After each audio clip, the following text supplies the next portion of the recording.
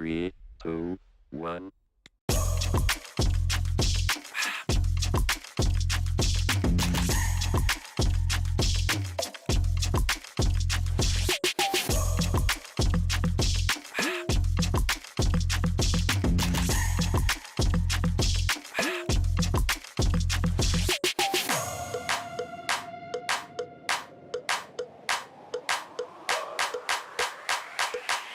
This crowd is actually able to do so for a decent amount of time. Has to take up like the flame cloak does get a lot of damage, but here comes the black hole. Just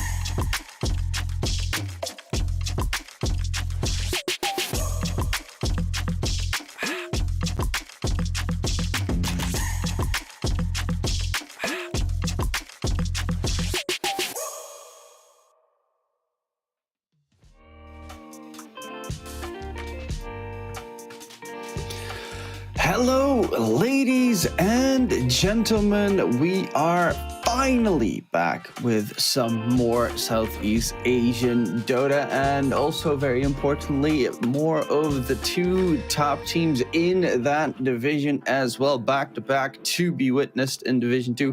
My name is DK Truman. I am once again joined by Adam. Thank you very much for joining me today. Hello. It's nice to see you again. It's been a while. It's been a while, but there's been a lot happening in the meantime, a lot of fixtures that have come through, and the standings have, we started this Division 2 together pretty much. It's pretty much grown to where we expected it to grow, right? With the two top teams, Army Geniuses and Polaris. Yeah, for sure. They definitely were the two favorites. We're not really sure who was better between the both of them, but I mean, we'll find out soon, I guess. And now it's going to be an interesting affair, because if I'm not mistaken, it's going to be the bottom two versus the top two. Yep, it's XERXIA versus ENG, and then Atlantis versus Polaris afterwards. So that will be pretty funny going further forward. But of course, there were matches on Sunday. We'll be checking out the previous matches to see what the standings turned out to be. There were no Polaris and Army Geniuses matches on that day. We do have XERXIA beating Atlantis 2-1, UDV losing to Myth Avenue Gaming 2-0, and Spawn with the 2-0 win over Team Flow. So a lot of like the middle teams up against each other, but the interesting part is now that none of the XERXIA at least got themselves a win. So with the loss on Team Flow, it gets really close at the bottom in Division 2, and that's going to be a very interesting affair if those teams are going to be able to try and stay alive this season. Yeah, this match is really important for XERXIA. A loss would put them at a tie with Team Floor, but a win will put them in a pretty nice place, I would say. We'll tie with UD Vessuwan for 5th, 6th instead of being at the bottom two. Meanwhile, for AG, they just need to not drop 2 games, and they're pretty secure for Div 1 next season. Yeah, the match that everyone obviously is going to be looking forward to is the AG versus Polaris matchup. I'm definitely going to be watching that one because, at this point, it's kind of a betting game who's going to be the superior one of the two. But they are definitely both looking incredibly solid, not a map loss between them. And we'll check out the matches of today. Obviously, we were already discussing it a little bit. We're going to start it off with XERXIA versus Army Geniuses, Atlantis versus Polaris, and then UDV versus Spawn. Spawn can also technically still make it, but they are very reliant on Polaris and Army Geniuses starting. They need to trip at the finish line pretty much. Yeah, I mean, AG and Polaris haven't played each other, so one team's gonna have one loss, and then they would need to lose to one of the bottom teams. I believe Polaris and AG have both played Myth and Spawn already, so chances of that are not too high. But yeah, there is Polaris still has to play against Myth. Oh, okay, so that's juicy. Yeah, but then that means that, of course, Polaris also needs to lose against Myth and Army Geniuses, and that it's questionable if that will be the case because they are really capable, as we have definitely seen plenty of times. But this is the matchup that we're getting ready right now. It's XERXIA surprisingly playing a reasonable amount lower than I would have expected them to be playing this season. I think their lineup is pretty good, but they just have not been able to find any success in that regard. And well, they're up against Army Geniuses, who just they're just amazing. Yeah, they've had a lot of one-game wins, I think, XERXIA, but they've now seemed to been able to close out a series. I think they're like 3-7. They had like a 1-1 against, I think it was Polaris actually. They look pretty good in that game too. I'm not sure. I feel like the teams at the bottom half of Div 2 right now, they just kind of have trouble closing games even when they're ahead compared to like AG, for example. AG, to me, when they're winning, they look like they're gonna keep winning, the whole game. They're just much more cleaner and I guess kind of a bit more experienced in terms of how to close out. It's probably the word. And they still have that. They have like a kind of a beast lineup, a lineup that you'd expect to be in Div 1 with Yogam, Yoe, In Your Dream. I mean, obviously In Your Dream, everyone has been raving about the guy for quite some years now. At the moment, I think he's like 20. He's 24, so the talent part should be over, and the actual pro players should be here. Yeah, I mean, I think this is one of the strongest looking rosters they've been on together. And I mean, the coach Clairvoyance probably plays a big part in this too. But AG so far, I haven't seen them like challenged yet. I feel like all the games they play have been really smooth, really clean. I think they tend to get away with a lot of things that they might have some trouble with in Div 1. But I guess that's another obstacle for them when they get there. I have pretty high expectations of this team. Div 1 obviously should be a different story, as we already know that, Boom and Fnatic have dropped towards Division 2. So if those two teams drop to Div 2, it's a problem. Even though I think XERXIA actually beat Fnatic recently in like the BTS Cup or something, or some third-party tournament. So, yeah, it was BTS a few days ago. Yeah, that's kind of hilarious. Losing to the bottom of Div 2. But then Fnatic beat Boom yesterday, so it's kind of hard to judge, I guess. Yeah, it's all a toss-up, rock, paper, scissors. But we get ourselves the first couple of heroes being secured and banned, obviously. The Lina and Nate's Prophet. Nate's Prophet in Div 2 is like perma-picked. It's the hero. Kind of insane. I mean, most other teams feel very comfortable playing it. Lina as well. I mean, they're just like good heroes, especially in these games that tend to go longer because teams have trouble ending the game. Not too surprised to see the bans. Yeah, but these picks are a bit more surprising. A first phase pick of the Naga Siren, that's not something you see too often, or like nearly ever. Yeah, it's just a response to the Broodmother, right? Just lanes against her well, good in the game. I think there's been like other heroes we saw like Slark, Pudge, more commonly picked, but I think a lot of the C teams tend to go to this Naga. It's a super easy matchup. It's kind of branded. Ooh, yeah, it's kind of weird. You mentioned the Pudge, but I have seen in other regions actually. I've seen the Pudge lose so much more than I expected it to do in that lane against Broodmother. So it's just not ever a safe spot. We get to see a Legion Commander. And granted, Legion Commander 5 has been picked up to deal with the Broodmother as well recently. Yeah, I feel like it is a 5. I mean, it's good against the Bad Rider and Hoodwing as well, right? This spell looks really strong in this game. I mean, I don't think they needed the Legion just because the Naga, Puck, and I would say even to an extent Snap do really well with the Brood, but I guess it's a first pick, it's a core, can't really go too hard on countering the hero. Yeah, I actually do think that it was also XERXIA that went for the position 5 pick there. Legion. Yeah, the position 5 Legion. I think they did it against the Broodmother the previous time as well, like, considering you're up against a bat. As you mentioned, it is... it's quite a significantly good support hero. Obviously, it's either that Abaddon or the... what's the hero Oracle? that doesn't exist anymore? Oracle. Oh, Oracle is also another one. No, I was thinking about There's more? Omni Knight. There you go. I've seen 1 or 2 Omni Knight. Oracle, I have definitely not seen. Heroes dead. It's still very sad. But right now, Puck coming in for the mid lane matchup against the Bat Rider. That can go 50-50. I like Puck can obviously get away from the Bat Rider, but it's so scary in the later portions of the game as well. Once the Bat Rider gets BKB, he just tends to run the Puck down. This LC needs to be on his top tier game to be able to get the dispel of the lasso every time.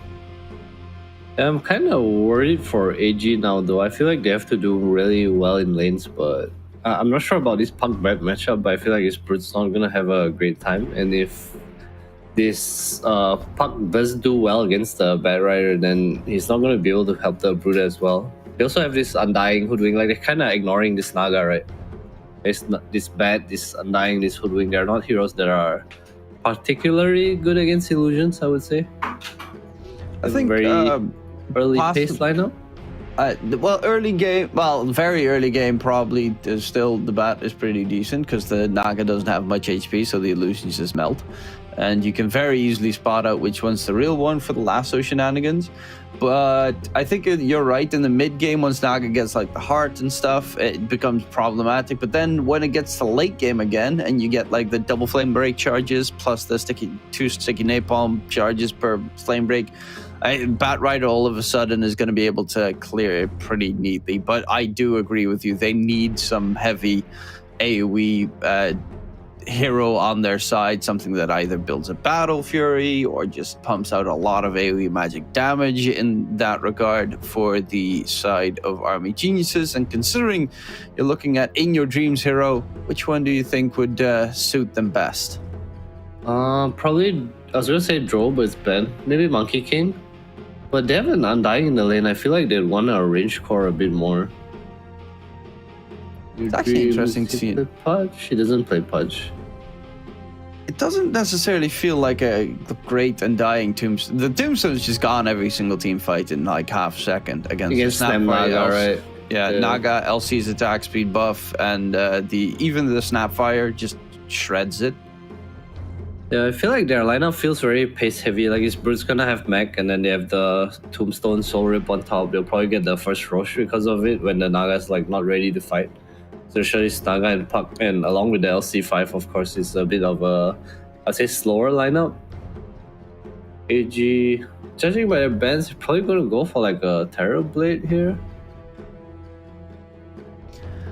And DP. I feel like they need that kind of hero. They need a hero that like comes and like hits buildings for them. Pudge? Or I didn't say he didn't play Pudge. I think it's a good Pudge game against Naga and Beast, but and even their against the objective Puck taking looks very mediocre to me right now. They have to do like really well in the early game, I think. Yeah. I mean, to be fair, that's what a Pudge and Bat Rider kind of do, and even the Broodmother tends to be able to survive the lane for the most part. Mm-hmm. I'm I just feel actually like really they loving can't the get Pudge Roche. Yeah, I think the Pudge is great too. I just feel like their lineup lacks the how do you take tier 2 towers or like Roshan if you're not owning the game, you know?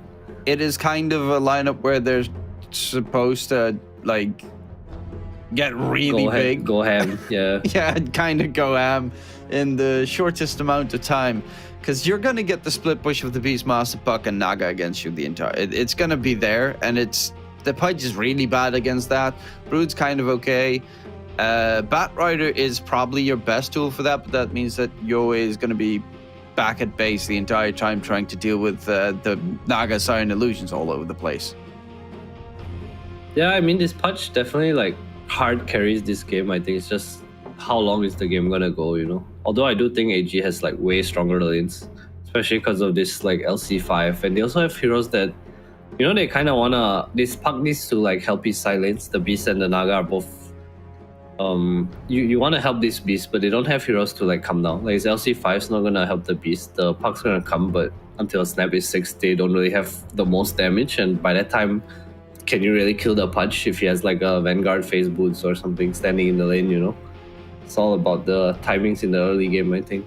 I feel like XERXIA's gonna suffer for the first half of the game at least.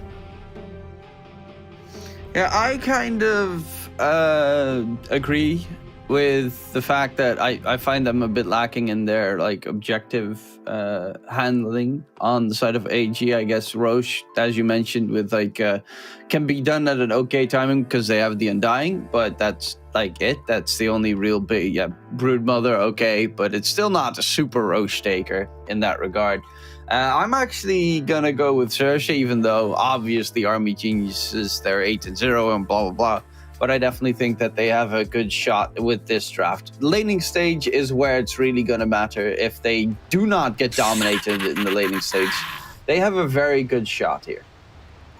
I'm also not sure if In Your Dream actually plays Pudge. I feel like he has not played a hero at all. I mean, everyone's played Pudge in Dota. I'm scrolling through his profile, and I just don't see the hero. And even when he like played Enigma when I was there, he just didn't play the hero at all. It's like something new, I think.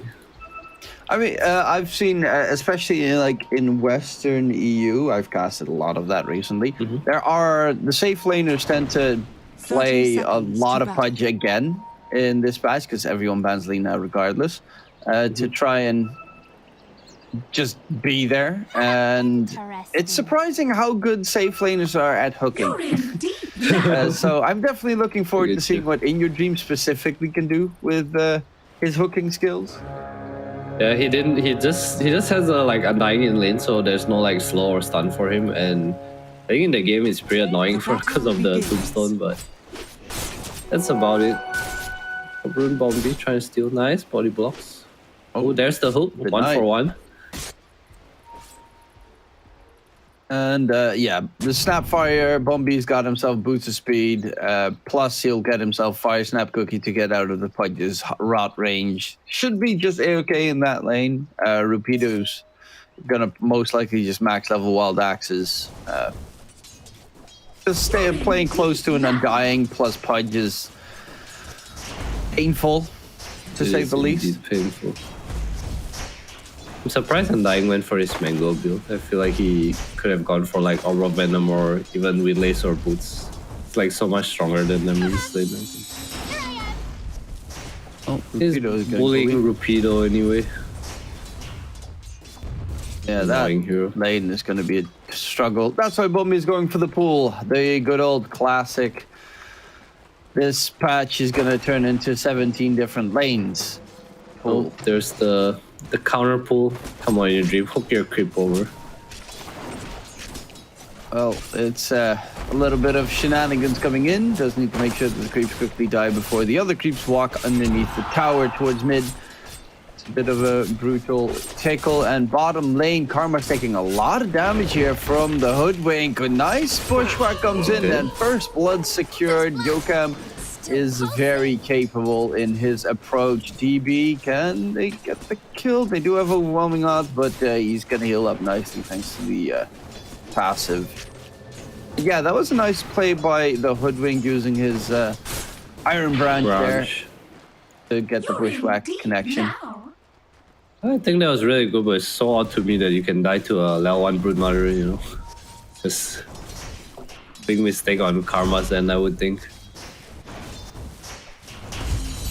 Yeah, now DB's got Insatiable Hunger, so the Brood should be able to just sustain. All you need is level 2, and a spell that gives you 40% lifesteal. Very nice. Nice hero. Very balanced, much wow. Much wow indeed. How's mid lane going? Pretty even. COA holding a skill point. In case he gets a kill opportunity here. No ball on the puck yet as well. Oh, Bombi dodges the hook there. Nice sidestep, but is still being chased down by He the did. Undying. He's dead. But- Yeah, oh. probably. And that's just gonna be. Oh, Oh, nice in the that. cookie baby. Actually, surprising that he gets out there. But Yeah, I that's, think in your dream big could one. have walked over earlier, but maybe thought the creeps, DK though. would get him. That's true. Creeps are important. And yeah, the mid matchup. Dire structures It's are actually Yoei doing a lot better than I would have expected. Obviously, Batrider has abysmal right-click damage, but he's been able to keep the puck at bay for the most part. And Rapido actually is the one dying this time in that top lane. Bombi is again being bullied out. Well, they're busy fighting in a multitude of lanes right now. I guess a lot from in your dream. He actually chose to go for the boots. Just wants to chase people down. It's probably how they got the kill on Rupido as well. Rupido walking up here. Fine. But yeah, I Freeze think is this just is- bullying. Kind of uncommon. Just outright face boots rush, no boots, nothing. Just have done dying to buy him regen, so it's pretty understandable. But yeah, choosing the more aggressive option. It's really nice. Yeah. Paris has 4 more mangoes already in the stash to be sent over. So that is going to be a very poor Undying this game. Typical undying players. It's alright, Pudge is fat, that's all you need. Well, mid lane, nothing's really happening. Yoei was pretty far ahead earlier, GG just come back.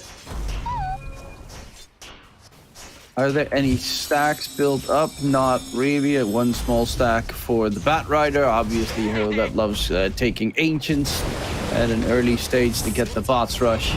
But they're primarily focused on trying to win the lane bottom. And, well, they're doing a pretty good job at that.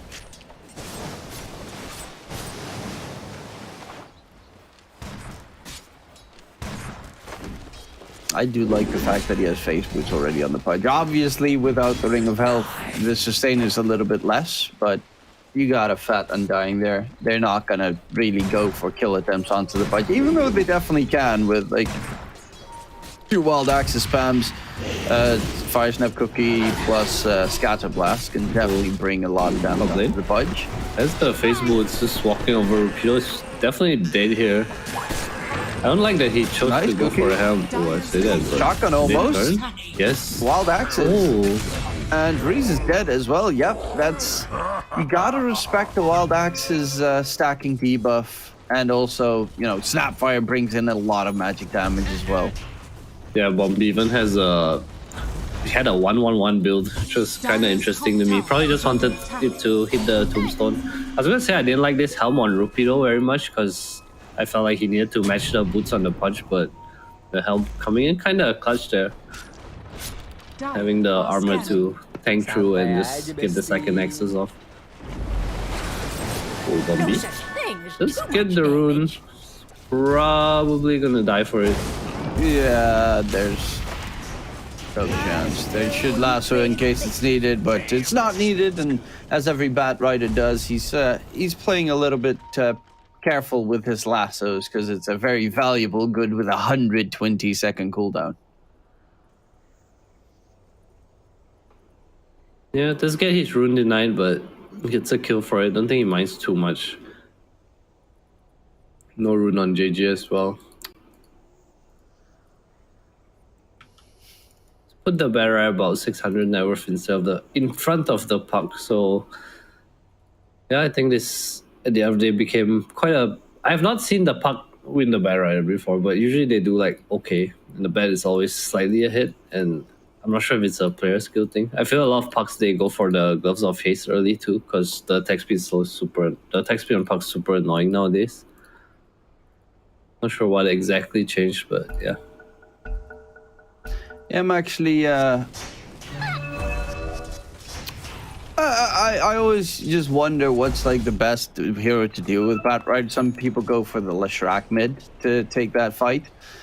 these days, because Batrider has been feeling a lot stronger as of late as well, with the amount of picks that it gets, especially because Treant gets picked up a lot of the games, and other heroes that just run away in the tree lines. The hero has been making a substantial up Mars bottom lane. LC dropping low, gets himself back just barely, will be able to heal himself as well. But look at this Brood Mother just not really taking any damage while the Unsatiable Hunger is just sustaining him all the way through. Yeah, Karma is level 5 now though, doesn't care too much anymore. It's more of a, I'm just gonna farm, do what you want, Brood Mother. I'll kill you later. There's a stack here. Jaja gonna help him out. There you go.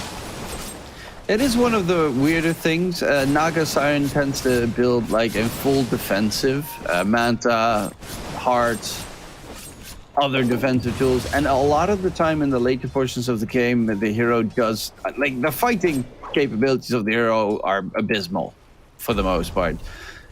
You're just really tanky, and that is your essential goal. Just be tanky and annoying and split push.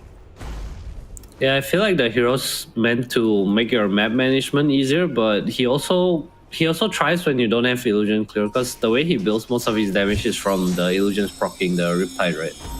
If there's not too much AoE stun, you can still do damage. Other than that, you just kind of like over farm, you know, you're just like 8k ahead of everyone else in the game, and you know, that's just Naga in a nutshell, I guess. Yeah, same with like a TB, but TB also does do a stupid amount of damage. He's gonna get caught, gives a free. That's free money. He drops a ward too. And Bumbi's gonna quickly counter ward it. Bumbi they don't know. He dropped the observer. He does not. Okay. That's a little bit of a surprising one. I guess they didn't check his inventory at that time. Is under attack.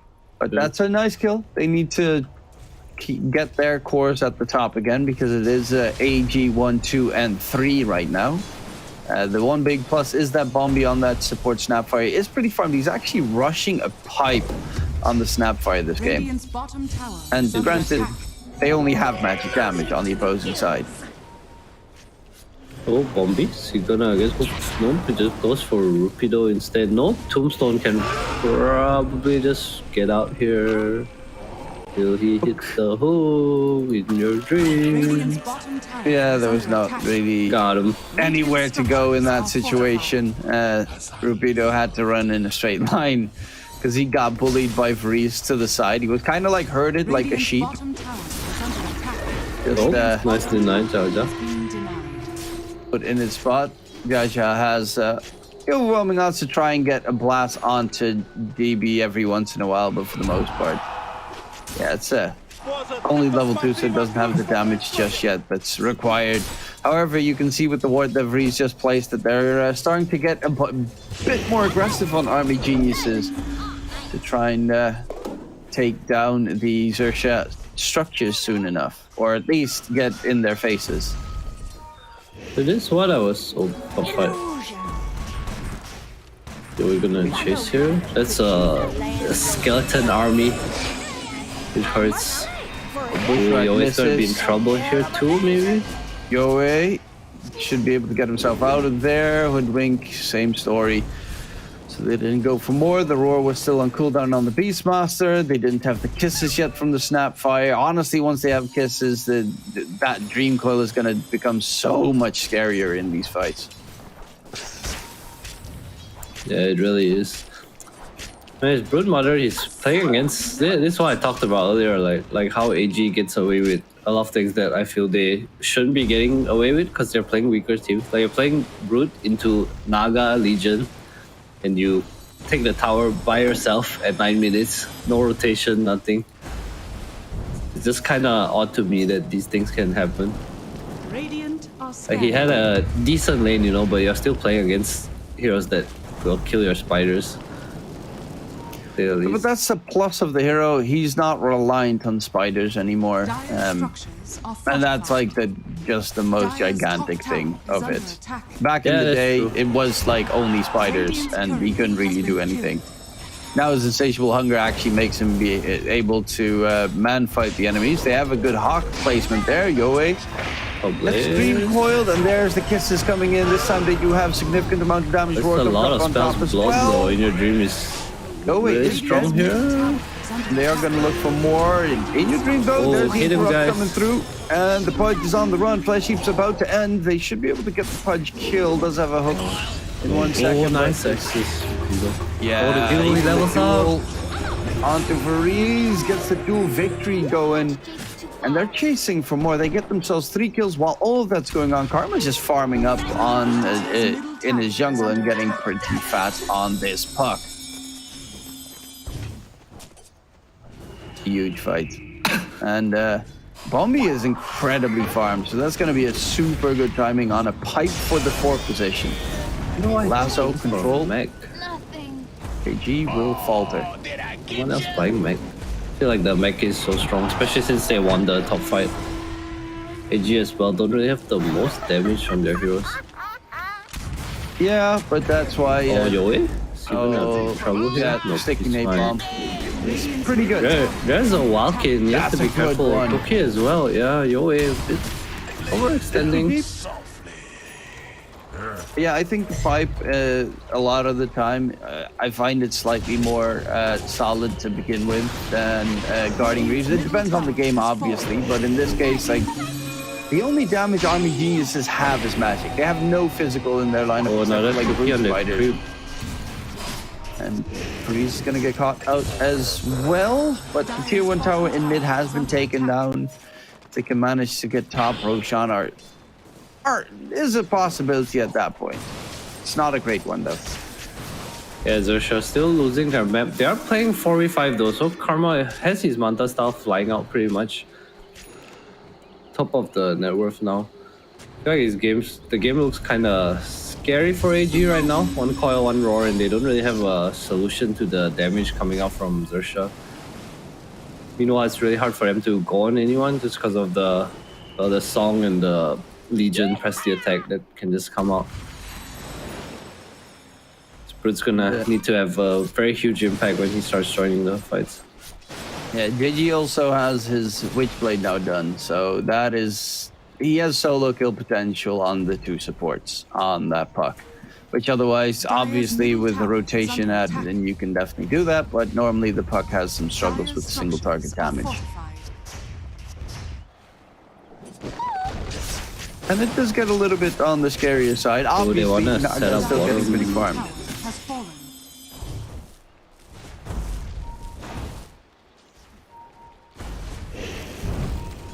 How would they... What are Army Geniuses? Is it just waiting for the In Your Dream Ags to try and stem the bleeding at this point? I think it's Yoe, BKB, and the eggs. Just need to kind of play the map right now. I think they're not very fight ready, but XERXIA do have the advantage of being able to force Roshan with this Naga Manta style and the offering on Beastmaster.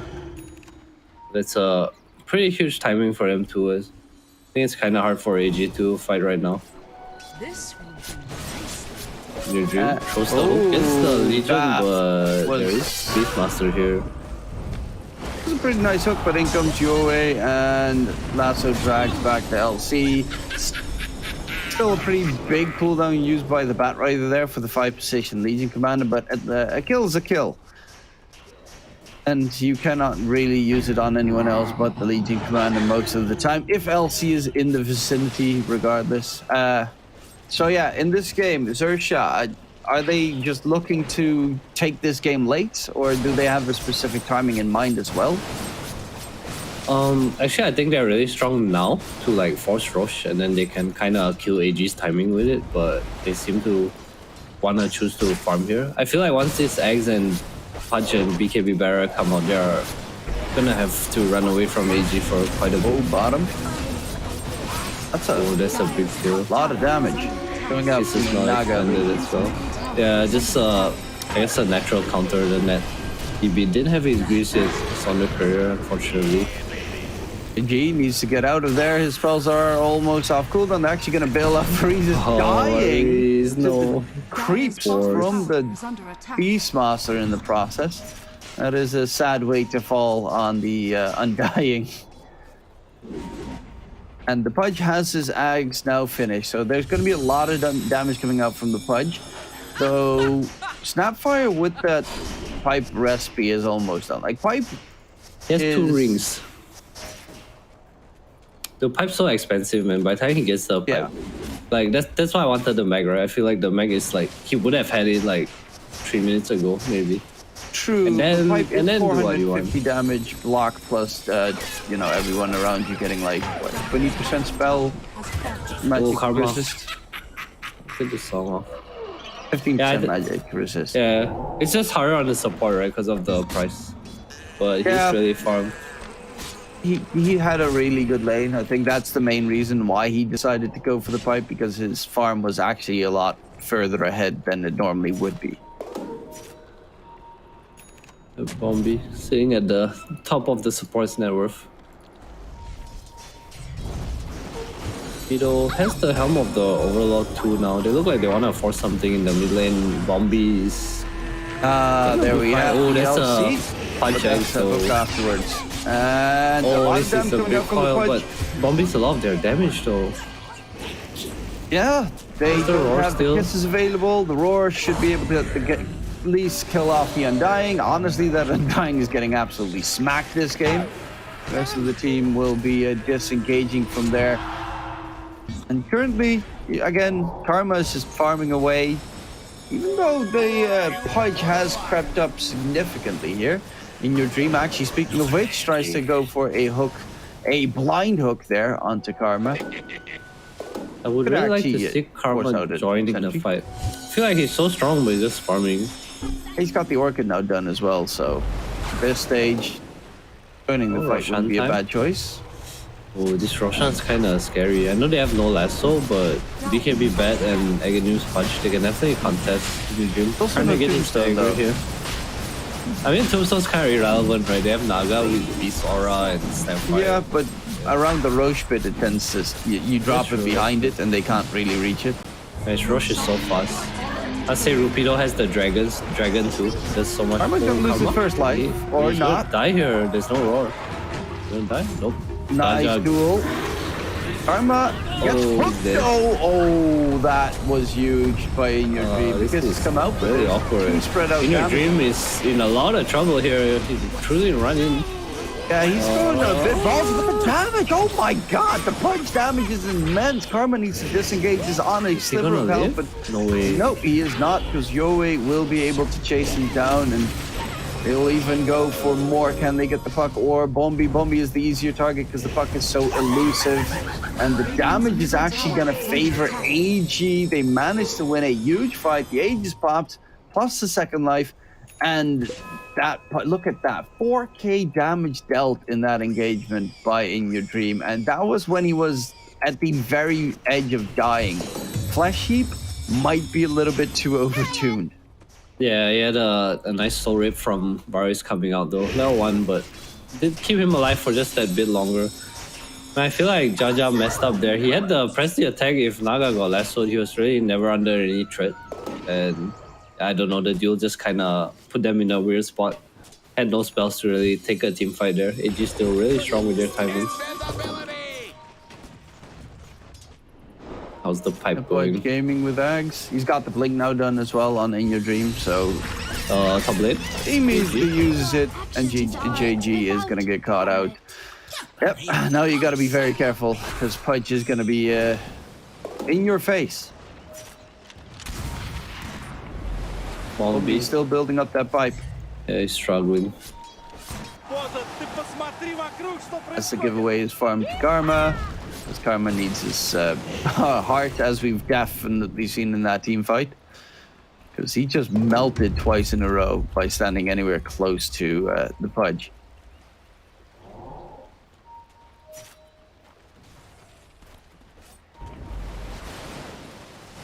And right now, TB pushing the bottom lane. They've got the entire Spider army to scout out the area. Their team is behind it as well. Don't really think that they can even realistically defend the tier 2 tower with all the vision gain coming out from the Broodmother. Yeah, it's kind of hard. You know what's weird about this game? I feel like the Legion has not killed any spiders. I might be wrong, but I have not seen the Legion like overwhelming odds the spiders before. Dire's top tower is under attack. So it's just been Karma 1v1 with Mother like half the game. Dire's structures Now you Dire's top tower are pretty much a bit on the back foot here on XERXIA's end. Is it still just the game plan, try and survive till late game, or has their timing possibly passed? I think they definitely do have a strong timing. Beast Aura with Naga late game is super strong, but it's about how you get there, right? Like they need to keep their worth up. It's kind of hard against these Blink Daggers and Travels. Ooh, nice. That's a tree cut. How to kill the them. tree? Did the axes that cut the tree? I think so. It must have been. I don't think there's any other way that they could have done it. Yoe will be able to get the backline jump and catch out JG. Ball in. They get the Brood Mother Rapido, no roar. And they get him. There's no stun. Has the song. On that, no roar. They should be able to take him down, right? Bombi Cookies the wrong side, but yeah, they do manage to take him down. Well, Yoe gets Ancient Creep, some nice gold. Arcane Rune Lasso too, so we'll have it up soon. I've seen Naga struggle so much in the recent couple of games that I've been able to cover. Is the hero... Like, what is the ideal game for the hero? Is it just split push until the enemy gets annoyed? I think you play the map and you want heroes that like kill in the side lanes for you. I feel like this game he had that timing right. He was really strong with his Manta Orchid, but he just chose to farm until In Your Dream got eggs. And you only has BKB, so you know you have timing, but the opponent's timing stronger than you, and you didn't abuse it before. So it's kind of tough here. In Your Dream also being real active in looking for kills. Just run away. 2 Glimmer Capes, so just because they have no save, I guess. Also nice against the Piper as well. His Pudge is super unkillable for the next like 10 minutes. BKB will be a nice addition. Actually, he's going to jump in onto the Legion Commander, who's trying to run away with the drums buff. Can he get out? Nice snap there, and he went a little bit deep. That tanky, are you? Control onto Rukido. They will kill off In Your Dream. Tombstone has been dropped. They need to kill it off pretty quickly, and they do exactly that. The Naga illusions, they don't have to deal with much anymore, and they actually bring in a lot of damage. Kisses come out, the root onto DB. The Brood Mother is dead.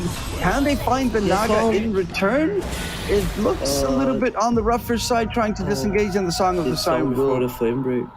make sure that Yokam will be caught out. Is he gonna die?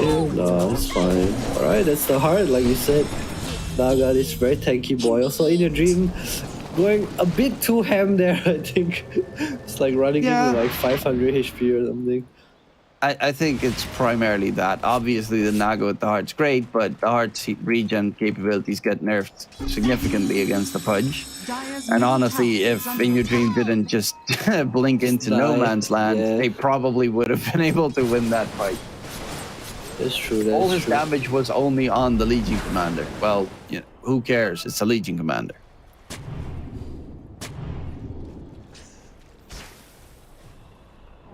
Alright, well, they shouldn't be too worried. BKB on Pudge soon. Should have an item flying out. No. And so just the Piper and Reefs. How's Rapido doing? BKB soon. Sage and Kaya on the puck.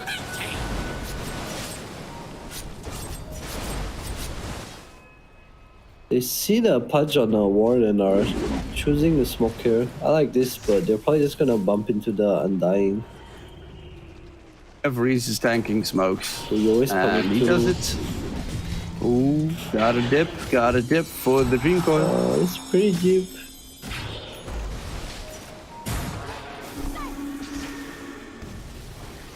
And this is what Naga does best. Top lane's being pushed in. Mid lane, they're keeping pressure, but it does mean that, you know, you need to spread around as much as possible at a certain point.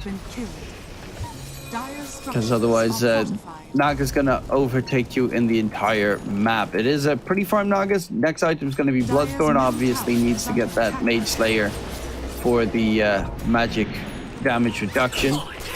Dream. Once the creep, we'll get it. Breeze actually steals it. Has Yeah. a Wraith Band too on the Undying. Interesting. Some cheap armor. Desperately needed against a hero like Naga with the Riptide armor reduction. It is 8 armor reduction, so he still has almost no armor. If I mean, 2 more Wraith Radiant's Bands. middle tower is under attack. if he's close to the Broodmother, he has a bit more armor thanks to the Guarding Greaves, but that's about it.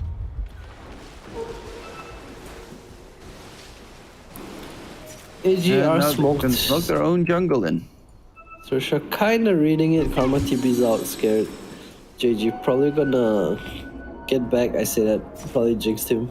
Oh, they're gonna take the outpost instead of going for the kills. Okay. Sersha will know they're here Dire's now. top tower is under attack. Still They're camping very away much and- hiding in the trees. Yeah, so we're gonna be in trouble here. Sees the giant centaur. Oh, JG needs to be careful. He's dead. And he's gonna blink up to the enemy's high ground, but the Bat Rider is pretty quick. Oh, he doesn't know. Wow. He doesn't check. JG, He has you are no the TP. luckiest puck alive. It's a man on a mission. Do you go right and buy a TP now? There's a courier waiting right at that spot as well. Oh, it's true. I can't believe that they actually didn't spot him out. Yeah, To be fair, we they didn't really put in an effort Oh, to your find way? him. forced to pop the BKB. It's a cookie on the image. Karma has the Bloodthorn now too, so it's really scary. Radiant's bottom tower is under Are attack. hitting a timing where they're getting a bit stronger here. Just need the puck to scale a bit more. 4-man smoke without the puck too. Radiant's middle Did they tower kill is under DB? attack. Not a easy initiation without the puck. Oh, the second Roche is up. And we saw how fast Naga took Roche number They see 1. JG. Go away. He wants the lasso. Rude's gonna get caught though with a duel, and another duel victory comes in, but JG is going to be a huge kill Yoe has to be as careful. well. No lasso, but they do have a very scary punch with a BKB. And he also has Ogre Seal Totem, which is such a strong neutral item. They have Actually, Roar. I'm not sure They they spot care out that too that's much. the real Karma. But they're Oh. aggressively going for Rupido. The backline attempts, Song of the Siren comes out, and the punch with the BKB can still walk Freaking around low for the time damage. being. That's the downside as Oh well. my That's gonna be god, cool. So he gets no nuked damage ready. in a second by Karma's illusions there. Breeze with the ulti trying to tank as much as possible and disengage as we speak, but that was a very quick death on In Your Dream. The snipe comes out, they will find Rupido. Breeze is still running away from Karma, and the blink from Yoe actually managed to get out of dodge as well. Karma, well, with DB respawning, they still don't really have the damage to take down the Naga Oh, sign. the big Speaking of which, cookie, he's going DB back in does onto so the much Broodmother, and damage. DB just respawned, gets rooted up, and dueled in the process, but Oh, in they need return, help. they Step right, control them. kisses. Hello? And DB gets a duel victory there. 20 extra damage secured, thank you very much, is what he says. The Beamco gets thrown out. Breeze will finally falter. And Yokam, can he get away? He's going to get silenced up, and Yokam is dead as well. Yoe is still in the area, and he's still being a big nuisance. The only one that has not fallen on the side of Army Geniuses. But that should be a puck that will die again. JG has been starting to struggle on the puck at the moment. Yeah, going for the Lincolns now, feeling the threat of the lasso and the dismember, I guess. It's okay. I mean, XERXIA's in a really nice place because this Broodmother is not really scaling into the game. Choosing to go for these team items instead of the eggs or hex. I feel like I could really use a hex, would be really nice for them. I Even like the fact some Radiant Shiva for the Naga, wouldn't hate it. I like that the Naga waited until Flesh Heap was over on the Pudge, and then just hit him with the Bloodthorn, so you get the crit on everything, and just It just your disappeared. team was dead. Yeah, with the Beast Aura. It was so quick Radiant are actually. scanning. Uh, Yeah, scanning. Pudge is going for the Shivas, as you mentioned. Needs that extra armor. Also having, just in general, the AoE slow is such a good plus this game for army geniuses. Octarine on your way as well, so pretty farm compared to his pop JG dying a Actually went Firefly little more duration than normal. on the Bat Rider. Maybe because there's a lot of dispels. Maybe. It's an interesting one because normally I just see the Flame Break applies to sticky napalm stacks, but to be fair, you are up against the Naga. Because, I mean, sticky napalm stacks is pretty decent though. Would he go for what's the other level 25 talent? Sticky napalm damage. No way, right? No. Yeah, I feel you always go double F. I'm not too sure. Will either Dream in trouble again? There is the Lotus for Bloodthorn there.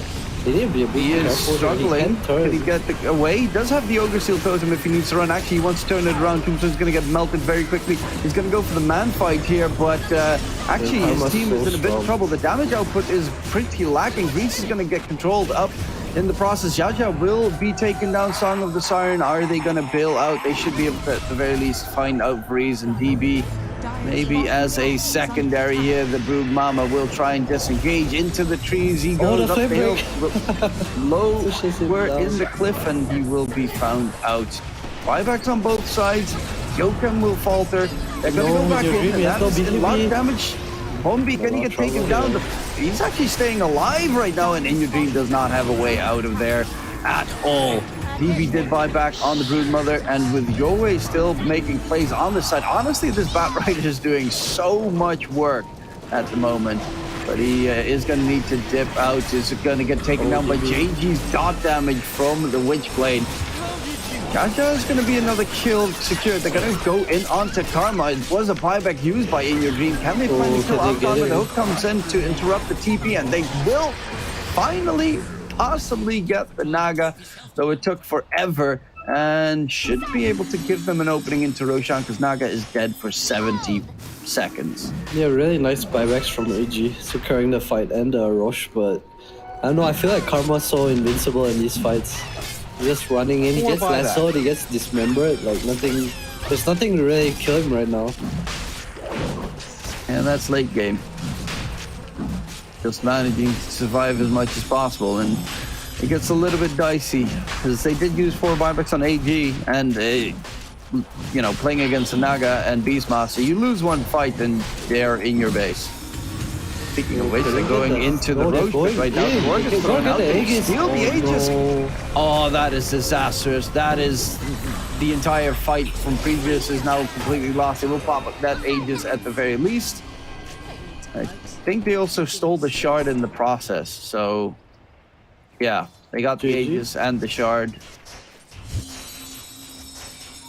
Yeah, nicely done. The Aegis on the puck is really nice too, because I feel like he's the one dying on Xerxia most of the time. Karma pretty unkillable. Yeah, that's disaster. That's just pure disaster. That is Xerxia with you know, a full leg in the door right now, ready to swing it open. Oh, there is Shiva's on punch now. A bit of hope, but I feel like he's been losing out. He really needs this refresher. Once his BKB ends, the Bloodthorn kills him so quick. Maybe keeping the Lotus for him would be really nice as well, just to dispel the Bloodthorn.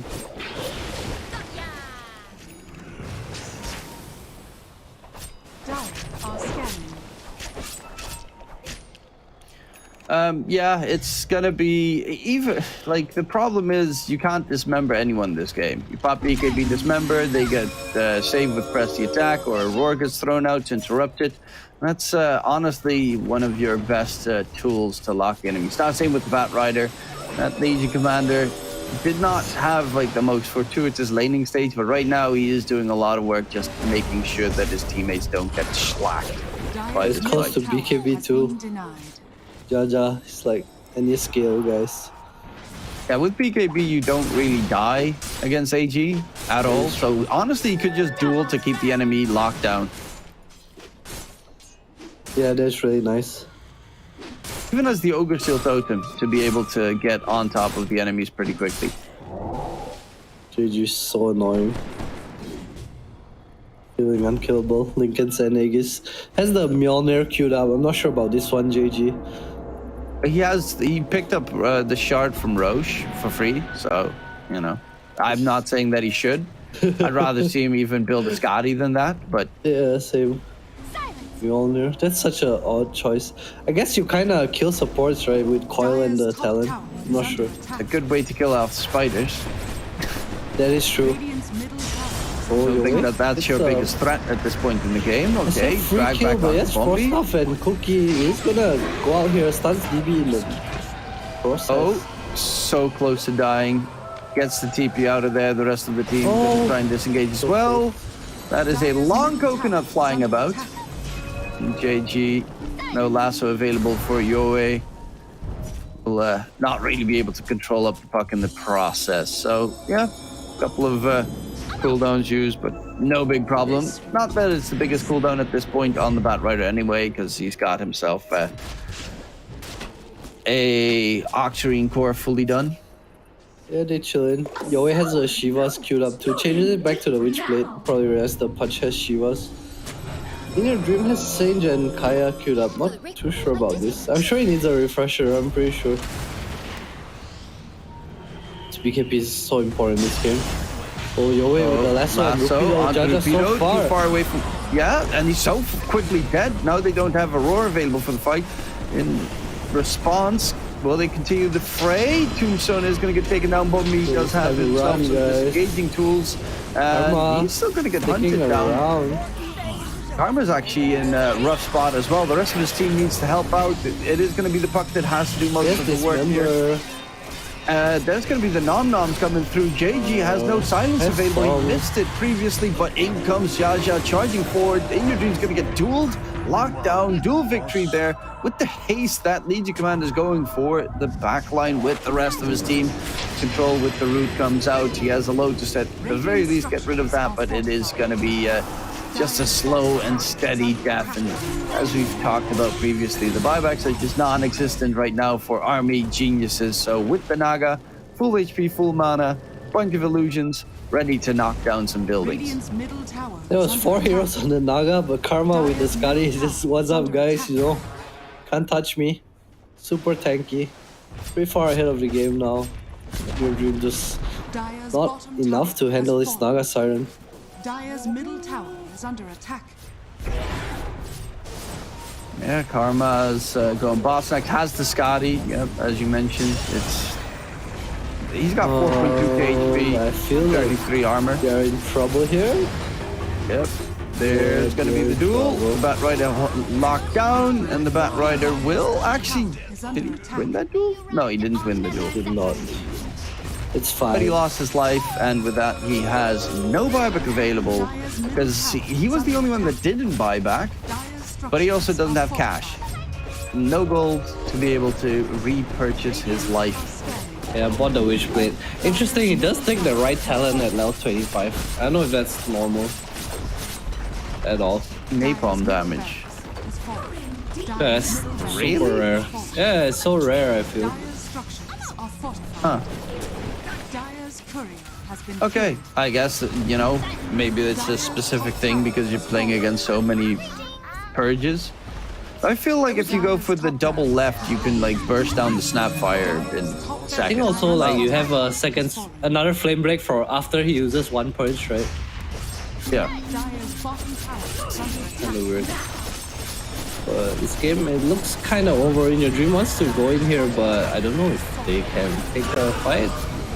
And the roar comes out. That's going to be In Your Dream in a little bit of a pickle. Doesn't actually take that much damage just yet because they focus on the Tombstone, but now he doesn't have his Flesh Heap available. A lot of damage coming in onto the punch. In Your Dream is going to fall, and another dual victory coming in for Jaja.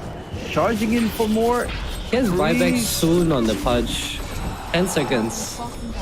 Yeah, but even with that buyback, is it going to be Yeah, able to keep the game going? Because they're just going to get the Megas secured. Your lineup is kind of horrific against Megas. And they're looking to finish this one on XERXIA and take game number 1 to be the first team that possibly takes a game off of Army Geniuses. Lasso drags Repeater back, but he's got the Indus, so he's staying alive for a little bit longer. Yahweh is still chasing in for that Drops Beastmaster his because item, Karma. He's feeling it. well, that's a ballsy move regardless, but this Naga is just stupidly fat. He's going for bots level 2 next. All he needs is the Shard and the Aghanim Scepter, I guess. They will find Bombi. And there'll be at least another kill coming in, but yeah, the tier 4s will soon be besieged. So you're gonna have to constantly have someone back in your base. Maybe Yokem needs to get a Maelstrom just to be able to clear out the creeps. Cloak of Sirens, Cloak of Flames on the Naga as well. More magic resist, some Radiance Burn. Probably the best item on the hero. That item should not work on illusions, I swear. I mean, to be fair, it's kind of just Radiance. Mini. Really, yeah. And Naga Radiance. That's a blast from the past. Naga Radiance strong. I feel like there was for a while, Radiance was like a popular item and it just kind of died. Like, never saw anyone buying the item again. I guess the only one that still would possibly buy it would be Alchemist. Yeah, I guess Battlefury Alchemist Alchemist is kind of garbage. True, that's true. I do agree. Dire are So all we scanning. need is an Alchemist patch. And then we got Radiance back in the game. Jaja. Jaja? He's gonna get dragged back. Song of the Siren, keep the Legion Commander alive. And that's hook exactly in what the they're trying. dream. Oh, that hook attempt from In Your Dream. They'll just back off. Look at that. In the meantime, JG towards the Dire's base is gonna force out the Barra's 3P not back. here anymore. Yeah, they're going in for Roshan here on the side of XERXIA. And that should be a free Aghanim Scepter unless we get to see some godlike steals. Anyway, has to defend his throne. They're just trying to get themselves vision in the pit. But it gets cut down by the wild axes as well. Smoke up, looking for a fight. But as you said, you know, Yoe is forced to defend his base. If only he had double flame rate there. If only. That's true, actually. Dire's You're sticking the... I mean, I understand the Firefly duration a bit, but at 25, you definitely want the left helmet. Right? I just don't see how this sticky napalm... 10 damage, you know, like, what the hell? How much can it be? Yeah, it's... I mean, if you get level 30, it can be pretty nutty, but... Most of the time it gets dispelled anyway, so it takes too long to apply. There's DB in a bit of a pickle there. Lasso actually coming out onto Cupid, Rupido. Control, is it going to be there? No, Song of the Siren will interrupt the entire engagement of Army Geniuses, and they are going to get the control onto Yoe. Yoe is controlled. Great bushwhack from Yokem with the Force Staff as well. Gets the bat right out of there. They're going to focus down the Legion Commander, but the BKB has ended, and immediately you see In Your Dream just gone. No buyback available on the Pudge this time around. And they are going to be forced back towards their fountain, right-clicking down the Ancient. And it looks like it's going to be Army Geniuses that will lose their first game this DPC. Yeah, I can confirm In Your Dream, definitely not a Pudge player. I think it was a good pick, don't get me wrong. But I think he just didn't look very comfortable on the hero. Maybe AG feeling a bit secure with their 4-0, kind of trying stuff out here. Yeah, and at the moment, I'm starting to really see the effect coming out from that Jaja Legion Commander. He's played it a couple of times, has had some pretty significant results with it as well. And it's just so good in a game. I mean, to be fair, this is a super good game for a Legion Commander 5. Like, the attack speed buff's always nice to give to an ally to get rid of the Tombstone. Spiders, one shot. Not that he really did that, as you mentioned, during the game. But breaking the lasso, breaking the Pudge ulti, it's just really good value. We do get to see Karma is the MVP. Yeah, I mean, obviously he did all the farming and in the end he did all the damage, but JG also did a lot this game on that puck. Like, definitely an honorable mention to be made there, and Bombi in the early stage of the game did a significant amount to be able to get them to that point. Yeah, I feel like Bombi and Rupido, the lane top, they were so high level. I think Bombi was 5 levels and a half at minute 9, and we saw the impact of like the early snap kisses top lane when JG rotated, and XERXIA just kind of took that fight. And I like how Rupido played this game. Once he had the helm, he just kind of walked around, helped them took the mid tower, just kind of controlling the jungle as well. Wasn't really like AFK farming. They kind of understood that Karma's the one that wants to AFK farm, even though I think he could have joined fights, but they played really well, this 4-1 strategy, I think. Definitely was a bit of a surprise there, but that is game number 1. Army Geniuses, can they recuperate for game number 2/3? We'll be seeing that momentarily after the break. We'll be right back.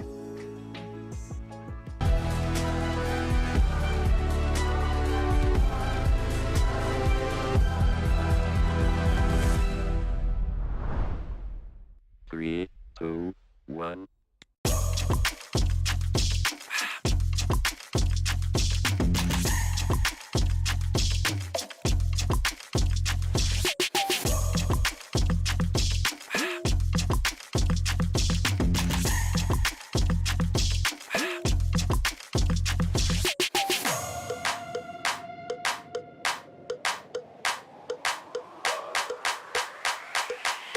This crowd is actually able to do so for a decent amount of time. Have to take up like the flame cloak does get a lot of damage, but here comes the black hole. Just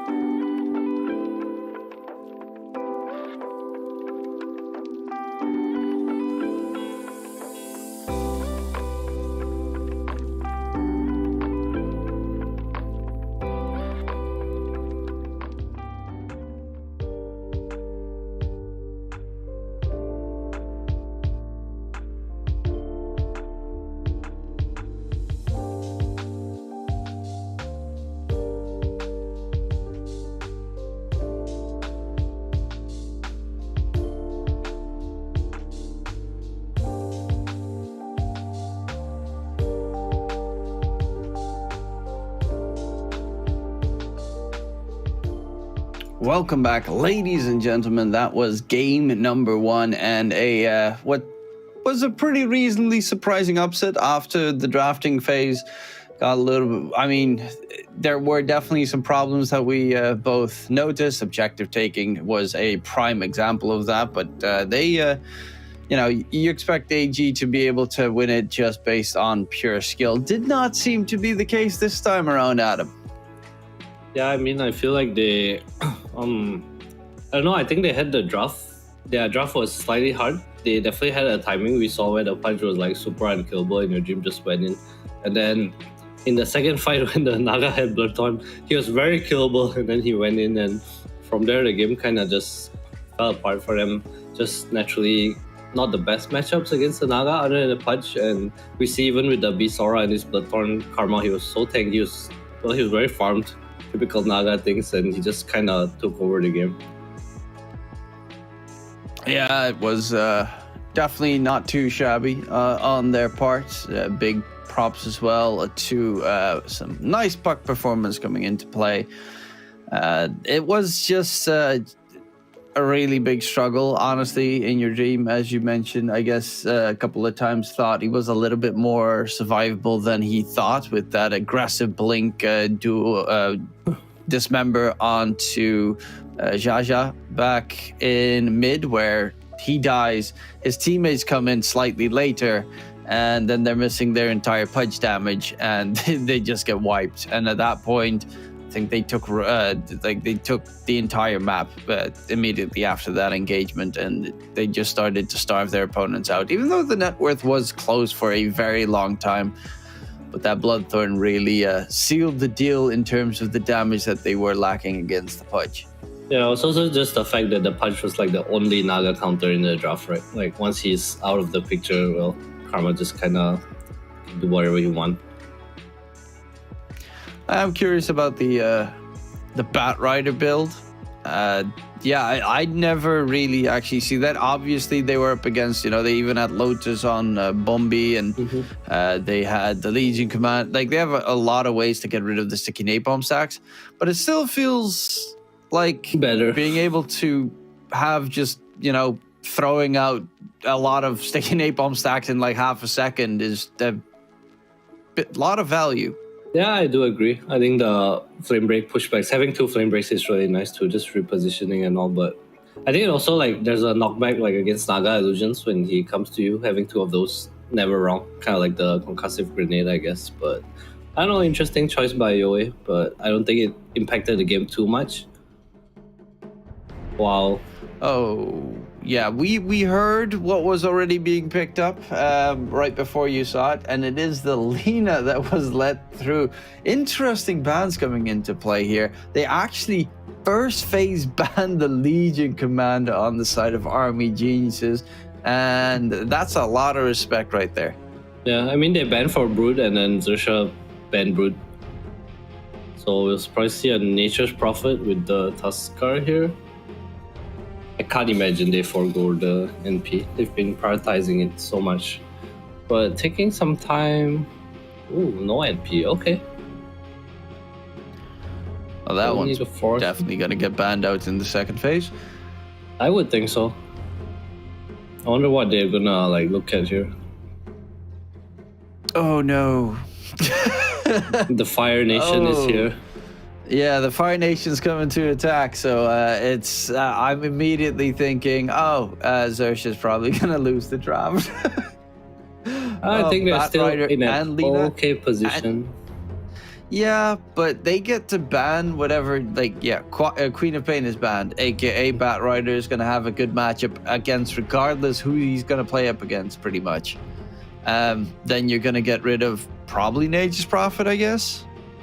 I mean, you let Lina through in this patch. Yeah, it's kind of weird. Against Army Geniuses. Yeah, I know, right? I feel like you're already in a kind of an unfavored matchup. Like, I don't think Lina's definitely one of those timing heroes. Like, you know, compared to this post-5 Mirana, for example, like, I would definitely choose to play against the Mirana over the Lina, you know?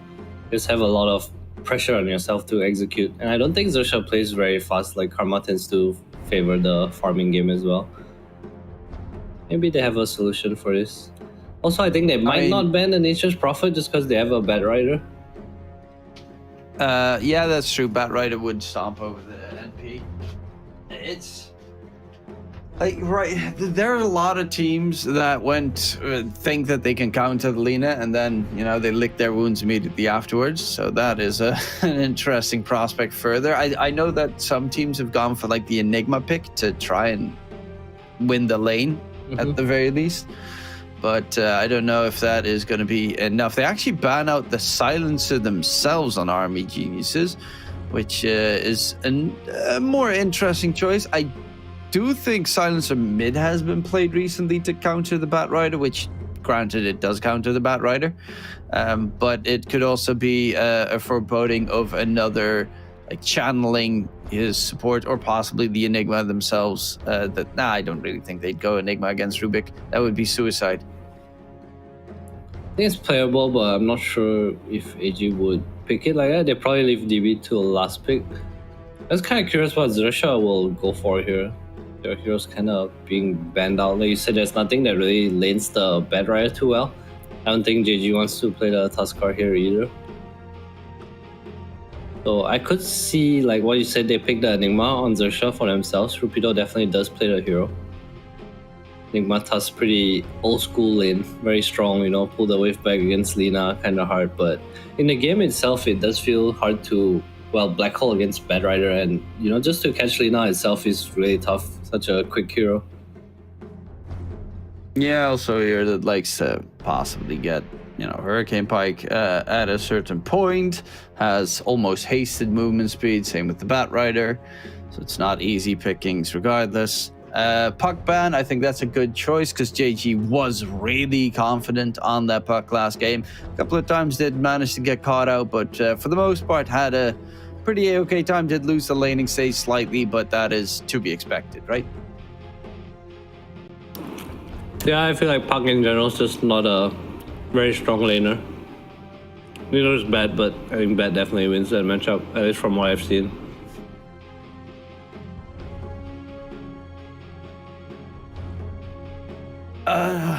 Let's see. Marcy gets banned out. They're gonna go for the Ember hero that I've seen Ember Spirits go and skip the Flame Guard against Bat Riders just to root them and keep them away.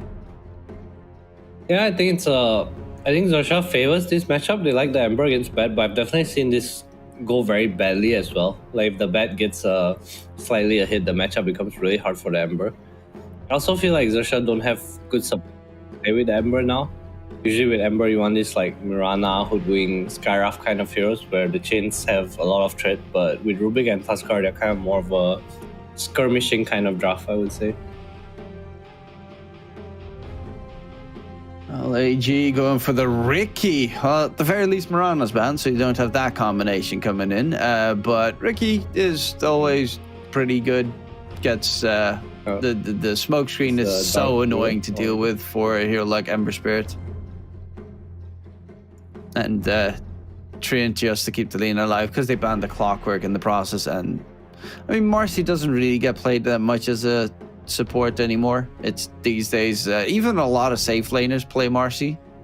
So that's kind of fun to see because I do love safe lane Marcy. It's a little bit more wacky, but it does make the game fairly interesting. Yeah, you're right. I think I would have preferred to see the Treant ban as well. The lane, like, what do you pick into this Lina Treant lane? It looks so hard to play.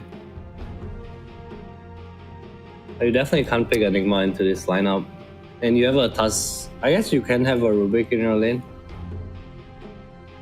But I don't really see what's great for them here. It's a really hard pick.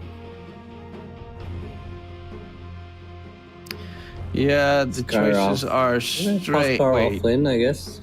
Yeah, Tusk offlane, Sky 4, or Sky 5 actually has been played recently as well, so that wouldn't be too surprising. I guess this does give them a combo with Ember Spirit, and this Scarf Mage is pretty nice against Ricky. Where you have a long range silence, you kind of natural Atos buyer if you're a plus 4.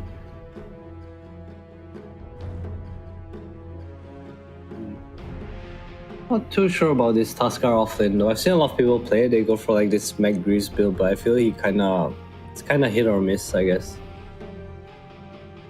This is such a good overgrowth game because they're so squishy on XERXIA. Ember can build into tankiness, obviously, in Tusk, same story. But like the Rubik Skywrath Mage as a support duo, that's just free food. Especially for this Ricky. He's going to be constantly chasing them. Hits one of his sleeping darts, and his opponents are dead. Yeah, I do agree with you. I think it's a great 4-staff game as well. You have Chains, you have Scar of all shards, Leaf. I think they're going to have some problems once these 4-staffs come out. They also have I would say, a bit weaker lanes here, so I think XERXIA need to do a lot with their last pick. I wonder what they're looking at right now. There's not many good picks in the game.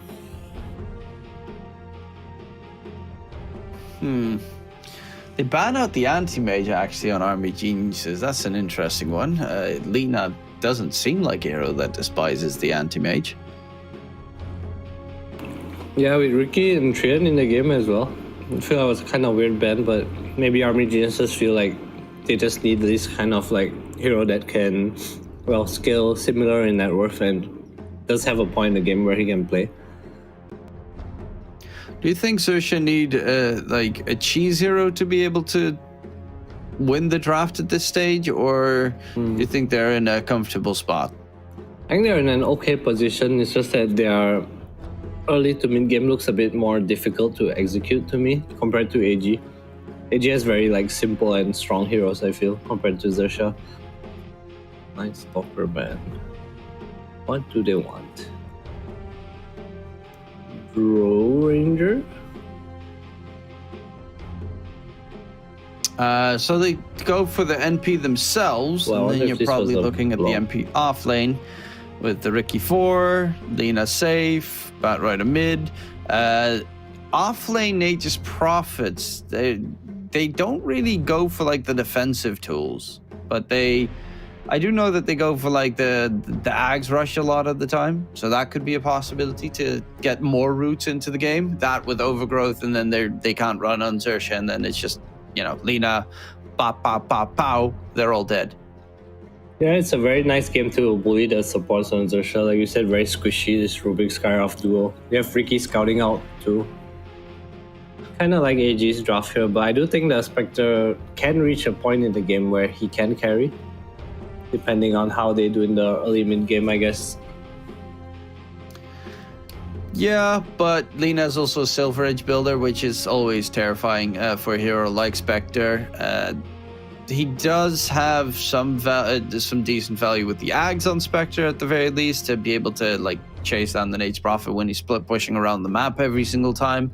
Same with the Ember Spirit. They have good tools to deal with split pushing, but again, a lineup that doesn't really take any objectives, which could be a problem on their part, because if you take the game late, I mean, Spectre is a pretty good late game hero, but so is Lina, so is Nate's Prophet, and even the Batrider. This time, I assume Yoe will just get himself the 2 left talents to make sure that he gets all the flame break extra shenanigans coming into play. I personally think Army Geniuses has a way stronger draft than XERXIA this time around.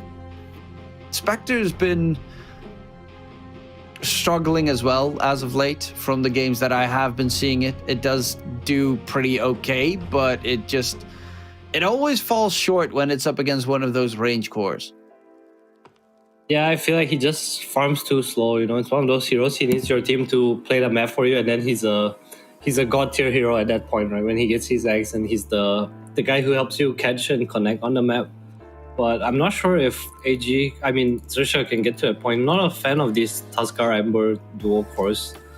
It just feels like it feels very forced, their lineup. But I think the Spectre pick kind of salvaged it if they can play the early mid to mid game well.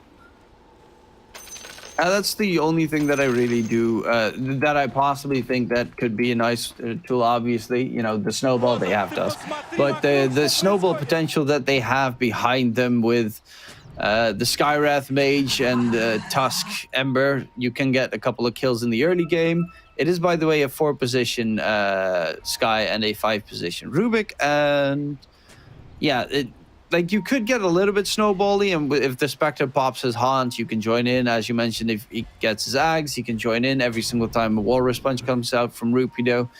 But I'm just a little bit afraid that Army Genius is going to split the map completely, because they're up against Ricky and a Treant, and those two support, like Ricky is going to be invis. Treant gets a shard, is going to be invis, hiding in the trees. And then you can only try and kill the cores at any time for this Spectre. He doesn't actually have like freebie kills with his Ags. Yeah, wonder how. I guess it comes down to the laning phase, right? If Xerxia do get away with a good laning phase, I think they can definitely snowball his early mech on this post-3 task. This Ember is going to be really strong, but not sure if they can do it. Ooh, First Blood, maybe? Blocked. No Blightstone on the Nature's Prophet. Spectre's got himself the 6 enchanted mangoes for the HP regen. Oh, I love it. 8 HP regen. Such a dumb build, and it's dumb that it works. I agree. The thing is, the hero likes the mangoes too because he has like a bit of mana issues, right? But they still never use the mangoes. Obviously, if you can pop a mango and get a kill, sure. But for the most part, that's the only moment that they'll ever use the mangoes. You see like a 20-minute game, and then they're still walking around with 6 mangoes in their inventory. Yeah, it's true. Gotta keep that HP regen. Top lane, Bombi. Pulling the wave again. It's kind of dodging here. Treant a bit easier to lane against than the Undying, I would say. Well, there's a third lane in bottom. Yokam and Jaja both pull the creep wave behind. And there's going to be a different avenue for DB to try and get some creep kills. With all these 3 beautiful lanes, where do you think we need to keep paying the most of our attention during this laning stage? Oh, I'm not sure. I feel like both bot and top lane can definitely get kills. Bot lane probably a bit less. I think even mid lane is going to be kind of interesting. This matchup kind of 50-50. JG skipped the Flame Guard, so he's probably just going to go for max level Slight Fist Searing Chains, which gives you a lot of gank potential as well. Yeah, it's really nice that you get away with this build, but you have to do one lane, otherwise you just kind of fall off, not able to farm, no Flame Guard. If you do get to that Orb of Corrosion point, I can definitely see him just going top and bullying this Lina if he chooses to. JG might be in a bit of trouble here. Nope. Well, he does have a Flame Break or a Firefly that UOA can level, and he's just keeping JG away from the creeps right now. Ah, the power of a Bat Rider. 6 denies so far as well. That's not too bad for a laning stage. Beware of forest fires. And currently Rupido on that Tusk is not really getting any creep kills, which is a little bit problematic. Granted, he's against one of the strongest laning combos in this patch. With the Treant plus Lina, they're going to go in on the Sky, who's taking so much damage. Oh my lord. One more right click from Faris would have been enough, but Rupido with the snowball will be able to keep the Sky alive for now. I wonder why they aren't just constantly pulling the wave. They pulled the first wave and then they kind of just stopped after that. In your dream, just CS practice here. No real trade in the lane or Rupido. What they're going on in your dream. He has 7 stick though, and Leech Seed. Oh no, Leech Seed. He's dropping low, and he's actually going to get taken down. First blood secured there by the Tusker. Will die in response, and Faris is just going to try and bully Bombi out of there. Of course, Skywrath Mage is really fast. And look at mid lane. 345 movement speed, and yeah, JG is just getting bullied. It does, of course, have that magic wand with full stacks at every single moment. Look at the mid lane. The way he completely zones JG, man. You can't have this happen in your draft where you see a Bat Rider and you say like, I want to pick Ember, and then you lose your lane like this. It's so hard for the game to continue. Well, you'll see what JG can do later on in the game. Joey but now is you're really freaking good though. Yeah, he is. It's not too surprising, but it is a very big difference in last hits. And even though Lena died, you know, Lena is still in a very comfortable spot in your dream. It's got the Falcon Blade now to be delivered, and then the hero is ready to go. While bottom lane, Yokam, smoke screen thrown out. There's the evasion coming in. They will kill off Jaja, and Yokam, can he get away? Yes, he can. It is the beauty of the extra 30% miss rate. Yeah, high armor, high regen hero as well. So strong hero, Ricky. You're doing bad in, well, all 3 lanes, I would say. Looking real good for AG, even with the 1 death. Didn't matter too much. And the downside, as you mentioned, with not leveling Flame Guard is his farming potential is just weak. It's just straight up weak. There's nothing else to be mentioned about that. So unless he gets like a good timing on the Milsim or wins his lane mid really effectively, he will struggle and will be forced to try and constantly keep ganking the side lanes.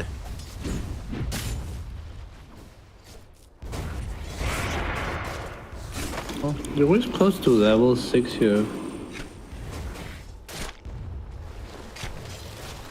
Actually, Nate's Prophet, TP bottom, DB gets the jump onto Jaja. Rubik dropping low. There's no Sprout though.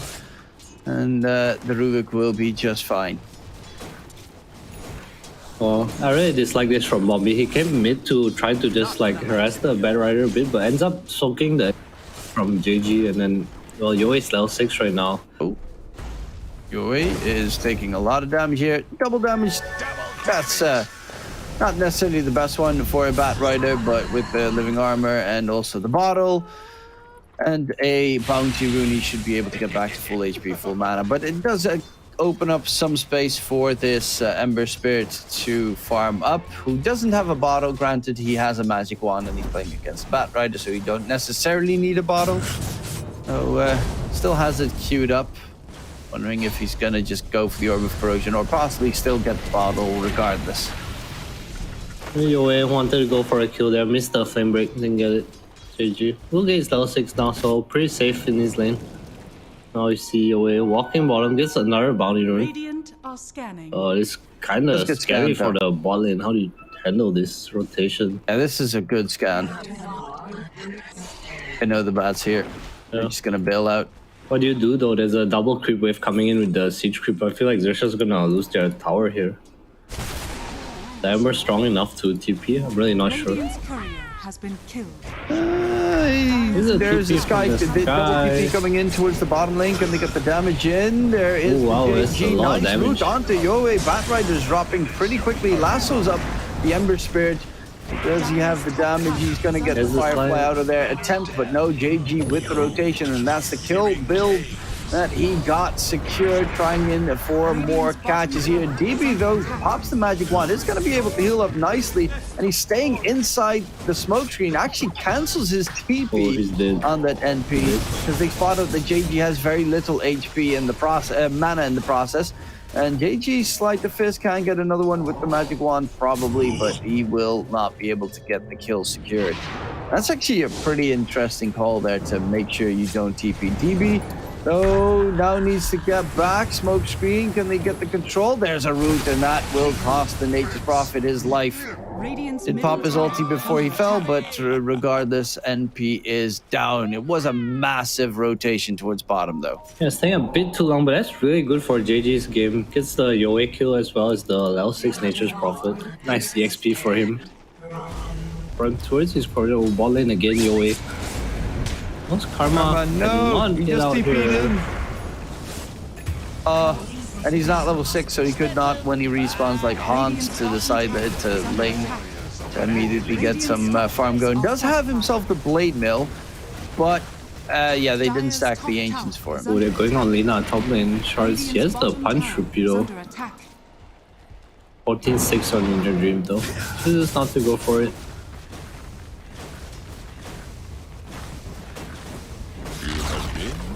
Oh, Varys. Okay, there's going in onto Varys.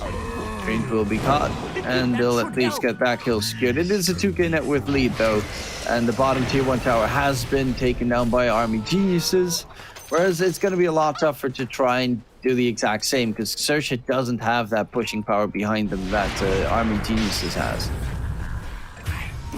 Nice, Nature's Prophet is just as farmed as in your dream. That's the Maelstrom pretty much. They're so farmed. See, kind of a brawl top lane, Treant tipping in. Bumby on the run, needs to be careful, but the LSA is going to connect. Good wall response, but the damage is there. They also have that Javelin on the Lina, so the damage is pretty outstanding. Rapido, can he get himself away? Yes, he can. Just in the nick of time. But yeah, we're going to get to see pretty much with the DB Nature's Prophet. Obviously, DB used to be a safe laner in like last season, so you know it's not too surprising if he's playing that safe lane game. Mid lane, going on your way. Has the Arcane Rune on the Ember. Will they commit for this? You should, yeah, nicely done. There's a Hon as well, going on Lina. Not sure if they can catch up here. PG does have the Arcane Rune. Just to go for Jokam. Jokam just, yeah, he's sacrificing himself. He's still up here. He's just going for more. Arcane Rune's still up for half duration. There's a chain. Breeze is not loving life because the courier just gives away his position. Where's his team? His team just kind of didn't come along. He's abusing his Arcane Rune a bit. Your dreams. Not gonna have any of it. Just TP's mid. Yeah, but I'm. You're gonna have to deal with two safe laners pretty much with DB and In Your Dream this game. They probably will be able to will be stealing a bit of farm from each other regardless, but if you shut down the Lina, you're gonna have to deal with the Nature's Prophet. Like they're just gonna swap it around. DB can fire it. He's an ex-safe laner, so he's pretty capable of doing the exact same thing. Yeah, AG definitely in a very good position with their heroes. XERXIA, they kind of a very turtle-ish lineup where you just want to defend towers and kind of try not die on the map.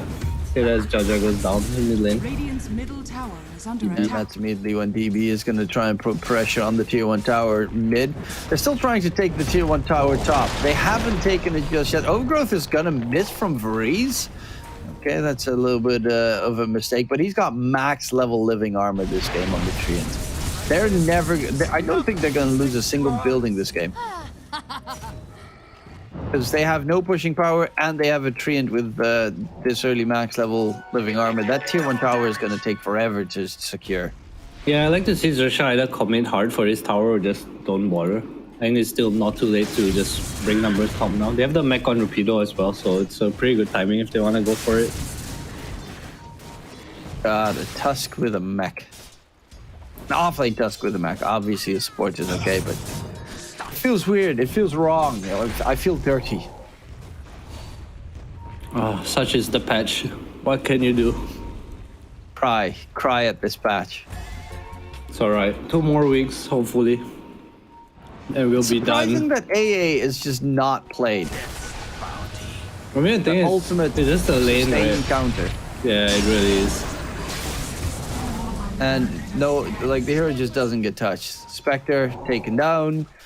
Is down to 4 mangoes, so he doesn't have everything just yet, the full 6 anymore, but he is not really in a comfortable spot. DB is top net worth.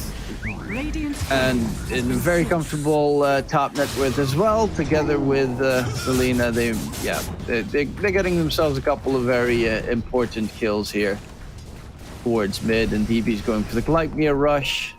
Lena, In Your Dream going for the BKB instead of going for the Gleipnir, but you're gonna eventually have like 2 Gleipnirs as well, so you're gonna have multiple routes to deal with the Ember. You're gonna have 3 routes in this team to deal with the Ember. That's gonna be very rough. Even the Spectre with like his Haunt illusions will all get rooted up in the process. Yeah, it's really nice. They have the Overgrowth as well. Smoke screen too. The miss chance definitely significant. Spectre not a hero that buys BKB or MKB. I feel like this game's so hard for XERXIA. Their lanes were rough and then they had a good fight bottom, but it really didn't translate into much this patch, it feels like just hitting creeps is so much more superior to getting any kills on the map. Yeah. I just feel a little bit sad that the brawliness is definitely not in Dota's in the patch's favor at the moment. I agree. I missed the roaming plus 4 meta. He's dead. Oh, in comes DB. And within your dream there as well. Bombi's on the run. LSA did not connect. Rapido, can he get away? Well, the Bat Rider is going to TP right through, so Rapido is most likely going to fall. Does have a snowball, but doesn't have creeps to go to. Will have to. So actually, they want to turn. The whole squad's here. Fine. Yeah, Yoe had 1 second cooldown on his lasso to be able to use it. But that's the plus as well of this Army Geniuses roster. Like, lineup, you go for a fight, doesn't work out, you immediately spread out with the heroes that you have, because they are very fast across the map. Yeah, it also feels like XERXIA with their kind of falling behind just don't have enough damage. Sure, the Skyraf ult with the Tusk can probably net that 1 kill, but that's kind of the end of their fight unless Rubik has a really nice steal.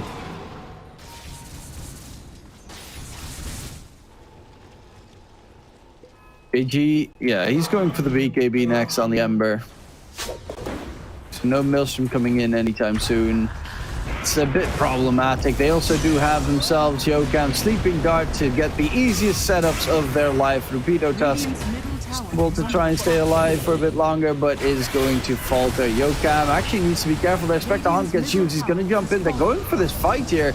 But Yoe, he wants to get the kill. Secure doesn't have his BKB just yet. JG gets blown to smithereens. Smoke Screen is a pretty good tool, and Yokam didn't even die. Immediately they go towards the Roche pit, and yeah, it's looking like it's all AG right now. Yeah, you said it in the drop, Lina Bat Rider. It wasn't only that, it was kind of this Tusk core, this Ember core, they just don't look too good, easy to fall behind. Meanwhile, AG, I guess you could say they're the better team in this series, having the much easier lineup to play, unlike Game 1, where it was kind of an outdraft by XERXIA. Who first phase bans Mirana in this patch? Oh, there's been quite a few. I just think you don't choose it over Lina, you know? I guess it was like AG's choice too, right? They banned Primal Beast and Legion, and they made XERXIA use a ban on Broodmother, so technically there's really only one ban that you can kind of pick here, just to open up the pool, which was I think kind of nice. Choose probably one of the Lina, NP. Yeah, I get you. Yeah, choosing Mirana is just a weird choice, all things considered. Like Mirana 4 or 5 won't cost you the game. Yeah, I mean if they first pick Mirana and you get Lina, you're probably in a good place. If they first pick Lina and you go like 1 hero plus Nature's Prophet, I think I'm pretty happy too. Oh no, this Scarra Falls starting to not get killed. Let's say such a huge catch, easy pickup with the Gleipnir lockdown from DB. Who TP's on the opposite side, makes it really rough for them to disengage. Honestly, I'm already at this point looking at who would I consider MVP this game? Because I don't think there's a way for them to get back. Yeah, you're probably right. I don't really see it. As Ember is buying BKB, it's a defensive item. This Rapido is buying Greaves.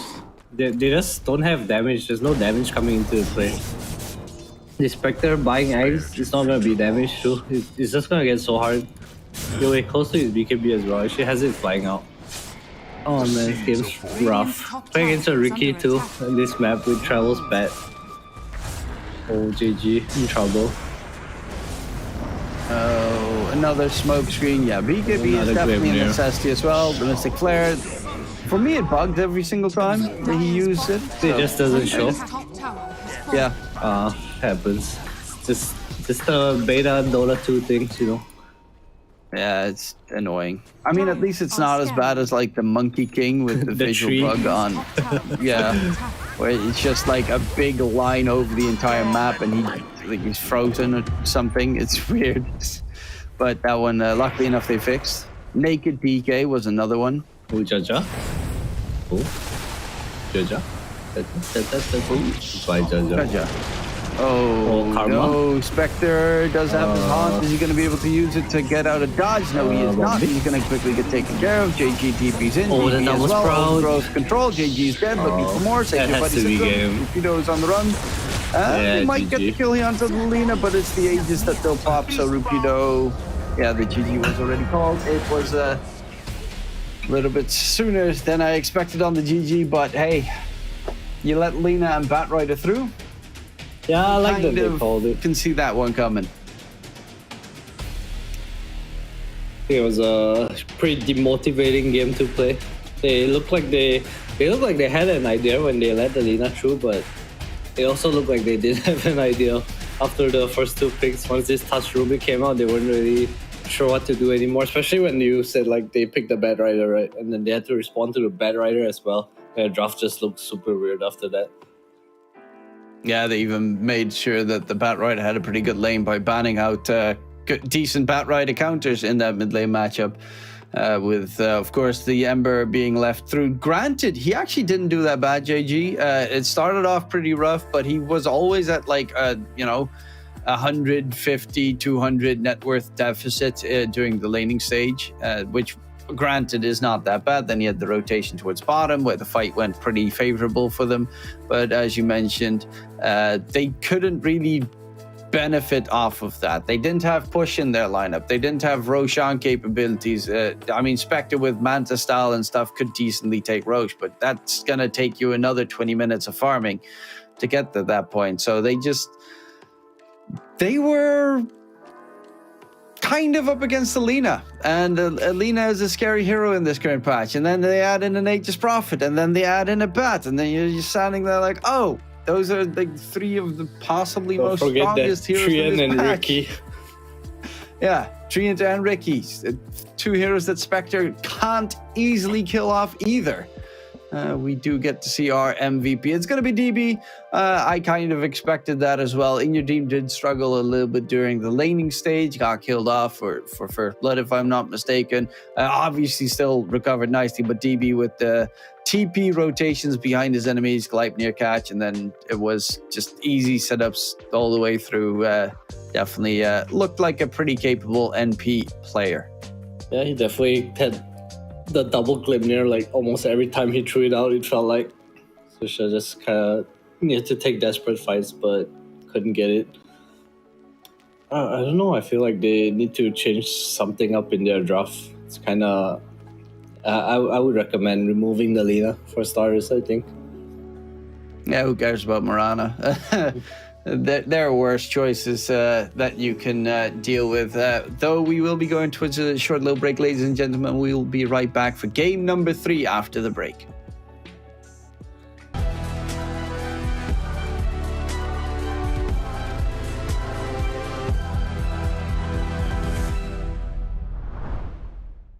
Three, two, one.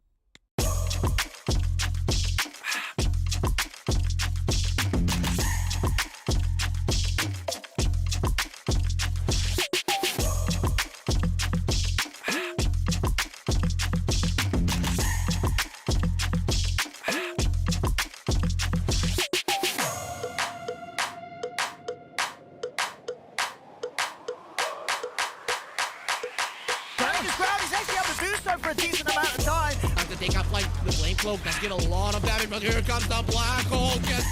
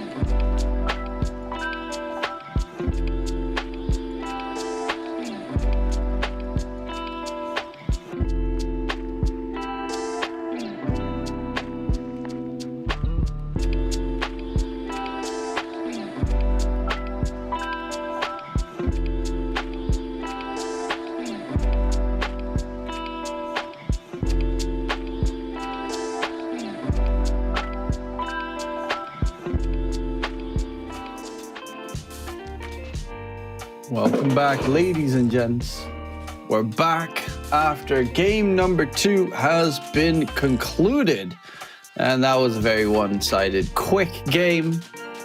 Yeah, that was honestly not too surprising. The draft just looked kind of superior in in one direction, with Army Geniuses there getting kind of all the heroes that they wanted, which is something you probably should not be able to allow. But yeah, is that just a big difference this time around, Adam? Did it all come down to draft, or was it also execution based? I guess the laning phase was execution based. I feel like top and mid lane probably could have done a bit better. Not too sure about bot lane. I think this Ember Batrider matchup, like I said, is probably slightly better I fear, but I've definitely seen Embers win it as well. I think top lane, they pulled the first wave, but they kind of stopped, and then they tried to play a lane, and that's when things just kind of fell apart for them. We saw in your dream like doubling the CS of Rupido, I think. They didn't get a kill first blood, which kind of evened it out, but after it, the lane just kind of stabilized for Army Geniuses again. Yeah, the bottom lane did go pretty okay for the Spectre, but actually after the laning stage was over, he was the bottom of the cores in terms of net worth, so that was also not super favorable in that regard. In the sense, they kind of just lost all 3 lanes and got snowballed out of control against the Lina, Batrider, and even the Nature's Prophet for DB, which obviously is a very big comfort pick for him. Anything that is a remnant of his old safe laner days definitely should be appreciated on his part. I mean, he went for just a straight up Mjolnir Rush build on the Nature's Prophet off lane. So he definitely was loving life, because he didn't get punished whatsoever. Though we got ourselves soon the new draft, new chances. Do you expect a different approach here from the XERXIA lineup, or are they probably going to possibly going to try something in the same trend? I mean, they banned the Lina this time. Obviously, you guys can't see it yet, but they just banned the Lina, so I guess they're taking a different approach here. I'm curious what they're gonna do about this Nature's Prophet, because I don't think it's a comfort for Inner Dream, but like you said, it's a big comfort for DB, and I don't know how much of a problem they feel the hero was. I feel like it's easy to just blame the Lina, right? Or even the Batrider, I think. Because you brought up this point earlier where heroes don't lane the Batrider too well. And we see what AG did. They basically just banned the Puck and Pop, and there was no like other hero that XERXIA had to answer the Batrider in the draft. Yeah, the Batrider is just really strong. It's most of the time it gets to about a 50-50 matchup, unless it's like a Quap kind of beats the crap out of him. And I think silencers are pretty good as well, because of the you can't spam against a silencer, which is also, silencer can definitely die if he stands out of position at a certain point with flame break Firefly over him. But the Batrider doesn't actually have any bad matchups anymore in this patch. I think the Leshes can be pretty decent, but again, that's super skill based. If you hit the Split Earth a couple of times, you can't kill off the Batrider. If you miss it, it goes horribly, horribly wrong. Though we have our first couple of bans. It is Army Geniuses going for the same 2 bans, the Primal and the Legion Commander. Broodmother was left in the pool, and they're actually going for the Mirana this time, which XERXIA did not ban out. Is XERXIA gonna Naga here? I feel like they have to pick the Naga, right? Because the Brood might come out, and then AG will just ban for it. Could also pick the Brood themselves. Do they play it? I'm not too sure they play it. I actually don't know, but what offlaner doesn't play Brood in this batch? Yeah, I guess you're right. I don't see it on any of their games on Dota Buff though, so maybe Rupido is the special one. But I mean, I'll have to Brood. They have not picked Brood a single time. They have banned 52% of their games. So they actually don't play the Brood. Oh my god. Who doesn't play Brood in this patch? That's why they're losing the games in the Division 2. I feel like they should just Naga Disruptor or something like that here. Because the They have to pick a Brood Prevention anyway, unless they are okay with playing like these Slarks and stuff that can be picked later. Too sure what Xerxia go for here. Tiny. Okay. Tiny's pretty cool. I'd say this is definitely the mid hero though, because Bombi doesn't play Tiny from what I know. Bombi's more of a Grimstroke, Snapfire, Phoenix. You know, he's a very niche player, I think. Okay. That could be an interesting start. JG is a very decent Tiny player. That's a big plus that they can go for there. We probably have, as you mentioned, the Bombi hero. Unless we get to see some other weird Tiny flex where they want to pick it like an offlaner, because it does kill off the spiders, I guess, pretty nicely. But for the most part, you will probably be laning up against the Bat Rider, because 3 games in a row, Yoei decides to go for the Bat on the Army Geniuses side. And they're going to make sure that the Bat is going to have a decent lane. They even get rid of the Naga Siren in advance to if the Broodmother did not get banned out. So we saw Quap, Silencer, and Puck banned previously. So AG, they removed the Quap again. They already banned the Naga. They have 1 ban left, so it's a Silencer or Puck. And Xerxia, I'm not sure if they would resort to putting Jaja on the Tiny if they don't think it's a good matchup. I'm not sure how they are gonna approach this, but that's definitely one of the options they can do. Just pause 5 the Tiny. He's really not. I mean, it confident wouldn't in surprise the matchup. me because he plays Legion Commander 5 anyway, so he probably plays anything that they recommend him to secure.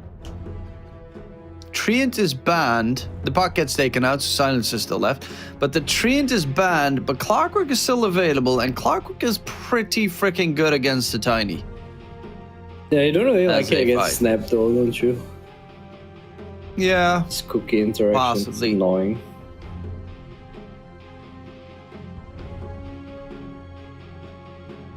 It's left for AG. There's a Tuskar. There's a Nyx if they want to go that route. I mean, any melee hero with stun looks nice. Even the Clockwork looks okay. Like, they can definitely just play their game.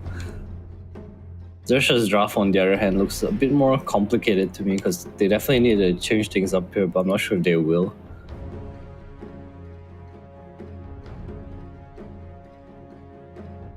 the matchup of Tiny versus Bat Rider mid. Obviously, Tiny can toss the Bat away, but that feels like that's the only thing that he can do. Because last hitting he's pretty okay with, but with the turn rate reduction, doesn't Tiny just cry? Yeah, it's until you get phase boots, right? Once you have phase boots, it's a bit easier because, well, phase kind of neglects your turn rate. Sorry, English. Beastmaster pick coming up. I like this. It looked good on Xerxia. Though they did not. There's still a nice locker in the pool though, so I wonder if AG will go for that. See the shard. Many people pick it against the Beastmaster just to eat the helm creep. It's pretty nice against Snapfire and Tiny too. Just having the science tanky hero. That's always a nice big plus. They are playing with 3 strength heroes right now, so you might already start considering heroes like the Lifestealer coming into play, big bulky tank busters, a Pudge maybe again for In Your Dream. You'd never know, they might be practicing that hero a bit more. This is an with the important crystal, game for them. Crystal TB. Of course, CM makes sure that the Beastmaster is not going to level boars, but he's not going to level boars anyway when he's against TB, because with a Snapfire, he definitely has kill potential. Like, I think the Beastmaster Snapfire lane can definitely dominate Crystal Maiden TB lane. Yeah, I do agree with you. I think the CM pick is really weird. I guess it's for the helm creep that comes out later. Not going to talk about a PL pick so much yet, but yeah, I do agree. I feel like Snap Beast lane is so strong. There's so much magic damage coming out from them. TV is gonna not have a good time, I think. PL. I like the PL. I think it's nice, but they also have a kind of greedy lineup, I guess, because they don't see the offlaner yet, right? So we're not sure what DB is gonna play against this. And there are a couple of offlaners that are pretty okay against PL. You could even decide to, put the Bat Rider offlane. Don't really think that they will. But that's always an option where you just get the Lesh in the mid. Legion Commander is pretty okay to burst it once. Underlord is a hero that still is pretty capable. PL has not really been successful in a while, but it has always been considered as one of the stronger TB counters because it's just really hard for TP to find the real PL in a big team fight. I think XERXIA's draft a bit more right now. I feel like AG needs a really solid last pick. You see the Doom band. What else? There's the Underlord, like you said. There's the, I guess, Sanking if we want to go for the throwbacks, kind of a dead hero. They need a hero that's really good in the lane. Even like some Brewmaster or Dragon Knight. I can kind of see it. What else is there? DK off lane. You get the Aghanim Scepter at a decent timing can be overwhelming. Yeah, I mean, they have a lot of heroes to pick from. It's just kind of what they want. Luckily for them, also AG already banned the Primal Beast and the Legion, so 2 heroes less to worry about. I think Centaur would also be a nice one this game. Yeah, and the AoE Just with the Moran in the lane as well, so you can probably even just like kill off the PL a bunch of times during the laning stage. Right, Stalker ban. Interesting. Don't think that hero was too scary. Off cooldown for AG. I feel like it's all these Magnuses, the Underlord, like you said, Brew maybe.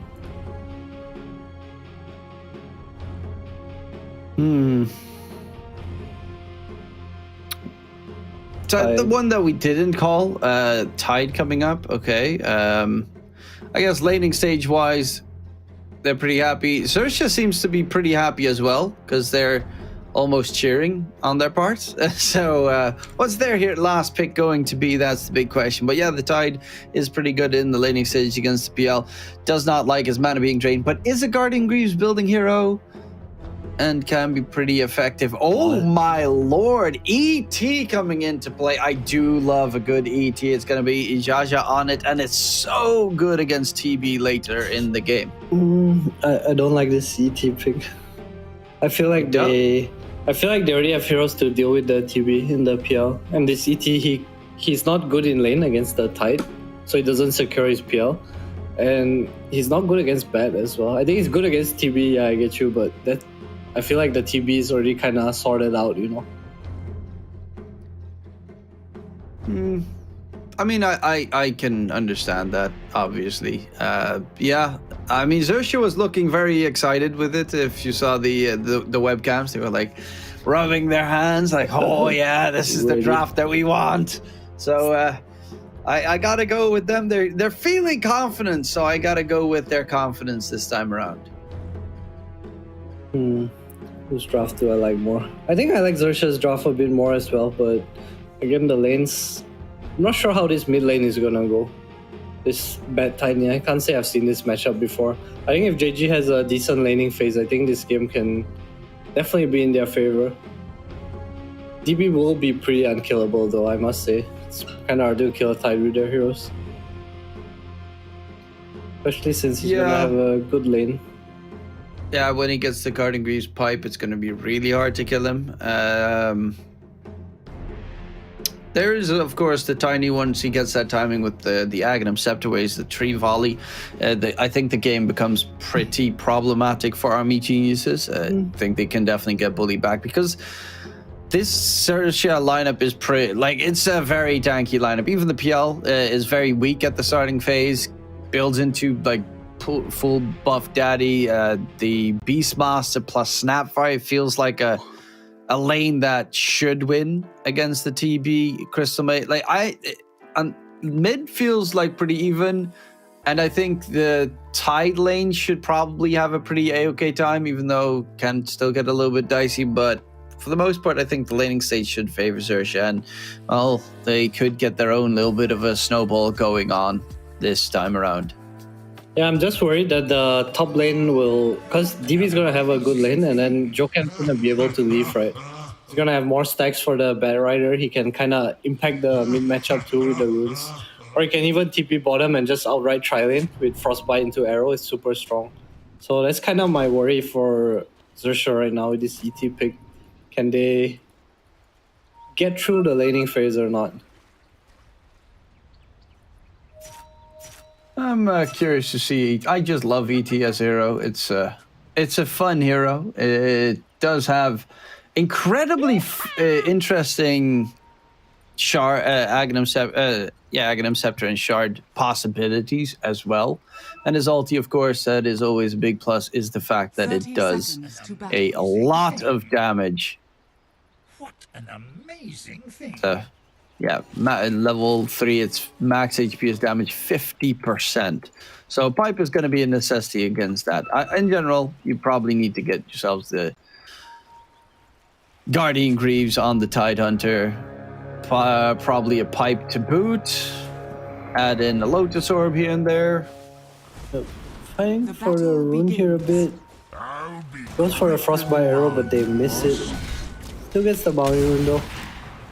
Oh, Freeze. They're going to try and keep Freeze alive. With a little bit of a threat in there. But yeah, the Crystal Maiden's going to walk all the way back to base. TP to the lane. Collect his other mango. With the He wants classic. 5. And I wonder JG if in this that is, mid matchup. they have Frostbite and Arrow level 1. I feel like you don't really want the spell. I guess the Arrow's not so bad, but Frostbite level 1 makes it a bit harder for them to get the range creep, I guess. If Bombi has another game like game number 1 on that Snapfire where he gets the early game going, it can definitely be a scary prospect going forward. Rupido also has a bunch of mangos. With the magic stick available on both of the heroes, it will definitely be pretty comfortable because Crystal Maiden is going to spam as much as he can, and so will the TB with the reflection, which doesn't do too much damage. Spoil that shot. So looking at these 3 lanes, where do you think the camera needs to be angled the most? Where do you think most of the shenanigans and action will be played out? Probably bot lane, I think. The Snap Beast looks really strong to me. I feel like once they hit level 2, level 3, they're gonna just get kills. This TV is really hard for him to play, I think, at some point. Oh my god, JG is beating the Oh, bot lane, they turn crap out of first. Yoe. Oh, Bumby is gonna get taken down for first blood, and your dream gets that one secured. But have you seen the last hits in mid? That is one advantage Wow. that a Tiny has over a Bat, is the fact that damage. Bat has terrible attack damage. Yeah, nicely done by JG. I guess this is an okay lane. I assume it gets harder unless Yoe just doesn't get any creeps at all. Just have his ball flying out.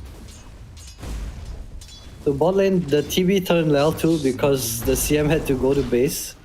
So TB turned level 2 faster than anyone in the lane, and they just got a pretty free first blood onto Bombi. Nicely done. That's definitely a pretty big plus there. JG is going to get dove right now. He has 10 magic, 10 sticky napalm stacks. Is forced to TP back towards the tier 2 tower. Luckily enough, not the full TP back all the way towards base. But it does show with the turn rate on Tiny already being pretty abysmal. That sticky napalm is pretty hard to deal with as well. I'd be really surprised if he doesn't go for phase boots here. Has the power trades queued up. Not sure if that's what you want.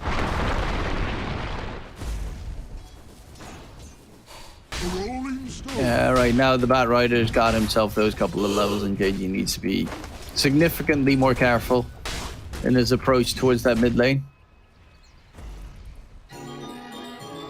So has a toss available in case he gets dove, Santai aja, bestie. which is a very big plus as well. If the Bat Rider gets on top of you, you just toss him towards the creeps, and you should most of the time be fine. Radiant structures are fortified. How's top lane doing? DB free farming. No pressure. How the stack game going? No, just one stack. Jokem has the boot, so much easier stack. We see Jaja coming in to try to disturb this. Can he do it? Just block the ancients and the big cam. Alright, nicely done by Jaja. Well, you can also get the astral spirits from those creeps. It could be like if they were big stacks, you could immediately start just go walking there. in and giving the old smackdown. That is true. See the bat catching up mid lane too. Oh, just little too sticky, a bit too much. GG doesn't want to get Ghana. Speaking of Ghana, Yes, bottom access, lane, they if you get don't- the oh, he kill doesn't get it to off. freeze. And Ingrid's going for Bombi next. He doesn't have any spells left. Snapfire is in a world of hurt. Magic Stick is not going to keep him alive. Double kill for In Your Dream, and now the TB is loving that bottom lane at the moment. So far, 3 kills already at the 4 or 5 minute mark. That is pretty sublime. Their side lanes are going exactly like Army Geniuses want. Mid lane started off a little bit rustier, but he's definitely recuperating and keeping JG all the way back towards his tower. Yeah, my god, it's now 5, minute 5. More XP than the clock at the top.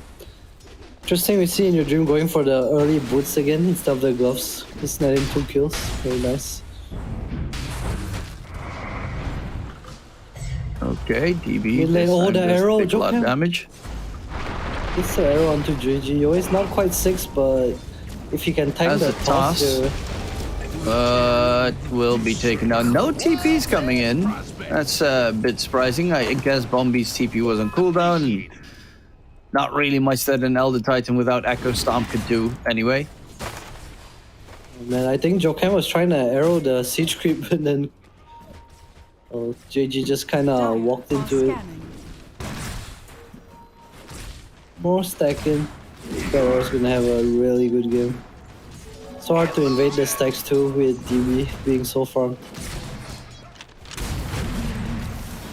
Ball in, arrow. The maiden does not That's use a frostbite. nice dodge there.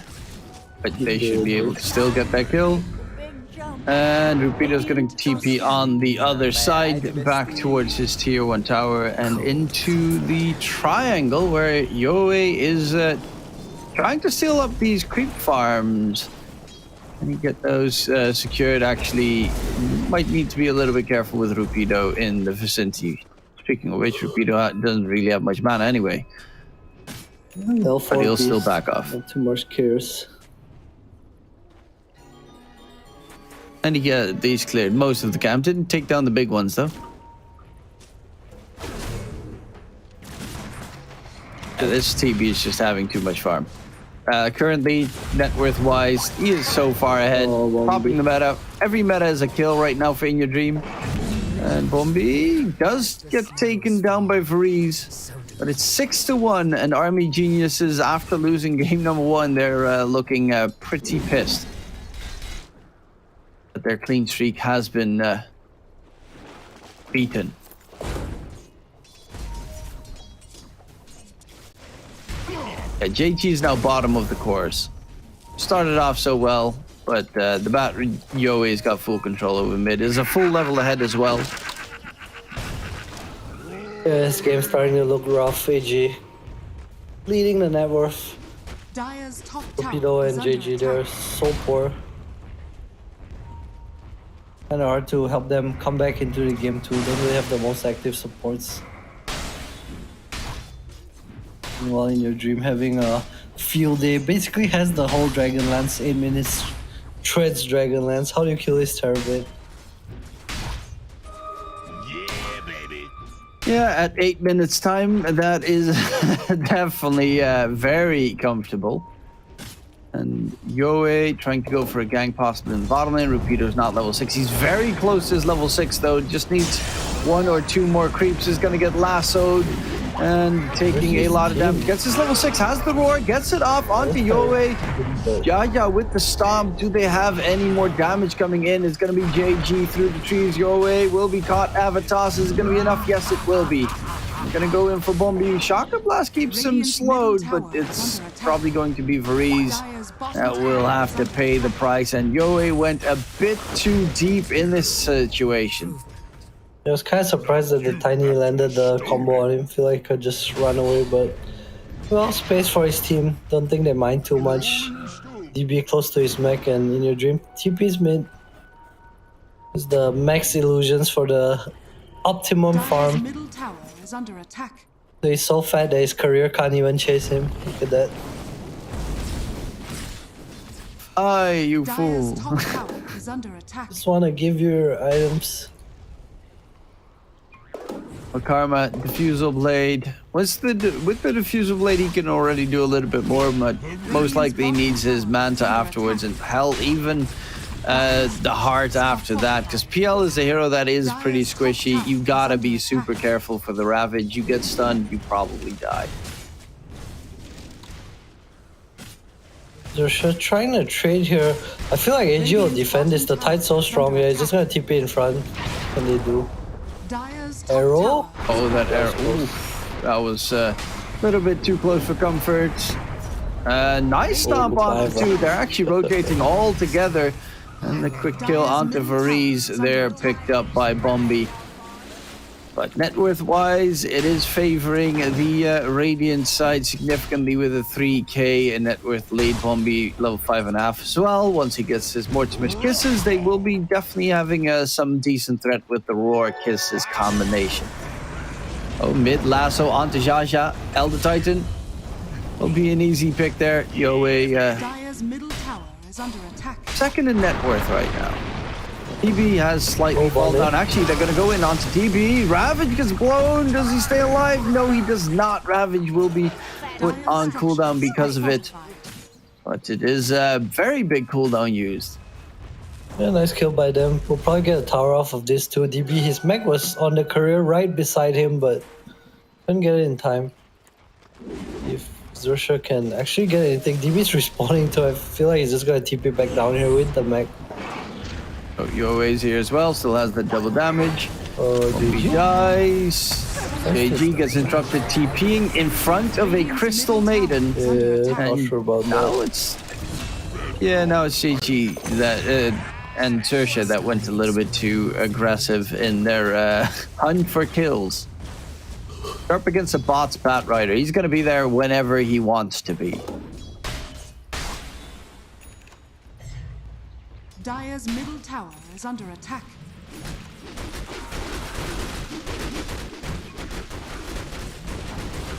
Dire's middle tower has fallen.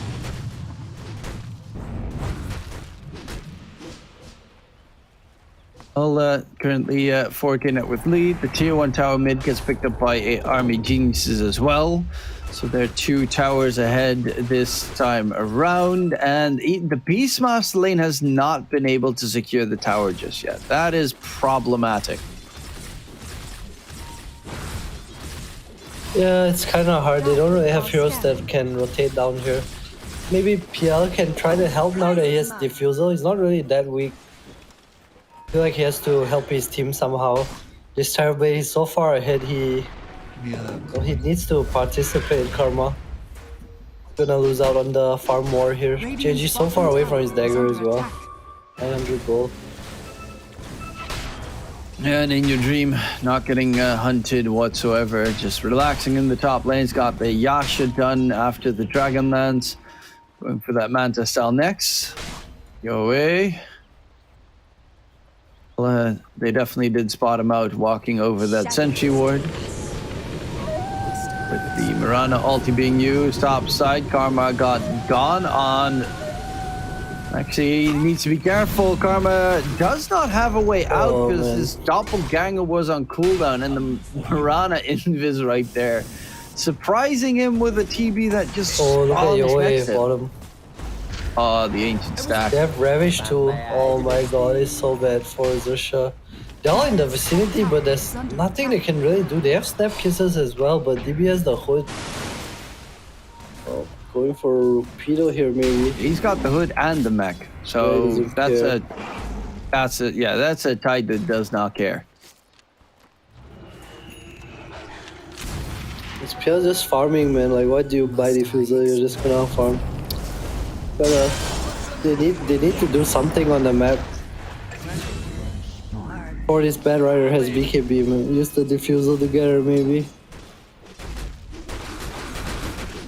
No freezing field, no meta. XERXIA should look to make a move here. At least try to help this Beastmaster open up the tower.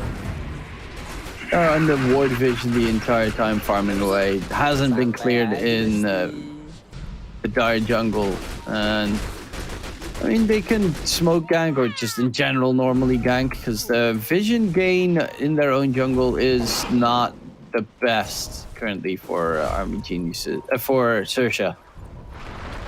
Enough it is daytime, so they do get that vision, but towards mid, JG, are they going to be able to get to him? No lasso, no chance.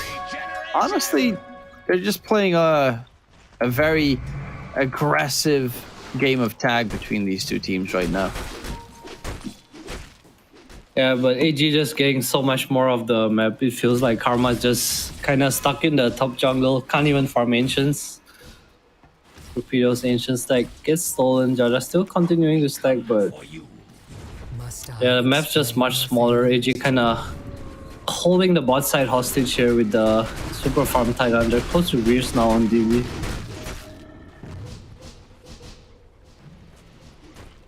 All in your dream is going for the Scotty. Instead of finishing up the Manta style, he wants to just build up the Scotty, get as many stats as possible. Bulk up in a sense. Bulk up is right. TB. Crystal made an ulti. Karma's trying to go for Variz. The damage is Karma's dead. not the best. Karma is going to get frozen up in the process and taken down again. Nobody. Well, that's a painful one, but luckily enough, they did get Yoei towards mid with a counterplay. Blink revealed was there, and there was also an army of kisses on top. Going for a play. Gets himself a free kill. Radiant structures are fortified. Yeah, cute little play by Bombi. Radiant's middle tower is under attack. It's a moral victory. Karma can't die. Karma can't die like Karma that can't die. twice in a row. Yeah, I feel like the way he plays Dota, he should just buy Midas and AFK. He buys like active items, but he doesn't use it. Even in the Naga game, he bought Orchid and you're just like farming. You know? To be fair, they won that game, so. That is true. He did carry them. Oh, Ravage. Oh, DB. Rasso the Illusion. Oh, I think he was behind the tree and they didn't see him. Yeah, you're probably right. You're probably right. Oh, we didn't dream. That's so a big kill. Big dagger reveal. Tower has fallen. Okay, that's a 5-kill streak picked up for the Tiny. That's a lot of cash for the hero that just got his Blink Dagger. Buy the Midas, JG. You know you want to. Please don't listen to Adam. Why are you recommending Midas to the entirety of XERXIA? Midas. I mean, they're pretty far behind. They should find a way back into the game. This Tiny, his Echo Saber isn't really going to change the state of the game for them, you know. His Ags and Daedalus will change the state for the game for them. It's got Ags and Daedalus. Easy. That's true. To be fair, you can break open the Echo Saber, so it's not that big of a threat. I think that could that probably needs to be on the top part of your list. Getting the Ags as soon as possible on the Tiny this game.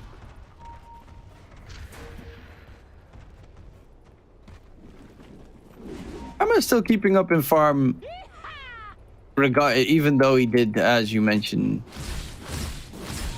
die a couple of times and is not as active as we would possibly like him to be, but it's also pretty dangerous to play against the Titan. With the Ravage, of course, on cooldown for another 60 seconds, they can definitely look to make a play here, but he does have his mech. He has a full pipe done as well on the Tide, so it's gonna be even very hard to kill off this Army Geniuses roster at this stage.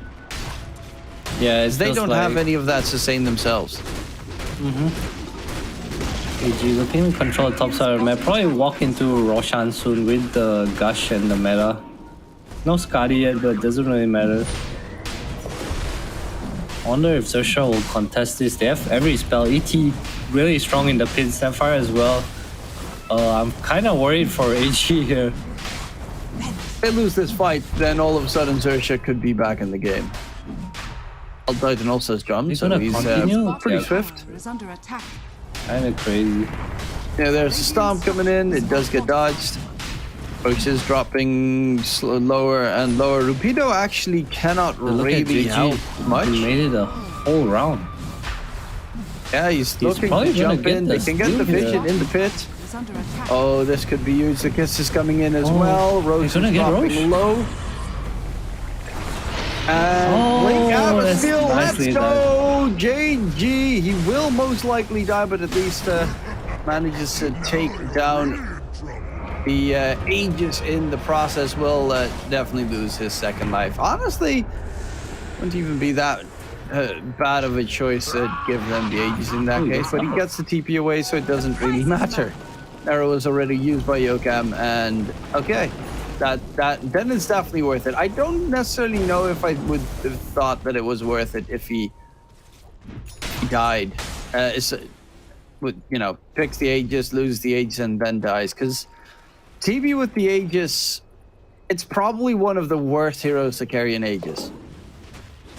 Yeah, they lost Beastmaster in the bot lane as well, Yue and Barish teaming up to defend tier 2. Does take a lot of damage anyway. I feel like Xerxia could have fought that. I'm not sure, just the ET and Snap looked really strong to me and they committed to the Roche pit. No BKB or Skadi on the Terrorblade.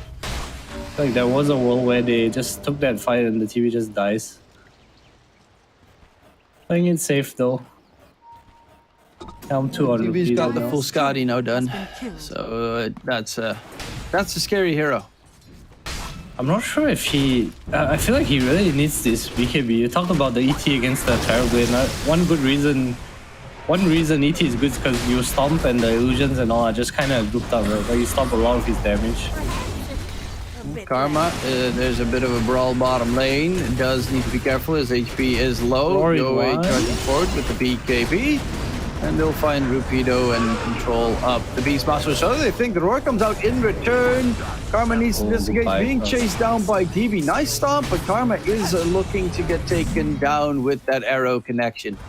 But yeah, if the Elder Titan would have like max level natural order, Terrorblade would lose all of his 30 armor. And then it is definitely pretty doable for PL to kill him. Yeah, but you need to be beside him, right? It's kind of hard as a boss fight. It's close range. I mean, that's why the shard is so valued. Because you can like teleport when you stomp, if I'm not mistaken. Yeah, that is true. That is true. So if you do use that one, then you can still be like next to the TB at that point, get a good stomp, TP next to him, and then you've got the PL there as well. The rest of the enemy team is still sleeping. You can kill him. Right now, they are 9k ahead, and it's getting a little bit more dicey. Yoe will be taken down. It's again, the combination of JG with Bombi.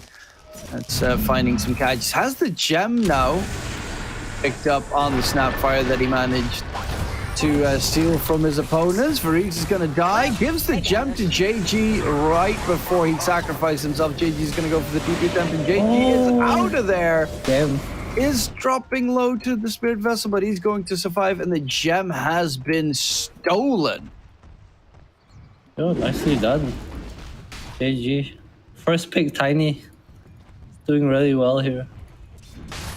But there's still a mountain to climb.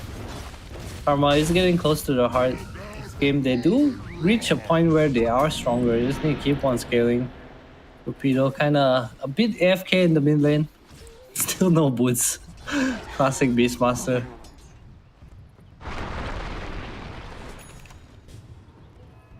Yeah, it's a sadness right there. Helm of the Overlord is pretty nice, but his net worth on Rupido is very sad. To be fair, JG, even though he's made some pretty effective plays, stealing that Aegis, the gem right there, stealing the Aegis previously, he hasn't been able to get much farm in the process. Is building up his BKB, which shouldn't take too long if he's going to break open the Echo Saber, but doesn't have the phase boots yet, and his Axe is going to take a very long time to secure. Which you probably want to have for the high ground push. Granted, that is one of the big advantages of having a tiny on your team. High ground pushing is always harder for the enemies. They see the bootless Rupido running him down. Has been killed. Poor guy. Buy our boots, man. Rupido, please. Oh, in the meantime, DB. Top tower. Yeah, is no, under he attack. has the Ravage still left, and the Tide is just not taking damage. Max level Kraken Shell, Guarding Greaves, Pipe. Beefy Tide. There's no bad BKB though. Okay, Varese. Just leaps up to the enemy's high ground. Well, with They got the Metamorphosis real popping to PL. Bill out, Ravage is blown onto Karma. He doesn't have himself a doppelganger. He's just gonna get taken down. JD's gonna get controlled on the side. Double kill secured there for AG. Downside is there are no creeps in. Oh, actually, there are creeps in mid, so that they can go for the tier 2 tower towards mid and possibly even start knocking on the high ground with that Metamorphosis usage. Stevie is a pretty good hero when it comes to the pushing power that he has. Dire's middle tower. Oh man, Fortifications. dream. They're pushing in all 3 side lanes, all 3 lanes in total, so not a bad push.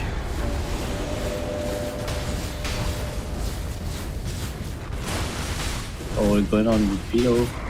Dire's middle tower is under attack. Oh no, he has she's gonna boots, die to so this. The at least- arrow, no way. Yokam's been hitting some very nice arrows for last hits as well this game. Taking from Karma. The only one that's staying as far away as possible is going to be the TB of In Your Dream. No Metamorphosis, no fighting, back off. But he can build up the full BKB on the TB right now.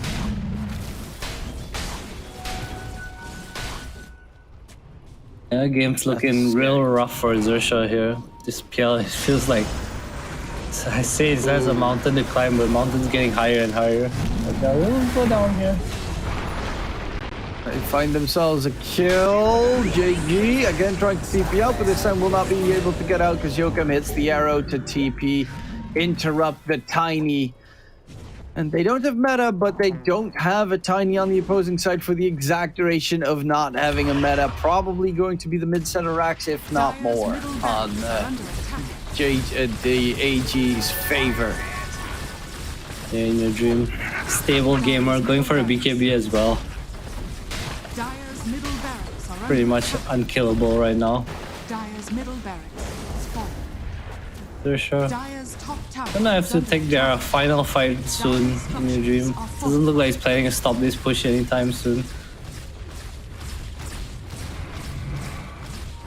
The bottom, Karma versus UA. Karma on the PL trying to farm up his heart to be able to at least have some sustainability in this game, because it is a hero that needs a significant amount of items to be able to actually fight. As we've seen a couple of times, he dies very quickly once the TB starts right-clicking. Radiant are scanning.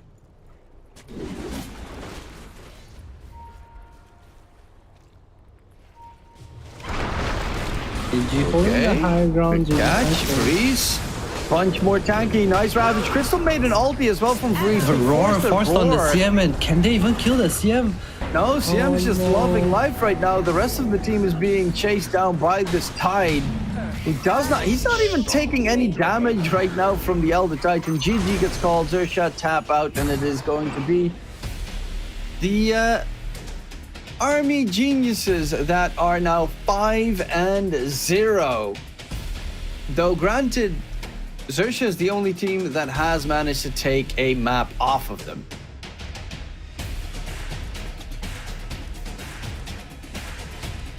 However, game 1 was a very close affair, and like it was neck on neck, and it was very interesting to see. Game 2 and game 3 were just complete snowballs. Like that was kind of what you'd expect from Army Geniuses for the series.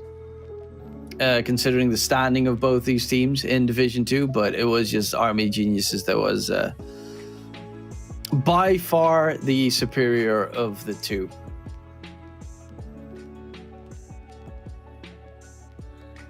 Adam, I think you're muted, at least for me. Sorry. I feel like AG, in all of their games so far, they've been doing really well in all their lanes, and they kind of just snowball off it. They play a map really well. It's kind of, I guess, a taste of how Tundra plays. They just farm, but they farm very efficiently, and they protect they allocate the right resources on the map and kind of just protect their areas that they need to. And it feels like, I guess in game 1, they kind of went away from that. It felt like they were very all in on this punch that Dream didn't look too comfortable on, and I guess they just kind of ignored the Naga till the last pick, and it just wasn't enough. Yeah, the MVP will be the bat in this case. Do we agree with that? I personally think I'd give it to In Your Dream. Looked like really, really, really comfortable. 11-1-7 on the Terrorblade. Yeah, I guess it's hard not to give it to him. I think even DBs. I guess In Your Dream is probably it's one of those games where it's kind of hard to say, but I think In Your Dream did have a good performance. The lane went really smoothly for him, and I wouldn't say he took over the game or anything, but he had high net worth and he came out when his team needed him to. Nothing too amazing, but also doing a good job, I guess. It was a team effort. There was no star performer. It was mainly they win their lanes. Mid got a little bit advantageous for JG for the first level, and then afterwards it went in favor of Yoe, and then he started getting a little bit more aggressive. But it's been straightforward. Army Genius strong. XERXIA still struggling. Still trying to figure out what they exactly can handle. I guess, playing Brood Mother in your lineup could be a very useful tool in this patch. I think that's... it might just be a patch situation as well. Because XERXIA is definitely a team I expect more from, as from their roster and their performances in the past. But it could just, not playing Brood in this patch is a death sentence for most teams. Yeah, it is. It definitely makes the draft harder, like we saw in game 2. But XERXIA now they are tied with Team Flow, both 1 and 4, so still on the brink of elimination. But Atlantis is 0 and 4, so they're a bit safe. They just need to get one win in the bag, probably, I'd say, and they should be scot-free. Either that or they will go to tiebreakers. Atlantis will actually be playing the next series against Polaris, so. Yeah, that one's going to be a bit more of a struggle for them to see if they can make it through. But yeah, XERXIA need to... have they already played against Team Flow? Is my quick question. I'm going to be checking that one out. XERXIA... Yeah, Team Flow beat them. Okay, that is problematic. XERXIA has... Myth Avenue Gaming and UDV still left, so 2 middle-class teams. Team Flow has Army Geniuses and Atlantis still left. Okay, gets significantly more dangerous then right there. Obviously, the Army Geniuses one is probably going to be problematic, but Atlantis is doable, so they could get themselves free as well on Team Flow. We have an interview available, and it will be with Varize. And there we have him. Hello, Varize. Congratulations on your win. Hey, man, Thanks. congrats. Yeah, thank So you. what do you think went wrong in game 1? I think we just kinda get outdrafted. I think the first game. Okay, that's fair. Were you guys comfortable picking the Pudge? Because I think I mentioned, I was going through In Your Dreams game history. I feel like he's not played Pudge at all. Is it something you guys practiced, or you guys just thought it was a good pick and picked it? I mean, yeah, we used to pick it when we play against Naga, so I think we are comfort. Okay, yeah, game number 2. You guys got the chance to pick up the Batrider and the Lina in the first phase. I assume at that point you guys already were feeling very confident in your chances to be able to win game number 2. Yeah. And Lina and Bat is like, it's kind of OP. So every time if the enemy didn't ban it, we'll just take it. I like your confidence. Oh, you guys are playing Polaris in a few days. Obviously, not too much on the line for either of you. I think both of you are pretty secure, but are you guys gonna... what's your approach to the game? Like, how you guys feel, Are you gonna come in to prove a point? I mean, we feel confident though, playing against anyone. We just need to be disciplined in the game. Yeah, because I think our scrim is kinda having a good result. So yeah, we just confident playing against anyone. That's good. Sorry, go. In this game, you guys were playing the Crystal Maiden plus TB lane up against the Beastmaster versus Snapfire, which we were actually expecting that lane for you to go horribly wrong. What was there anything specific about that this time, the laning stage, that you think you had the advantage of, or do you normally expect to win that matchup? I mean, for us, we just feels like the TB and CM is really strong against the Beastmaster +1.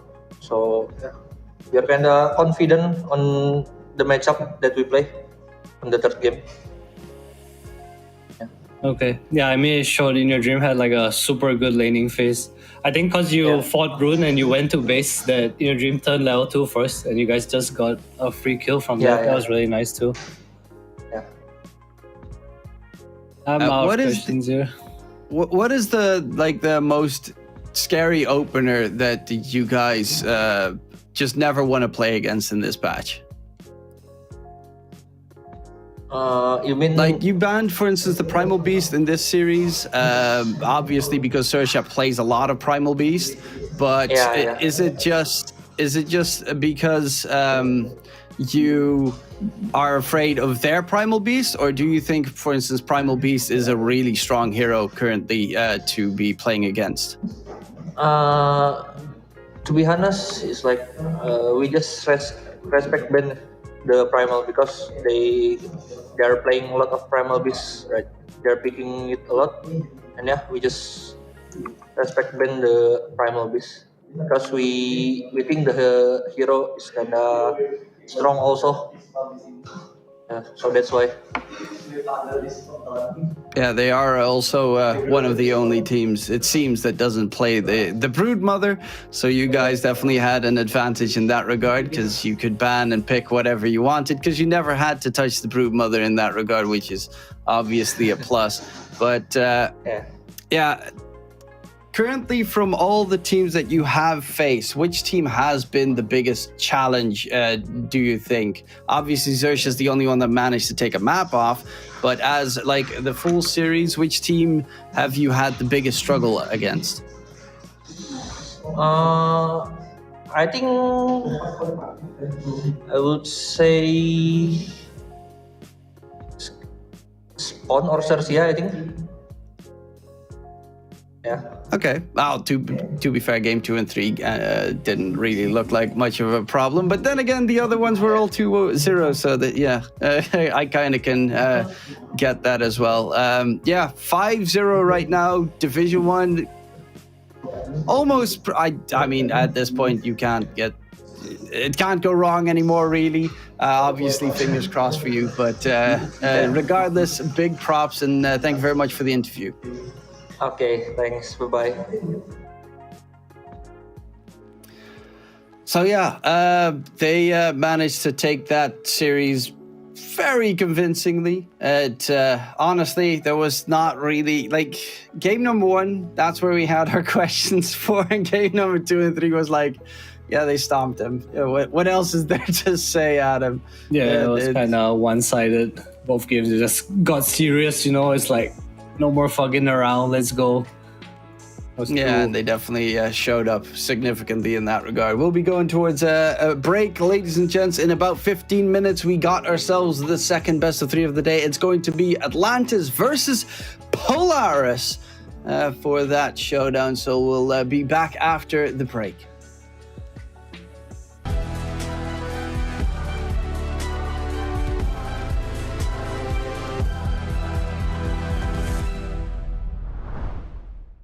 Three, two, one.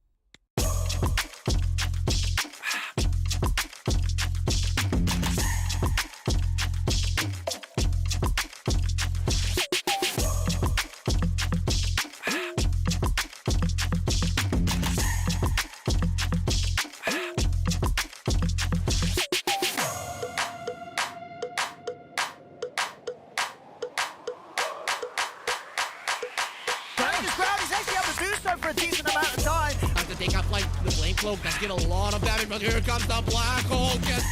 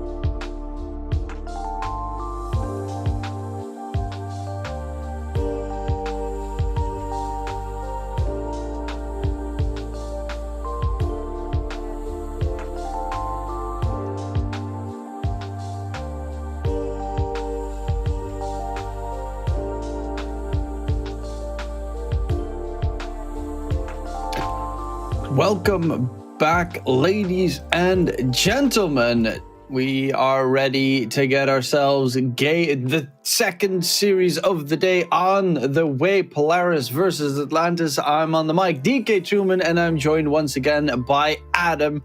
Thank you very much for joining me here for what is essentially going to be another reasonably one-sided affair. Yeah, it's another bottom of the standings versus the top. Atlantis, unfortunately, 0-4. Wouldn't say that's a core for elimination, but they're in a dangerous spot. They really need this victory, and they're playing against the 4-0, has never dropped a single game, 8-0 Polaris. Yeah, but to be fair, we did just see in the previous series a game being dropped by a also 4-0 didn't drop a game team, so definitely still a possibility for some changes in that regard. Though it's going to be a rough one regardless, because Atlantis only has managed to secure 3 games this DPC. They are in a slightly unfortunate position as well. They need this win, but this win is going to be really hard to acquire. They are currently 0-4, and yeah, without any wins coming in, they can't play for tiebreakers, and they will be eliminated just straight up. They have a match against Team Flow still, which is a plus, and they can play against Spawn Team. So even after this, if they win against Team Flow, they could possibly still force out tiebreakers, but it all depends on what XERXIA exactly does. It is, regardless, going to be a little bit more problematic as we get to see the Atlantis roster here. It's another team that's pretty capable in their own rights, but they just can't find that last push to win their games. It's really a struggle for them right now. Yeah. So it is a bit off topic, but I would just like to share that Karma from XERXIA just tweeted LFT. The season's not even over yet. That is so sad. They're still alive right now. Yeah, they might be in tiebreakers, but I guess they're gonna play with a stand-in. If 2 rules, you get 2 games. Who knows? All right. Yeah, I guess something went wrong. That's sad to hear, especially right after a series that where you did manage to take a game off of such a big team like Army Geniuses. I mean, game number 1, they looked really good, but then, game number 2, game number 3, it was just nothing. They were outclassed. It was a bit too much of a struggle. But of course, that's a different series. Right now, we get to see one of the few teams that loves to play Marcy, I would say. There are a bunch of course. Yeah, I also saw it. There are, of course, just as you called it, a couple of teams that like playing it, but the Jing, the 4 position from Polaris, really loves Marcy. As you can see, here's the roster. I'm loving this Polaris roster, by the way. I love the addition of Jing and Nakashi. I think they are so freaking talented. And that just shows you exactly how talented the Filipino region is in terms of Dota. They have got so much talent that still needs to be discovered. They really do. Philippines just, I would say, one of the hubs of Dota and SEA. So many of our player base of pro players are from there. Even in the, I would say, Div 2 or Tier 2 scene, just see so much new talent constantly coming up. Jing, Akashi, all these players, they're kind of from out of nowhere. And of course, accompanied by very experienced players in Bucarino, CML, and Mac in the mid lane. It's insane. You got pretty much 3 super experienced players combined with 2 super young ones, and it just works perfectly. And you know what also works this draft so far? Lena has been banned, and the Marcy, as obviously we slightly pointed out before you could see it. But Ricky and the Enigma on one side versus the Nature's Prophet, and Rubik, of course, Nature's Prophet, the most played hero on the Atlantis side, and honestly, most teams in Southeast Asia. Not really strong hero. I like the Enigma response, just a decent laner. The strength about the Nature's Prophet as well is it can be flexed to the offlane role. You can obviously still play as a carry in the offlane role, but I think Atlantis specifically played on their carry, Mango Rose. So I'm not Oh, they're too both sure. yawning. They're both yawning. All right, it's a fair game. Atlantis before Div 2 started, they were doing pretty well. They looked pretty good, but unfortunately for them, they're kind of 0-4 right now. So really important game. They obviously still can win 3 series, force a tiebreaker, or maybe even just get themselves into a Honestly- safe spot. But Polaris is a tough opponent. If they win 3 series, they're probably safe, but this is a tough one. They do, of course, get the Rubik to deal with the Enigma. It's also very decent against the Ricky, because the Sleeping Dart and Smokescreen are also very good spell steals to make. Yeah, you also have the shard lift out of both of them, which is kind of nice. Another safe, I guess, in a way. But I feel like if you're against Enigma, you want a +4 Rubik, not a +5 Rubik, because the way they play is very different. Kind of hard to get a black hole off as a +5 Rubik, I think. Generally built towards the mech and stuff. Probably so. I mean, the draft is still currently young. They're banning out 3 potential offlane heroes that are good against the Enigma. One that interrupts the BKB Black Hole, and the other 2 are, one that heals, and Primal Beast, because Primal Beast is a pain for most heroes to deal with. There we have the Dark Willow. Actually, Dark Willow was a surprising pick recently as well in terms of the amount of times it got secured in the games. It has been their 4th most picked hero, combined 3rd most picked hero on the Polaris side, so they love themselves some Dark Willow. Dark Willow, Marcy, those are the 2 support heroes that Jing just loves to spam. Yeah, they really enjoy the +5 Willow on CML. They also love this as a Ricky combo, Sleeping Dart into, well, Terrorize or the Bramble Mace, both kind of strong.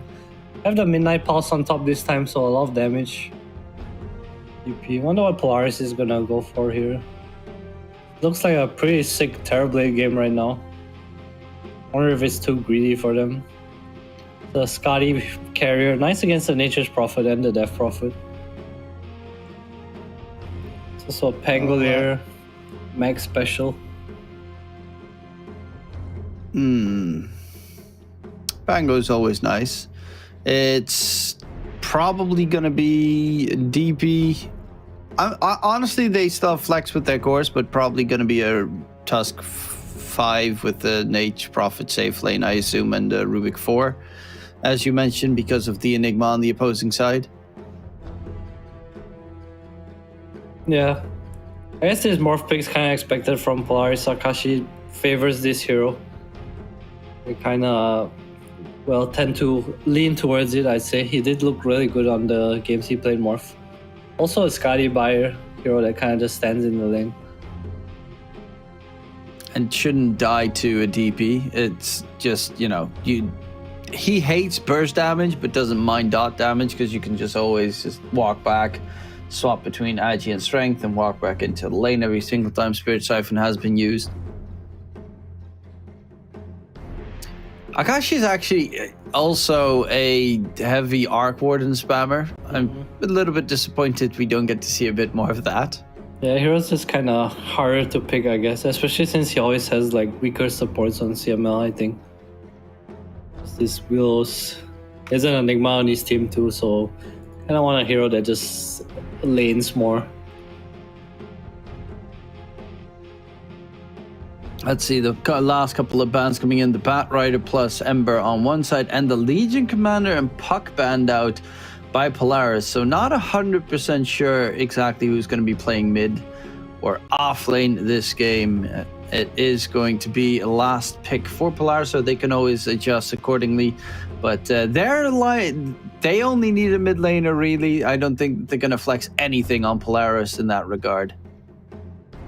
I think both teams need a mid laner unless they want to do the Tuskar mid, because I think the DP is most likely with the Tuskar. We'll see, I guess. They're really flexible on their heroes. That's a good pick here. I feel like they just need more stun. Ancient There's so much Apparition, damage. yes. I wouldn't hate it, but the lane's really hard against Ricky always Enigma. is. Yeah. There's still a 8+4. No Trian. It's another black hole cancel. Even like a silencer, I wouldn't hate it too much. I guess they do like a bit of damage. Skyrock maybe. Another Ooh. ET. Okay, just like in the last series, we get to see the ET come up.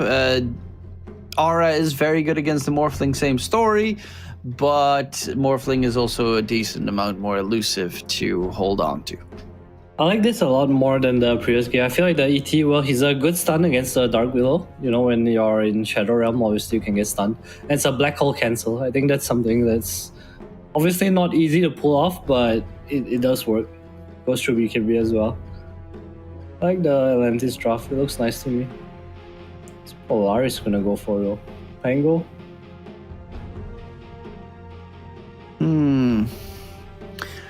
Bangalore is always a nice choice.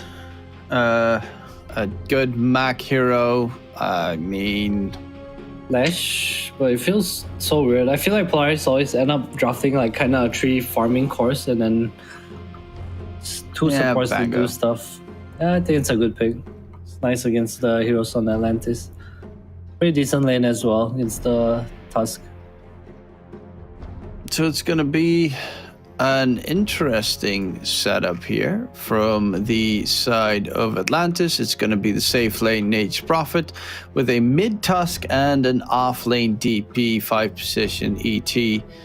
And the 4 position Rubik kind of, I mean, for the most part, kind of to be expected. Possibly you could have swapped the DP for the Tusk around if you per se wanted to put the DP in the mid matchup. Because, I mean, the Tusk does have the Ice Shards block, which is pretty good to make sure that you don't die to the Rolling Thunder. But DP is also pretty fast, and it's interchangeable in that regard. Yeah. So, definitely favoring Polaris, obviously because it's Polaris, but I don't mind the Atlantis draft either. I definitely think they have some pretty nice play potential. You have like big ultis from the Elder Titan and Nate's Prophet. If you can combine those, you can do a lot of damage in the fights until Guardian Greaves and Pipe are done on book. I like the Atlantis draft. I'm just not sure how this Nature's Prophet lane is gonna go. This Ricky Enigma looks really strong to me. Especially since he has I guess he has a +5 ET, so it might not be too bad.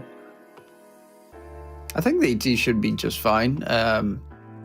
You have the extra Eidolons that you can get the your spirit over, and you can harass pretty nicely as well. Does need to be a little bit careful because Elder Titan is not necessarily the most tanky of supports. It can be pretty solid, but if the Eidolons start hitting you while you're Malefice, for instance, and you get slowed by the Ricky, you die very quickly. Yeah, that is true. I mean, Ricky, one of the harder heroes to kill. I'm not sure about his Ricky ET matchup. I know back in the day, ET didn't like playing against Ricky because you can always kind of find him and it's really hard to stun him, right? ET generally doesn't like playing against these more mobile heroes just because his stun's hard to land, but not sure about this new Ricky right now.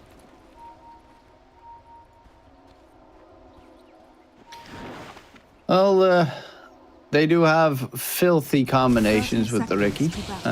Also, their team fight is tremendous on Polaris' side. You got the Black Hole, obviously. Smoke Screen, that's good AoE. You got Dark Willow, which is primarily AoE.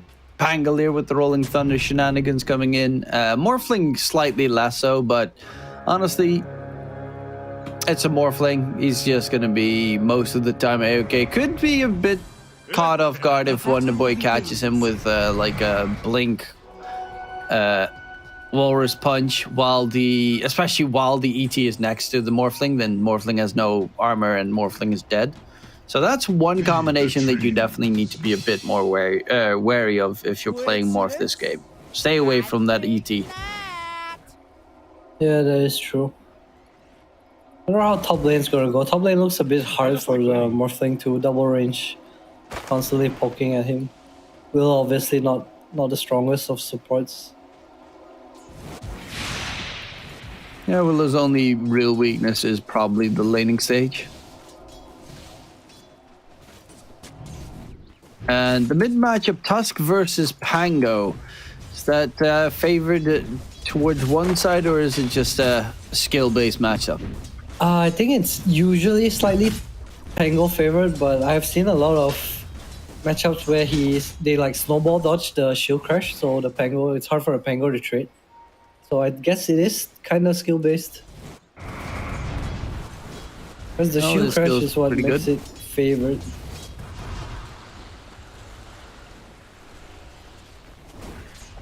And in the bottom lane, you got the ET plus NP versus Ricky and Enigma. Looking at these three lanes, where do you think we're going to get to see most kills and action happening? Probably bot lane. I feel like if a kill happens top lane, it's just a lift into some silence or something. I think bot lane's the real...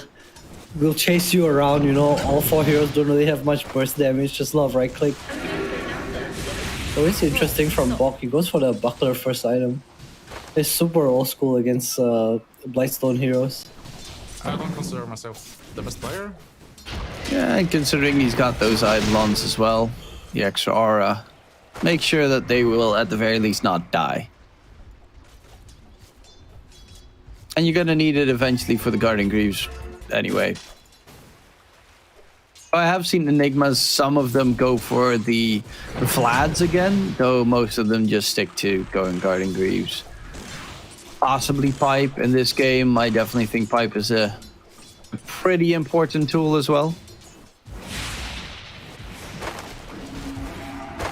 Yeah, we'll see what he goes for. The Buckler's messing with the Nature's Prophet last year. Probably hasn't played against a Buckler in a very long time.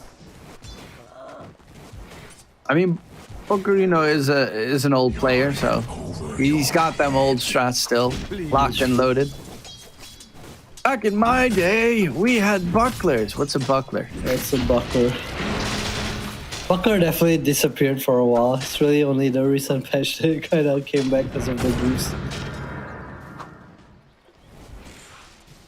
And Mac has not missed a creep. He's missed total of 1 creep. Yeah, that's a lot of nice last hits there.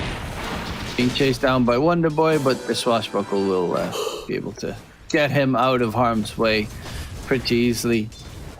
I think this is probably going to be a lot of just farming between the two sides again, and eventually one side will be edging it out.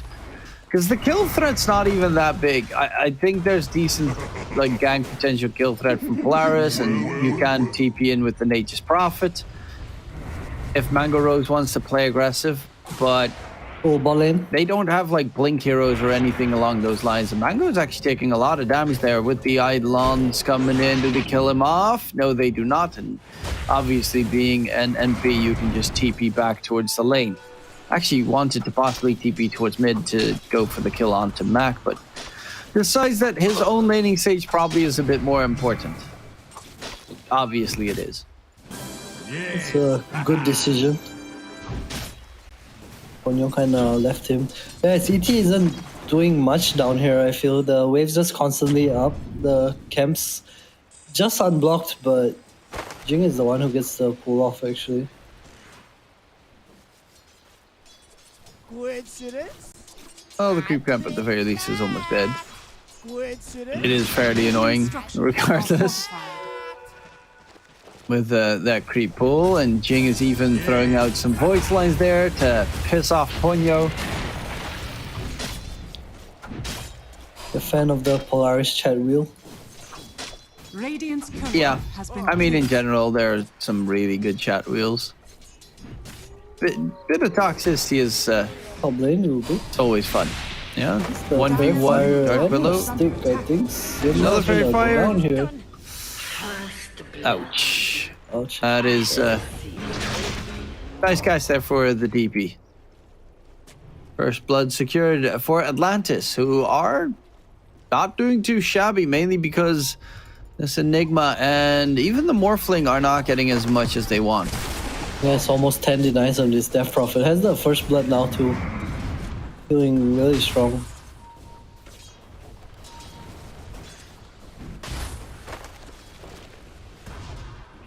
Mango Rose also a bunch of denies. Obviously, a couple of them are his own treants, but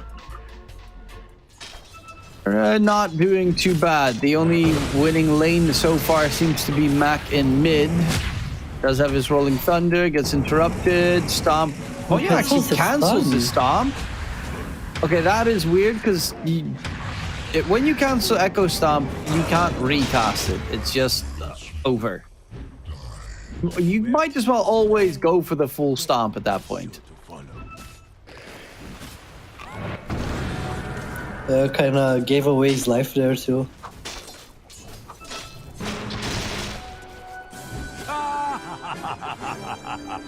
Mac is because of that top net worth and pretty happy.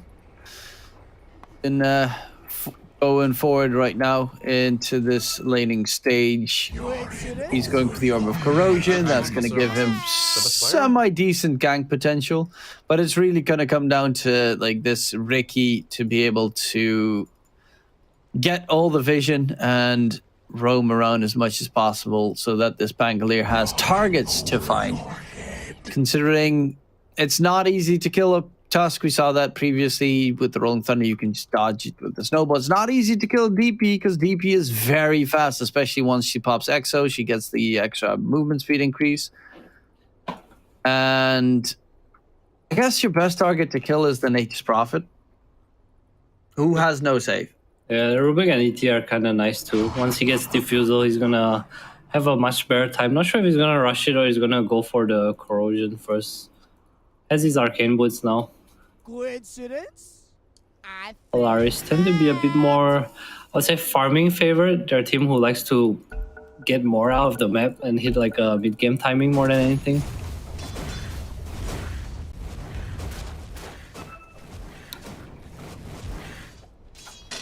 Well, the Tusk is wants to build the Blink Dagger first item, so more of an aggressive playmaking Tusk in the mid lane is at least what Wonderboy is planning. Akashi goes Okay. down. No, he didn't get lifted, he didn't get silenced, he just got zapped, I think. Fate Bolt is Yeah, he literally just surprisingly died to deceptive. Fate Bolt. If you look at the fight recap. Are fortified. Yeah, they probably have the Observer Ward Mac, there, and that was keeping a up. surprise there. Lift up, keeps Mac away. Swashbuckles out of there, goes for the Rolling Thunder. WS is dead, and Mac is looking for more targets. Sans is going to get spotted out. Akashi wait for him in, and they'll find themselves a double. And that was the moment that they popped Exorcism that DP dies. So that's a very big kill. Nature's Prophet TP expanded as well, so a bit of space to block, but no one returns mid. Wonderboy gets a bit of damage and power. This doesn't really matter. Just a Tuskar.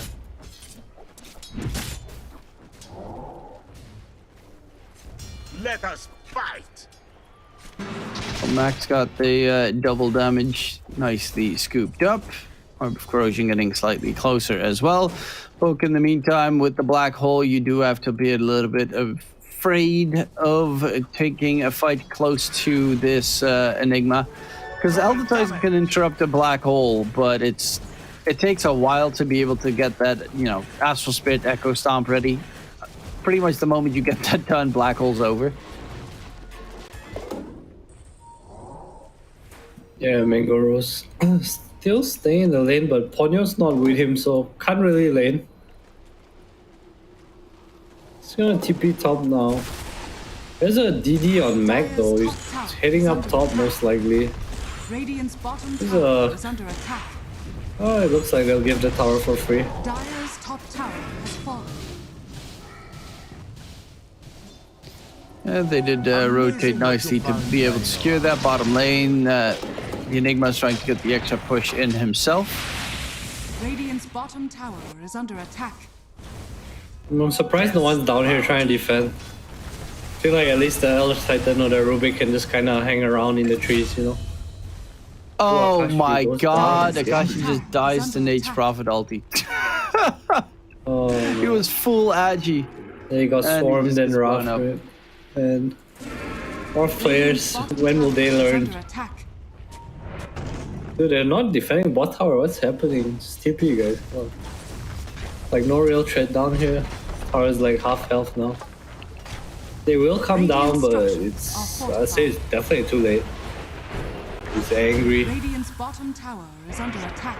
Ding, trying to back off. They are angry. Force punch. Thing is still fine. That's Wonder Boy using everything he had. And now being slowed down, Exorcism comes out. And that's going to be a nice save there. Can they get something secured? They're going to go in for the snowball. It's pretty deep. They do have an Ice Shards block as well, but they're not going to chase for the kill. Or are they? CML nicely cutting the tree right there. Will fall. No TPs to punish this DP. Obviously, it would be a little bit dangerous, but Mac is here on the Pangolier. It's such a weird sequence of events. Just the way they ran at the Ricky and then DP TP and just popped the Exo. Like coming in, Shinorita looks like he will go down the black hole still. He can't see him, he's in the trees block. Oh, he has it now. Oh, the steal is huge. It's a 3-man catch. And that is Atlantis right there. Okay, okay. That is a big play coming out. And Dire's middle yeah. tower is under attack. Meanwhile, That's the Mango Rose taking mid tower too. Enigma. Dire's middle tower. Damn, Atlantis looking good. Dire's bottom tower is under Yeah, attack. so we're getting kind of surprised by these teams that are on the verge of elimination. All of a sudden waking up in the first games against these top contenders.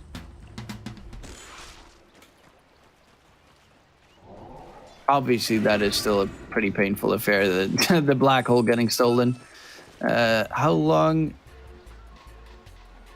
So cool. How long is level 1? Duration 180. Yeah, no, he can't keep the black hole for a second time. At Unfortunately. level 1. Well, he caught 3 in it, so it's okay if he doesn't have any more. Just change his spell, Tricks of the Trade. Probably not what he wants, but it is a cool spell. Yeah, it is kind of cool that if you can dodge some stuff with it, but primarily it's really terrible on Rubik.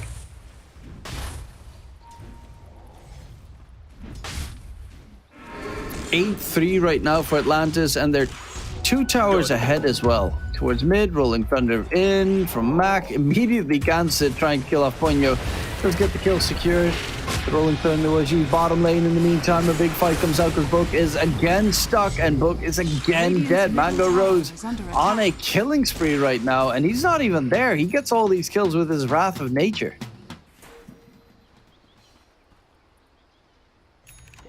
Mango Rose having a really good time close to the Atos. I was gonna say Gleipnir, but not that fat. It's kind of farming, getting kills with Wrath while his team's running around.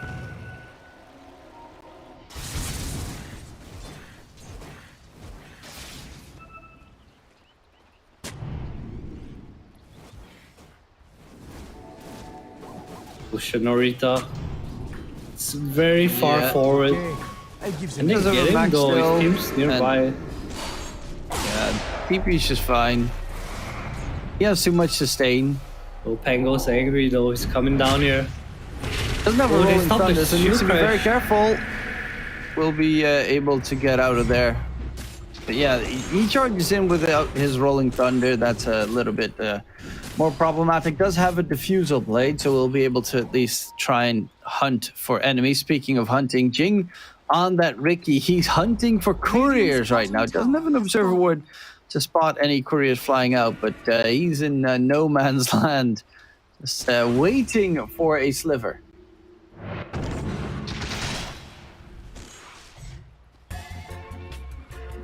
No couriers just yet. Actually, now DP's couriers coming out. That's the recipe of Guardian Greaves if he can snipe it. but he's gonna TP away. Is under No attack. chance. He The just pain wants a region picked up shard. by Mac. And if he goes for the Rolling Thunder, it will probably get stolen by Sands anyway. That's the Bramble Maze on Ruby. That's a really nice spell, especially against the Ricky and the Penguin.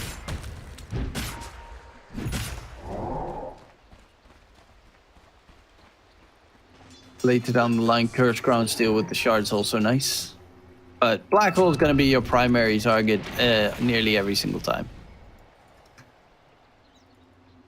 That's why higher level on Rubik is kind of a big must this game, so that the cooldown gets reduced. 20 seconds at level 1 is pretty nasty. Every team fight engagement, you kind of, where Enigma is in the vicinity, you kind of have to wait for Enigma to use his Black Hole before you use a spell steal. And there's also, obviously, you can like spell steal the attribute shift from Morphling and go full strength. That's always fun. Yeah, it's true. Dagger done on Tuskar now. Greaves on DP as well. See if Atlantis chooses to do anything here. There is a smoke. Kind of obvious though. The DP is really far ahead. I say that, but Bog, he's still gonna push the wave. Has the mech aura on the creep. Not sure if Atlantis saw it, but they will scout him out.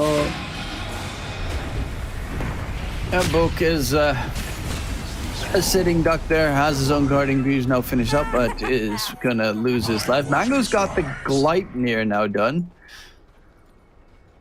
So Mac needs to get the shard to get out of there. Sands in the trees will be spotted out by Jing. Immediate pounce comes out, and luckily enough they didn't scout a bit further, because they would have spotted two big, the Tusk being a very big. Oh, mid lane. The silence.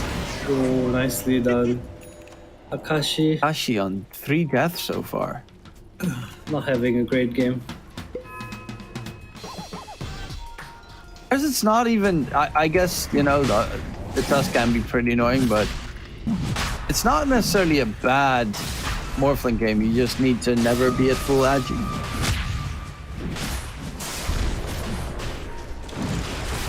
Well, I mean, especially if you're farming by the river in the mid lane, right? That's kind of no. Oh, towards mid, Sun stole the shield crash. Swashbuckle misses. And Rubik's gonna be just fine. Rolling Thunder Pump fake by Mac in the meantime, but they can just go back into the pit, get themselves the first ages of the game. They need to finish Roche here. They're just kind of chilling. Stole the roll, Sans can get it off. But he's dead. Oh, that Rolling Thunder is going ham right now. A lot of damage thrown now. DP dropping low away from him from Akashi. Oh, Black Hole. Snowball save is huge, and WS heals up back to full with the Exorcism. That play from Wonder Boy was a fight-winning play. Easily Akashi on the run. Can he get himself out of there? Okay, that was a little bit unfortunate, but at least Wonder Boy will find him out on the side. Snowball in. Control is there. Nice silence on the AoE. Black Hole was used in that previous fight as well, but I guess it got instantly cancelled. No, he cancelled it himself. It was during the snowball save. It lasted like 0.5 seconds. Walk. No. The Morph lives and the Nature's Prophet does go down, but still a very nice fight for Atlantis. Clutch save by the Tuskar. It's so seldom that you see a mid Tuskar save someone. Akashi almost died right there. He swapped the full Agi, Ice Shards block, centimeter right from him. Death's bounty. They think there's vision here now, Polaris, but just a blind guess by Wonder Boy.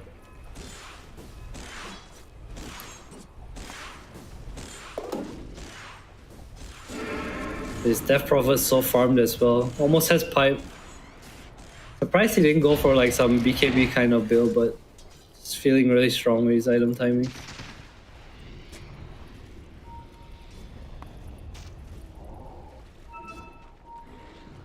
Yes. Haha. Mango Rose in trouble here, maybe? Nope. Decided back off.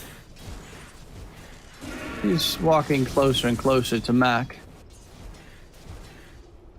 And Jing is right behind him as well to hit him with a sleeping dart if need be. all Ricky players are stalkers.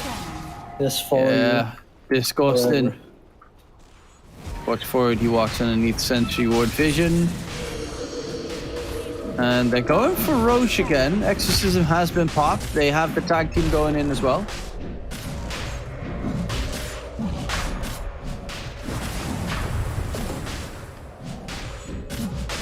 And they will not actually contest it this time around. So Roshan with the first Roshan of the game has been secured. That is going to be a 14-7 3K net worth lead. Oh, game is still young. Hey, Books actually goes Hurricane for Pike shark. on Mango Rose actually. Curious, I feel like BKB was just a better option. I completed on the Death Prophet. Looks like I just want to take the tier 2 top here, probably with the 20-minute siege creep. I'm actually pretty happy that Mac's going for the Ags. Isn't This this shield a ball and crash, cooldown reduction and stuff is always nice. I just in general love that talent, the Aghanim Scepter with that talent build so much more. Like going in for the chase, Mac rolling Thunder. Suns could go for the spell seal if Mac uses it. Nice sleep dart right there with the smoke screen coming in as well. They'll get themselves the kill onto Ponyo. Suns is still going to try and run away. It's pretty elusive, but the sleeping dart again will be able to catch up to the Rubik. Double kill secured. Both supports have been taken care of, and they immediately smoke on the side of Polaris to hunt for more. Dire's middle tower is under attack. Just losing 2 supports, not the worst. For Polaris, they want more. They're gonna find Shinorita here, but I mean WS. Can they kill him though? I'm really not sure. Guardian Greaves and Pipe. Don't really think so. He hasn't even popped either. And they know exactly that's a fight we are not able to take. Especially with Akashi not having his Skadi done. Though he is starting to build it right now. Once the Skadi is finished, I think they can take most fights. Because it's just the healing that from the DP that's really a nuisance. I guess Mango Rose as well, but you can waveform away from the NP.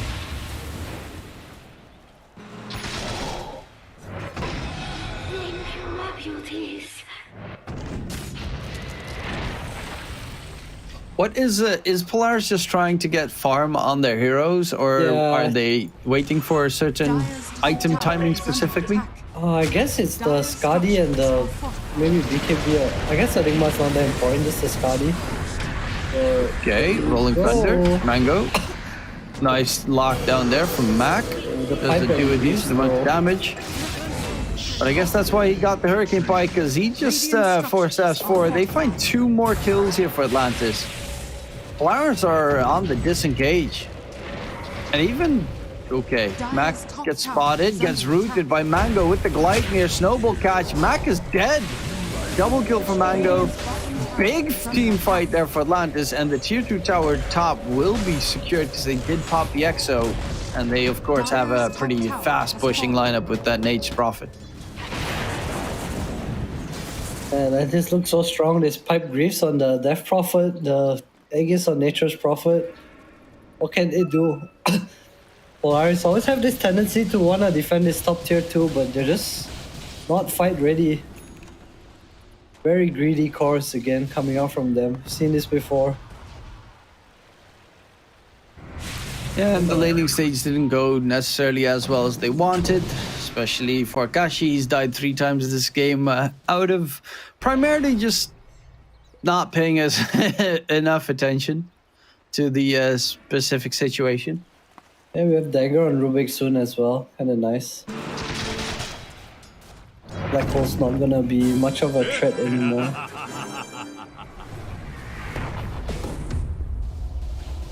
Unless, of course, he catches the Rubik, then it's a big fat rip.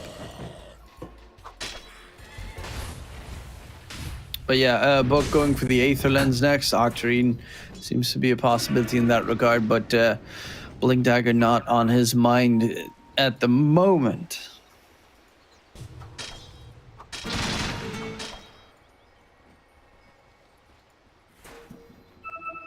And Wonder Boy on the Tusk, he's got his BKB done. 9-second BKB on the Tusk is going for the next item, Aghanim Scepter. So he's going to try and displace those team fights as much as possible.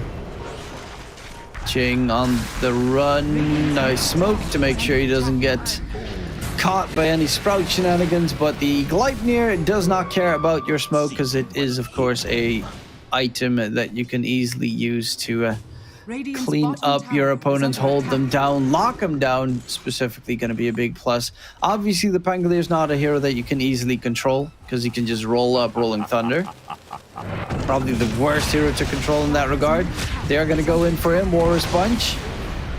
I mean, if you just got that amount of damage, who cares about control? Yeah, Atlantis, they're in such a strong position right now. Not really sure what Polaris can do. Dire's middle tower is under attack. Well, Wonder Boy on the high ground. They get the kill onto the CML. He now needs to disengage because Akashi's going in. Oh, the damage is just not there at this stage.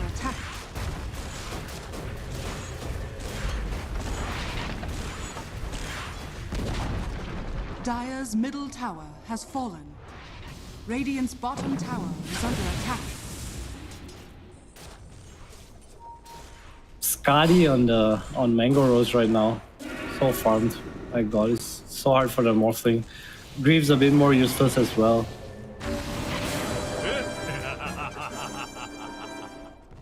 Yeah, slightly so. Are scanning. This Mango Rose NP is really big right now. Dire are Skadi scanning. done as well, which is so incredibly good against the Morphling. Don't like this smoke though. I feel I need the eggs on Mac. Going in here, has the BKB on Wonder Boy if he wants to pop it. Doesn't care too much, it looks like. Oh, the leash experience now 26 minutes into the game. Max is Mango Is under attack. needs to get out of there, use his roll up. Mango chases him down with the Hurricane Pike. And that is going to be another kill picked up for Atlantis. Dire's top tower is under Rolling attack. Thunder is now on cooldown. They're just edging closer to a victory in this game number 1. Such an early level 20 on the Nature's Prophet. Probably wasn't expecting it. 26 minutes into the game. Oh, Mango Rose in, I would say, a lot of trouble here. Uh-oh, his team's coming. Where's the pipe? Oh, wrong way, Mango Rose. Hey, he's probably snowball? dead. Black Hole gets used. It does get stolen as well. Sans with the Force Staff into counter Black Hole play. Almost Force Staffed himself into the Black Hole. That was very dangerous. scary. Oh, they get the Morphling. Oh, Sans playing so well on the Rubik right now. The control is there. The Morphling. Gashi, can he get himself out of there? Went for the full strength swap. Will not be able to get out. Sans actually steals waveform in the process. Dire's bottom It would have been tower is under hilarious if attack. the Rubik would have just forced himself right into the black hole and just died.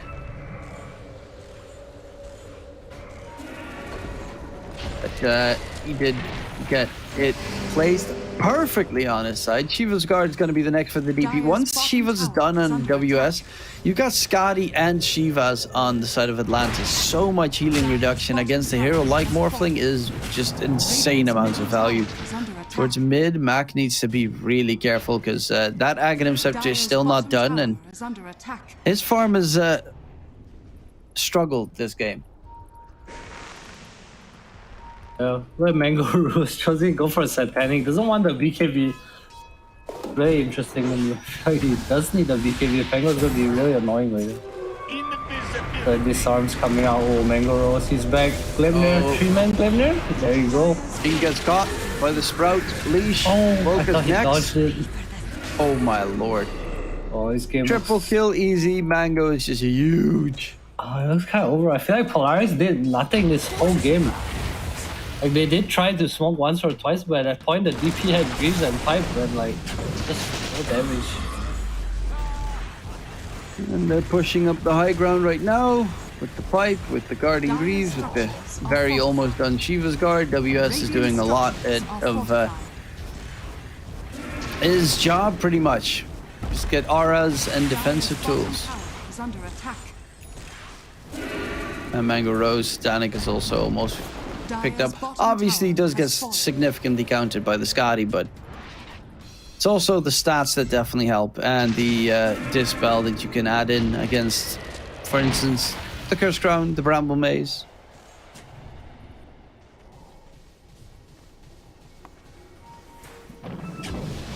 Those nasty other options here. Got it.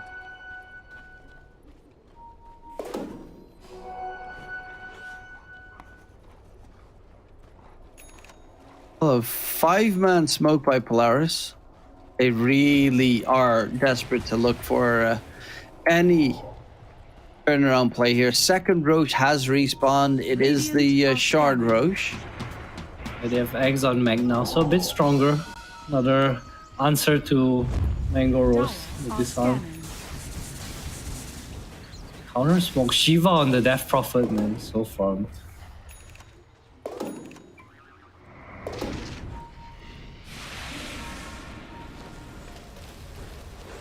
Come and fight me, Death's bounty. Well, double bounty in their own jungle. That shows you exactly how much Polaris has been able to play and farm it out there.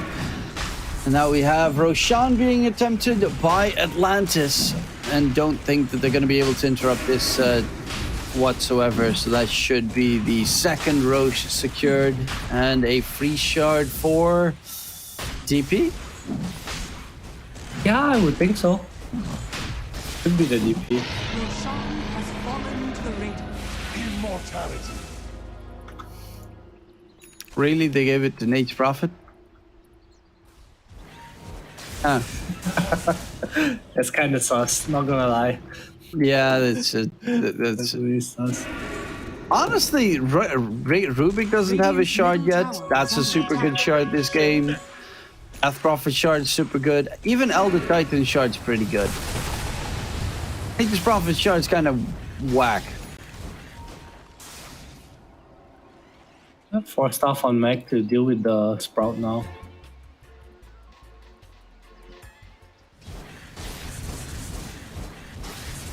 Polaris getting any other items. Alright, close to BKB on Akashi.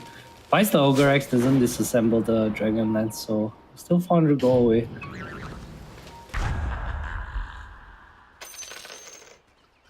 Forced to buy a 4-staff on a Pangolier. Oh, that's painful.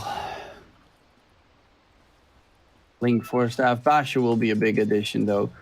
The possible next tool with the Aghanim Scepter, Pangolier can do tremendous amounts of work. Middle tower has fallen. But they have to be careful. Wonder Boy's got the Aghanim Scepter done. Next item's going to be the Aether Lens, or at least planning to. So he can get that Walrus kick on the enemy's high ground. That means, yeah, they all just need to play very far back. Or very far forward if they want to make it happen. WS with the Exorcism should be a substantial amount of damage coming out into the bottom set of racks. Mango. Trying to force something here. Oh, he's surrounded by all those brambles as well, which is quite a pain. But in the meantime, WS got himself a full set of racks secured. There's going to be the kickback. CML taking down quickly, but in comes Mac with the rolling thunder going in for more. The backline storm though. Mango's actually in trouble.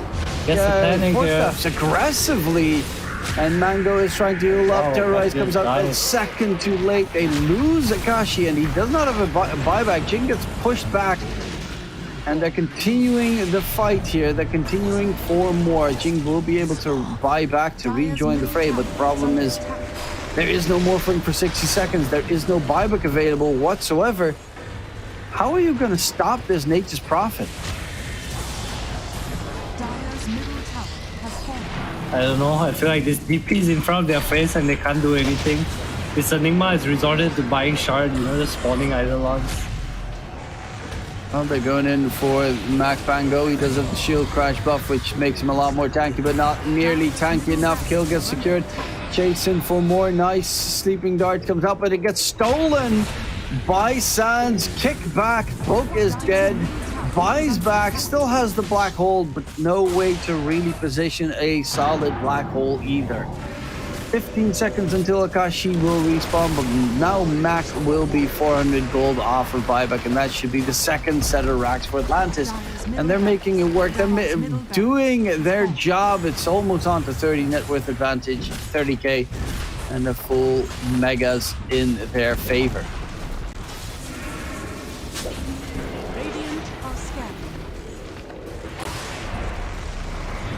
I mean, without the Pangolier, your team fight's significantly weaker.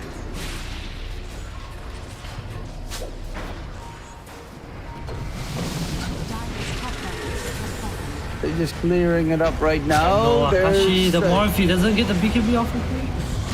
Well, he does get it off finally, but he's just going to get kicked to the side while Mango Rose is dominating his opponent's way from him from Akashi. Turns into the Tusk. He's really trying to get the kill onto Wonderboy. Does eventually find it, but Akashi gets feared up. There's also the armor reduction coming out from the Elder Titan that's standing next to the Morphling, and he will falter again. 80 seconds, no buyback available. GG gets called. Black Hole even gets stolen by Sans for good measure. And it's Atlantis taking game number 1 against Polaris. The surprises do not stop in Division 2. Yeah, they were so convincing too. They like dumpstered their lanes, maybe not mid. They dumpstered their side lanes, and I feel like Polaris, they just didn't have plays to make. Again, like talk about his draft, they just keep picking such passive heroes. This Ricky is not going to do anything for like 15 minutes, and they just, I don't know, the Morph kind of suffered. Hasn't really woken up yet. Died a few times to the Raft, to the Fate Bolt, like you said. And then, I don't know, the Enigma too just didn't really have a place in the game, it felt like. It happens a lot more. I think Enigma is not really in a very comfortable spot. And did they first picked Ricky, right? It was a first pick, Nature's Prophet into Ricky Enigma. Okay, yeah, and then they picked up the Rubik. Yep, yeah. As we can see, the MVP is going to be Suns. Yeah, that Rubik Black Hole steal at the bottom lane was just so freaking value. Then he stole the second one as well, where he forced F and almost got himself caught in the black hole, but almost is not completely. And another big catch. I definitely do think that a lot of their team has done a substantial job. WS on that DP as well. Just unkillable this game, really. But I do think that I agree with that statement of giving Sans the MVP for his Rubik performance with all those black hole steals, the sleeping dart steals, just constant nuisances coming out from the Atlantis players. Yeah, I think the one fight bottom, the first one where he stole black hole and got a 3-man black hole, I think that was like the whole pace of the game stopped for Polaris. They just couldn't really do much after that. I feel like they got team wiped, they went bottom, and then they just couldn't take bottom back again. And then DP was just kind of standing there forever. Yeah, the struggle city does not stop just here yet. We'll see if game number 2 will give Polaris a chance to get themselves back in this series, or if it's going to be Atlantis that will be able to knock down the Polaris Giants. We'll be back for game number 2 after the break.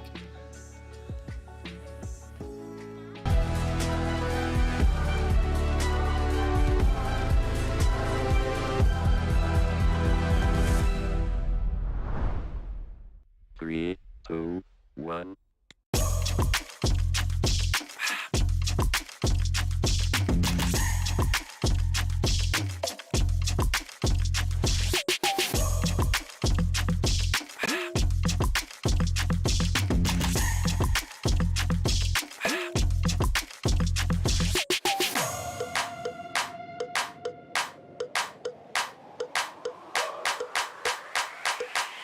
This crowd is actually able to do so for a decent amount of time. Time to take up like the blame cloak. That's get a lot of damage, but here comes the black hole. Just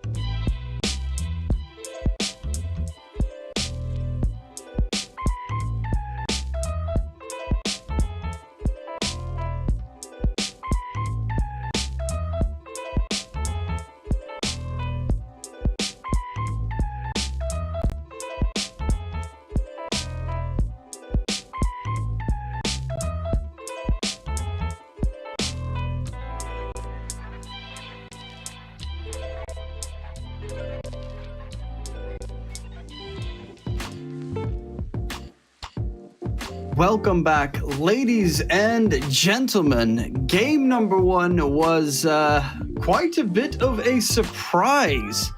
We had ourselves the beauty that was Atlantis taking down Polaris in what was essentially, a bit of an upset. Akashi did not look very comfortable on the Morphling, which was a bit surprising considering we both expected quite a decent performance coming out of him. It was not even that bad of a Morphling game, all things to get considered. I think it just came back to the lane. He had he lost the lane to the Death Prophet, and then he got picked off once or twice, and just felt like he was kind of tilted after that. I think there was one fight where he didn't even press BKB, got Ruby lifted and just died. Polaris, it felt like they didn't really have plays to make. They tried to open up the bottom side of the map. Suns with a nice black hole still kind of turned it around, and Polaris just felt like they had no more ways to play the game after that. Do you think it was a drafting issue on their part, or did they just have a poor performance? I feel like in general, I don't like most of Polaris's drafts, but because the way they play Dota is very different to me, but I feel like it works for them, they're winning like every game, and I'm not a fan, but if it works, why fix it, It's not broken, why fix it? There you go. Yeah, they are going for another play themselves. They pick up the Nature's Prophet for Polaris. All 3 of their cores, if I'm not mistaken, play the Nature's Prophet, so they've got the ultimate flex with it. And they're up against the Primal Dark Willow. So Dark Willow gets yoinked, and the Primal Beast gets played, which obviously is a pretty good hero to deal with a Nature's Prophet. Yeah, I wonder who plays it on Atlantis. Is it Wonder Boy? I'm not sure if they play in the offlane. To be fair, it's not really rocket science kind of a hero. That's true. The offlaner can probably handle it. I don't know necessarily who plays it. They've played it twice before. I don't know by who. I'm gonna have to go into more specific details. It's alright. But it definitely is a hero that is swappable in that regard. I think everyone has played quite a bit of games on it. Obviously, you need to have like the range and everything under control, but it's primarily just you see Nature's Prophet, you decide to charge, and you stomp all over him. Then you win. Yeah, and then you win. Kind of like a Bat Rider, but then you burn all over him. That sounds true. One's like on the ground and one's like above. Makes sense. Both will demolish the hero. Interesting to see this Willow pick. I feel like Polaris would have... maybe it's an anticipation for the Riki. Obviously, roots are kind of nice against Riki in the early game. But I feel like the Willow didn't have that much of an impact last game, so it's kind of odd to see them fight for it. Riki is, as you mentioned, doesn't like roots. Though the Curse Crown doesn't really work against Riki because you can most of the time Tricks of the Trade dodge the stun at the very least. Because it is a very obvious moment when the stun will be coming through. Though Dark Willow can she dodge the Sleeping Dart with the...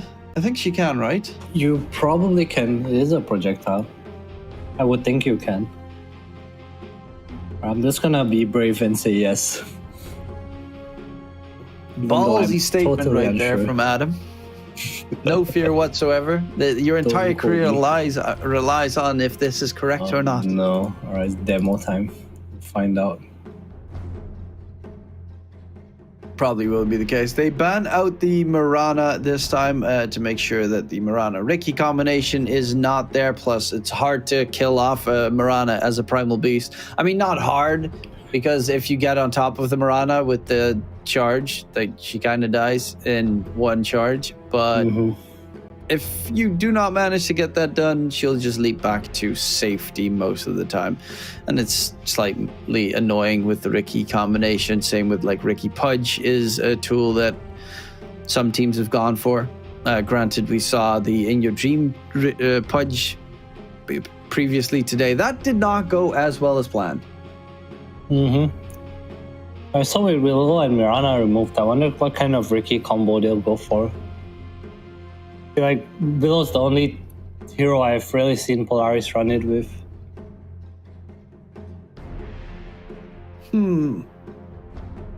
I think they can play a Pudge. I think Akashi plays Pudge. Do you want to pick Pudge against like these nothing it though? I mean, I guess you can pick it later if people pick like Naga and stuff to counter the NP. Yeah, it's still early parts of the draft anyway. But it's okay-ish against the Primal Beast, I guess, because I think he survives okay-ish against Zero, and Dark Willow is just mainly annoying, but for the most part, you don't care about Dark Willow whatsoever. That's true. Morphling ban. Interesting. Wonder what they want. There's still a bad rider in the pool, by the way. Neither team banning for it though, so not too sure. We'll see it picked up. Slark ban. Okay, so might see a bad rider.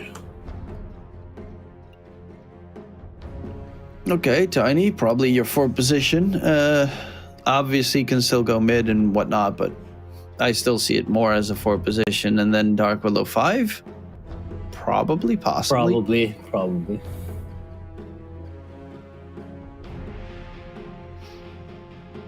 I mean, Mac plays a really good Nature's Prophet. Akashi plays a really good Nature's Prophet. Book plays a really good Nature's Prophet. So Polaris has quite a big, insane flex pool. Yeah, I just feel like the way they play, like Akashi's usually always farming, and then if Mac and Bok takes like a farming role, they always feel like they lack numbers. Because they pick this like Ricky and Willow and stuff, and it's just kind of a less of a kill squad kind of hero, more of a play the map kind of hero, and I feel like they always end up playing farming cores with it, so it's a bit weird. Life Stealer. So if this is a 4th position Tiny, then it's a Primal Beast Tiny versus a Lifestealer, which should be the easiest lane for the Lifestealer. If you get a 1 point in Rage, Primal Beast doesn't touch you whatsoever anymore. They have no BKB piercing effects yet on Atlantis. So it looks like a good Lifestealer, especially if you add in the Lich to give the physical damage reduction. That Lifestealer should not be in a position where he will die anytime soon. Yeah. I feel like they should just put the Primal Beast mid now though. Pick a matchup for the Lifestealer. Even like some Razor or something looks pretty okay. Just wanna win the lane, I think. On second pick. Makes your game so easy. You win both your side lanes because you see the matchups and then you have this Primal Beast that can run around. Sounds really scary. Yeah, Primal Beast is definitely a snowball kind of hero. If you get a quick BKB, like it has dominated a lot of games, but the hero also has a significant drop off once the enemies get their like second items and such. And considering Lifestealer already has an 8 BKB, he doesn't fear the Primal Beast at all this game. But the Ricky and Lich definitely do. They're heroes that can easily get trampled. That is Even true. They don't really Prophet. have a stop for the Pulverize as well, just Sinister Gates, and I guess Smokescreen. But there's no like BKB pierce. So once this mid Primal Beast actually gets BKB and starts to bite down someone, it's going to be really hard to deal with. Yeah, curious to see if they're going to try and address that with their last pick, which most likely is either their mid or safe laner. Mid or off laner in that case. And Atlantis with the Monkey. Yeah, Monkey does win against the Lifestealer, obviously. It's pretty A-okay. Does have a fear of like heavy magic damage heroes in the game, and Polaris haven't shown their entire draft yet, so it's always a little bit scary to play the Monkey King. It's also dangerous against the Nature's Prophet, obviously, because he can just cut down a bunch of trees if he knows what general direction the monkey has jumped to. I wonder if this is a offlane Monkey King. It's probably Primal offlane, I think. Most likely. But if you think about it, it makes sense, right? Like you want this, you see it, you want to match up against the Lifestealer. Monkey King's like really good at that. What else is there? Primal? I think you want to dodge the Primal against Lifestealer matchup too. It's really hard. But I'm not sure how this team plays the Primal Beast. Maybe they're fine with it. I mean, if you try and deal with the lifestealer, wouldn't you just go for like a Razor. Razor probably the most or common. the Slardar or something? Yeah, I see where you're coming from. But even just pick their DP again. Wouldn't hate it. Yeah. Pretty much range heroes. Yeah, like Slardar obviously is different, but pretty much range heroes. They actually ban out the Viper here on Atlantis' side. So Okay. it is a carry monkey, I guess, based on the bans. Yeah, Viper's also good against Primal. With the ulti to make sure that he doesn't chase anyone down. And it's a Lesh last pick. That's a Boke mid Lesh. That's a dangerous hero in the game. Sorry, Mac mid Lesh. So Boke off lane, Nature Prophet most certainly. And yeah, they got some decent comfort here on Polaris's end. Yeah, this looks like a good Lash pick. He has the Frost Armor and the Lifestealer Infest to back him up as well. It's also another stun for the Ricky Sleeping Dart follow-up. I like the Polaris draft so far. Wonder what Atlantis can pick here. And it's also really good against both Dark Willow and Monkey. Monkey hates magic damage, Dark Willow hates, but damage that goes, that's AoE, and like Lash is pure AoE. Yeah, curious to see what Atlantis is gonna do here. I feel like they need some high physical damage hero. Coddle. That is slightly different than high physical damage hero. That is true. There's extremely low physical damage. Coddle. Probably one of the lowest in the game. And it's going to be a mid Coddle against the Lesh. So the plus of that is the fact that you can get a Spirit Vessel at a pretty quick timing. The downside of that is Coddle cannot do anything against Lesh in lane. It's just both of them are going to get farm, and that means the Lesh is going to get a pretty good timing on his Bloodstone. I'm not a big believer in the Coddle this game. I think they picked it because it's a vessel buyer. They kind of want to run around with this tiny Coddle. I can kind of see it working, but I don't know. I guess it's not as convincing to me as their draft last game. I think it's more 50-50 to me this game. I think Lifestealer is going to have a pretty good time. Obviously, Monkey King technically beats the Lifestealer, but the rest of the team from Atlantis can't touch the Akashi. Maybe when they get 25 on the Primal and he gets pulverized with Pierce's BKB. But until that point, I don't really see a problem for Akashi this game. Even the Monkey King, Monkey King should win against the Lifestealer, but it's not always 100% clear cut that he will. It depends on the item build, on the situation and whatnot, because it's never going to be a full 1v1 matchup. Yeah, that's true. There's stuff like the Leech Armor, obviously the Infest and stuff coming into play too. I feel like Mac's gonna have a really good game this game. Like you said, free farm right against the Coddle. He has a good supporting cast as well. So Polaris is probably looking like the better choice here. This was over before it At least, according to these wonderful analysts. Just kidding. We'll have to wait and see. I just tried to give us the good old caster's curse right there. But yeah, it's just going to be a farming mid matchup. And honestly, with these lanes, how they're looking, where do we need to keep our eyes focused, Adam? Oh, for now, maybe in the mid lane, Mac trying to check wards. That is kind of nearby. Where do we need to focus? Probably the Monkey King lane, I think. Speaking of which, he is in the Dyer's base. He's looking for some couriers. My man. Waiting for his TP cooldown. Alright, how many couriers is he gonna kill? I'll say 3. Oh, it's kind of early though. Dyer's courier has Oh, been killed. the reaction time.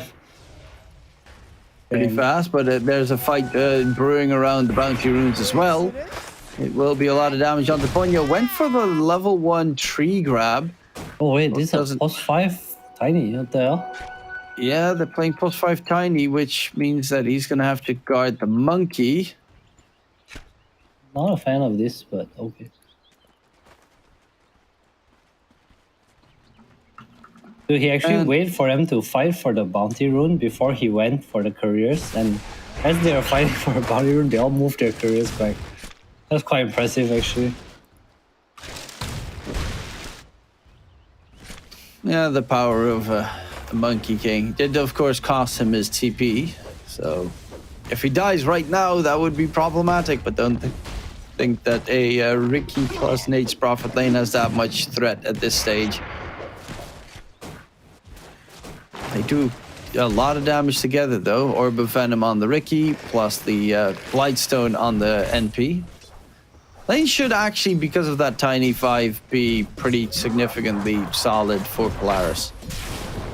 Yeah, I think it gets easier for the Monkey King eventually, but the start's pretty obnoxious to deal with, I would say. How's What top about lane that gonna top go? lane? The Primal plus Dark Willow, is that a kill threat here? I feel like it's not. I feel like, if anything, the Willow wants to be away from the Lifestealer, right? That's what I think, at least. I feel like with the tiny up here, you can just pull waves, and eventually a stun toss will just kind of kill the leech. We'll see. And Mac is stomping mid on the Leshrac. That is, so far at least, he is doing a ton of work. And that is something that you can definitely be fearful of. Because Coddle, all he does is really illuminate, blast a wave. And nothing more. And Mac is, he's missed one creep kill so far. So that's not bad and not bad at all. I mean, when he's going to get himself some points in Diabolic Edict to get some tower push damage in. Yeah, similar to last game, the Pango, he barely missed CS as well. Really on point today, if anything. Bullying Wonder Boy here.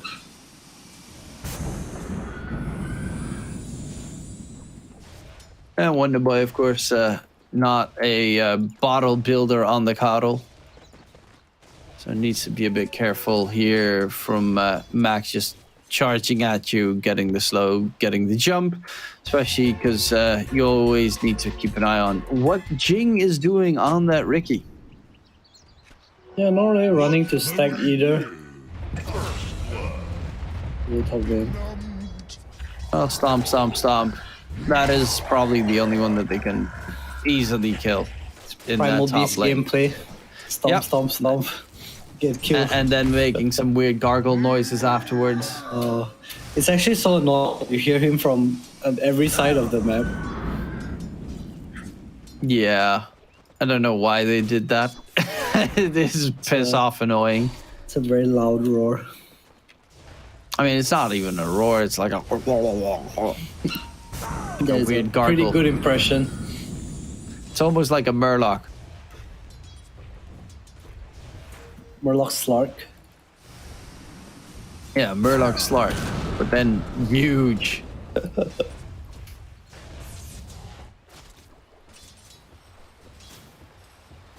Radiant's courier has been killed. Mango Rose wants to build the Battle Fury on the Monkey King this game. That's a Coddle. Obviously, Coddle is significantly better at the early couple of items gaining normally. But with the Monkey King going for Battle Fury, that's going to be a lot of farm that they both need to take. Yeah, I mean, I feel his call right now. He needs some stacks. He's really poor. Mac is putting on a show in the mid lane. Call obviously can't really do much against this.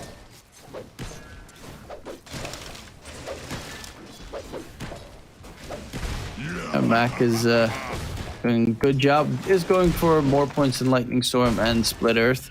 So no tower push shenanigans coming in just yet. That might be later down the line. But it is WS after that first blood, of course. Top net worth of the game currently. However, you can't... Yeah, Akashi has a point in raid, so you just do nothing against the Lifestealer. I'm very curious as to why he has no points in Edict. We're just wanting to lane a bit more.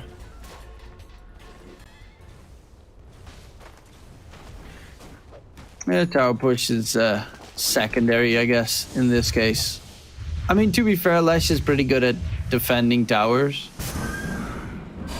Creeps will die very quickly every single time you get anywhere close to the enemy's tower. Speaking of which, going in onto Wonder Boy. Do they have the stun to connect? Wonder Boy on the run. Mac is pretty fast. He just has to run him down.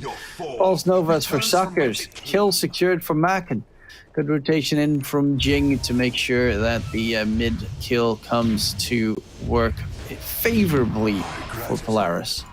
Yeah, very nice vision coming out from Polaris as well. Both sides of the mid lane warrior can see any rotation. This is where the game gets kind of scary, I would say. This Slash is gonna run around, he's so free, and we have this lifestealer 1-on-1 against the Primal Beast. They're going for Mac here. Yeah, Mel will die.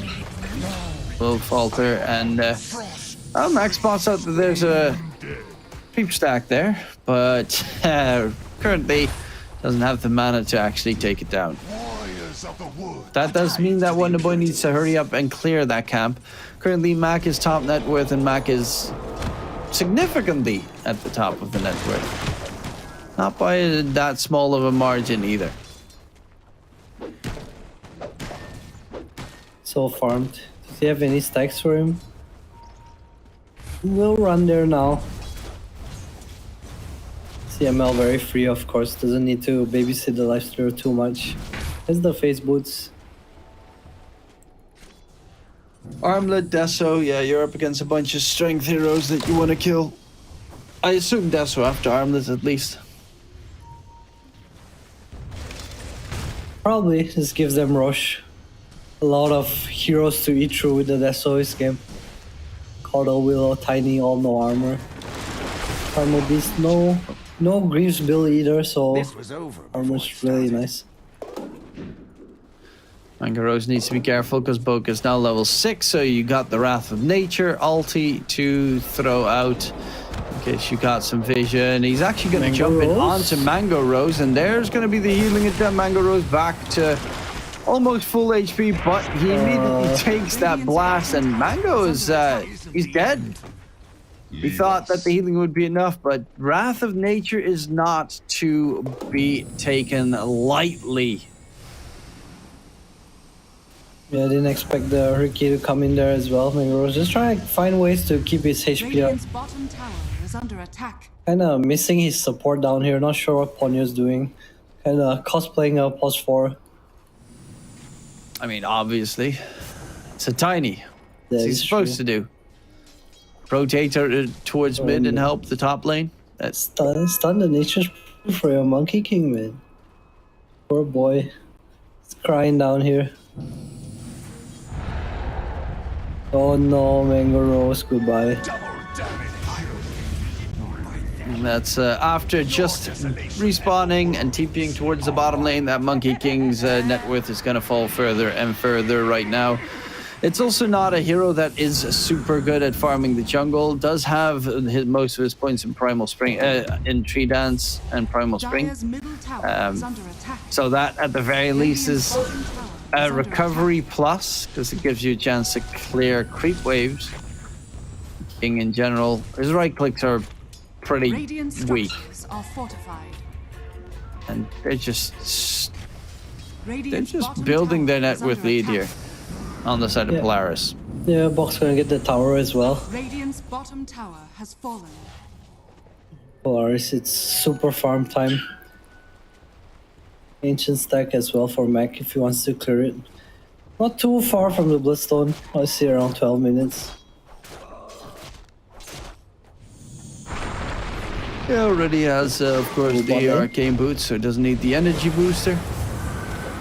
Instead, next item's Voodoo Mask, Bloodstone, Mage Prophet ulti got used, Book is gonna get caught out bottom lane.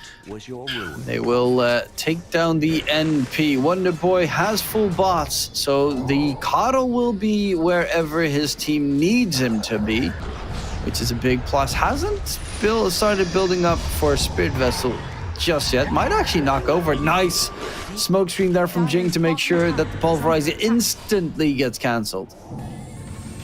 Radiant's top tower is under attack.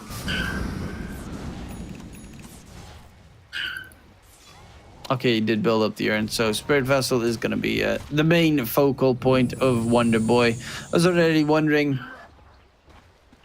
yeah, if he wouldn't go for it, because I honestly think that if you don't get Spirit Vessel, you probably already lost the game.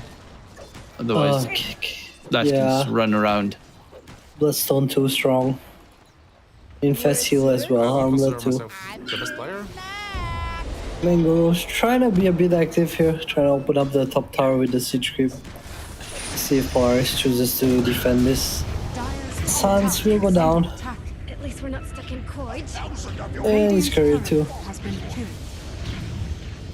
Well, they're possibly considering going for a fight here. Mango, The best player? he was just standing in the trees looking to see if Mac gets a bit close to the creeps, but rightfully backed off. And that Bloodstone is only a recipe away from securing. And even they have if you a have a vessel Spirit to Vessel, it matters zero if you don't have charges. That is true. This Monkey King is going Battle Fury too, so they're going to need a really long time to play the game.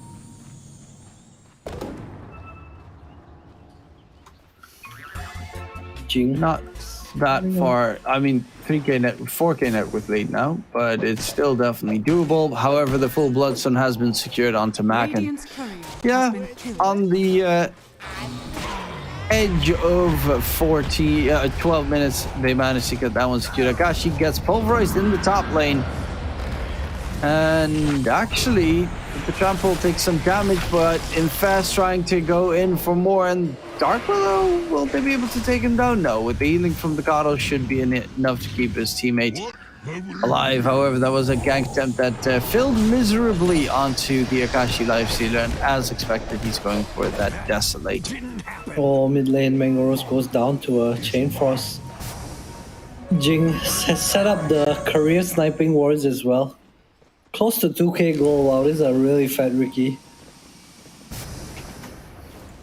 Yeah, he's got two. Oh, yeah, so much extra cash. Get a shard plus more. Jing. Oh, no toss. Pulls back. So the Brambles are being a bit of a nuisance there. Can they get out of there? Back? He does have the Bloodstone, and he's healing so much. Back to full HP. Oh my lord, the damage coming out, the healing, the sustain. And Mac is just in a perfect spot. They find a double kill. They're looking to take the tier 1 tower towards mid. Yeah, this is Bloodstone gaming. This is... in the middle of being pulverized, you're just out-healing any damage thrown in. Radiant are scanning. Yeah, I'm not sure how they get back into the game right now. Monkey King still buying his Battle Fury. It's gonna be another long journey. Well, they are looking for Mango. Monkey King on the run. Oh no, don't kill him, guys. The Carl needs the orange charge. Yeah, but Wonder Boy didn't want a TP for that. Gord, he's got the Spirit Vessel now done on Coddle. But yeah, Vessel charges or bust. Mango Rose is just hiding in the trees the entire time. The amount of downtime he has from farming. Yeah, it's so hard. Almost anything can kill him. I think his Wukong's a bit over the sands. Gonna go down. He drops the Wukong. I don't know about this. I feel like he's gonna die for this. Is gonna get taken down, but Mango. Oh, it's Carlos here. So it's Ponyo. Man, they have all this. No vessel charge. No vessel charge. Well, the toss comes in. Actually, make sure that the onslaught misses the Mac, and with the TP, they will at the very least get out, or so they think. Wonder Boy is going to get jumped here. He's pretty quick with the bots. Is he going to be quick enough? Jing gets the last hit in, and that is going to be again, huge kill, because the Coddle still has not managed to get a single vessel charge. Oh, that's so sad. Dire's top tower is under attack.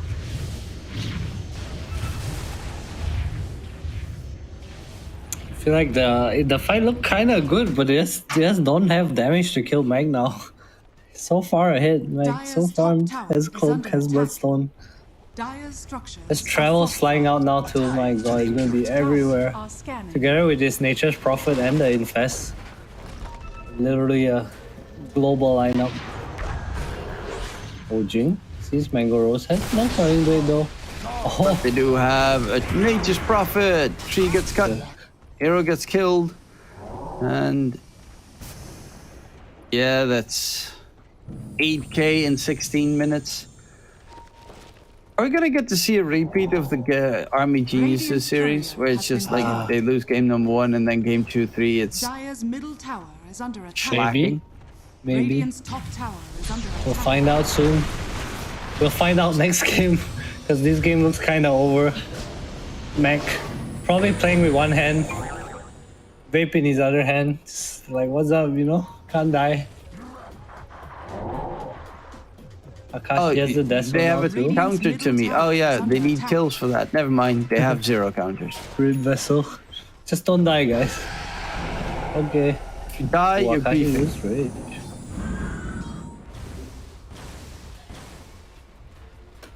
She's got the full Deso now done as well. So their Roche capabilities have opened up. He's going for the shard next. I think that shard is so freaking good. Oh, here comes the infested Leshrek. Running in. Might decide TP top. Probably will TP top in a second. Here we go. This gets thrown out on the side. Into the but, Wukong, cause who cares? yeah, Mango Not just gets me. absolutely blown to smithereens though. And Mac is looking for Ponyo. 2 kills secured. Sans Did gonna he get call away. it here? Probably not, because Ying is nearby. And Ying is actually looking to get himself Oh, Wonder he Boy. slapped. Just call That's it, the guys. big target that they're looking for. And Just quad call kill it. Oh, secured. Shinorita's WS going in. Gets a kill, but Oh, he gets slapped. he actually went for the pipe build on the Primal this game, so he's not even building up the BKB. Is under attack. This is where you call it. It's over. Oh, they're Radiant's going top to tower just is get falling. themselves Roshan with the Deso. I mean, yeah, you are right, this game is over. I don't see any way for them to come back with their heroes as well. They need a Spirit Vessel charge for moral reasons. Yeah, Keep the just the motivation up. one, just, you know, show that I Five-man actually smoke. got anything from that stupid Spirit Vessel, because it's a pretty big investment. It's 3k gold, and it hasn't been able to do anything. Make a fine humus. Regeneration, and after that. Radiant's middle tower is under attack. Dire's top And these tower boards is under from attack. Polaris as well. They see everything. Dire's Ricky. top tower has Bringing fallen. in so much vision.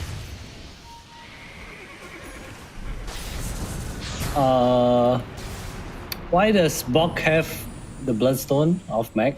Give it back, Bok. Thank you. Maybe it works like auto. Bottle. Just refill my Bloodstone. Oh, Ponyo. Goodbye. +5 tiny player.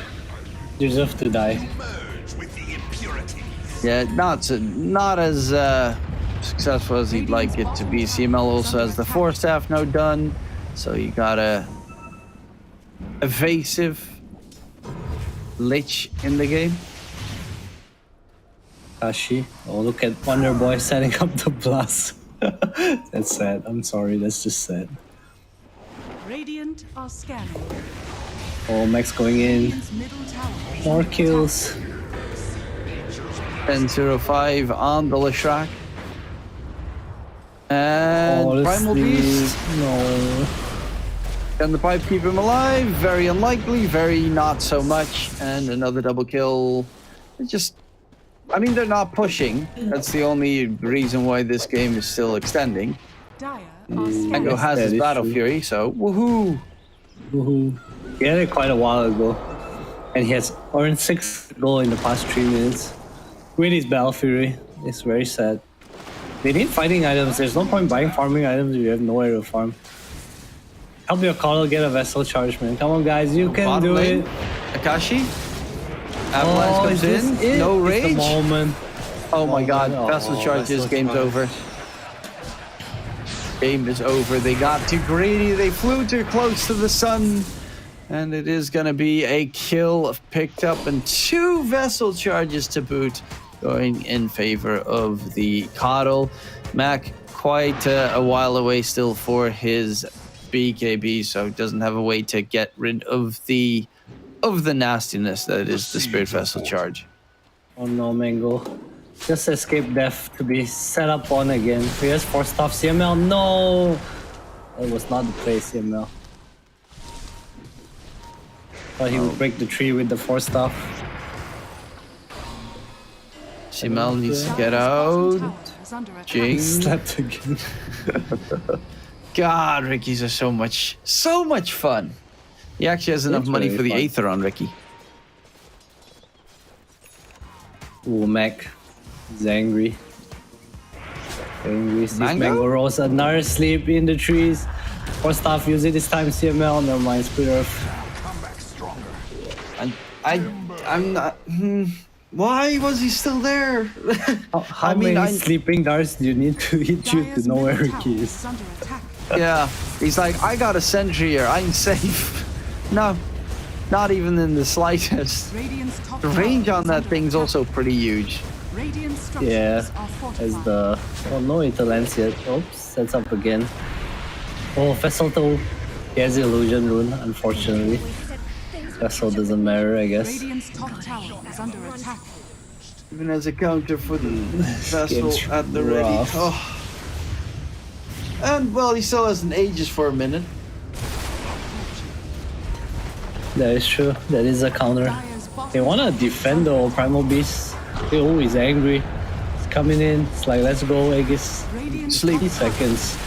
Actually, Max going in, pops the Manta, the Bloodstone is on cooldown still for 40 seconds. Wonder Boy's actually dropping low. They find themselves 3 kills. And Primal is surrounded.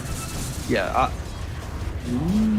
I guess they're just never gonna GG out because... yeah, I feel like these are the fights where you're like, let's go, go, go, go, go. They lose and then it's like, let's go next, guys. But yeah, that was kind of what I was expecting. Some teams tend to tap out a little bit sooner. But Atlantis seems to want to go till the final whistle.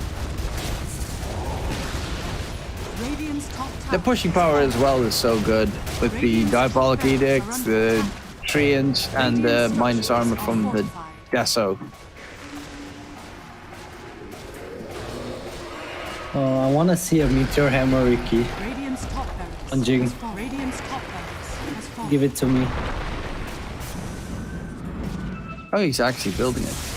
Or is he building actually? Lotus? He has a Perseverance. It might be Lotus.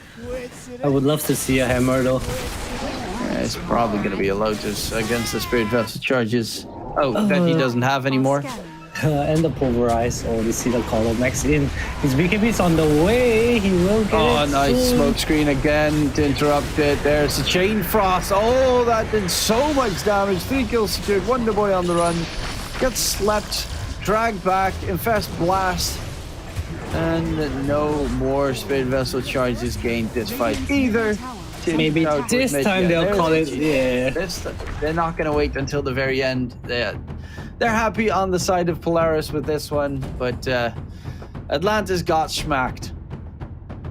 Kind of exactly like Army Geniuses did in game number 2. They got angry. They came in with a draft that was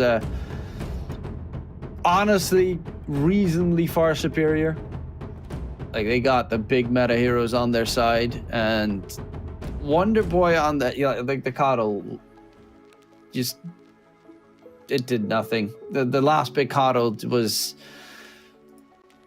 a moot point. Obviously, no Spirit Vessel charges means you can't really do anything anyway. But yeah, this was a disastrous game for Atlantis and a superb one for Polaris. But then we have the big question: who will we give MVP to? Is it Mac? Is it Akashi? Or is it Jing? Has to be Mac or Jing, I guess. It's really hard to not give it to Mac, right? Like, it's 14-0-11. I mean, I feel like the Ricky did a lot too. Who would you pick? Yeah, it's a toss-up for me. I mean, Max got that big, damage, but Jing did set everything up as well. And 30 Ricky players. Yeah. I mean, I probably would go for Mac. He also has the highest skill participation in his team. Poor guy. 14-0-11, no MVP. Give core players some love, guys. Nah, core players always get the MVP. So big props there for Jing on the Ricky, looking very solid in his approach.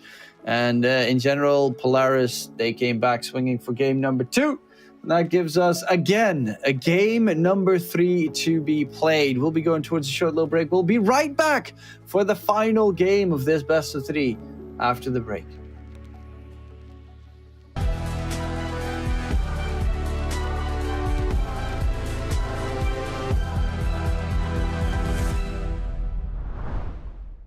Three, two, one.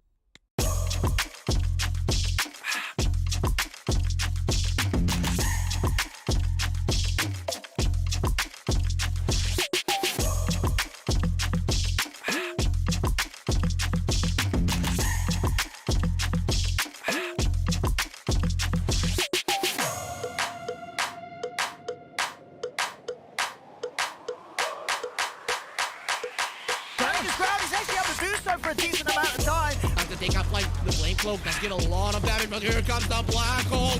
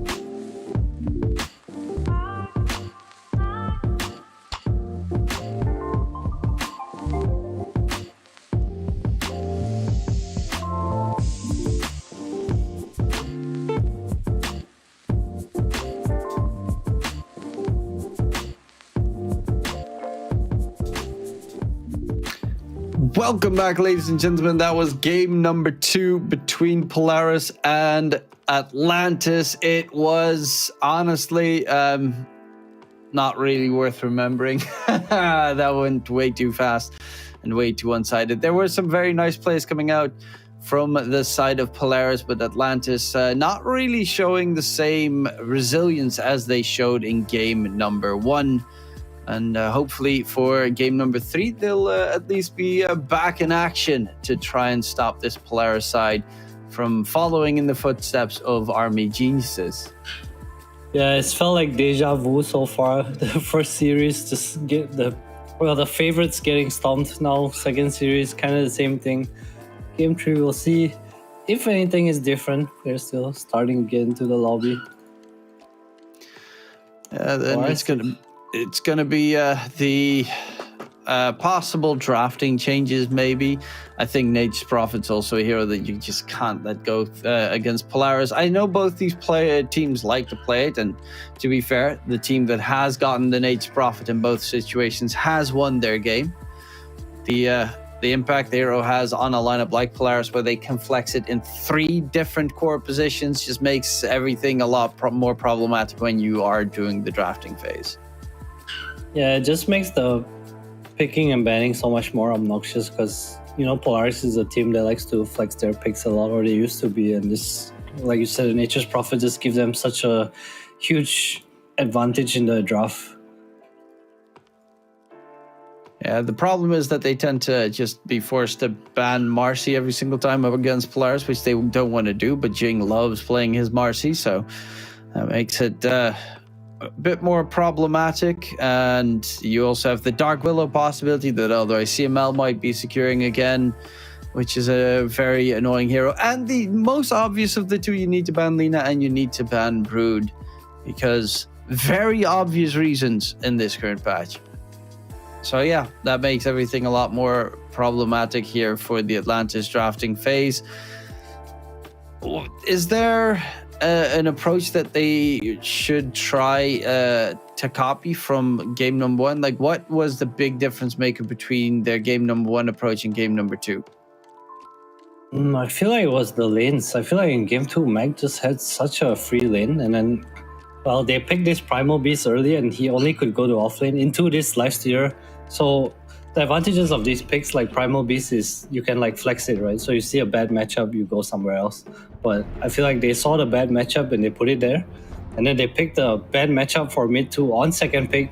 So they lost top lane, they lost mid lane, and then bot lane was like kind of 50-50. And then Ponyo just ditched with his post 5 bracket, actually post 4 tiny, and then Mango Rose had to like solo down there, and it just kind of snowballed, right? All 3 lanes untouchable from Polaris.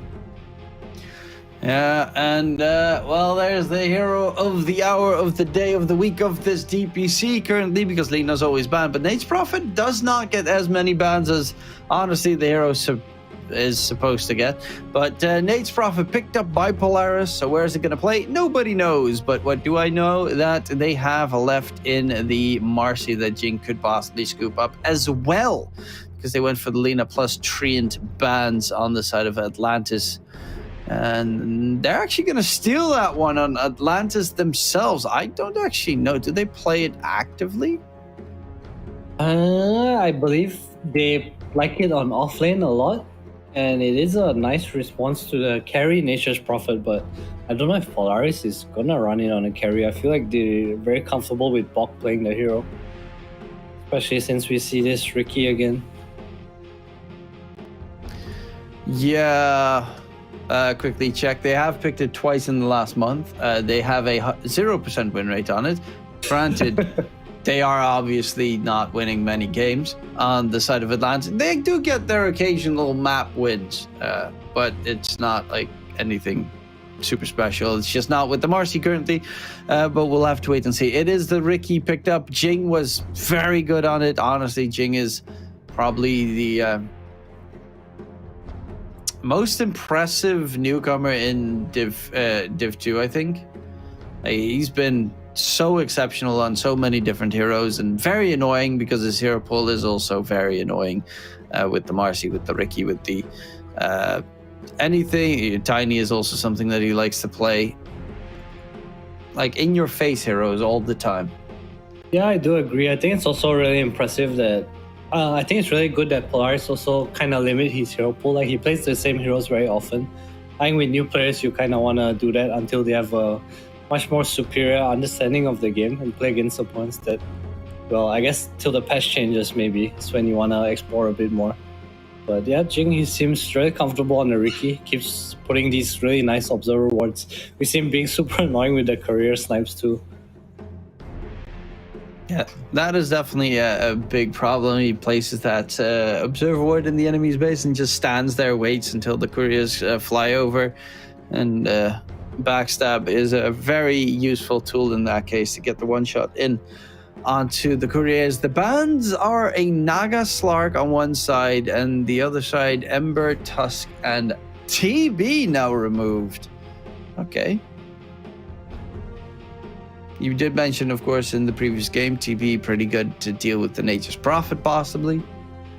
Yeah, the lane's just really easy because, well, it's Ricky Nature's Prophet. You don't really have magic damage in the lanes, physical, and TB's high base armor. Ember, Tusk remove. Nothing too surprising, just normal Mirana combos. Atlantis really like these two mid heroes as well. I feel like they won a kind of a run around melee hero on Wonder Boy. He looked really uncomfortable on the Keeper of the Light last game. Oh yeah, I'd be uncomfortable as well if I don't have any Spirit Vessel charges to the Spirit Vessel. Would make me second guess my item choices at that point. Shaker? Okay. That's a good hero against Nature's Prophet if you get him next to the treants, but not a hero you see 1, 2, 3 every game. They do have a lot of lockdown on Atlantis now. This used to be a very, very old school counter against safe lane Nature's Prophet because the Nature's Prophet likes to hit you and chase you and bully you, but Shaker kind of pulls the wave back, kind of similar to Enigma. It's also not the worst against Ricky now. Before Smoke Cloud used to be super annoying, but now as Shaker you buy Shard and you kind of just stay behind and play for Fishers so you don't mind too much. Honor Leech. I guess it's a response to the Marcy. Yeah. To be fair, CML did play good Lich. His Chain Frosts were outstanding. Had a couple of team fights that he almost won single-handedly with those Chain Frosts. Yeah, that's true. Monkey King, alright. What do you do with the Marcy now? It's carry Marcy time. Honestly, just pick Viper, works in carry Western Marcy. EU, and it's fun. I mean, I feel you can play offlane Marcy in the safe lane. It's pretty much the same thing, right? And then you pick some Viper, go lane this monkey. Like, you're just doing what's better for the lanes. Otherwise, you're gonna be on the back foot. Let's see what Atlantis choose to do here. Death Prophet. Alright, it's not a Viper, but I think it's a big comfort pick for him, so okay, why not? DP Shaker. Yeah, so then that would mean a Marcy safe, or do you think this could be a DP mid? I would think it's probably Marcy safe, just to mirror the Nature's Prophet. But I will say Polaris has ran NP on Mech as well, so I don't really know what's Shaker gonna off lane and then Mirana 4 with the Marcy 5. Yeah. I mean, Polaris can always try to follow the Marcy with the MK, right? Whether it's carry or not carry, doesn't really matter. You just go offlane on the carry MK, like I'm sure they are fine. It's a good matchup anyway. We'll see what happens. No more puck, so they still expect the last pick to be a mid laner on the Atlantis side. And Polaris will probably look for a mid laner themselves. They do have last pick on Atlantis, so they can always adjust accordingly. Luckily enough, there is, let's say, a hero like Bat Rider, for instance, in Fable, and then you're just completely fine. That series, they're just not touching the Bat, surprisingly. Yeah. I mean, it's against Monkey and Nature's Prophet this game. There's no way you don't pick it if it's not banned, right? But I feel like Polaris won the Bat Rider. They are picking first. We'll see. Oh, there's the bad ban. Okay. Yeah, I think that one was a bit too risky to let through because it just wipes the floor with the Polaris roster. Yeah, I do agree.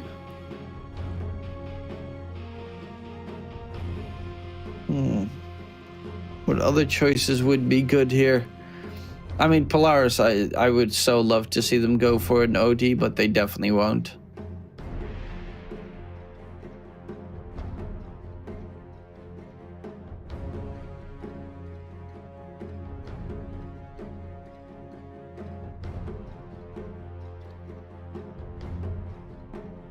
Adam?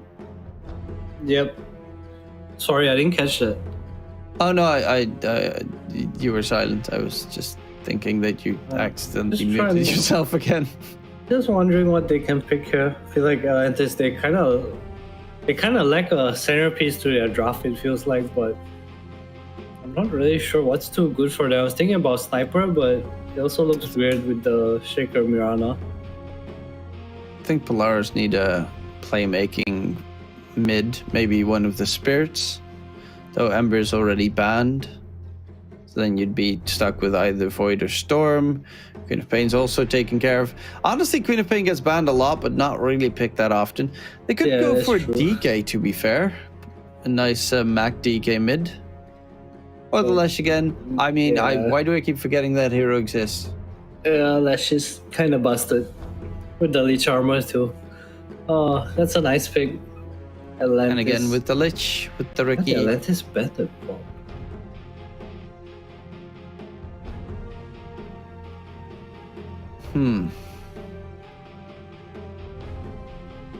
Yeah, to deal with the Lesh, what's the best tool in this patch? If you Conka, go maybe? Coddle again, I'ma kick you. Yeah, I'm leaving. I like Conka, I think it's okay. I think DP mid is fine too. But what can replace you in the offlane? Maybe still Viper, I guess. Yeah, draft list looks so weird. Just pick Sniper, guys. Sniper's the pick, actually. It's pretty nice against Lash as well. Man wants to see Sniper. Unironically. There we have a spirit. Is that the pick? I don't know. Like Atlantis' draft. Make Lash strong. Yeah, Void Spirit doesn't really do that much against Lash either, because he soaks up physical damage, and Lash is like no physical damage. So, yeah, they do have a decent rotation with the Mirana coming in. It is going to be a safe lane Marcy. Honestly, I have been very much surprised by the performances of safe lane Marcy a lot recently, though I think I'm going to go with Polaris first of all. Game 2 was just so very well done by them. And second of all, I just really like the Lash pick here. Yeah, same. I'm surprised they got this 19 pick Lash again into... I mean, if your solution to Lash is Void Spirit, I think something's wrong somewhere. Also, I feel like these carry Marcies, a lot of them tend to go for the Battle Fury now. Can't say I'm a fan of the build. I feel like you still need to play it as this like BKB basher hero. I'm not too sure. I saw a pretty effective one yesterday or 2 days ago from, let me think. Yatoro played the Battle Fury version. That one went pretty well. I assume because Akashi is probably going to go for his own Battle Fury, that you probably have the space this game to get it as well. Though it's another game where, you make a mistake and all of a sudden Polaris, they've taken down all your towers.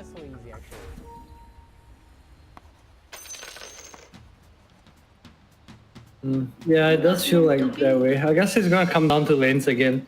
That's the scary thing about these Slashers and Nature's Prophets. When they do well in lanes, they just automatically take your towers. Get to run around. It opens the map for a Ricky to put all these sneaky wards as well. And you have the bots that you get on the Lash at a certain point. Then you've got the global TP coming in on the Nature's Prophet, and just pain. Oh, bot lane.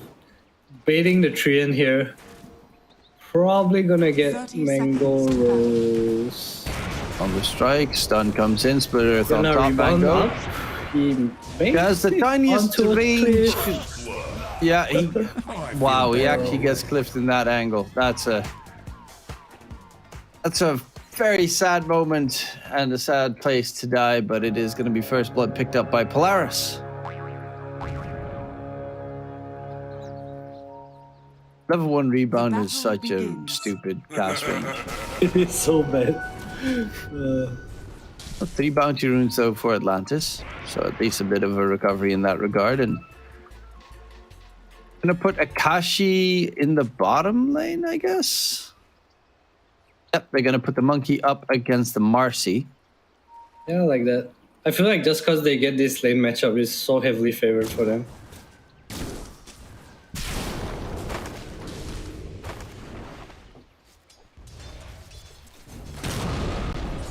Lich versus Mirana man fight. Mirana with the Sarsum could possibly harass pretty nicely, but Lich is also a hero that has pretty annoying harass because the attack slow coming in from the Frostblast is pretty nice as well, on top of just straight up the damage. Yeah, Frost Armor too. Oh, they're going on CML. Ponyo in trouble here. They get blasted. And then they started blasting on Polaris. Another kill picked up, another one right there. This is CML that managed to get the kill secured. Obviously, the big plus was that Mac got first blood in mid, so his bottle is already ready to be delivered as we speak. Don't think he's going to have as free of a game as in game number 1 in that mid lane matchup, because of course the Void Spirit has pretty good attack animations and pretty decent attack damage as well with that Quelling Blade.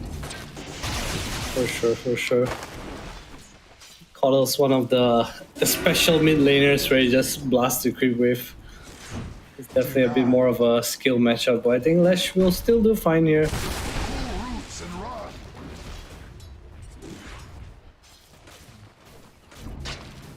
There's a bit of a threat though in that bottom lane. Mirana plus Marcy combo can also be very nasty with like a rebound into arrow setup.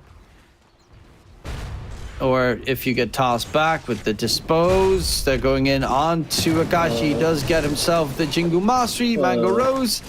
It's a Monkey King. He's pretty good, pretty strong, and he's pretty survivable with an extra life steal. Ponyo is dropping pretty low in response. Akashi with the Tango should be able to heal up nicely. But that is another big kill coming in for that bottom lane of Polaris.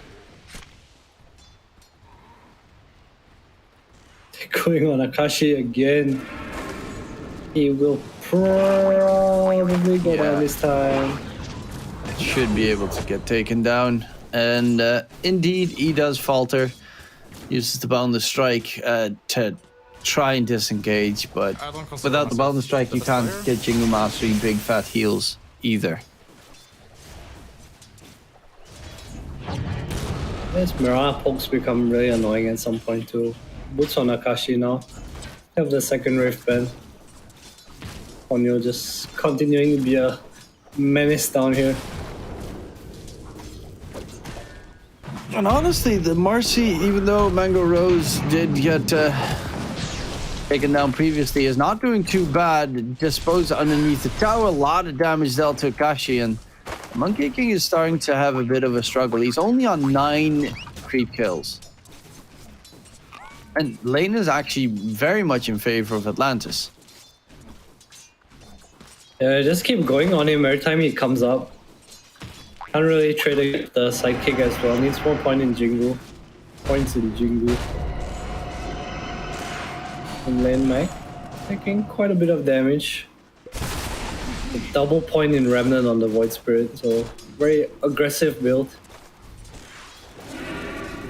Not a single point in Dissimulate. That's slightly weaker for ganking most of the time. Top lane, Jing is taking a heap of damage. The Ricky on the run will be found out. WS gets that one. Book actually takes immediate damage right afterwards. And they're actually winning their lanes on the side of Atlantis. We saw what they can do if they win their lanes in game number 1. So there's a little bit of a sweat that could possibly start breaking out on Polaris' end soon enough.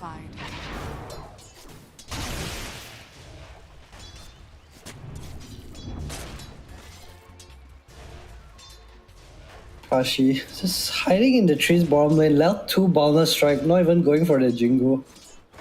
Kinda accepted his fate. He's the offlaner now, I guess. So scared to walk out.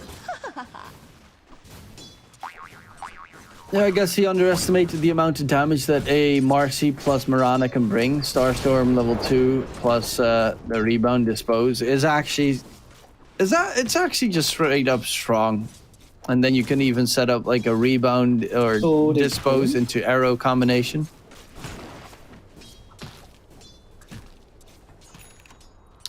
Mango Rose wants to go Battle Fury Gaming, and that actually also makes a lot of sense because you're playing against Nature's Prophet. Later down the line, you don't want to have the Sprout Leash shenanigans coming up on towards you as well. And you're playing against the Monkey King. Ponyo. That's a troll. You're making this too easy, Mirana. That's a little sad, Mirana.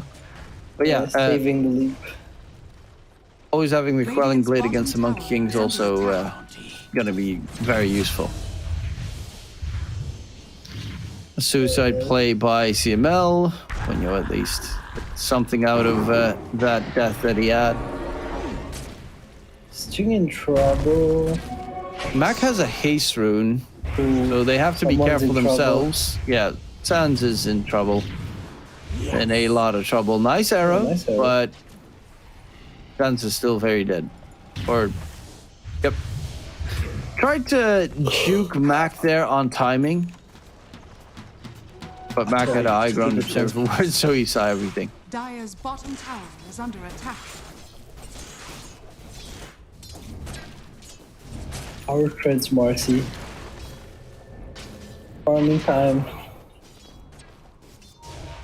Yeah, already has enough for his Ring of Health. This is a really farmed Marcy. Has 15 denies as well. Let's top in CS. Dire's bottom Oh, this tower lane would is actually under be hard attack. for them. He has 2 deaths, but he's like top network from his team. Ooh, top lane. Bob in a lot of trouble. Oh no, he misses the totem, blocking this TP now. Mid as well. He 1 CML. second.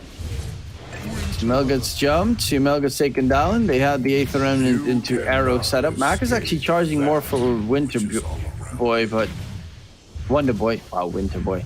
For Wonder Boy, yeah, Winter Boy is currently occupied. Bottom lane is actually a 1v1 between the Monkey and Marcy at this stage. He's gonna turn 6 and solo kill him soon. Calling it right now.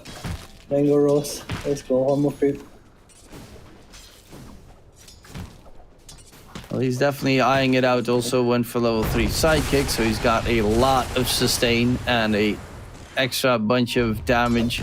And for a backflip play for no apparent reason, but there's the ulti coming in. Akashi's gonna get jumped. And Boundless Strike thrown out. Akashi jumps in towards the trees. Mango Rose will be not able to secure that kill on Takashi just yet, but charging forward, Mango Rose jumps right in towards the Lich. And that is a great move coming out, but also like, super aggressive from Mango. He had no idea where the enemy was. And he's playing against a Nature's Prophet, who is jungling, so even Bo could have been right behind him.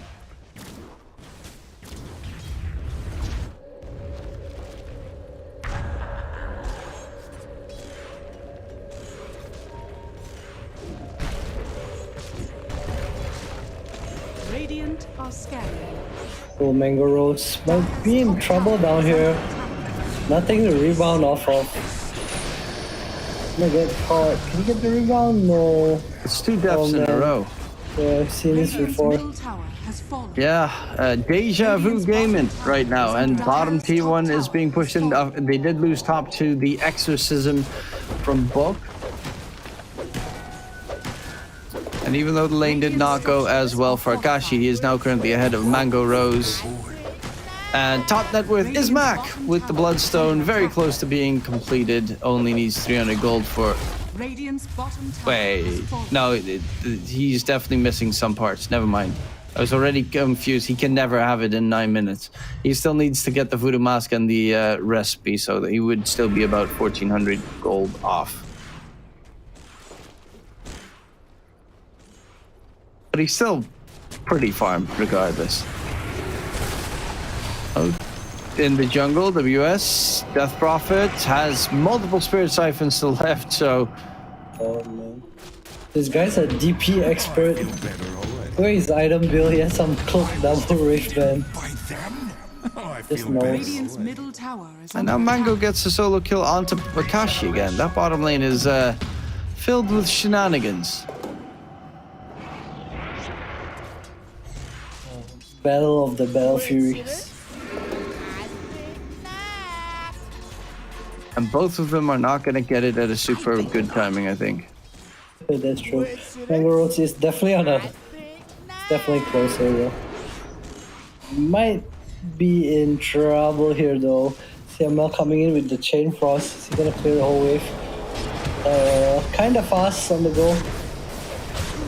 Yeah, and with both TPing on the other side, there's not much to be done. And another kill onto Mango. That is death number... How many? 5 deaths on 5? the Marcy. Wait, that's a lot more than I thought. Oh, yeah, he got first blooded as well. Radiant's middle tower is under attack. This game's weird, man. The Marcy's just farming bottom alone. His team's like pressuring tier 2 with their level 7 Death Prophet. Like, what the fuck is happening? Fun part is Fun even guy. that Mango is still third in net worth with 5 deaths. Like, the amount Top of lane, Mac. ahead he could be at this stage.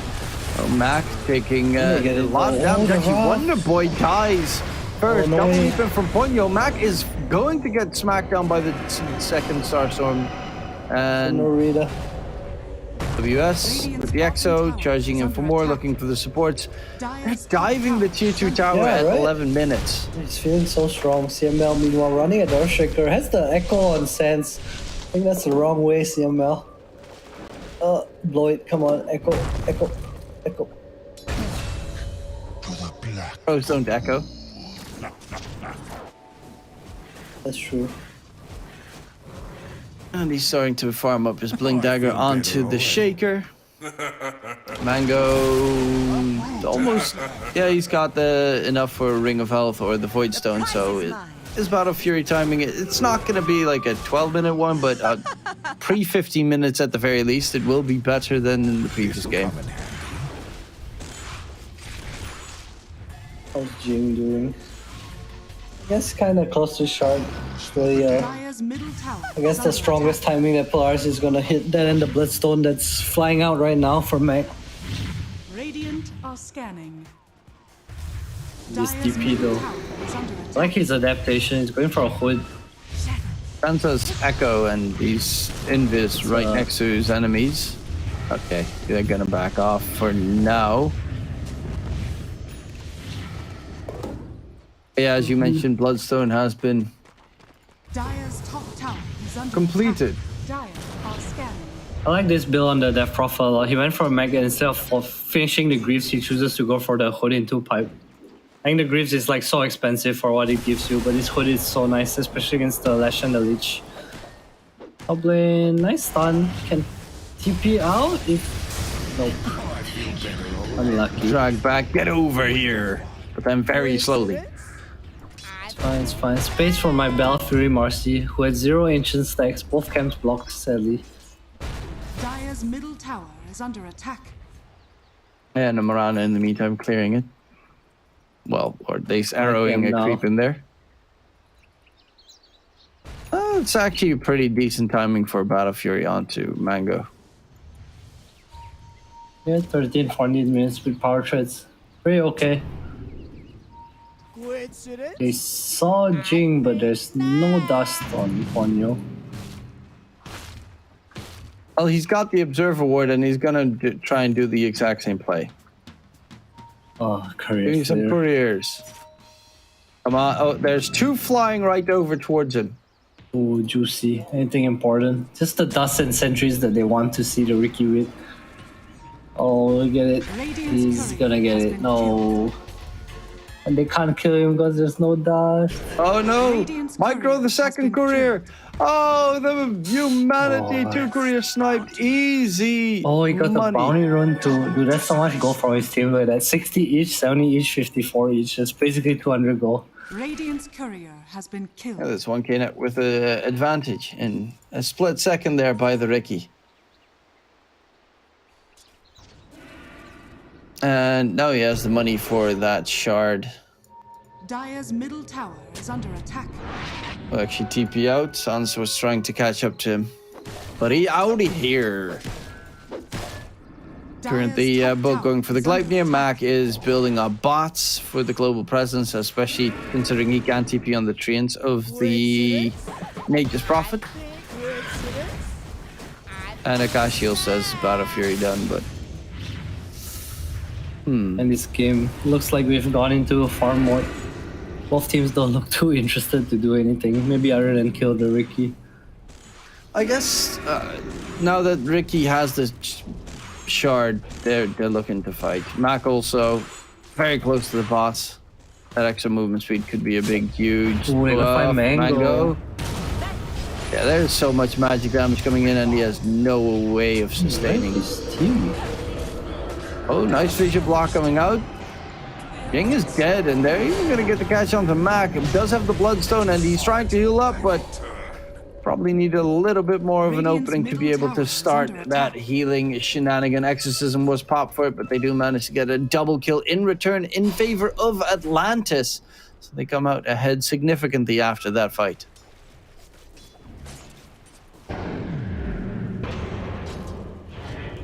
I feel like Mango, these past two games, he's kind of just left off on an island. No one really covering him. Just kind of digging up his own network wherever he can find it. I feel better already. The boy looking for CML. You just find him.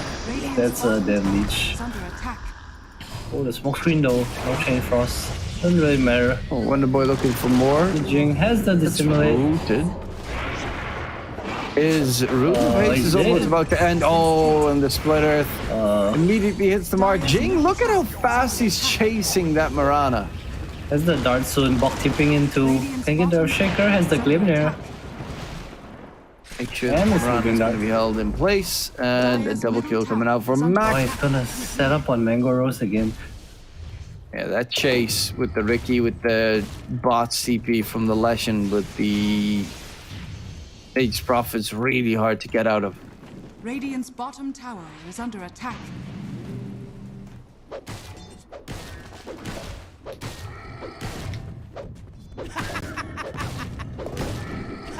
Marcy building up the BKB, then Blink Basher, okay, Monkey BKB.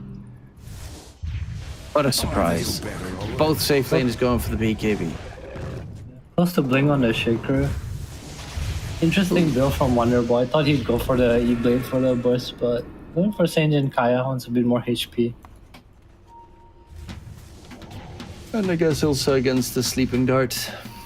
Extra status resistance, always a nice must have. But yeah, currently there's even a Gleipnir being built up on Book. That means double the roots, double the fun. Still a long ways away from it though.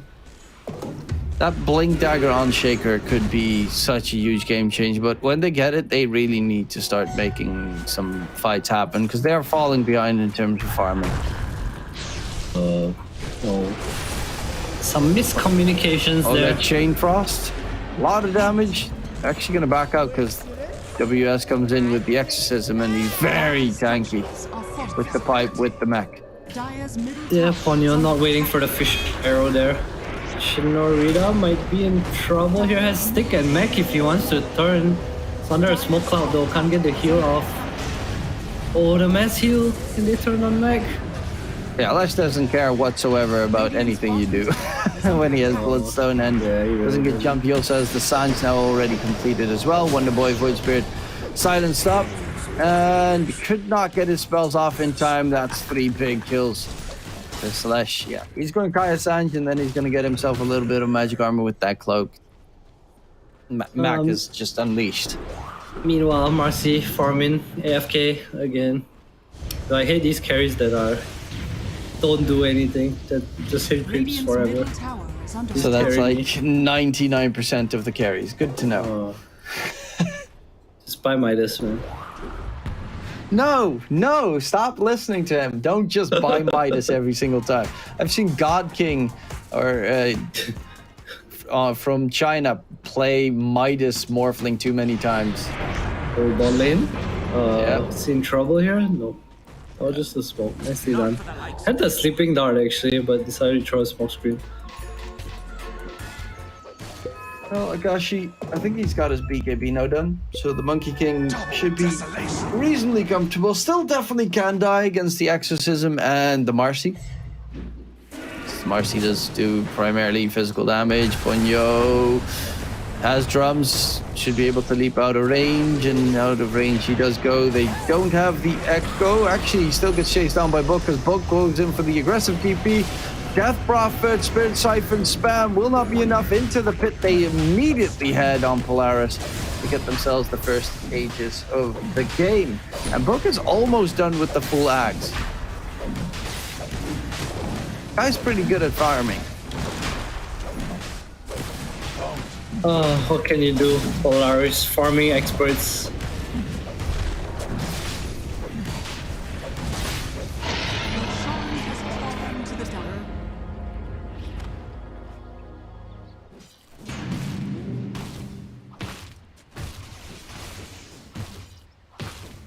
I feel like this DP really needs a BKB. I hope he doesn't commit for the Greaves. He's gonna fall off so hard. What can you do? Indeed, it's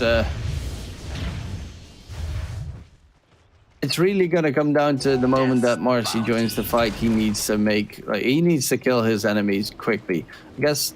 Oh, Kashi ready for the Wukongs?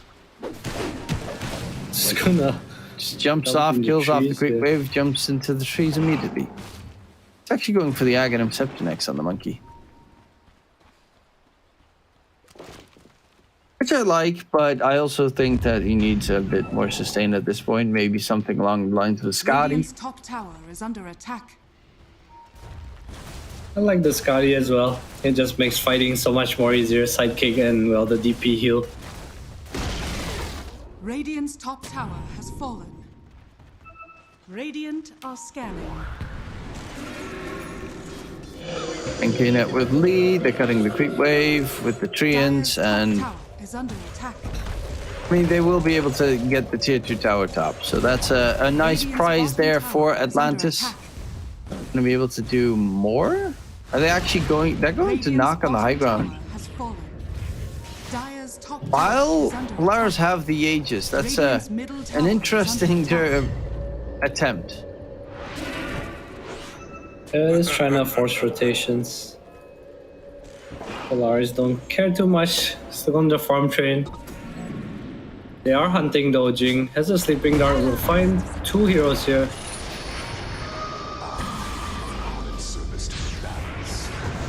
Goodbye, Mr. DP. Ground. Wait, he's walking right towards Polaris too. Okay. Dangerous. Ballsy. I like it.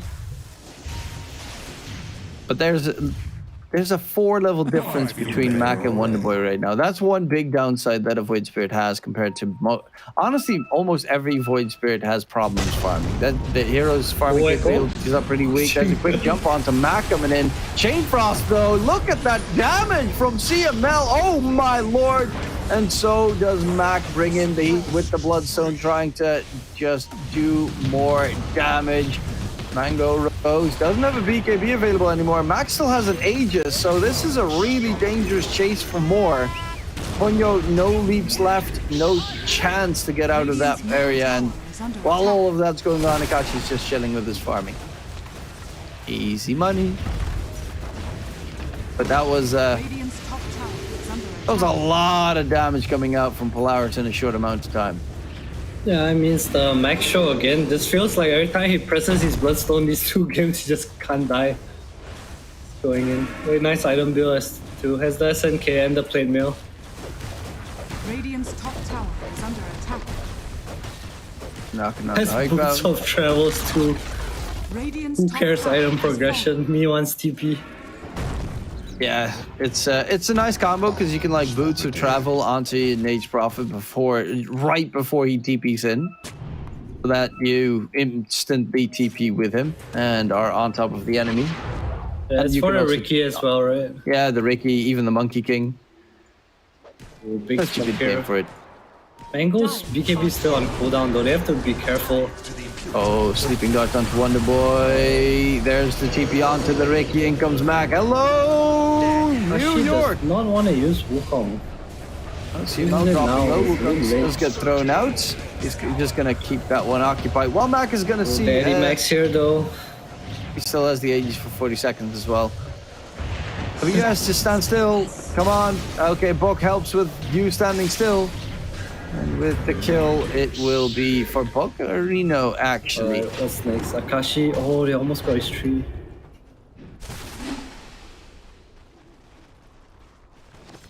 She needs to be careful. On the run.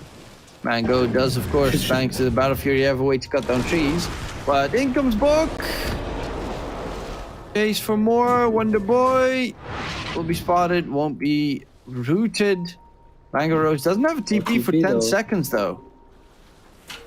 Hi. What's up, Mango?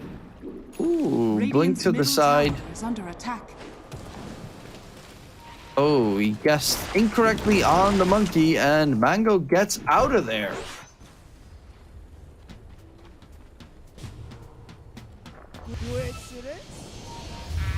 I think not.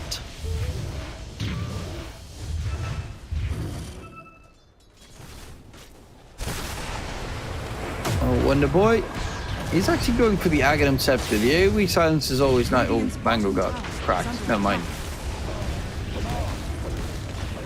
Oh, BKB. He actually had 1 second. Was 1 second away from BKB. 100 gold away from a buyback. Akashi. Radiant's bottom tower Can they has fallen. do much here is the big question. Because Akashi has his BKB. He's going to throw down the Wukong's command. The control onto WS. Can DP get out of there? DP is dropping low. No buyback available for him either.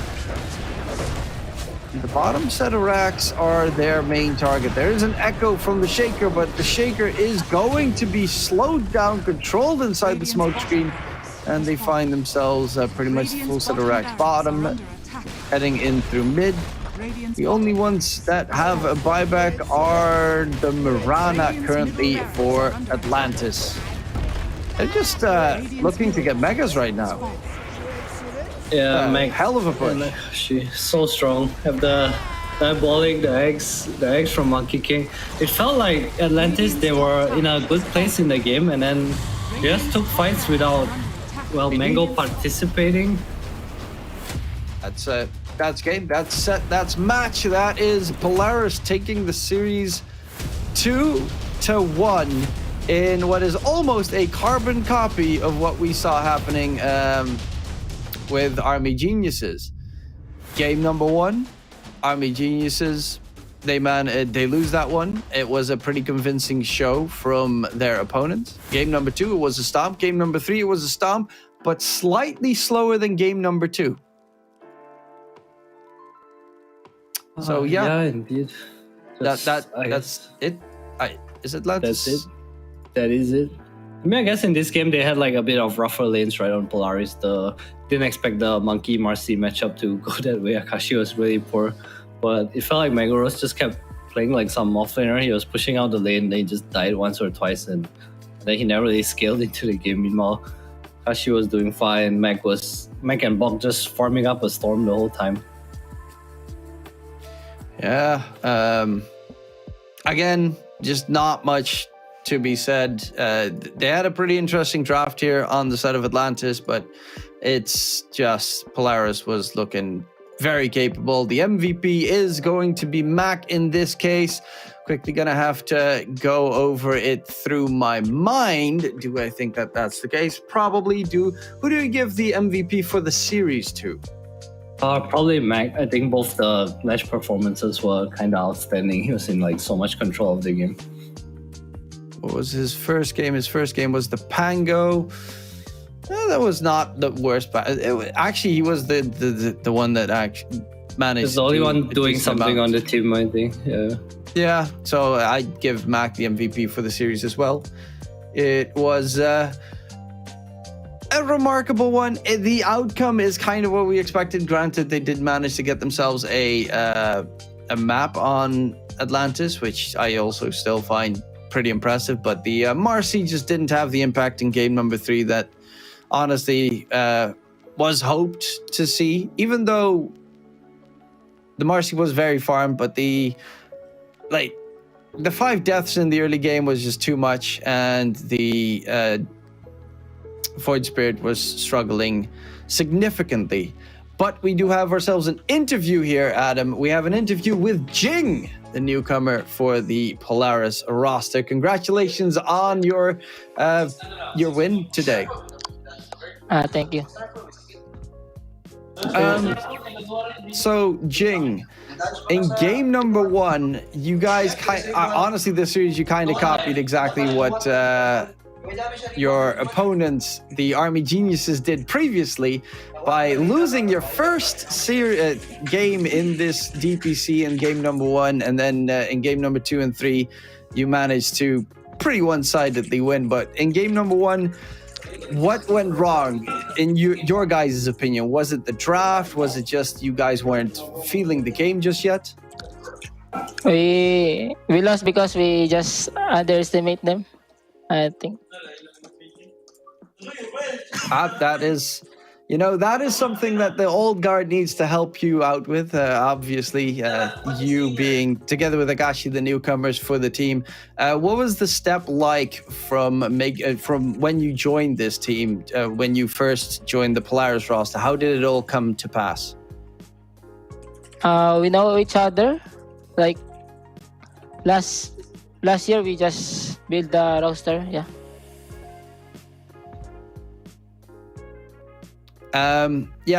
Currently you are, they picked the Marcy this last game, which you tend to pick up most of the games. Did you expect them to steal your hero away right in front of your eyes?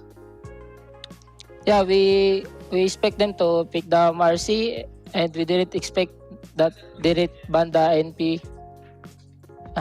If they ban the NP, we will pick the Marcy. That third game. I think that's fair. I have a question about the Ricky, man. Do you just really love the hero, or do you think the hero's busted right now? I feel like you play Ricky almost every game I cast. Yeah, the Ricky hero is good. That's why we just abused them because they didn't ban it. That's fair. And we I practice it a have lot. something. Okay. I feel like sometimes in the games you guys lose, or the games that you guys have tough times, like example, game 1 against Spawn 2. I feel like you guys tend to draft 3 like very passive cores. I don't know if you remember, you guys had Ricky Willow, and then you have like 3 farming cores. It was similar to game 1, I think, where it's hard to like make stuff happen on the map. Is this a style that you guys like to play? Yeah, it's like we don't know what to do in the early, and we just waiting for the 15 minutes, and then we fuck up, then we lose. I feel you. Okay, that's still something that needs to be worked on, it seems. So with you and Akashi, of course, newly joining newly, it's been a while now, but as the newcomers in the roster, how much input do you have in terms of the drafting? Do you guys have like a significant say, or do you primarily just hold back and listen to what the more experienced players have to say? Like we just we just suggest. Then if our captain want it, he will pick it. We just three heroes. Like I want Ricky, I want Rubik, I want Mirana. That's it. Then if I confident, he will pick it. Like I want Mirana, he will pick. Yeah. Okay. Yeah. And we have coach to jail. That's why he help us also in drop. So the draft does get mainly handled. Does it get mainly handled by JL, or does it get mainly handled by CML? CML and jail. Okay, so they collaborate significantly on that as well. Yeah. So yeah, you guys are now 5-0, and obviously have one big team that's still left standing that could. I don't really think there's much of a chance that you guys, both your teams, won't make it through. But considering you still have to play up against Army Geniuses, what is the biggest fear that you have, or are there no fears to be found? We just scared there in the early game because they strong early. The two supports in mid, like they so strong. We want to fix it. Well, yeah, your exact words are, we don't know what to do in the early game. Wait till 15 minutes and then we lose. Then I'd probably be a bit fearful of them as AG well. is like so strong in the early. That's Yeah, why. I can see that. You know, they spam Bat Rider the entire time. It's pretty effective. Any last questions for Jing here, Adam? Nothing, man. I wish you guys best of luck. Hopefully see you guys in Div 1 next season. You guys look really good. Keep it up. Yeah. Thank you. Thank you very much for the interview, and have a wonderful day. And good luck further with the last two remaining matches. Thank you. So yeah, there was Jing. I think I had a question that was answered previously by someone else from the team that had the exact same answer. So yeah, we're later in the tournament, so kind of the questions are starting to flow into each other a little bit more. But regardless, you know, they're looking really good, the Polaris roster, even though they did let that first game go. Adam, thank you very much for joining me for today. We'll be going towards a break. There will be, give or take, 20 minutes left until the next series will start, and that will be the last series of the day. That is UDV versus Spawn. I think it's going to be handled by someone else, maybe. I think it's Cyclops, actually. But regardless, have a wonderful day. Any last words for the viewers? Oh man, thanks for watching. It was fun. Very almost upset games, but not really. Very nice reverse sweeps at the very least. But there will be more games to be watched, so don't forget to check it out. My name was DK Truman. I was joined by Adam. And in case we don't see you, good afternoon, good evening, and good night.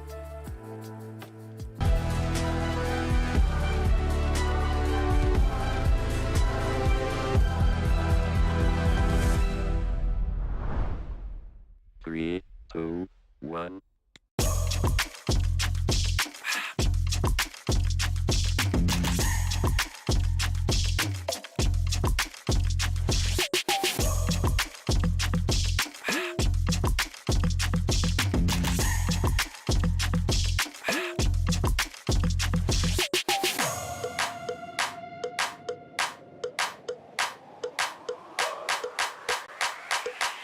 This crowd is actually able to do so for a decent amount of time. Have to take out like the Blade Cloak. Does get a lot of damage, but here comes the Black Hole.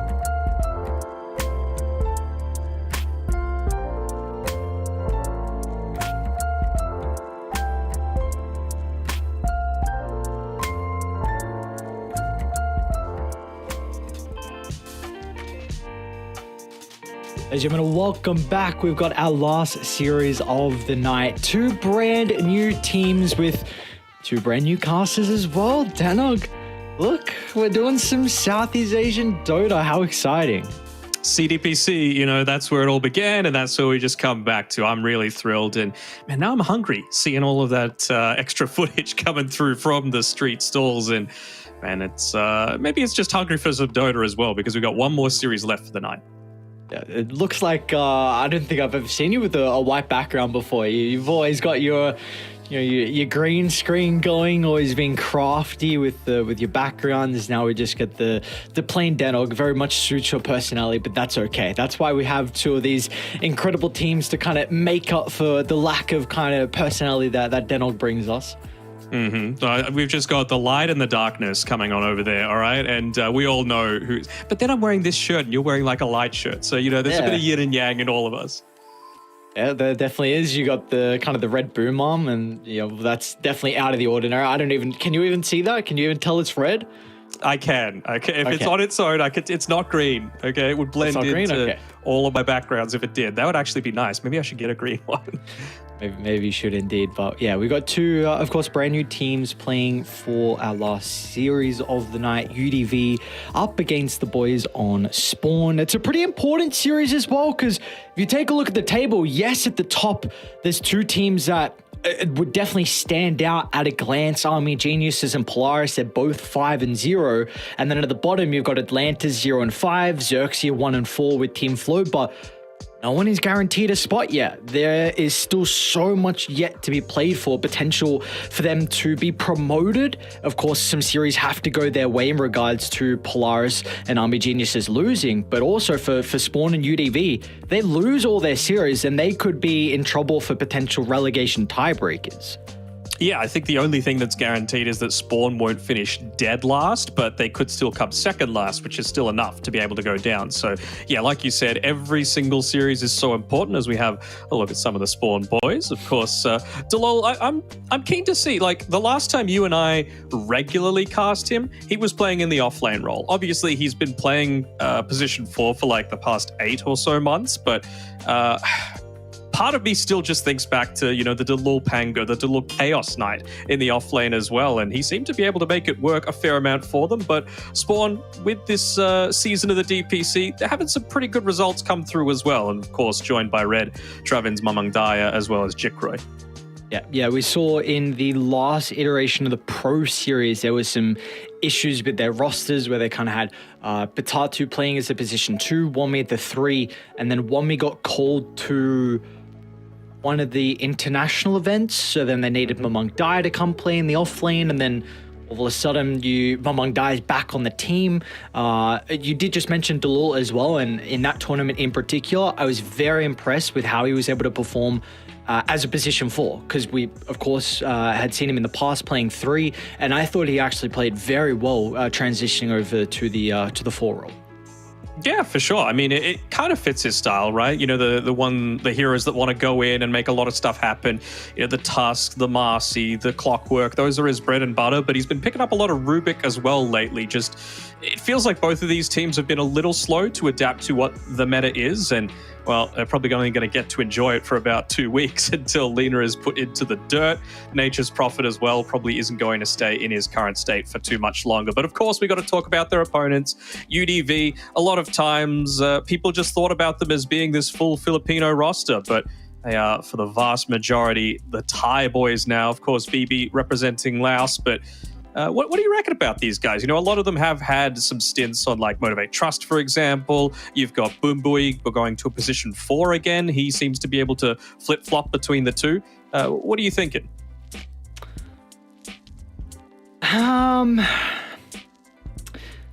Like you said, there's been experience on some different teams, even Boombui being on Enigma Galaxy for a couple of seasons, I think 1 tour actually. So in particular, their supports definitely have more experience with Boombui and Lion Axe, but is that going to be enough for them to be able to get over the top here? Because this is still a team that we've seen haven't really been able to kind of click together. As what the Beastmaster doing his old little moonwalk, and well, we got a draft as well. So I suppose we should be speaking about this one because there's a lot already unfolding here in the first phase.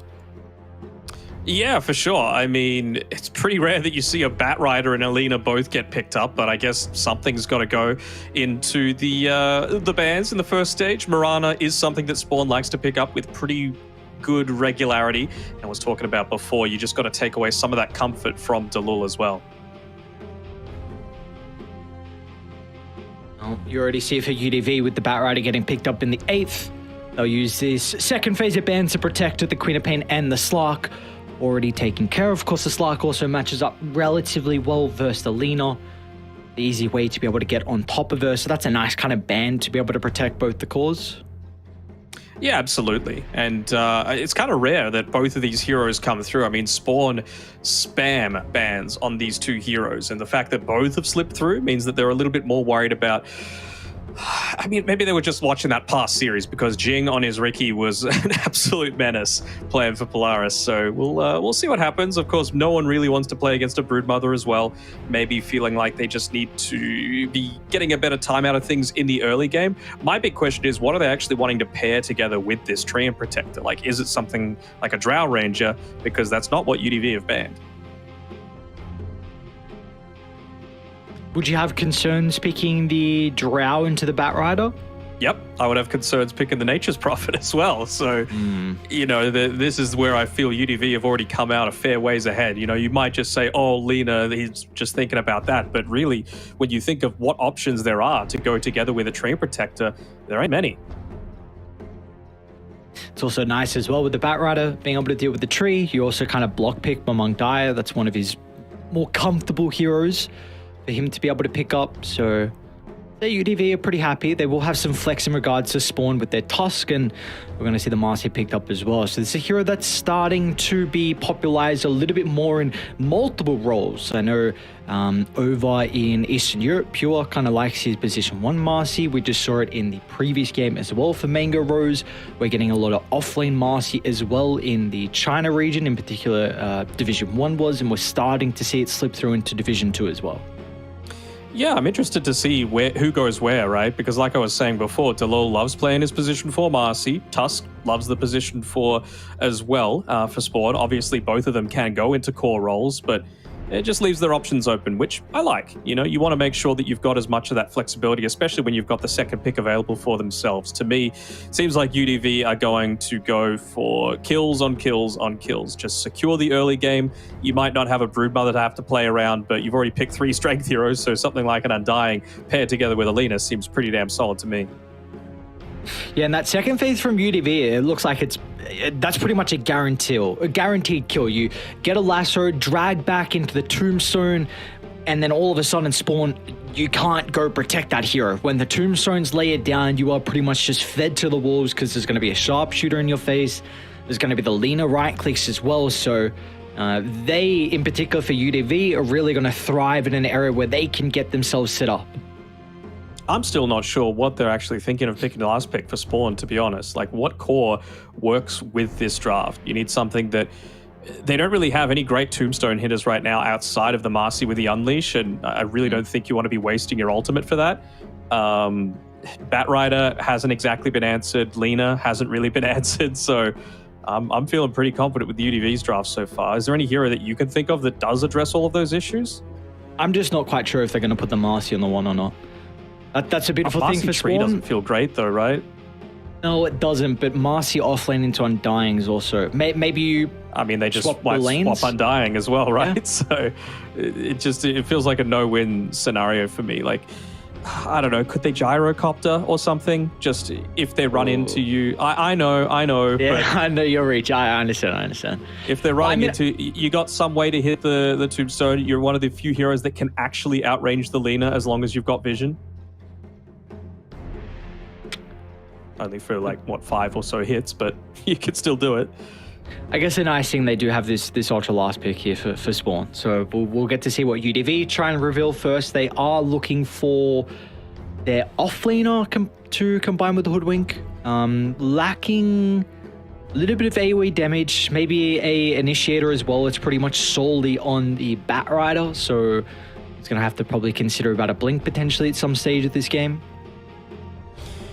Don't hate a Mars as well. I feel like Mars is relatively solid. You take away a lot of the mobility, you get rid of another hero that gets rid of trees, decent pairing together with a Hoodwink just to be able to go for 2 hero kills rather than needing the Bat Rider for everything. And you've got some AoE damage to deal with the Dark Willow, even when she's in that Shadow Realm. Yeah. I guess the only thing is they haven't gotten rid of like Lifestealer and Monkey King, but I mean, it's not a terrible Monkey King game.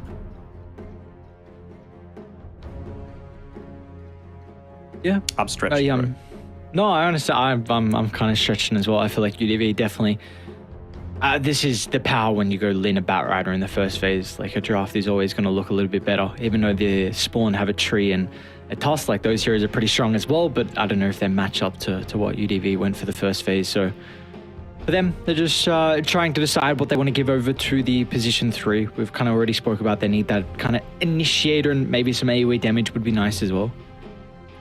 Yeah, I wonder if they're even considering keeping it at range. And, well, Brewmaster is kind of that, right? Like, you can sort of keep it range. It creates a lot of chaos in team fights. That plus the Bat Rider plus a Tombstone being layered down just allows Lina to do whatever she wants.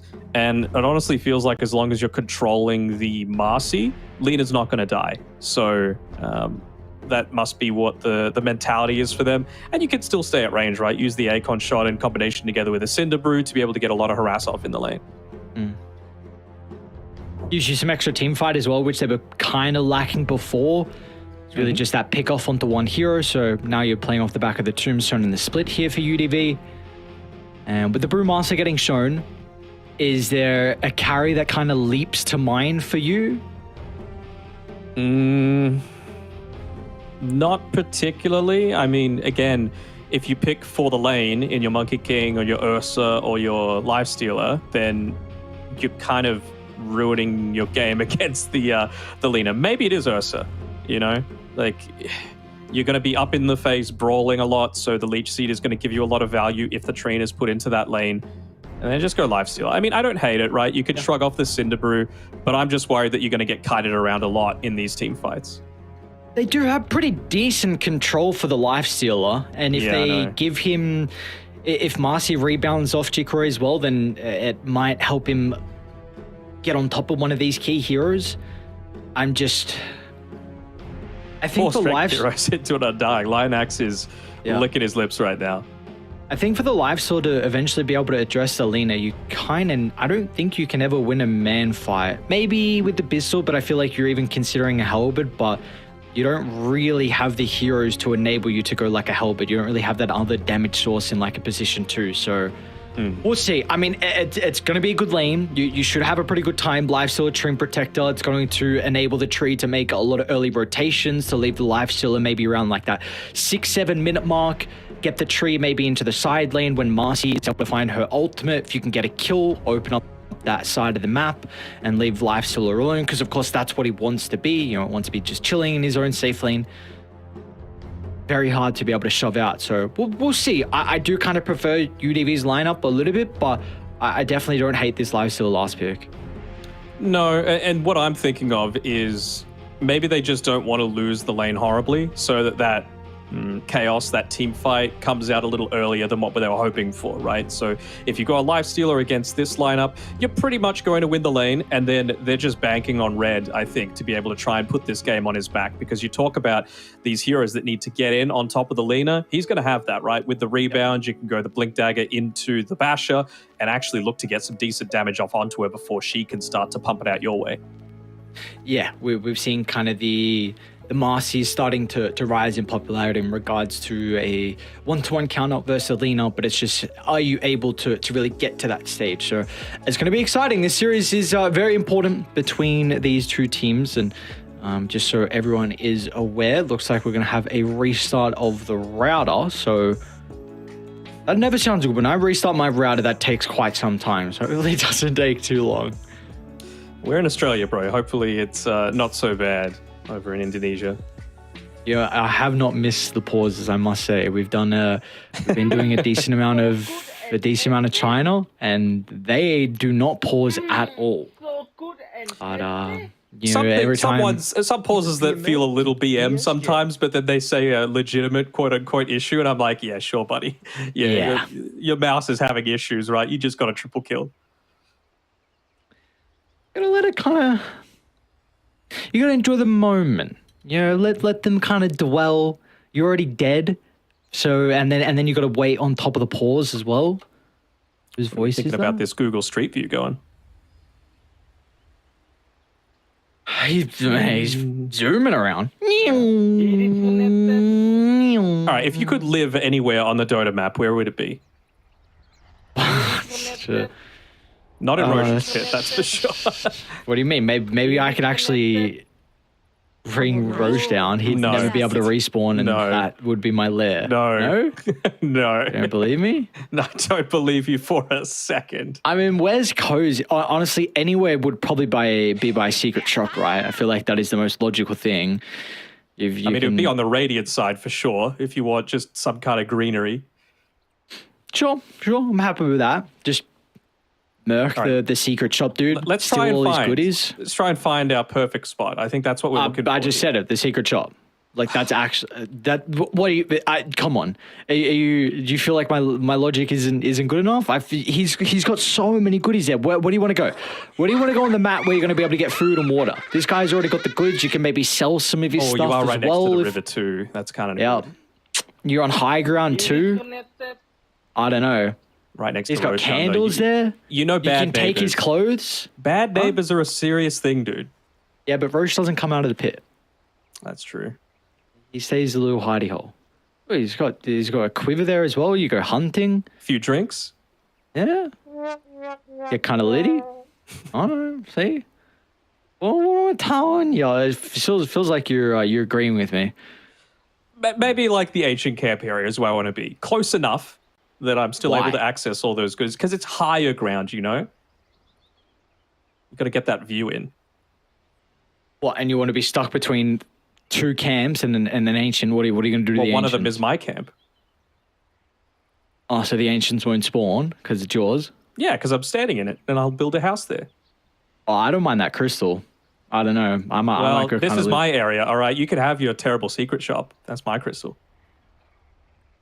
All right, I don't see maybe anywhere else I can kind of think of. Hey, I played a pub earlier here, and some crazy stuff happened. I do not think I've ever seen this before, or I would be very surprised if it's happened to other people as well. And everyone was going kind of crazy. So we were in the pregame, we were in hero selection, and of course, people click their roles. We got two people clicking mid. And the generous thing? It's nice when this happens. People roll for it. So they've rolled the once. Exact same. You know what? And it went exact same. I'm like, hang on a second. That's kind of weird. Exact same. They rolled again. And the second time it was the same as well. Not once. Not twice. Not once, but twice. Isn't that like the a number 1 in was the same on the 10,000 roll. chance? I have no idea. I don't even want to try and think of what it would be, the probability for that to happen. We were like, what are we actually watching? I don't remember who won that game, actually. We must, with the fate in our hands, I think we actually lost. It's kind of sad. Well, you were playing, so I think probably you lost. You should see my death profit record right now. I mean, it's death profit, bro. Come on. Well, we're actually back in the game here. As much as we love areas of anecdotes. See, I'm good at alliteration too. It's not just snare. Spawn are actually coming up towards this top side, to be able to find a kill, because they know that when you're playing with a Trio Protector, you want to be able to protect that area as much as possible. So it doesn't seem like anyone's going to be breaching that sort of area to be able to cut down some trees. And so, well, for now, Spawn should be relatively happy about that. Trio Protector is going to be able to set himself up in the lane, up against the Brewmaster, the Hoodwink, to be able to get a lot of leech seeds off. Oh, look at UDV. They're like, all right, no, yeah, screw you guys. Roche is our home now. You guys chose a secret shop. You chose Bro, the they- Ancients. Yeah, it's true, actually. I'd go visit them. They'd be much With a better neighbors trap. than you. Oh no, look at them spring the trap. Oh, that's a beautiful. They just walk on out. Traven's giving over first blood, and it's going to be Red that picks it up. Hey, they're going to D-ward as well at the same time. Who is actually going to look to hold him? Who'll get the bounty as well? Did they get all? They got all bounties. Oh, that's GG, right? Pretty much. Well, First blood and 4 bounties. let's see what the win probability says. It's still in Spawn's favor, so sorry about that, Lockie. So are we favoring Spawn then? I mean, so they have to know something. If Dota Plus is favoring Spawn off the back of that. Mm-hmm.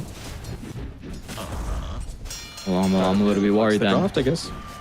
Yeah, we'll see. We'll see how it's able to shape up. But of course, that first blood going over the Brewmaster. Do you feel like this is going to impact the lane too heavily for Jikroy, or will he be okay? Oh, for sure. I mean, this is a lane where you want to absolutely crush the Brewmaster, and the fact that he's going to be able to get into the early... He's going to Vanguard, actually, just to be able to stand in that lane and actually trade is a really big bonus for him. A very interesting item, the Vanguard. What do you kind of make of this for Red? Well, I'm just thinking, like, it's literally just that, right? Like, they've literally picked this Lifestealer to be able to have a great lane, and he's just trying to minimize that as much as possible, right? Like, you want to be able to push people out of your lane as much as you can, and Vanguard prevents that. It means you just stick in the lane for so much longer, and you might not stop Lifestealer from farming, but you're going to get your farm. You're going to get your level 6, and that's really what they're wanting at this stage. All right. We'll take a look at how the other side lane's able to shape up for us at the moment. What's Red on the Marcy? Into the Undying is never going to be too fun of a time, but does have, of course, the early stick to be able to... You look at an Undying's quick buy and inventory. Yeah. Oh. I mean, the man loves mangoes. That's understandable, man. Mangoes They're in relatively season. tasty. Yeah. Relatively tasty. Bro, they are in the at least high tier on the fruit tiers. Ooh. Yeah, I don't know about that one. It's okay. At least high, dude. Come on. What, like a B? At least a B, yes. I would put them A. Berries are all S tier. Even blackberries? I bought blackberries today. They were delicious. They're like a B. Oh my god. Raspberries and strawberries are S tier. They are goated. Bottom lane? side. Yeah, Red's in a lot of trouble. He jumped into this. Duel's gonna try and deal with the Tombstone, but he might not get away with his own life. He will. You can't kill with the Undying Decay, right? So he's going to be able to get away on very little HP, but they'll know that he didn't have any regen, right? Outside of this clarity that he's got gone right now, which, I mean, it kind of feels like 50 gold wasted as well, right? And now Lena's just going to be able to go back to the lane. Undying's going to bully out the Marcy on his own. Like, this is a big, big win coming through for UDB.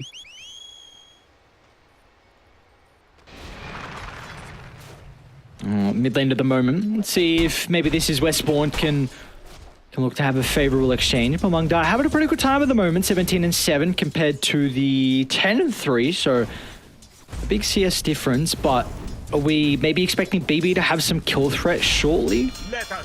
Possibly. I mean, I guess you've got the Hoodwink that's able to rotate, and maybe that's just what they're waiting for with this Vanguard. You can actually look to leave RDP up on the top side, and speaking of there, they're trying to make a kill happen onto Traven's here, but with that Leech Seed, not going to happen. He's been able to clear out that Sentry Ward as well, so... Oh, he's up mid lane. Here's our kill threat, BB. Attempting to dive. Killing who? Looks like he's going to be okay. Among Die does have the snowball, so if he's able to get in range to cast it, BB's going to be in some trouble. He'll lose the Firefly advantage, and Among Die comes out on top. He'll also get the bounty. Water runes just spawned as well, so that's a great timing key for the Tusk. Oh, he didn't go bottle. Okay, I mean, I suppose you're against Bat Rider summoning the early one. Yeah. Yeah, you need to be able to brawl against the Bat Rider if this is your avenue, and he just wanted the earlier boots as well. Obviously, movement speed there. Ended up being able to not only save his own life, but secure a kill as well. Beautifully done. Big kill for him to be able to find. He's got phase boots coming out as well now, so that'll be very important to help with his movement speed to kind of retreat away from the Batrider aggression. Did feel a little early, didn't it? You know, maybe just the level 5 is what you needed to be able to try and go for that sort of kill attempt, but, well, he must have seen an opening, and of course he knows the Batrider matchup better than me. Maybe now is the time to go for it, now that the snowball is wasted underneath the tower. Can he get a good flame break off? Looks like he will. Oh, is it going to be enough? At least it's going to be experience that no one will be able to claim. Meanwhile, inside the river, both UDV and Spawn are kind of... That's not the lane. Sure, no, is this a new lane? Hang on, patch already came out? Mm-hmm. The river lane. The river lane, all right. I don't know, I'd be kind of down for that. If it's anything like Game of Thrones, every single war, the Riverlands just get absolutely destroyed. Every single war, the peasants are just like, oh, guess we're going to die then. And well, that seems like what it's going to be for those creeps there. Lina just making an absolute meal of them. And again, Undying basically on his own, able to bully that Marcy out entirely. Look at Marcy's net worth right now. She has 11 last hits, 0 denies, less than half the net worth of the Lina. Mid lane, BB. So might be in some trouble. Mamangdai went maybe a little bit too early with the snowball still being on cooldown. Regardless, it's been a lot of damage onto the Batrider. With how much health he's working with, it makes it very difficult for him to try and secure that power rune, so he's going to be forced to make a trip all the way back to base. Just with that bot lane as well, I mean, Lionax, his net worth is pretty minimal as well, just because he's a mango machine. He just got another, what, 3-4 delivered out to him, but that doesn't matter. Again, like we were talking about in the draft, that I feel like where Spawn are going to have a chance this game is if Marcy gets a decent amount of farm and is able to get on top of that Lina with the Blink Dagger, with the BKB, with the Basher. And, I mean, the longer that you can delay that, you know that Alina is going to be able to pick up a ton of farm. Well, this is big if they can get Mamangdai online with the kill. Lionax a pretty good position. I think they were also able to scout out the Tusk rotation. They do kind of have a lane ward mid that I believe started to see him making his way towards the right side. So they see him now. Unfortunately for Mamangdai, he's not going to be able to get anything out of this. So KMP still being able to find adequate farm, has that Falcon Blade, and also it looks like the Javelin already completed. So yeah, Lina's having a great time. Yeah, for sure. I mean, it just makes this lane... Like, Undying was bullying you out before, but now you need to be worried about dying as well as just not getting farm. And with that Tusk rotation being scouted out, BB did a great job of shoving in the mid lane, so Mamangdai has to address it. You can't leave the bottom lane on either of these heroes to be able to soak up that XP, because then Red's going to die. And then with that, BB's gone back to the jungle, taken an Ancient stack for himself, got his level 7, and now he's just going to go straight back to mid and start to pressure the tower again. Oh, they're trying to bait here. Without the Firefly, I don't know if they're going to be able to bring him down. Important, like you mentioned, that BB found the stack. He also found 3 neutral items as well. So we haven't seen Dire be able to rotate back into the jungle. And honestly, they can't really. They don't have anyone on their squad that is going to be able to bring down stacks at a fast pace. TP's coming in. But we might be in some trouble with Lionax showing up, dropping the tombstone. Now they can turn it back onto Mamangdai. Delaw's going to try and intercept this, but with the lasso already out, Mamangdai will be dragged back into RDP's primal split. And now they can chase down Delul as well under the tier 1 tower as UDV. Beautifully done, and they don't hesitate at all. They make sure they bring every single member required to find their kills, and now they can look to try and chain this into a little bit of damage on the tier 1. Yeah, I like it as well. Even just KMP and his rotations, right? Like, he made sure to move back towards the jungle during that period of a little bit of vulnerability. They're going to TP the Dark Willow down bottom again and actually try for this kill here. Pop at the Unleash for it, and I guess with no TPs available to be able to protect it, they feel like they're confident to be able to get this. Should be able they will be. Now mid lane as well, baby. Ooh, it's going to be okay. Flame break to kind of disperse the boys in spawn, but you're very happy with what they were able to get. This is going to open up the map now for Red. Getting a little bit of damage into the tower, but important that kill along with some free gold in this next creep wave, and of course the Marcy very much needing that off the back of the rough lane that she had. Got Lionax as well. The position 5 Undying. A lot of times you see him go into a little bit more of that utility, get the Tombstone up for a bit more team fight. He's like, nope, 4 strength heroes, decay. I'm going to be getting a little bit of farm for myself, as well as being able to just, again, make life hell for Tusk, as well as Marcy. This is... Boom, boom, we're going down. Just mid lane. What's Red going for? Is this a Falcon Blade that he's going to go with the Gloves of Haste and Sage's Mask? Might just be... I don't know, actually. Just a little bit of passive harassment, farming. We've seen SA carries like to go the passive Gloves of Haste, but it hasn't been quite some time. Sage's Mask is just for a little bit of that regen to be able to stay out on the map, but yeah, I'm kind of on the same boat with him that he does need that BKB ASAP. He will be avoiding the armlet though if he does go down for that straight BKB, and the armlet build is something that the position 3 PSG LGD really enjoys going for. Of course, maxing out the sidekick gives you an incredible amount of sustain, and the Master can have some difficulties with kind of keeping up in the farm, so have that mana issue as well, so you can't always rely on the rebound. Well, speaking about the rebound, it's going to try and use it to get some distance away. Meanwhile, mid lane though, Boombuoy. Well, the vision's going to be there to enable the snowball, but this is way too deep.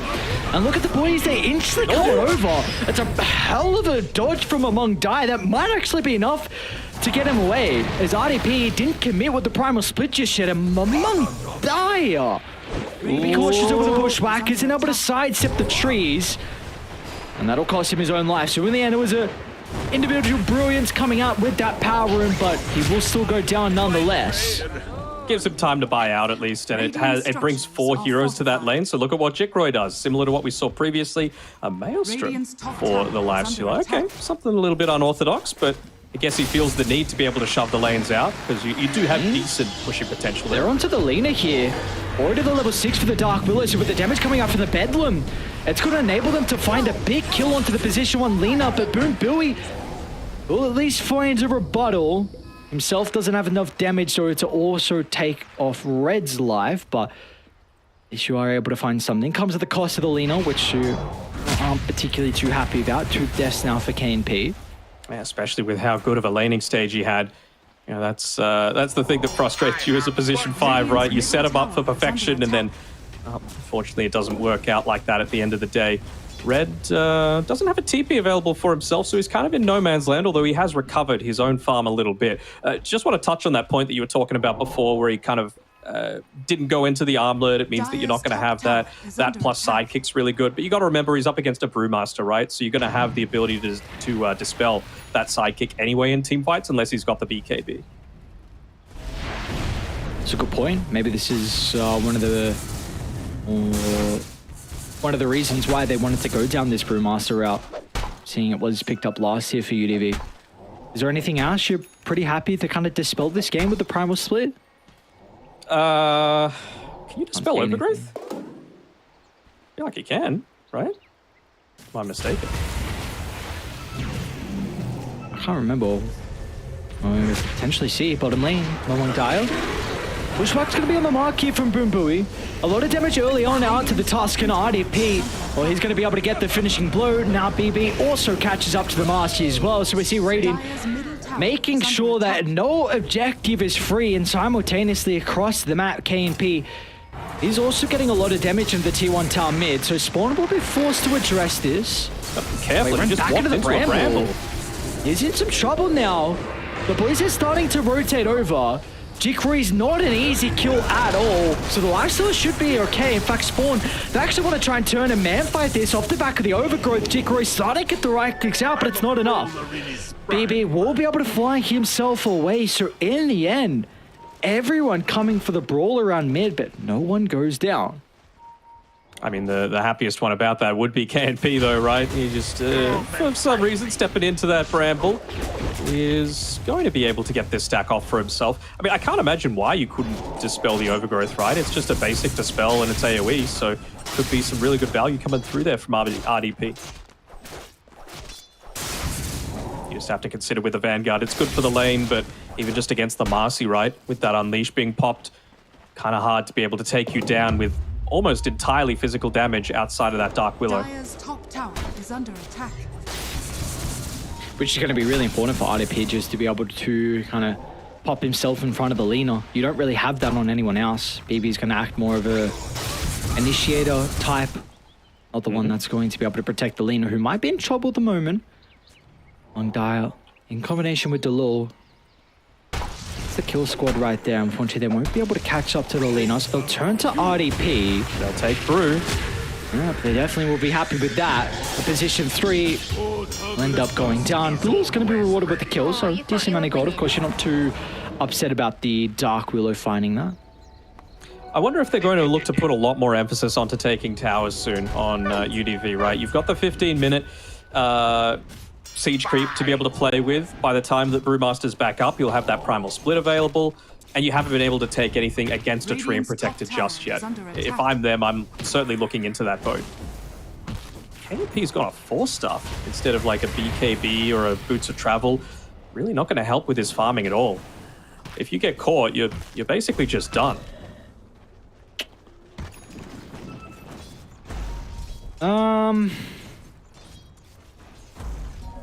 Regeneration. Well, they are pinging that top side, and that's where RDP is going to walk, making sure not to commit his TP super early on.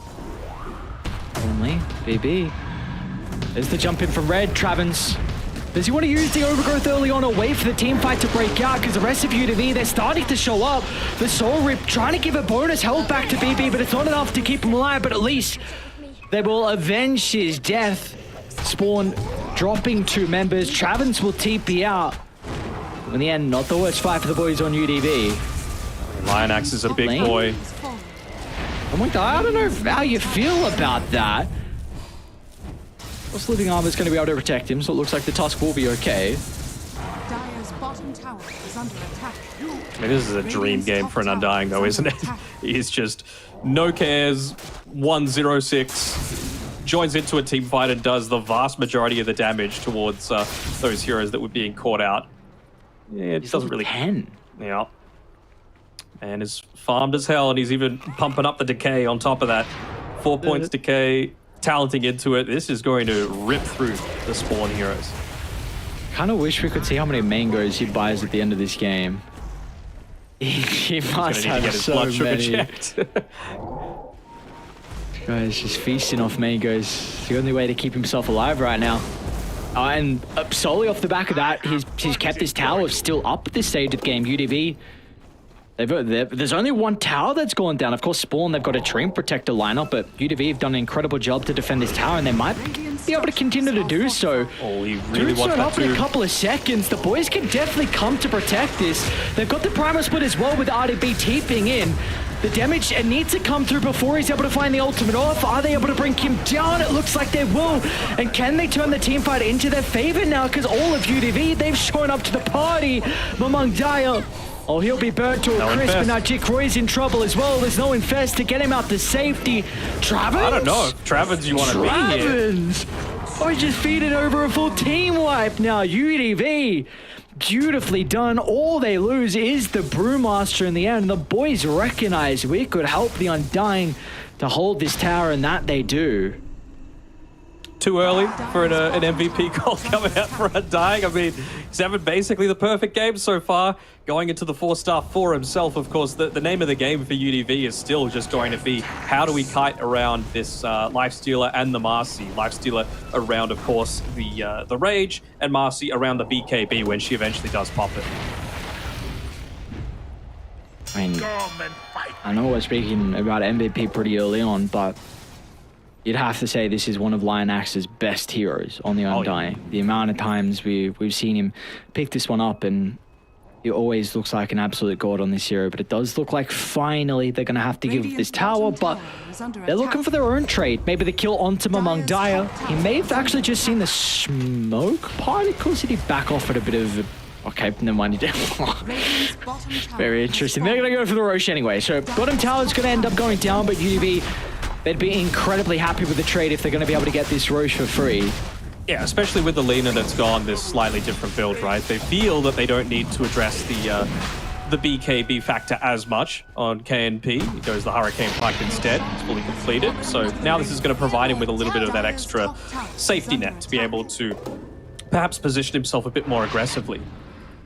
He's TPing down bot though, so I wonder if that's going to hold them back from being able to make an attempt onto this tower, or if KMP just with that Dagger of Restore is going to be able to take it out anyway. Seems like that's going to be the case.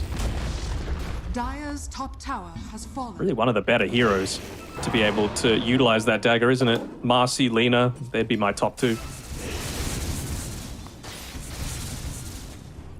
Marcy's always loving life when she's able to pick up that. Unfortunately, not there just yet. Have they even found their items? No, they haven't. Yeah, what's going on mid lane?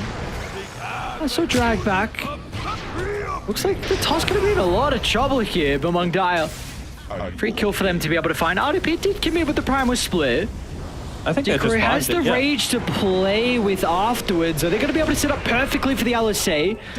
We miss time. They're not going to be able to dispel off the Cyclone. Now, Dire, they have reacted. They could just take the tower.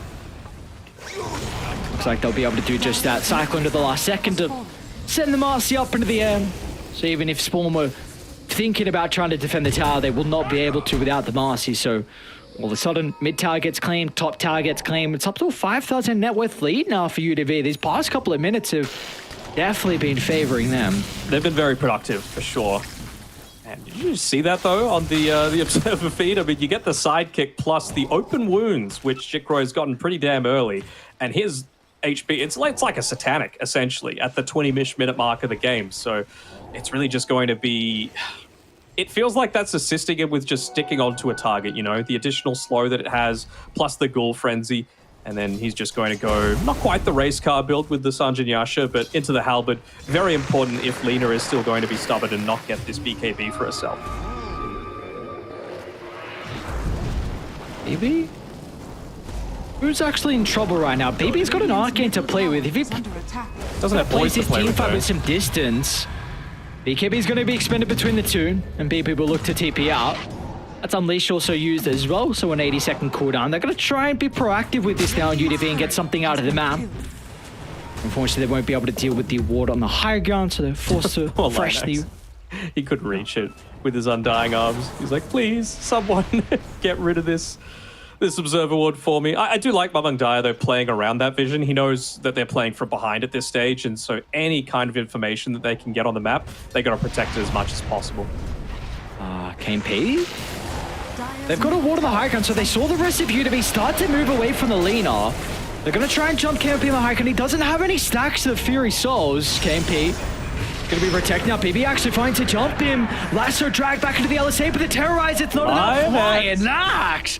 A gigantic Soul Rip just crushes away the ball as well as Red. He didn't make it up to the high ground with the rebound away. And Mamang Dai snowboard into the middle as well, so they're just one by one feeding their lives to the wolves as UDV. They're more than okay with charging up the high ground. There's nothing to fear. Delul will have to stand by and watch as UDV just clean up multiple members.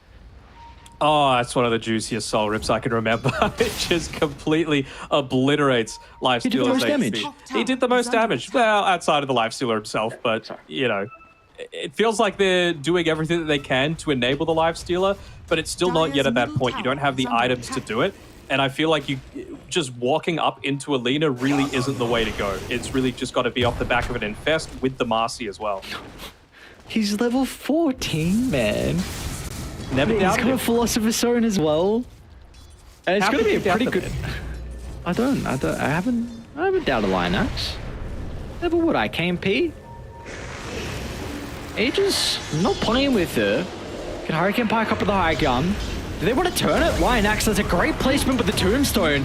Red's going to try and jump in. All right, Marcy is locked onto his target, but where's the boys? KMP will force away. He doesn't actually make it down to the low ground, so Red still is able to get the damage out, but it's not enough. And Mamang Daya, he didn't get the snowball up. Just fell a little too short.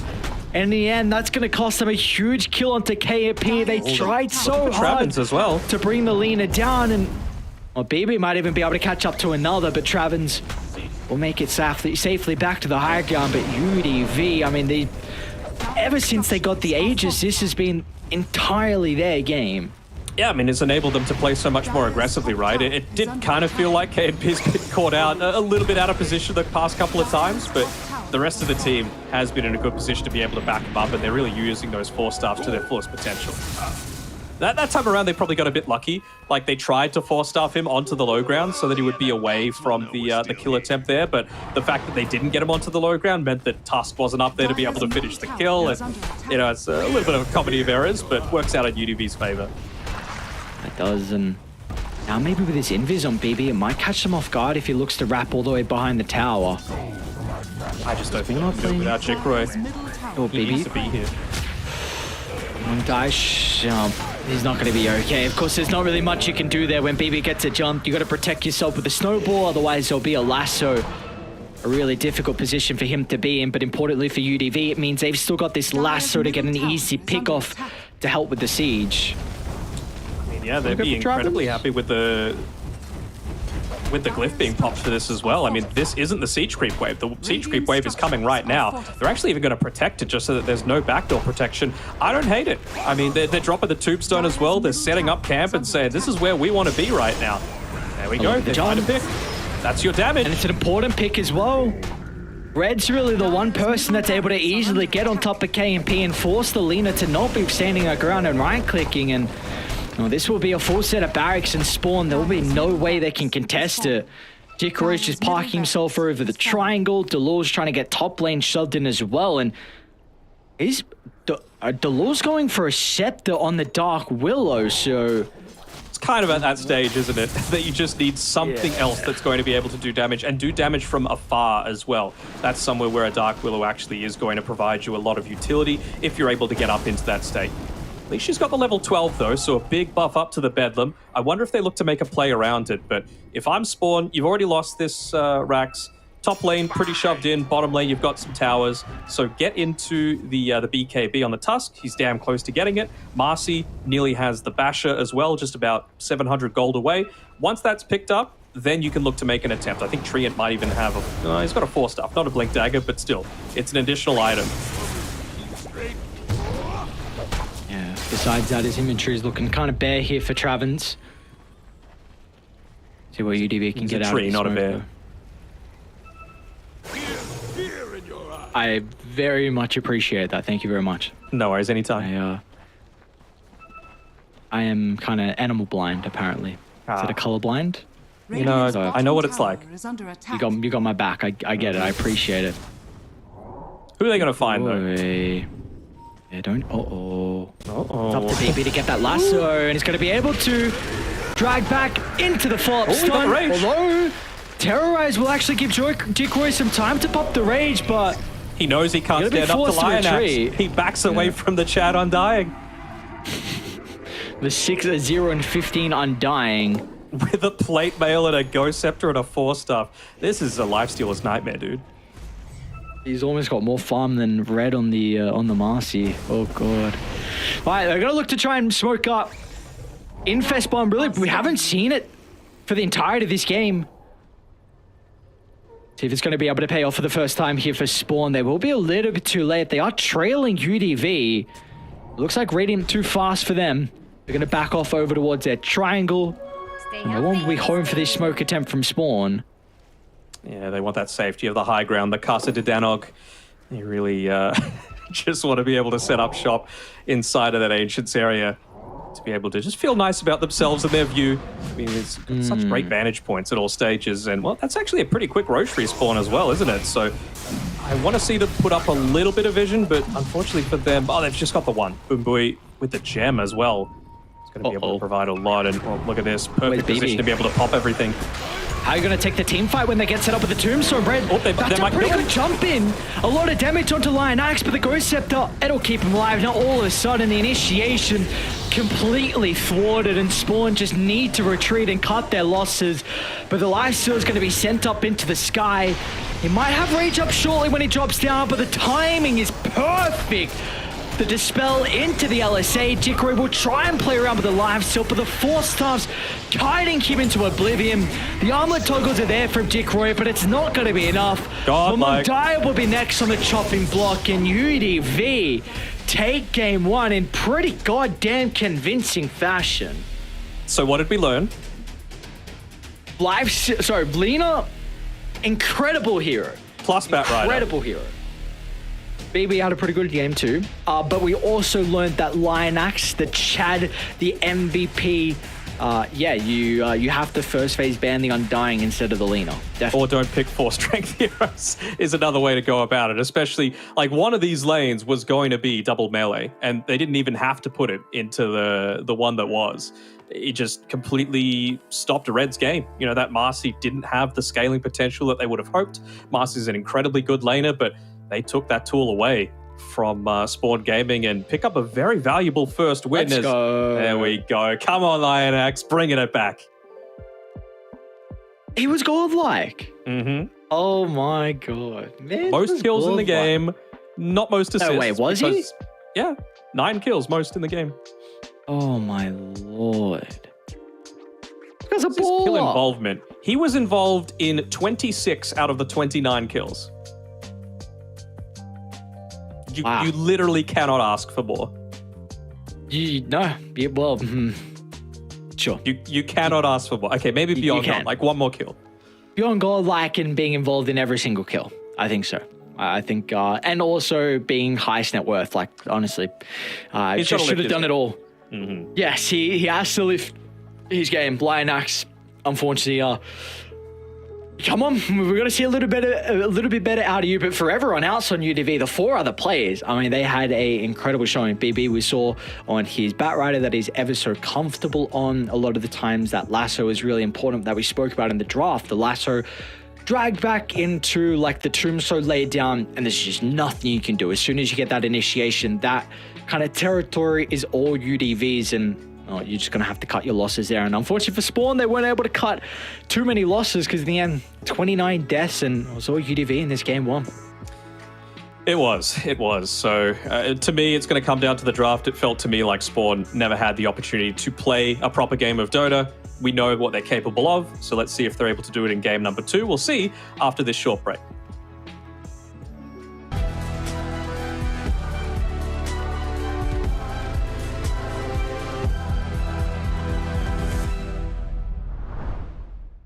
Three, 2, 1.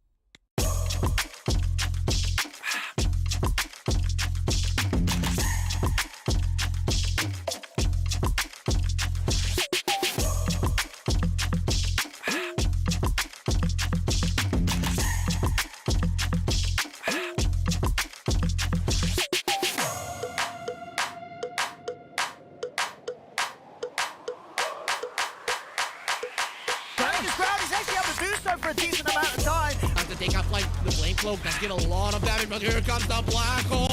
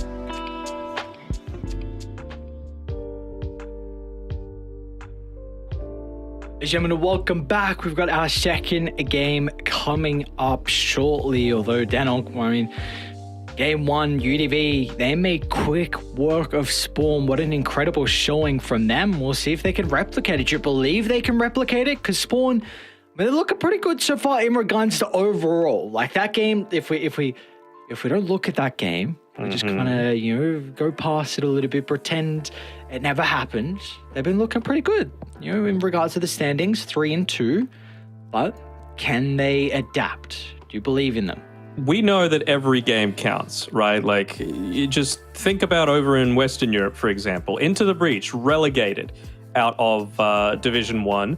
I believe they completely crushed Tundra in one game. Maybe that was Nigma as well. I forget. But a team at the bottom absolutely destroyed the current TI champions. You got to come into every game, given respect to your opponents. And I feel like letting two heroes like Batrider and Lina out, especially when you're a team that loves to pick the Nature's Prophet, is a big mistake. They didn't even need to ban the NP because they had all the answers to it.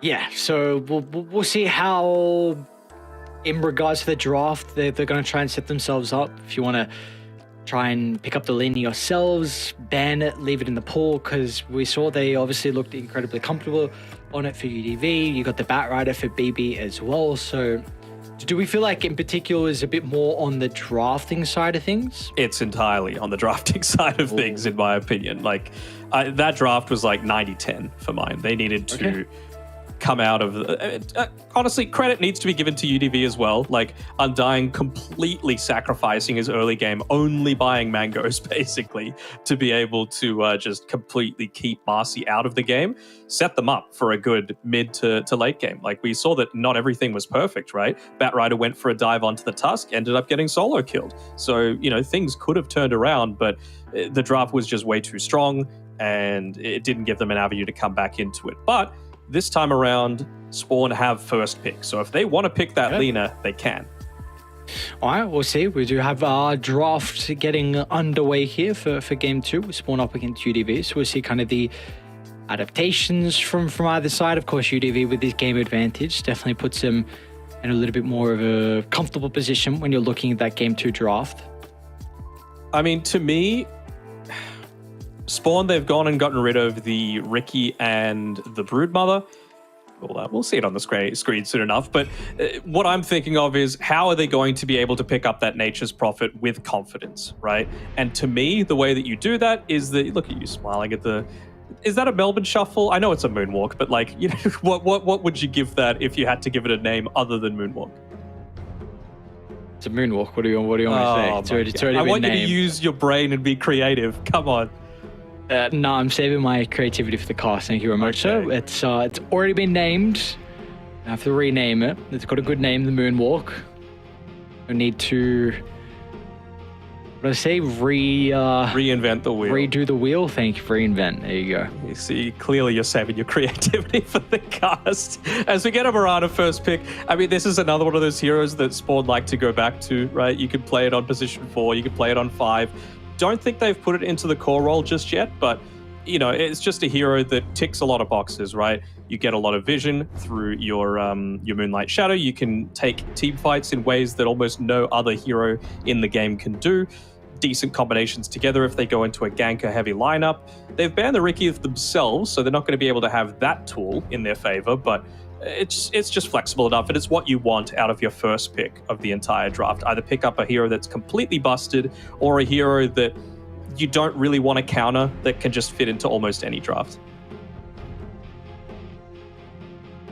See what they're going to look to try and pair up with the Rubik. I don't think UDV are too comfortable with going the Nature's Prophet here in the first phase, just because Spawn are probably going to address it with the Batrider on the 8th. And again, we know that Mamung Dai is incredibly comfortable on that hero. So they do go Nature's Prophet. I wonder if there's the instant bat. There it is. So UDV feel like this is either just Nature's Prophet's incredibly strong, you're okay with playing it into one counter, or they feel like they are good enough to be able to go up against the Batrider in general. So we'll see if that's going to be the case or not. It's an interesting choice, I'll say that much. Like they play the Nature's Prophet enough that they know that this is a hard counter to it. So I'm not sure where they're going to go with this, whether it's going to be like a defensive support, where an Omni Knight and Abaddon, something down those lines, even an Oracle to a lesser extent, just so you can use the Fate's Edict to completely nullify the magic damage impact as well as get rid of the lasso. So, I mean, both of them seem sort of viable, but the way that I see UDV play their best Dota is when they get aggressive like they did in that game. You know, they pick up a couple of early towers, get the Roshan, and then just basically never leave your side of the map. And, well, the Nature's Prophet can definitely enable that. So you're going to need heroes, of course, to be able to play with, people that can sit in the front line of the Nature's Prophet. I know you were speaking about the supports to be able to kind of enable him in his Batrider matchup, and while Spawn, they'll look to address at least the Legion core, which is really nice versus the sticky napalm and being able to perch off the lasso, even the Mirana arrow as well. So I definitely don't hate the Legion ban. I mean, these just seem like, we know we've got a good core-to-core matchup. It might not be the same core role. We just need to make sure that our hero is doing fine. Really don't hate the Pangolier though, right? It means that if Batrider looks to make a rotation, you can shove in a lane very quickly, forces Bat to go into an early BKB. Otherwise, he's just going to get stunned up in a lot of these team fights. And I just don't feel like you can expend the lasso onto the Rolling Thunder to be able to stop it in its tracks. So they protected it as well at the end with the Bloodseeker ban, making sure they didn't ban the Bloodseeker straight away in that second phase. Otherwise, maybe it would have kind of signaled that they were going down this route. So pick up your at least mid matchup now. So for the 18th and 24th, you're going to be pretty comfortable. We'll see support probably come out next, and you'll continue to keep the flex of the Nature's Prophet all the way to the last phase, I imagine, for UDP. Yeah, I suppose so. I mean, I'm still thinking what support they want to go with. I mean, it's going to be heavily based on whatever Spawn go for in these next couple of picks. And basically what I'm thinking now is like, what are they trying to address? Like, is it going to be a hero that combines together with the Batrider to get kills? Because Mirana kind of does that already, right? Lasso into Arrow, into Leap Starstorm, you're going to get a kill on most. So maybe it's going to be a hero that's going to protect the position one that they go for. Maybe it's like a Spectre +1. Monkey's not terrible into the Pango. Just lay down the Wukongs in the middle of a team fight, and then Pango has to be a lot more careful about where he's using the role. Can get on top of the Nature's Prophet very quickly as well. And the Nature's Prophet doesn't have...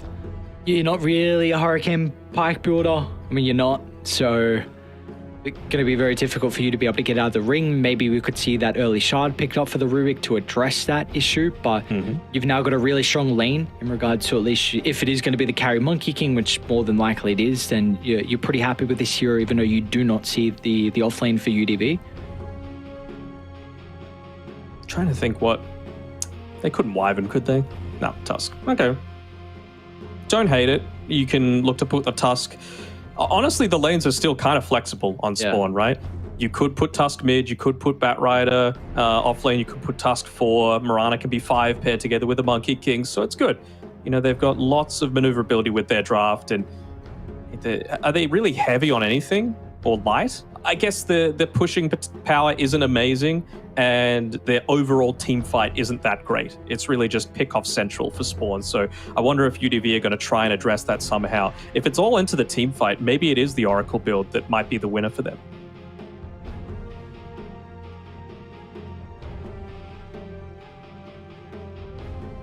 Can you run an Oracle NP though?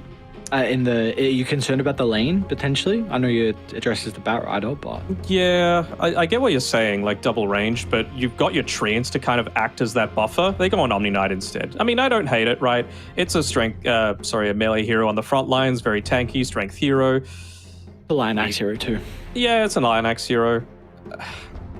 My concern is just that, like, you get one Heavenly Grace, you know, and there's no strength heroes that you're really enabling with this. It's purely for the Batrider cancellation. I suppose you've also got a heavy amount of physical damage as well with the Monkey King and the Tusk, if the Tusk ends up being a core. So, Guardian Angel is going to be able to do a lot for them this game. And yeah, I like that. They actually ban out the Brew themselves. I was kind of thinking that Spawn might be considering picking it up and trying to fit it into their draft somehow, just to be able to get rid of that Guardian Angel capacity, give them a little bit of team fight. What do we feel like this is going to be Tusk or Mirana paired with the Monkey King? The reason I asked you that then, because it kind of depends on what position 3 you want, if it's a ranged or melee. Can I make a prediction here? I think it is Monkey King 1, Bat Rider 3, Tusk 4, Mirana 5, and Invoker mid for Spawn team. Allows you to connect with Sunstrikes to be able to assist with kills. You can also go into the Tornado to be able to get rid of the Guardian Angel. The lane isn't horrible with a Pangolier as well if you just if you want to go Quas Wex instead, just to be able to get that mana burn off. I don't hate it. And, you know, the alacrity on a Monkey King, when it is eventually time for high ground, you can just drop the Wukongs and then do a lot of damage to these towers. I don't hate it at all. Yeah, no, I don't hate it. You even see UDV kind of on a similar wavelength with the puck being banned out. A bit of Doom picked up though for Spawn. A very, very greedy hero. They also makes have... the lanes a little difficult as well. Doom Tusk doesn't feel amazing.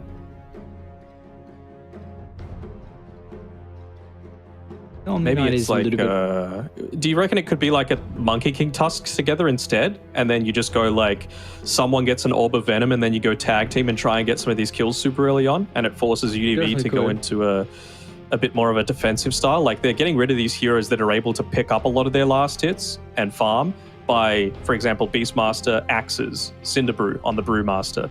So, I mean, unless you're going to use like Mars and be able to throw out that spear to be able to secure a lot of these last hits, maybe that's the avenue that they're thinking.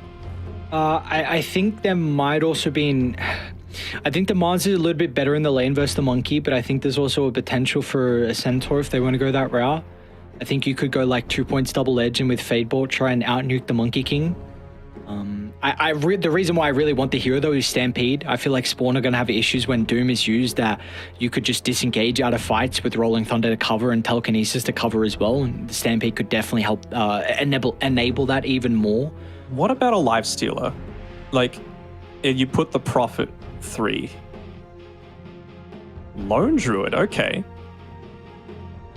Not something that we see every day. I was thinking just a strength hero that's going to go into what's most likely Doom Tusk, and that would have been a really nice one. It's a strength hero that benefits from Heavenly Grace as well, and Nature's Prophet into like Tusk Monkey Mirana Monkey doesn't feel that horrible. It is going to be Mirana Monkey going together, red being played in that off lane, but I guess they're just trying to pick up the pace, right?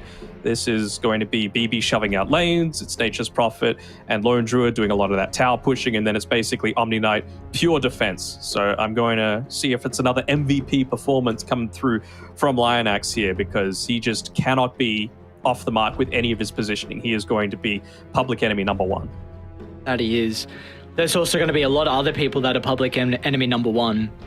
You need to address the Pango. That's a lot of their control inside the team fights.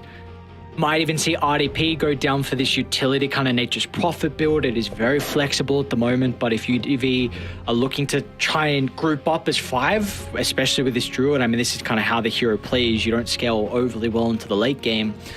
So I'm intrigued if RDP does go for kind of that utility build, if there's it's going to be that casual Gleipnir rush that we see often, even if it's a 1. So I think this is always the nice thing about the Nature's Prophet, is that your item build is incredibly versatile, but then I've got really big concerns that Spawn aren't going to be able to address the pace that UDV are going to set on the second game. Yeah, I mean, they've got decent punish, right? Like, if you funnel them into a small area, you can Ice Shards to block off the area of retreat, you can lasso them to bring them further back, you could drop the Wukongs, and it's not like they have amazing mobility outside of the Pangolier, right? Like, you can get from one side of the map to the other relatively quickly with the likes of Nature's Prophet, but you can't actually move in team fights all that easily. And you mentioned before that Prophet isn't exactly a 4-staff buyer as well. I think he is going to go into that Gleipnir just because it's going to provide a lot of value, but I see a possibility for sure for both teams. This isn't certainly as one-sided as the Game 1 draft, in my opinion. Okay, you were speaking about the potential for the team fight to be an important thing here for Spawn. Are we concerned that the game might just be a bit too fast for that team fight to really come online and for those levels to be impactful? I guess, but the thing that I'm also considering is, like, with the game being fast, there has to be a reason for it being fast, right? You can't just stand and hit into towers because you're going to get lassoed, right? And then you get dragged back and they find a pick off, and that slows down the game a little bit. Same sort of thing where, like, maybe they're lacking in a little bit of damage early on. Like, Omni Knight is basically negligible in terms of damage. You don't think UDV can 5-man at a pretty early timing? Like, I think they can, but they got to find a pick-off early, right? And I feel like if Spawn are really disciplined and don't let them have a free kill, they've got the potential to be able to fight around these big objectives. All right, well, with how kind of... 30 seconds to battle. Well, I won't say hesitant, but you feel like this is definitely a much more even draft than game one. You were very favoring UDV then. I need a prediction from you, though. Who has this? Are we going game 3, or do we feel like UDV are going to be able to clean up this series in 2 games? Just going to need a quick check of everyone's items first, just to see where their heads are at, to be able to give me a sense of it. I mean, right now, I'm probably still leaning towards UDV, but I can certainly see the avenue for Spawn. Oh, no. You can't be feeding a bear away like that. What? Oh, what? All right, Red's happy. Red is balling. He's rich. What's he got? Wraithband, Iron Branch, a little bit of gold still in the bank as well. I feel like he should have. What's your recipe for the Wraithband? 250? 210, I think. 210. Okay, that makes a little bit more sense. I thought it was less. All right, that's a great start. How'd the bounty runes go? UDV got all 4. Okay, never mind. How'd they do it again? You know, it was a bait bear the entire time, and it doesn't even have a name. Come on, KMP, you got to step up your Spirit Bear game. Is this going to be a difficult lane up top? Lion Axe with the Hammer of Purity along with the Orb of Venom. I mean, we know the Omni Knight's lane is a little bit better now with that kind of fresh spell that we really haven't seen in a long time. I don't think it's that great, to be perfectly honest. I mean, the big thing that we're underestimating is just how much experience that bear gave over. They're already level 2 on Spawn, so you can look to get kills pretty damn quickly if Lion X goes out of position. At least he's been able to protect this small camp, so it hasn't been... well, he's trying to get a half pull off here, not to completely ruin the equilibrium, but Delul's going to be able to scout it out.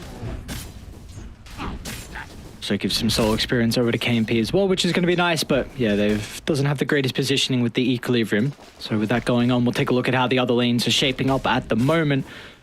It'll be a swap in the heroes being played. This time it's Mamung Daya actually on the Batrider. We saw prior that BB made some early attempts against the Tusk in the previous game to try and take him down into the tower. Wasn't able to do so, which gave the Tusk a nice opening in that game. And we'll see if it's going to be a similar thing here.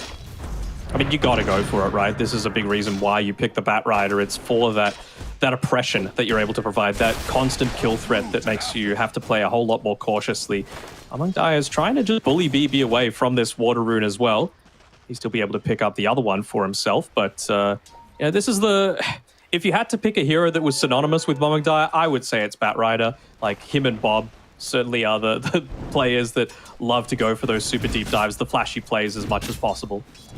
Yeah, the Batrider Fiends, they are always big fans of those heroes, so see if he's going to be able to compare versus BB's Batrider. As we take a look at our last lane, how it's shaping up at the moment. RDP going for a pretty early boots here, but of course very important versus the lane that he's up against, especially with Jikro going for this Orb of Venom as well, so it's going to be... I imagine this is going to be more like of a passive lane for Daya, probably using the telekinesis more defensively whenever Spawn get aggressive. Although, do you actually see kill threat that Daya have as top lane actually? No, lane axe, right. Apologies. No, I don't see kill threat for Daya at all, honestly. Like, Monkey should be able to keep himself healthy for the majority of the time. Mirana's holding on to that skill point right now, so she can just leap out of any kind of sprout. They don't have enough consistent lockdown to be able to be too concerned about any kind of aggressive movement coming through. So what is then kind of the idea of how Boombui wants to play this bottom lane then? If there's going to be no kill threat, speaking of kill threat, top lane, KMP, in some trouble at the moment, that tag team, they're all putting quick work into KMP, and well, it's going to be the bear going down as well. He just resummoned too, so 80 seconds without a bear. This is your last pick, Lone Jordan. He's having a horrible go at it. Yeah, I mean, it certainly did feel like a bit of an odd choice, didn't it, when you consider what other options were available to them, some direct counters. Again, Lone Druid is an agi hero as well, so you're not even going to benefit from the Heavenly Grace. It's not like Heavenly Grace has that much value in this lane right now because you're not really dispelling anything, but I don't know, it just feels like you would have been able to sustain so much better, and, well, to me, it all just goes back to that, oh, they're actually going to go for another kill. Oh no, Scorched Earth is back up and available, and they're going to force the TP out of the Rubik, but it got cancelled, I believe, so he won't be able to join them now. Lion Axe, he's going to be chased down under the tower as well as Spawn. You could not have asked for a better start to their off lane.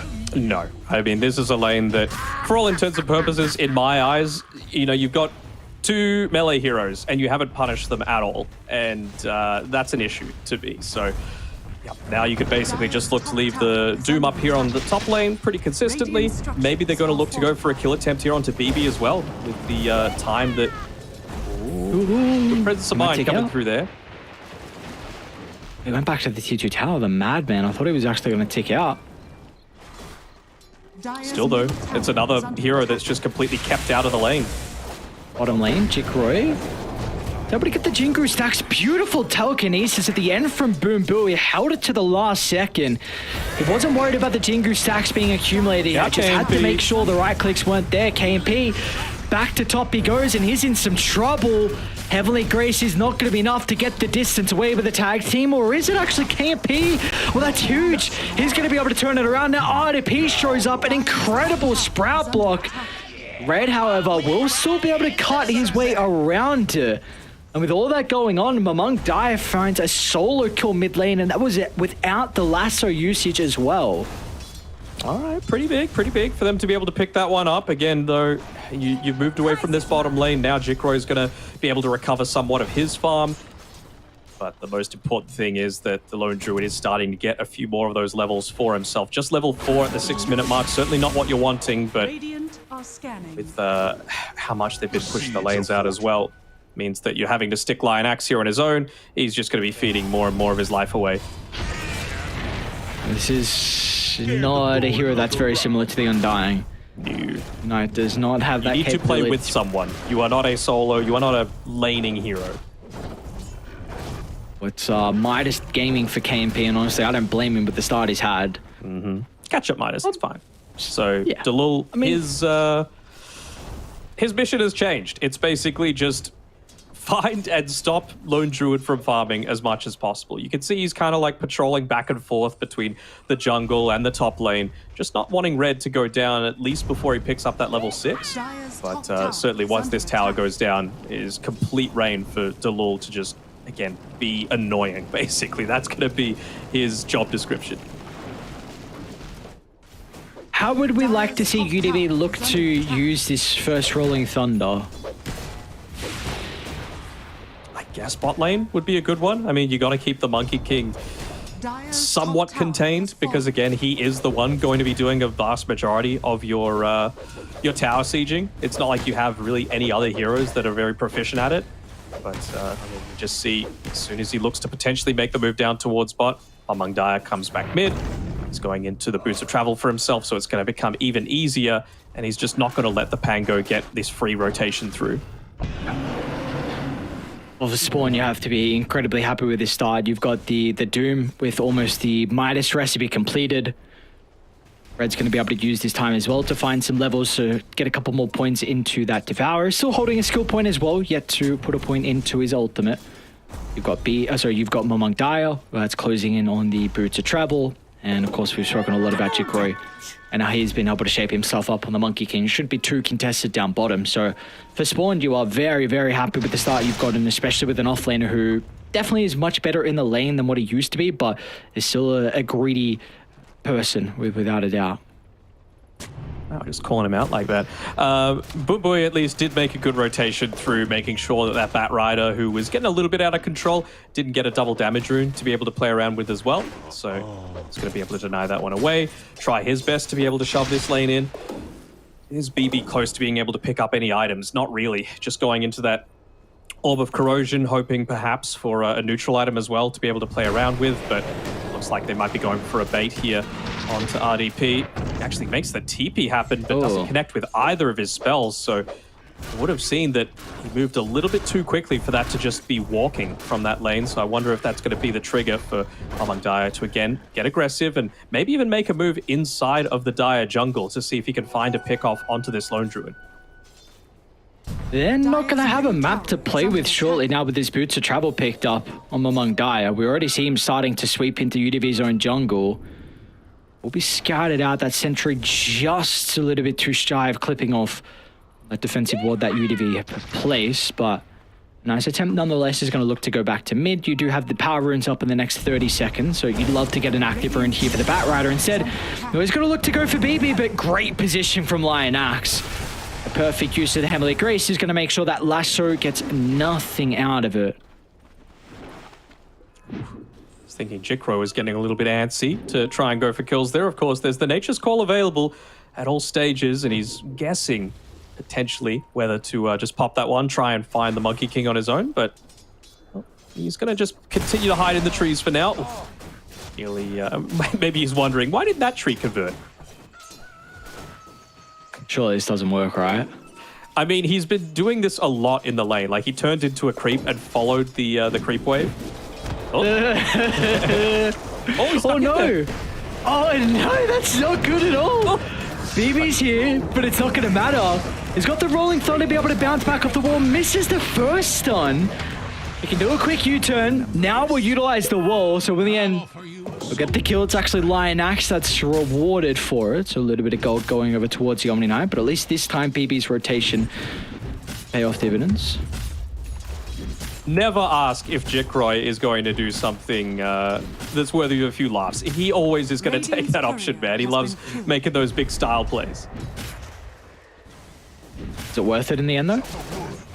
You know what? I'm sure he was very satisfied that he was able to fool him a little bit. I'm sure Red is... It's a game at the end of the day. It's fun. What's more fun than winning? That is true. I have the same attitude, actually. Very good. Well, catch-up Midas obtained for KNP, so yeah, you're going to get some levels. Again, the big thing is, I know we were worried that UDV might reach this point where they're going to just steamroll over spawn if the lanes went, obviously, a lot better than they did. Now it kind of feels like they're playing for the Lone Druid level 20, where he's got the minus 50 seconds on the True Form cooldown, and basically you've only got a 10-second window of vulnerability. And you can just feel so much more confident in being able to place yourself out on the map and make a lot of these sieges happen.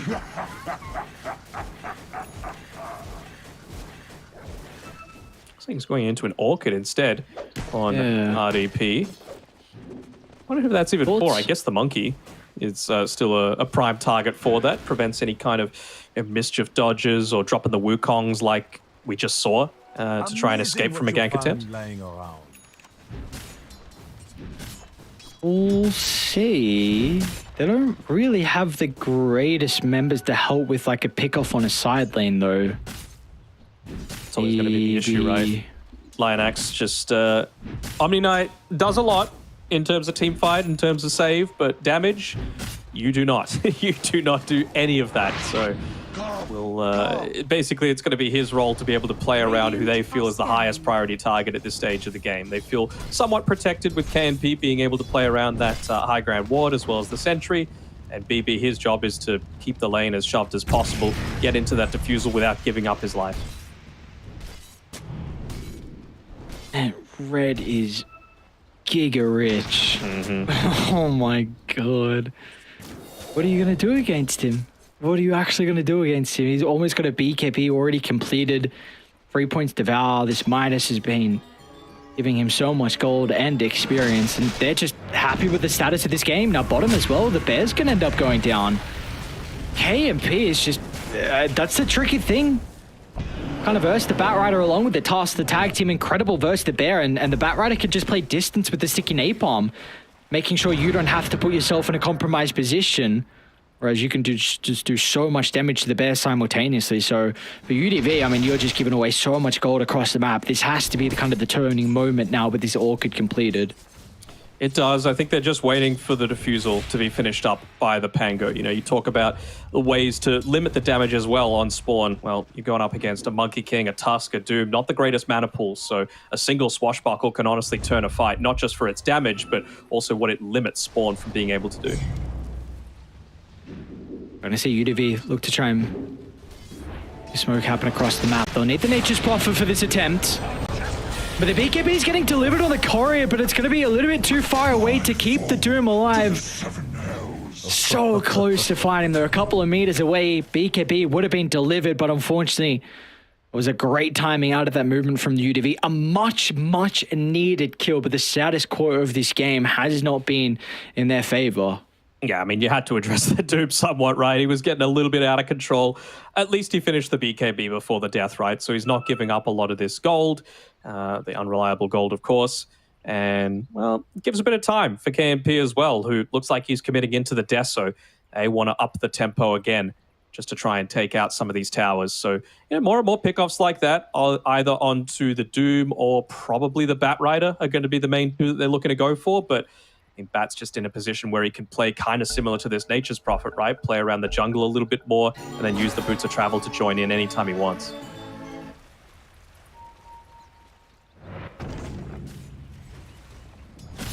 We will see, like, if KMP can get towards his Deso, he's one Mithril Hammer away.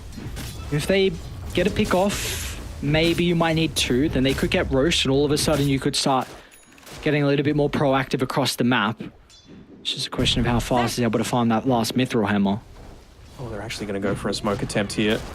They did it just before the Doom respawn, so that's actually very clever. He's going to show on the lane without the Moonlight Shadow, and so they'll feel confident to just stay here and farm, but RDP, he's going to get caught out.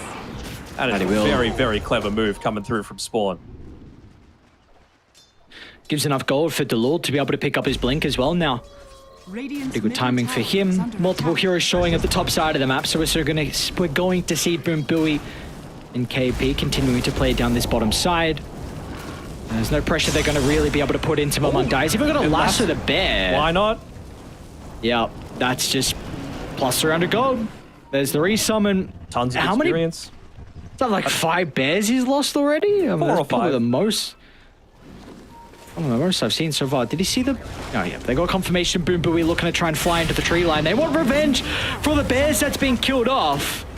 And, well, they should be able to find it. A big kill, and now they can look to chain into an objective here for UDV. Not quite into that Deso, but you're going to be able to do plenty with the Demolish passive on the bear, with the Desolator as well. They were lucky enough that KMP even got that last hit, so...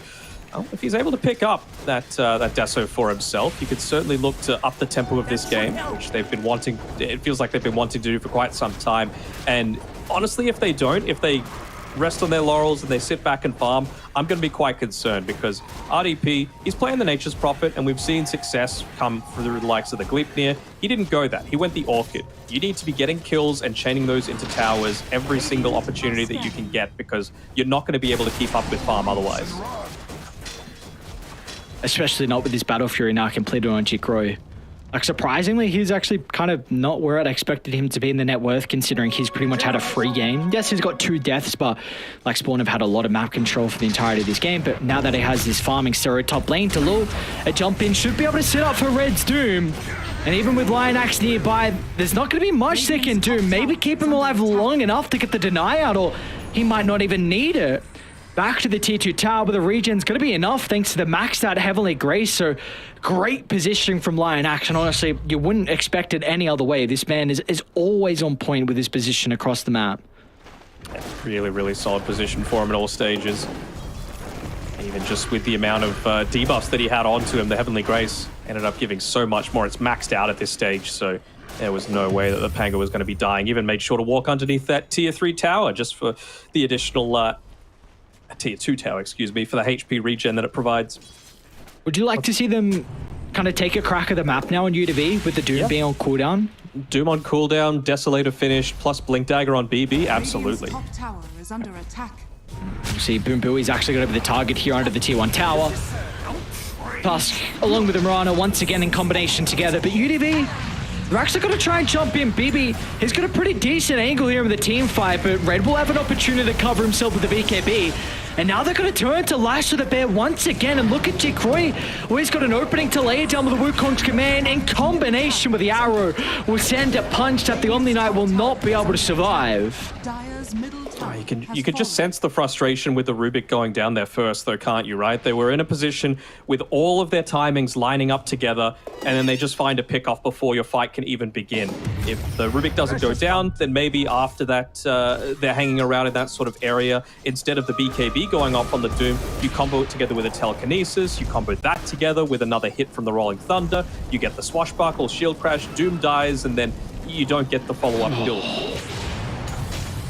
Among Dire, maybe going a bit too far to try and get the bear. Bear. I was going to say, he's actually going to stick around for it, but luckily Lion Axe was nearby, so it will be okay. Lion Axe is quick buy.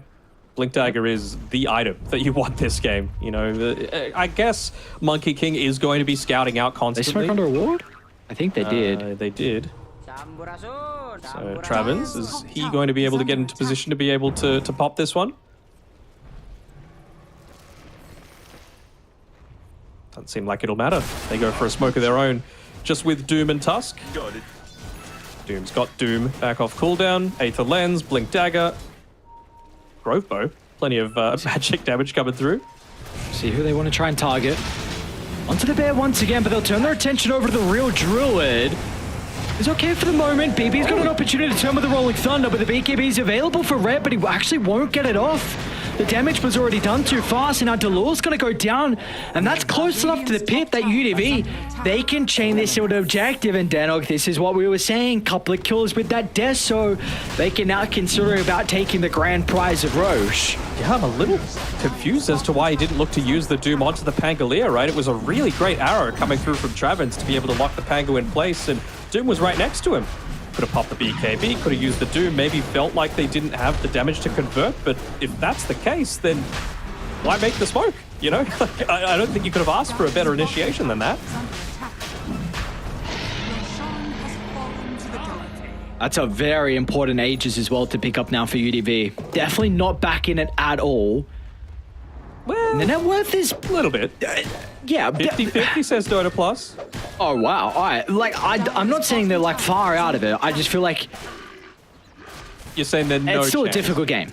Well, you definitely put in words in my mouth now. I guess if you take a look at the net worth, it's kind of all on the back of the Doom, though. Like, it's all that artificial net worth that he's getting from the Devourer and kind of the Midas as well. So, if UDV win this next fight, we've got an even ball game, and the map is going to shrink pretty fast with how they can get these objectives at a rapid rate. Yeah, Spawn are just praying that they're able to get into this BKB on the Monkey King first. I mean, he's got a triple stack soon to be, and of course the Battle Fury to be able to assist with this, so the fact that they're all playing around together in this mid lane. We mentioned that one of the big weaknesses of UDV's draft is they're kind of lacking in team fight outside of that Rolling Thunder. So if you're just grouping around loosely together around a key objective where there's plenty of reinforcements that can come, you're going to be in a good spot. But, well, this actually provides them a little bit more team fight. The Aghanim Scepter provides a little bit what that Gleipnir does as well in terms of the root potential. Great against the Tusk, Monkey King, Bat, Mirana, honestly, everyone on this team is just going to provide a good amount of utility.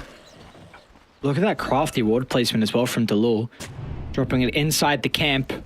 Sentry just out of range as well, so this is giving them a lot of information for Spawn to work with, and they're going to look to try and take the fight. Jikroy on the front. They'll get the charge by breaking the tree as well. You'd hate to force out an unnecessary BKB in. And that won't be needed, but Among Dire, though, looking flying to the middle. The sentries lay it down. They're going to turn it back around. Will he take the bear? All right, to protect with the BKB. Yeah, they'll take the bear. They're happy with that, but the rest of Spawn, they want more as well. With the jump in Red, Doom lay it down. An easy kill onto the Painkiller. They also get the bear as well, thanks to the lasso. So in the end, pretty decent sequence of events here for the boys on Spawn.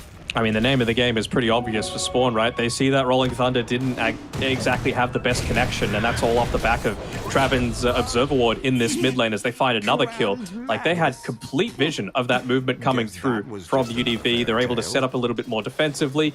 Yes, Jikroy got the initial stun off, but he was just far too deep for anyone on UDV to be able to connect. Do we feel like Die go again, though? That's Doom used. You, of course, have a resummon now on KMP. 2 minutes 20 left on the Aegis. Are you wanting to try and force the issue? Yes, I guess. I mean, he's picked up the Aghanim shard as well for the Lone Druid. He's level 15, so much lower cooldown. That does provide a good amount to these team fights too, if you're able to just put yourself into the middle of them. And, you know, with that Aegis, you feel a lot more confident to be able to do so. So, yeah, I wonder if they actually look to go for a smoke here as a full unit. I think you got to. That's also Lasher was used as well, of course, so... Do they even have a smoke? I don't think they do. That's the downside. They've tried a few attempts now, but it's been either under vision or at the end of it, after the smoke's broken, they've been under vision at that point. So this feels like Spawn they've got a lasso around them. They're just dragging them around the map. We'll look to try and go bottom, however, UDV. Spawn want to try and protect this, though. They're going to group up and smoke. Of course, they got the Monkey King that's going to be able to TP. And that observer ward that you were pointing out before, right? The camp, the neutral camp observer ward. Oh, they're going to see Delul. He'll get the jump in, though, before the reactions. Red as well with the wall stop onto 2. Holding all the supports into place. A great initiation for the boys on Spawn. Now they might be able to get RDP. The lasso was just there. The extra cast range, thanks to the Aether Lens, will drag back the Nature's Prophet.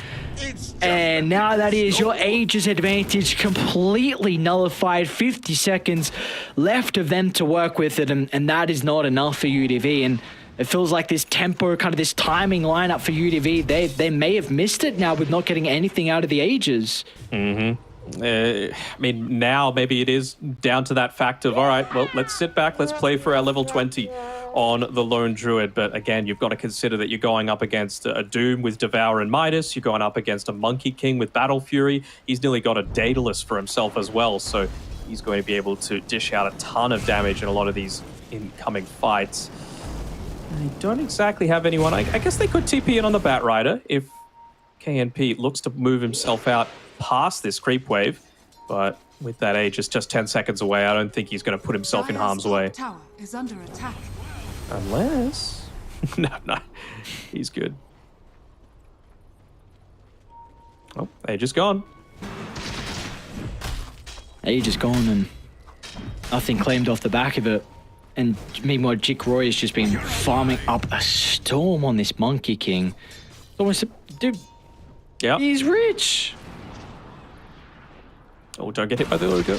All right. Goddamn neutral creeps, man.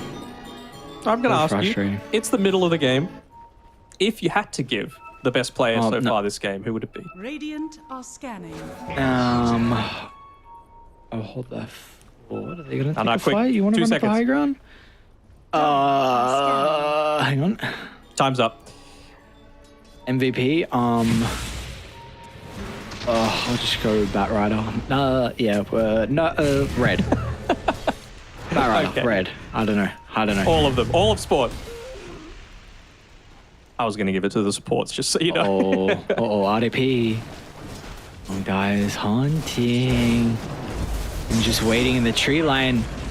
Making sure Delul can get close enough for him to jump in afterwards. The Lion Axe, though, with the blink. Oh, okay. Okay. They'll keep RDP alive. But it seems like all they're going to get is the kill onto Delul, so Lion Axe makes a incredible play, revealing the blink that was just completed, but in the end, you kind of have to use Guardian Angel. Rolling Thunder's not the biggest cooldown, but you take a look at what's happening on the side lanes. Jick Roy completely shoving out bottom. You also got the rest of Spawn that's getting farm as well, so really not the worst thing. And they'll know that this is where Lone Druid's been picking up a lot of his farm in recent times as well. So the fact that Jick Roy, with a lot of that right-click damage, he's been able to take a tower. He's now got a Daedalus.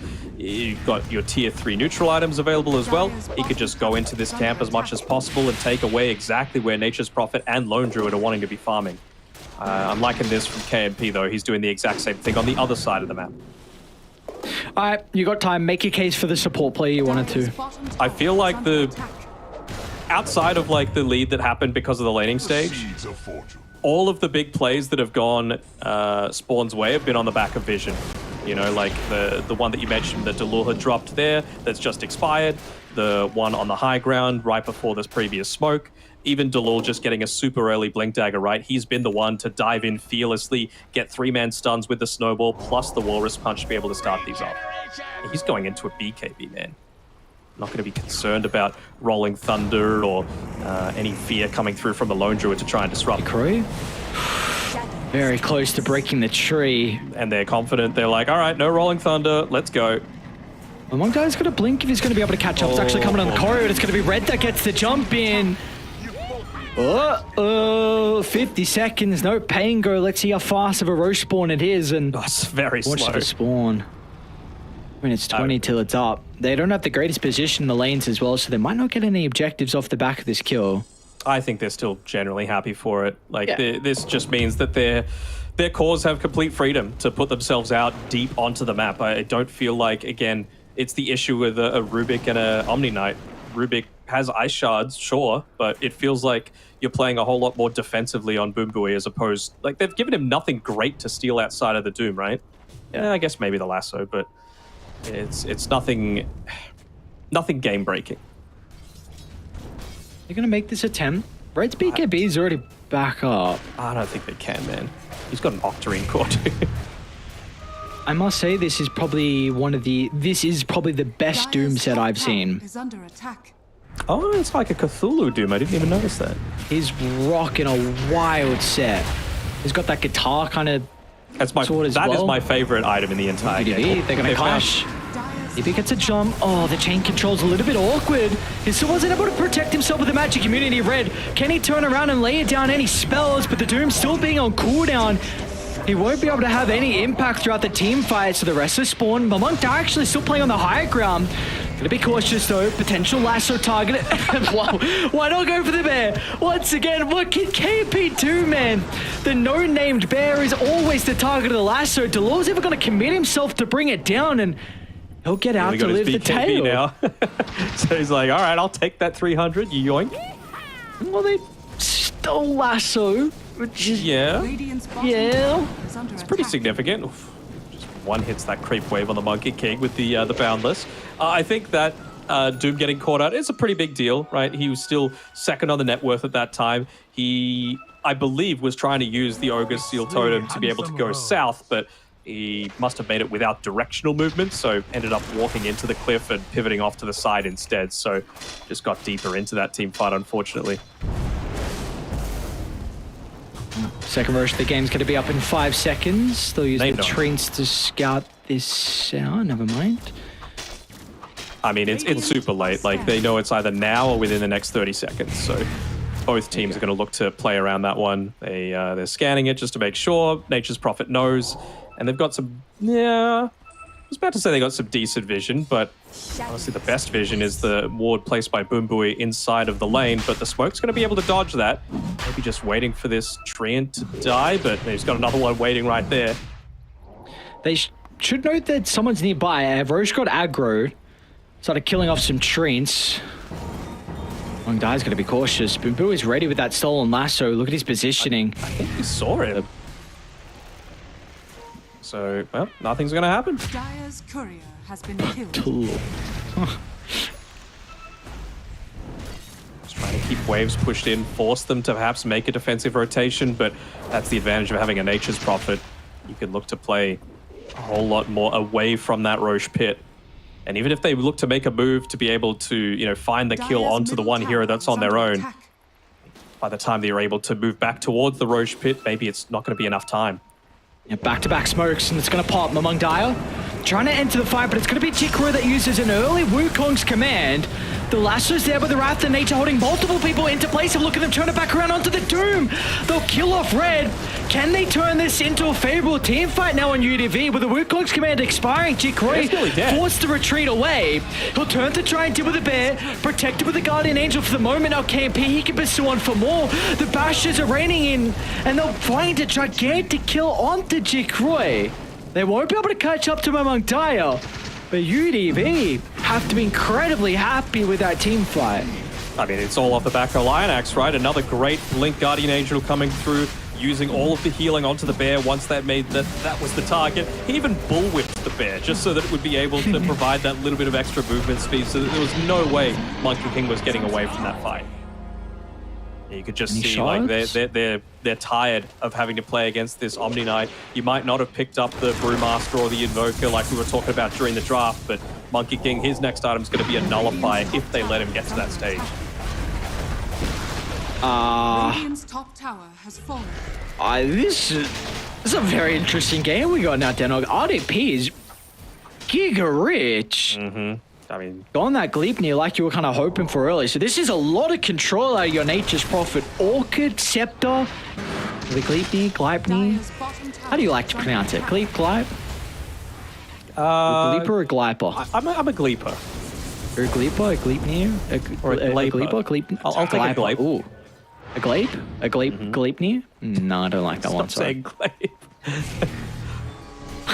I just think of how you pronounce EI versus IE, you know? Oh, fiery? Yeah. Oh, wait, hang on, what? You said, no, just in general, EI versus IE. It's more of an A versus an E, you know? You don't know. And you also do say Fury Soul. Yeah, well, that's the thing. I've done that for many years now, so don't start I becoming have. the pronunciation police. No, but I've when I've started to change the Fiery Soul because that's how it goes. But often in a very, very chaotic fight, I will go back to Fury Souls. I do not know why. I used to also say of course my cousin introduced me to Dota, and I used to say Courier is career. And you'll have no career if you keep doing that. Dude, he bullied me into saying it properly. Like I'd stop saying it. I actually couldn't say Courier because I was saying it wrong, and I'm just like, can I use this, please? But we learned how to say it. But we still say Fury Soul instead of Fiery Soul for the leaner. But Actually, I'm gonna need to call up your cousin. Well, hopefully you get to meet him in Bali. I'm gonna try and take him to the major, so that'll be exciting. Haven't been to Bali. He gets a major. It's always hype.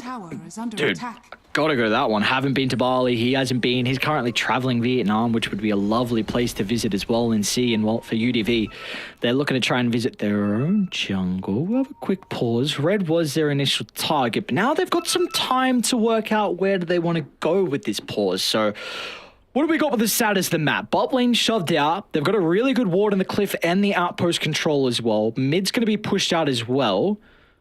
What would you like to do with kind of how you're seeing the map at the moment? I guess it's very difficult because we also see where Radiant are, but let's just pretend we can't see Spawn. I think they're just going to look to play it pretty similarly on Spawn, to be honest. So if I'm UDV, what I'm looking to do, is that what you're asking? Yep.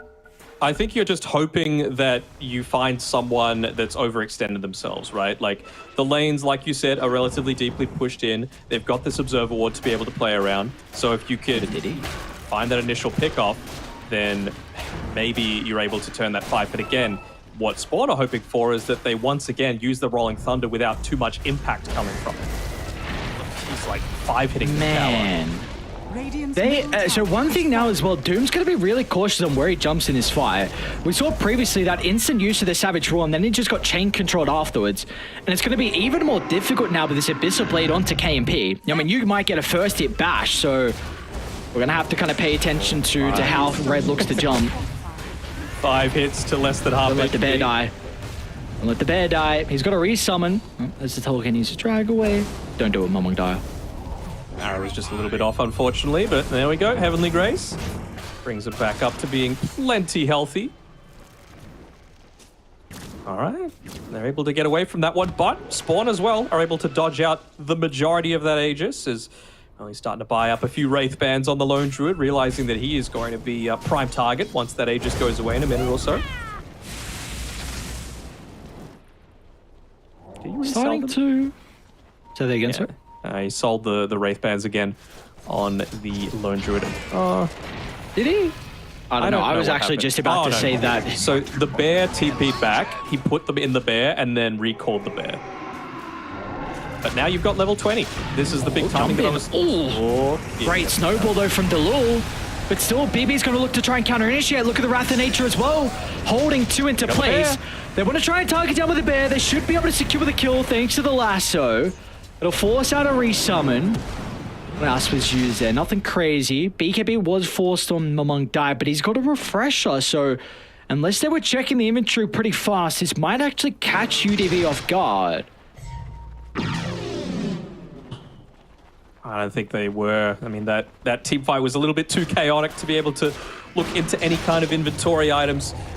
For me, it would have been great for UDV if they're able to breach that high ground, find a pick off, use the Aegis to its full potential. But to me, the biggest concern is just getting this Lincoln Sphere up on BB. And he's so close to being able to do it, right? Like, he is... Yep.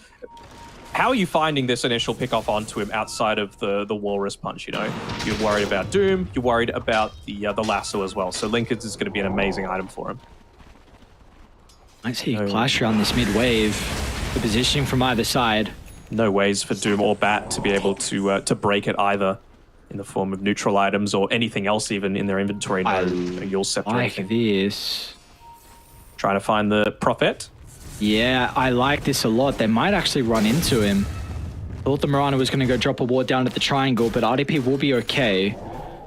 Now with that not working out for Spawn, I want to kind of pay attention to this item that Delaw's working on. This Scepter could be huge. We've seen the Lasso is pretty much 80% of the time be used just for the bear. Well, now you can use the Scepter on the Tusk to kind of just easily bring it down. Do you see they're even giving it the Lincolns? So, doing whatever they can. He is a beefy boy indeed. Lincoln's going to expire shortly. Does Memory Die want to go for it? I mean, it's one of the few instances where once you've got either the lasso or the Walrus Kick, you kind of want your high ground being sieged, you know, because that's your avenue back into this game. I say back into this game. They've still got a 5k net worth advantage, but it really does feel like they've hit almost all their timings that they could possibly want now on UDV. With that Lincoln's picked up, with Lone Druid 4 Wraith Bands as well, so of course very hard to be able to take him down. They're even just going for a BKB next on the Spirit Bear just so that they can... Honestly, it might be a slow siege sort of thing where they just pop BKB, put Lincolns on him, and have him hit the racks, and then what do you do? And then just do it over and over and over again, and it forces Spawn to actually be the ones to do something. Look at how Spawn is setting themselves up, though. Very interesting. Dire aren't actually going to continue this push down bottom. It was a cute attempt, though, with them playing with this kind of deep ward outside the base to maybe see if UDV were going to attempt another slow siege like you were saying. And I guess now we've kind of got to be looking towards maybe some important talents, which one in particular, the Doom, has got that 35-second reduction of the 20 talent with the Octarine, and it's now down to 80 seconds as a cooldown. And for Jikroy, we're looking at his 25. I think the additional Wukong's ring is going to be very important for them to control a vicinity of these fights. Yeah, I mean, Spawn have got such big timings coming through, though, right? Like, you've just finished up the Aghanims on the Tusk. Doom's going his own, so those Lincoln Spheres not going to be as valuable anymore. You've got the Nullifier on the Monkey King, so by stalling it out, even though they did lose a tier 3 and they had some scary moments here and there, things are looking not too bad for Spawn. You just got to make sure that you're not getting picked off before it gets to that stage. And, well, he's going to try and, as quickly as possible, push out this top lane. Nature's Prophet not really in a position to be able to make a TP up there. It would be just him, no one else with boots of travel. No outpost, no tower to be able to TP to. So there we go. They've got the Aghanims now on the Doom. Radiant's middle tower. We'll see. Maybe the Sprout Leash could be really important for the middle of the team fight. Even defensive telekinesis if the Rubik's not core. Help them reposition, but be smoke. If they pick up the haste, that will be scouted out. UDV are going to do the correct thing, I suppose, and run past it, so they will not be aware. You see the positioning at the moment is Radiant. They'll go for their own kind of shadow play. That they will. They get confirmation Delaw's position. They want to try and go for him instead of maybe a more vital member. If they can take away the Aghanim Scepter, that could be pretty huge at now enabling them to run through. They don't even know he has Ags yet, though. That's the thing. Unless they were really quick on checking the inventory, I'm sure priority was just, let's take out this guy that's gone super deep. But this time around, with the smoke, they got a gem on the Batrider, so at least gets a little bit of vision off the map for UDV to play around. And we have to remember this is a position 4 Tusk, so his death time is not that big. will be back alive when that third Roche is ready to go as well. 40 seconds till that one is available. Did they just, wow. I mean, so that's Moonlight Shadow and 2 smokes in a row here for Spawn. If you don't get something out of this, then it's going to be really difficult for them to contest this next Roche. Arrow's going to fly. Inax will be okay. They've got that cliff forward, so they're ready to take the team fight. Well, BB rolling Thundered as well. Maybe just an escape? Someone? No, I think he was just trying to find someone holding in the tree lines, but now that they see this being used, especially with Roche up in 10 seconds, I mean, this to me is an indication of just go, go, go. Tusk's back up online, shove in the mid lane one more time, and then look to go Roche. They've got vision. Lionax knows that they've got vision there as well. That's where the arrow came from that he was able to dodge with that Trickster's Cloak. No one really feels safe of TPing into this T2 tower as well. Is under attack. A scary stage of the game we're in at the moment.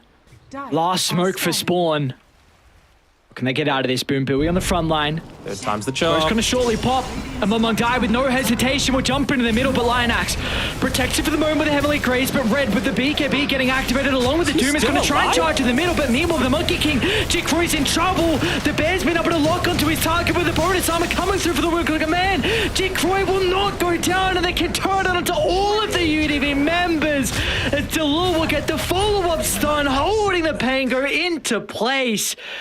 As it was so close to getting the kill onto Jikroy, but it just wasn't enough damage.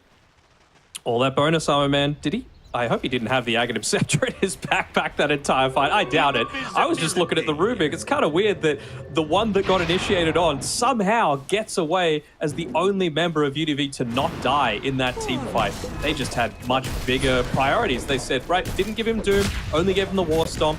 Not really that big of an issue. So let's go and try and find these bigger concerns. And they did just that. And it's going to be rewarded with picking up an Aghanim's Blessing for themselves off of this Roche. I mean, who do you even give this to? Do you give it to Mirana? Sure. I am immortal. You... No, come on, man. I mean... It's not slotted. I wouldn't hate it. He's got money. Is under attack. He does. Give it to the Mirana, come on. Where'd it go? Dire's middle tower has fallen. It's a mystery. Bottom tower is Wait, where did he go? What the heck? I don't know.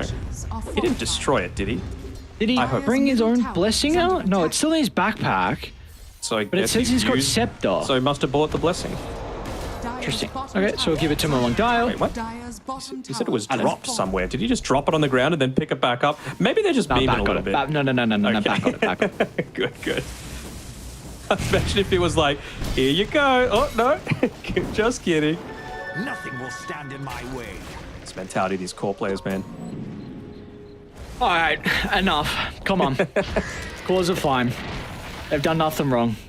It's always the support's fault. You lose a game, you didn't do good enough in the lane. What can I say? Just do better. Just do better, XD. See, UDV, and then it pulls something out of the hat. You can't be losing bears, and there's that kickback. Something we were bringing up earlier, the power of this Scepter now for them to work with. And there's no resummon available. So it's going to be forced to BKB, but now you don't have that to kind of help the bear stand his ground in this team fight. I want to see when Jikroy actually commits for this Arcane Blink. I actually really like it on Monkey King. It's kind of like the Shadow Fiend where the Wukong's comes out really quickly, but it's not even just that. The animation for Boundless Strike is really janky with it as well, where it like... It's deceiving. Yeah, players are used to being able to pop the BKB when the Boundless is about to come down, but it happens at about half the time, so it's really hard to have to play around with. I really like the fact that he's gone into it.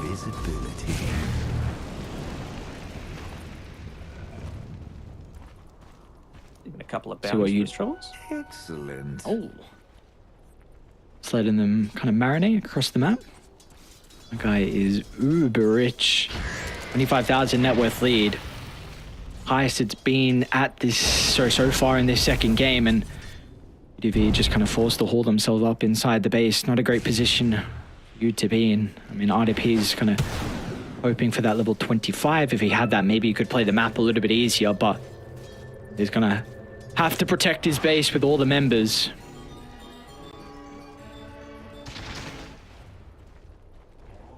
Not a fun position to be in. You show yourself for a second.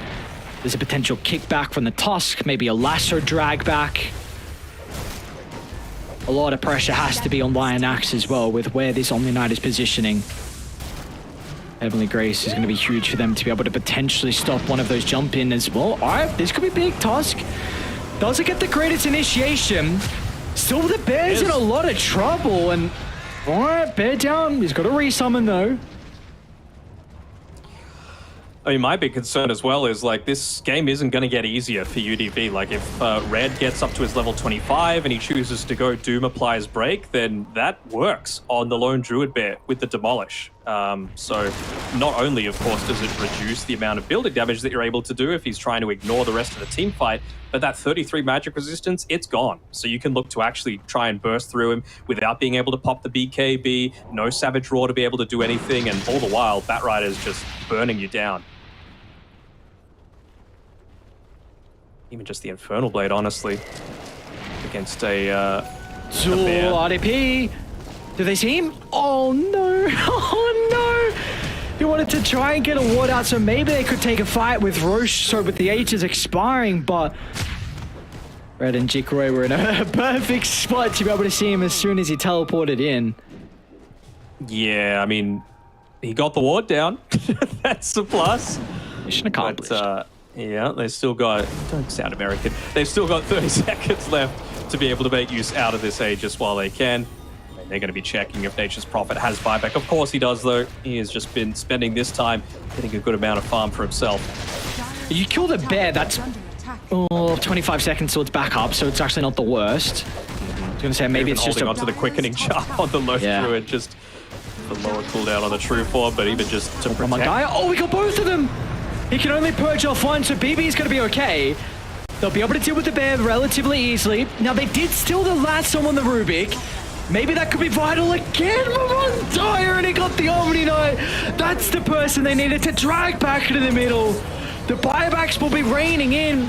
That's the only way they can look to defend the base, but the Nature's Prophet, he won't be there to protect them. Doom does get stolen as well, but what can you do? 3 versus 5 spawn. They've taken top. They're going to look to go mid next. Nothing to stop Bowie, well. right. There we go. Stolen Doom. Get the kill, but they need to get more out of it. It was such a costly investment to hold the base. Multiple buybacks to Rubik, along with the dieback on their Nature's Prophet. All they'll get is the Monkey King, but at least, well, yeah, a lot of buybacks, but you don't actually get... No, make sure they don't get the range barracks top. Ah, okay. Oh, all right. Doesn't happen. Unhealable damage, though. But yeah, I mean, it just shows the strength of this spawn lineup once they're able to dodge that really, really early areas of concern. And honestly, it wasn't even the perfect team fight for them as well, past the initial bit, right? They were chasing the Pangolier underneath the tier 4s. Red stopped committing once the Monkey King had commit. So, you know, like, they weren't completely on the same page, but this is a lineup that sort of plays itself. And, well, Mamondire is really starting to set himself apart with a lot of these great lasso grabs. Baby, you are farming incredibly aggressive across the map, my good friend. Yeah, it's late enough that you've got Boots of Travel 2 on 2 heroes now on spawn side, so good luck moving anywhere on the map.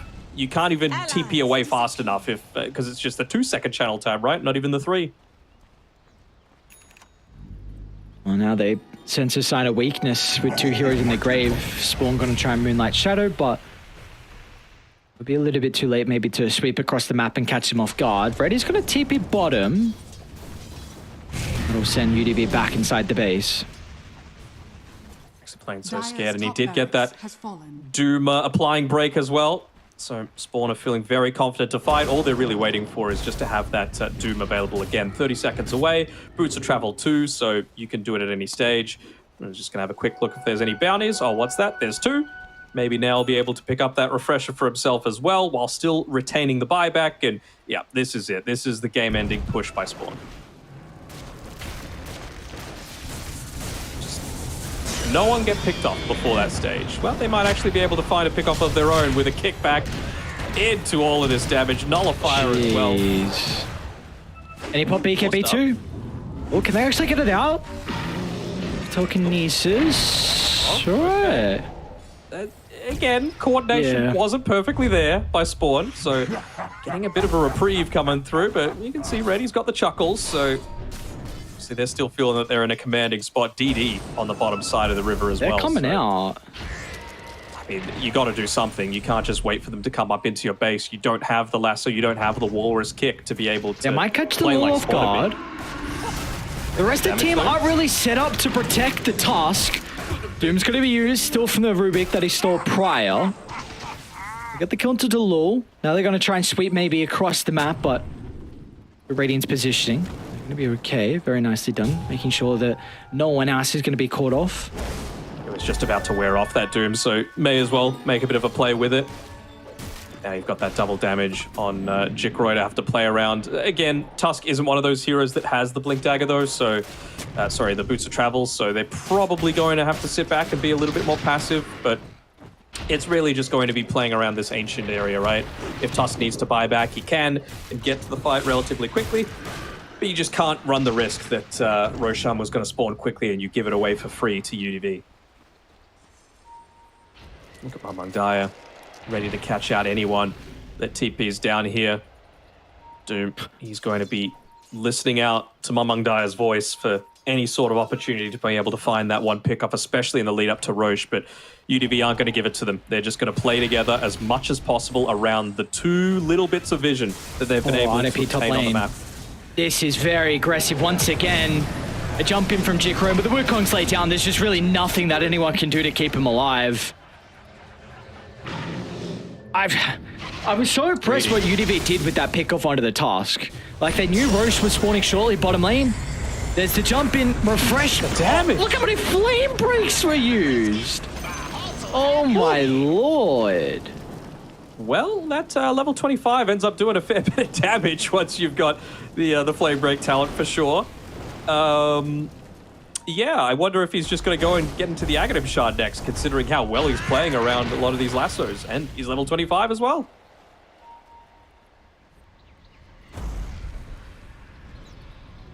Well, they had a chance on UDV to be able to play around this Roche, but unfortunately for them, it feels like they might have just given it away. That's a few times now that you've been a little bit too deep on RDP, and I mean, you just can't afford to do that going up against a Monkey King, a Fat Rider. With all the vision that they would have had at that stage, you know they're playing around Roshan as well. Such a crazy number. It's 12% still? What? Dude, it's 49,000 gold. Your Tusk has a Scepter and Octarine and 25. Look at his cooldowns. 5.3 on Snowball, 6 on Shards. And you say it's what? A 12% chance? Right. Spawn will look at us and say, no, there's no chance, actually. Let's lay down the Wukongs, and, well, they actually back off after they use the Glyph. I guess that's confident enough, right? They know that Roshan's going to be up at this stage. It was another really long respawn. And, well, that's the advantage of having that Boots of Travel too, right? You can just instantly look to join in if you want. Lane's pushing in, so they're going to need to address it on UDV, and, well, they didn't want to use the buyback on the Pango either, so they're not in a position at all to be able to contest this, and Mamangdaya is even running the front lines, making sure that he is going to be the one to be able to pop any kind of smoke. All right. Be rewarded. Fourth Roche. Trappins, you're up, buddy. Get it? Woo, let's go. Don't destroy it. That's you. Oh, no. Wrong one. Yeah. There we go. All right, so we got Ages on Jikroy. Che's going to be given over to Red. Of course, the Aghanim's Blessing on Travins and Refresher Shard. Phil's holding that one for the moment. Let's see. One last stand outside the base, it looks like, for UDV. Play with the higher ground. They do see Delul at the moment, but he's got the A on disc. Is this really the target you want to try and bring down to start the fight? They knocked him to the low ground. Delul's okay, and simultaneously the Bear's going to get lassoed.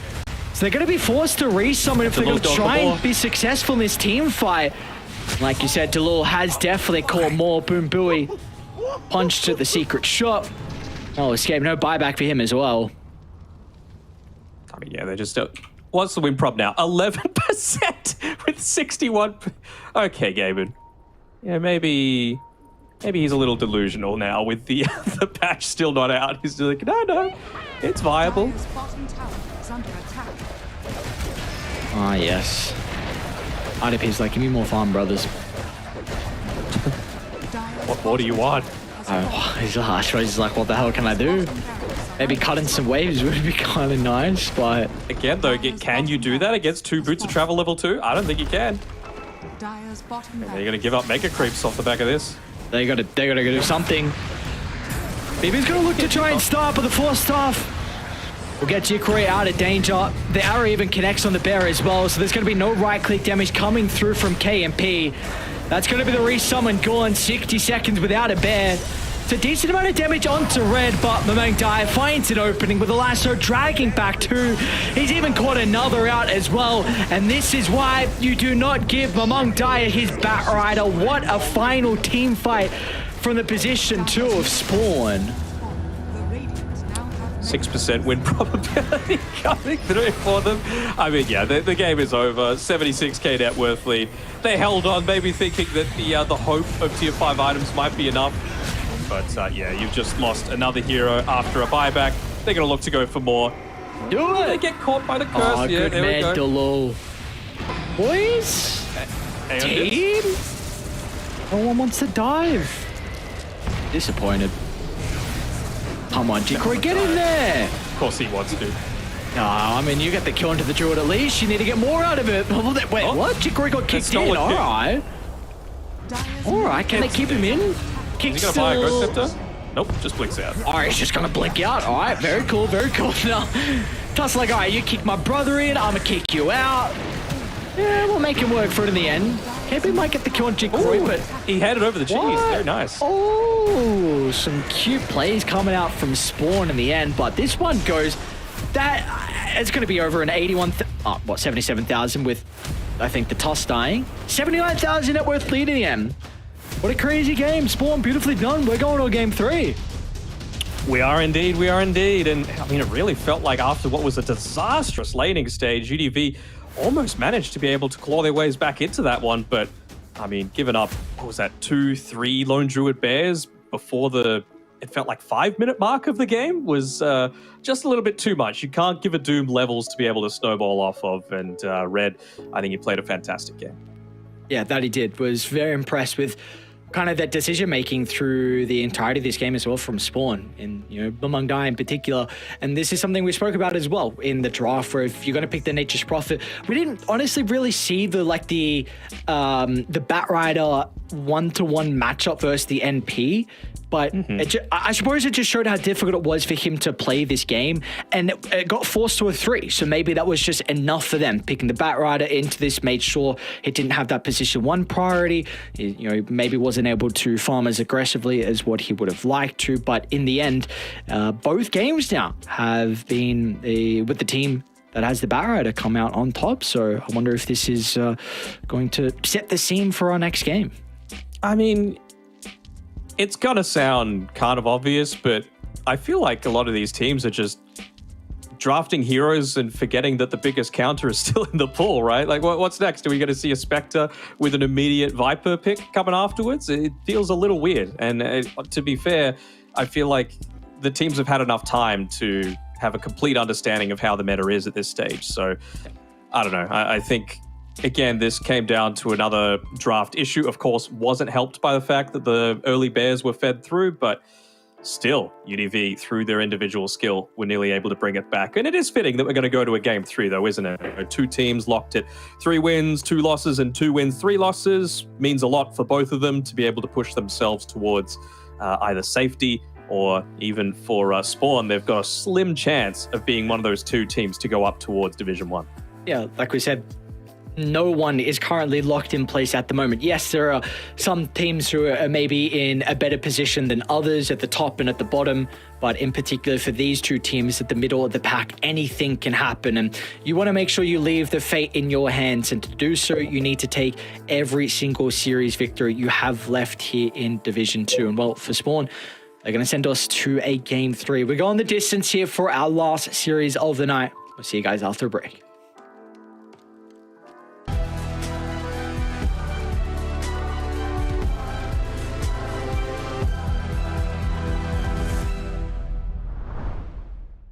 Three, two, one.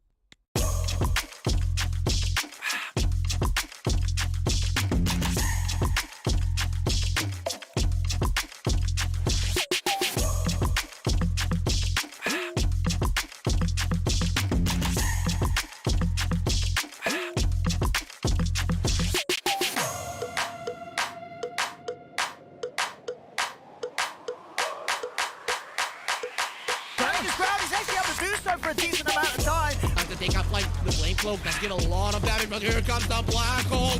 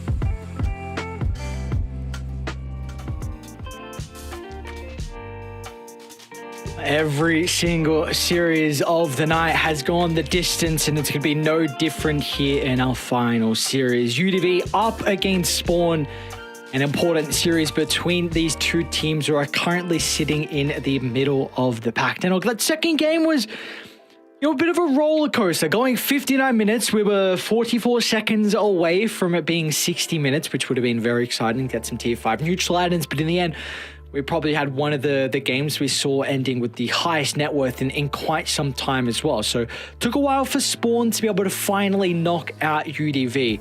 Can we make anything of that? Is there any silver linings that we can kind of dig out of that?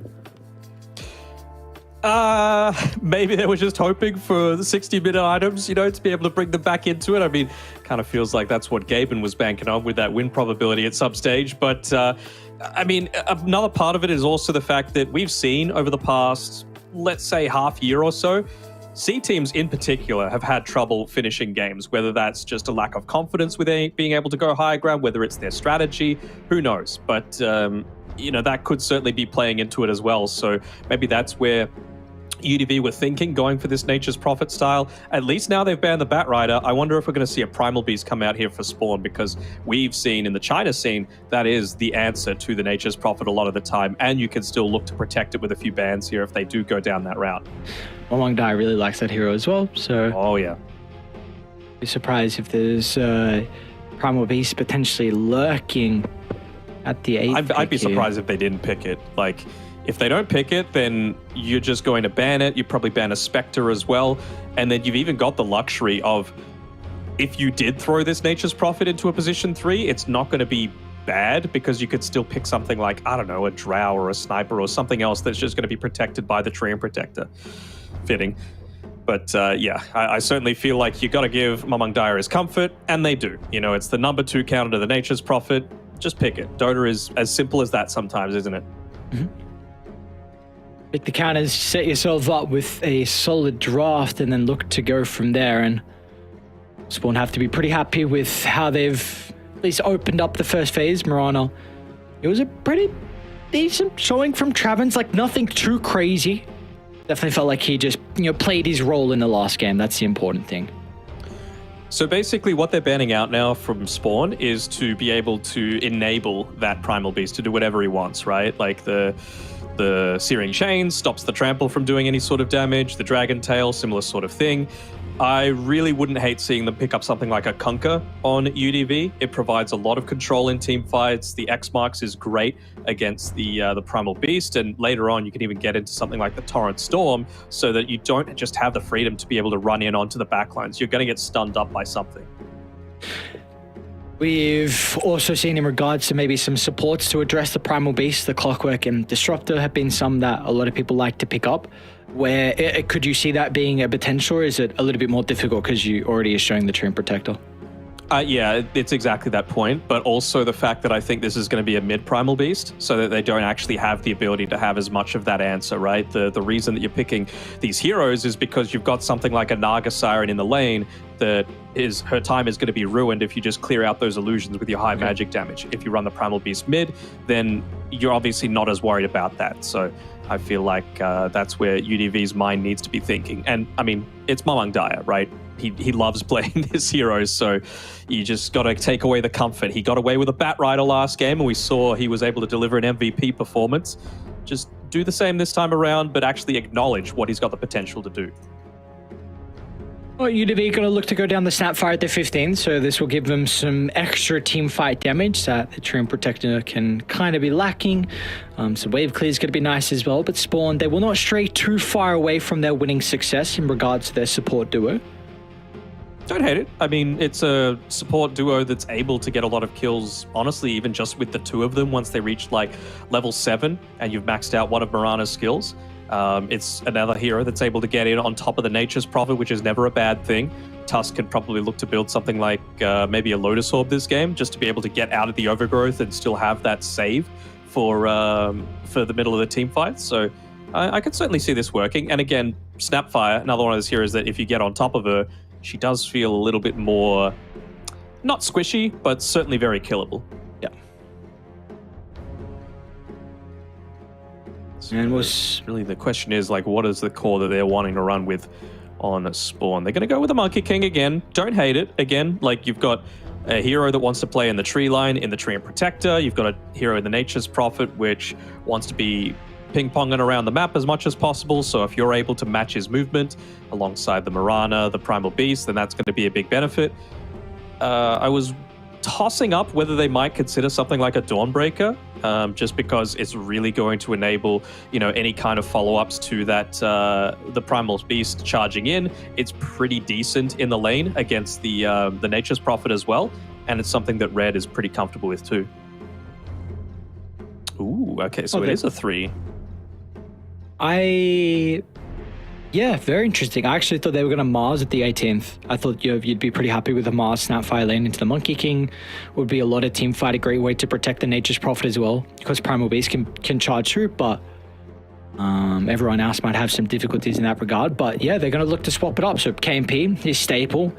A very big Faceless Void fan once again. Nature's Prophet's going to be given to the off lane. And honestly, like, that MP had a very, very good lane versus the Monkey King. We saw Jikro was pretty underfarmed until he finally was able to find that Battle Fury in the previous game. So honestly, for UDV, this is going to be a double range. Nature's Prophet, Snapfire. Do we feel like there might be some more difficulties for Monkey? I'm trying to think here. Like, there isn't any avenue where this Void goes mid, is there? Like, I know it's not a thing, but when you're up against these heroes like the Coddle, like the Batrider, like the Primal Beast that are just wanting to spam all of their abilities off cooldown, time dilation's pretty great. And if you're assuming that this Primal Beast is mid as well, you've got that disjoint, I guess, with the Time Walk to be able to get out of any kind of trample aggression. It's almost definitely not a thing, but I know it's crazy. I'm just wondering. Yeah. But I can completely... Of course, because people really like picking the Void into the Primal Beast in the lane. So 100%, I can see the reasoning behind it. We do see UDV still kind of try and protect the Void in regards to the off lane. So Beastmaster Timber banned out. Viper, Veno, I'd probably prefer the Viper a little bit more over the Venomancer. But it's a question, do you even want to go down that route? Because those heroes are very, very volatile. Yeah, I personally wouldn't. I mean, my thing is still... Who's got the last pick? UDV do, right? So they're going to be the ones to decide where exactly this Faceless Void goes. They do end up going the Viper. Okay, so feeling like that's going to be the best lane. So if I'm them, I'm just saying, all right.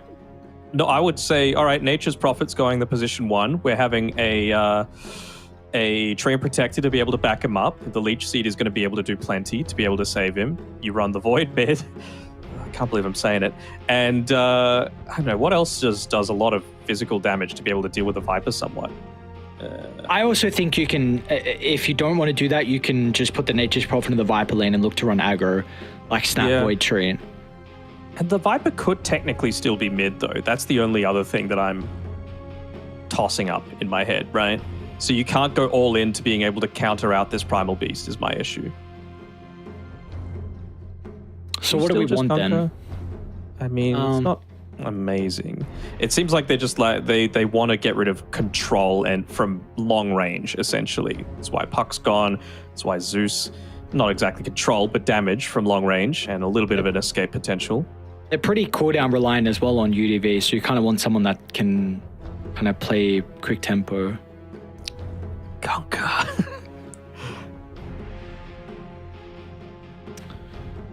I'm pretty happy with the Conquer. If you can get that plus something that's able to deal damage into the Chronosphere, I mean, that's the big win, right? You've obviously got Snap and Nature's Prophet that can do it already, but more never hurts, especially when, like you said, you are so cooldown reliant that you need to be able to make big successes out of those eventual team fights that are happening. I was thinking, like, is OD another option? But I feel like you're just not able to help lanes as much as you probably want. Sure, the lane versus Primal Beast would be fine. Like it. Wow. Am I right? Am I right with my mid Void? Okay, it's a mid Snapfire. Oh.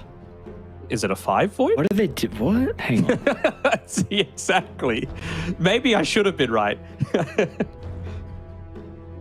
It must be. But then it's still like, it's a 4 Void. Okay.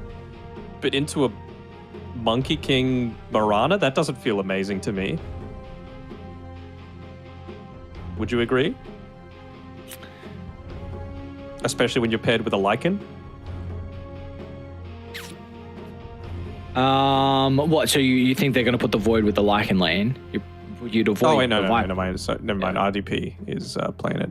My bad. But look, Lycan is a counter to Viper. Yeah, and the supports on Spawn don't deal with the Lycan. They are going to have a lot of issues with a Helm of the Overlord creep running you. And I must say, KMP called for the Lone Druid as the last pick in game 2. I think you were a little bit more hesitant than I was with the Druid. I actually didn't mind in that game. I'm going to trust him, though, because I know he really likes the Lycan. And he wants to get one back. The fact that, again, he called the Lone Druid in the previous game, the 24th, he's like, all right, boys, I've got this. We can swap it up. We'll put the MPs at 3. We'll go for the Druid. Didn't work out. This game, they're going to do it again. He's like, all right, boys, I got it. Incredible Lycan game. I don't get to pick it often. Let me pick it at the 24th. And there's no bear to feed over as well. So, like, the wins all around. There's wolves, which you need like 500 more. Yeah, exactly. But I'm going to say something controversial yet brave. I wouldn't hate if this Viper went Aghanim Scepter. I think it is incredibly good against the Lycan. Like, Lycan does not build the BKB, and so that attack speed slow is going to be incredibly good, not just against him, but against all of his units, like the Helm of the Overlord creep, that is going to be fully affected by it. So I think it is a good game for Viper Aghanim Scepter. I cannot believe I have ever said those words come out of my mouth. All right, well, we'll see. We do have a quick pause, so... a pause in C? Imagine that. This every game we started with a pause? Second one we did. We had a mid-game pause. Had a mid-game pause, which is okay. We got through the router pause early on, and we have gotten through this pause as well. Where are we looking? Crystal? Oh, inside the throne. Oh, that's the prime real estate right there. That's Mayfair on the Monopoly board. Ah, you played with that version. I mean, it's the original. Yeah, Boomer. It's the original. Calm down. What version did you play? Did you play the Australian or the American? Australian, I think. Well, yeah, no, it was Australian. What's the prime? The blue real ones? estate? Don't remember. Okay, well then don't talk. You got to back your stuff up with evidence. This time around, they are going to bring a few people up towards this top lane to try and deal with the Treant lane. Obviously, still realizing that you've got dual melee into a Treant. Never feels that great. You're always going to be able to get great value out of that Leech Seed. So should probably see like a 1-2-4 build coming out of Lionax here, who has to be said, he's been playing pretty great this entire series. Obviously wasn't able to get the W in that previous one, but I mean, he was keeping them in it off the back of his Omni Knight plays, and I don't want to say he won them game 1, but he got MVP as a position 5, which is pretty damn rare. We'll see if he's going to be able to have another solid game here, or if the boys on Radiant will be able to follow what they set in stone in that second game. We've got some back and forth going on down at this bounty rune in particular. Oh, Spawn got a bounty rune, so improvements already. Woo! Well, at least they didn't lose a lot. So the winning formula for UDV was all 4 bounties and that first blood. Then the previous game, they got all 4, but they fed over a bear, and now it's just, what, 2 for 2? So kind of boring, nothing crazy. Don't know where this one goes now. It means that this top lane isn't starting level 2, basically, which is pretty significant, especially with that Viper. So, I mean, I really don't think that they're going to be able to get any kills onto Viper at this stage. Like, Lionax is going to try his best to be able to do so, but you could just see that every single chance that he gets, he's just going to be spamming out that Leech Seed, sitting inside the tree line with the Tango popped, and using that passive coming through from the Nature's Guys to really amp up the healing that's coming back his way. So another lane that was kind of swapped around here for UDV was the Snapfire being put in the mid lane for BB. Of course, it's something that we're not really too unknown about in regard to the Southeast Asian region. Yopar is very comfortable with this hero, in particular against the Ember matchup. But what do we make of the Snapfire against the Primal Beast? I guess maybe the mentality of it is that it's one of these heroes that is able to, A, combo together with a Faceless Void, and Void's basically a walking time dilation and eventually a Chronosphere. So you can still look to use the Mortimer's Kisses together with that. But in terms of it being mid, we've seen Primal Beasts be played mid. Like we saw it during the TI Last Chance qualifiers with Thompson, where he made a rotation at minute 3 to the top side of the lane to try and win that for them. You can't do that against a Snapfire. She's just going to use Scatter Blasts, Fire Snap Cookie, push the lane in, and then you're going to lose way too much net worth underneath the tower and fall heavily behind on experience. And all right, top lane. First blood's going to be picked up. Red, the first casualty of war in our game 3, and we see Delor's going to take a crap load of damage as well, so good trade overall for UDB. And that's without the tree line to be able to play with as well. So Lionax, once again, really good with his positioning. Go on the Orb of Venom as well. Again, this is what you can look to do when you've got a lineup that you know wants to get aggressive. And every single time you're up against a Viper, if you're not searching for that kill before he's level 3, you're just setting yourself up for a world of pain. What do we feel like the build is going to be out of the Snapfire mid? I do want to go back to it because we've seen a lot of offlane Snapfires. I know South America really enjoy that, getting the kind of the Greaves build from them, very similar to the other utility we're getting out of the 3s. Are we expecting a similar thing this game? I don't even know if you need to go Greaves this time around. I think it's something that a Faceless Void could look to potentially go if he wanted to. I kind of want to just see the Snapfire go the more standard pos 2 Snapfire, like the Boots of Travel, just because, again, you want to be able to come into a lane, Void drops Chrono, you use your kisses, you get a kill, you get out. Sure. Nature's Prophet TPs in onto someone that the Lycan is charging. You TP in onto one of the Treants. You get a kill, you get out. You know, that sort of thing.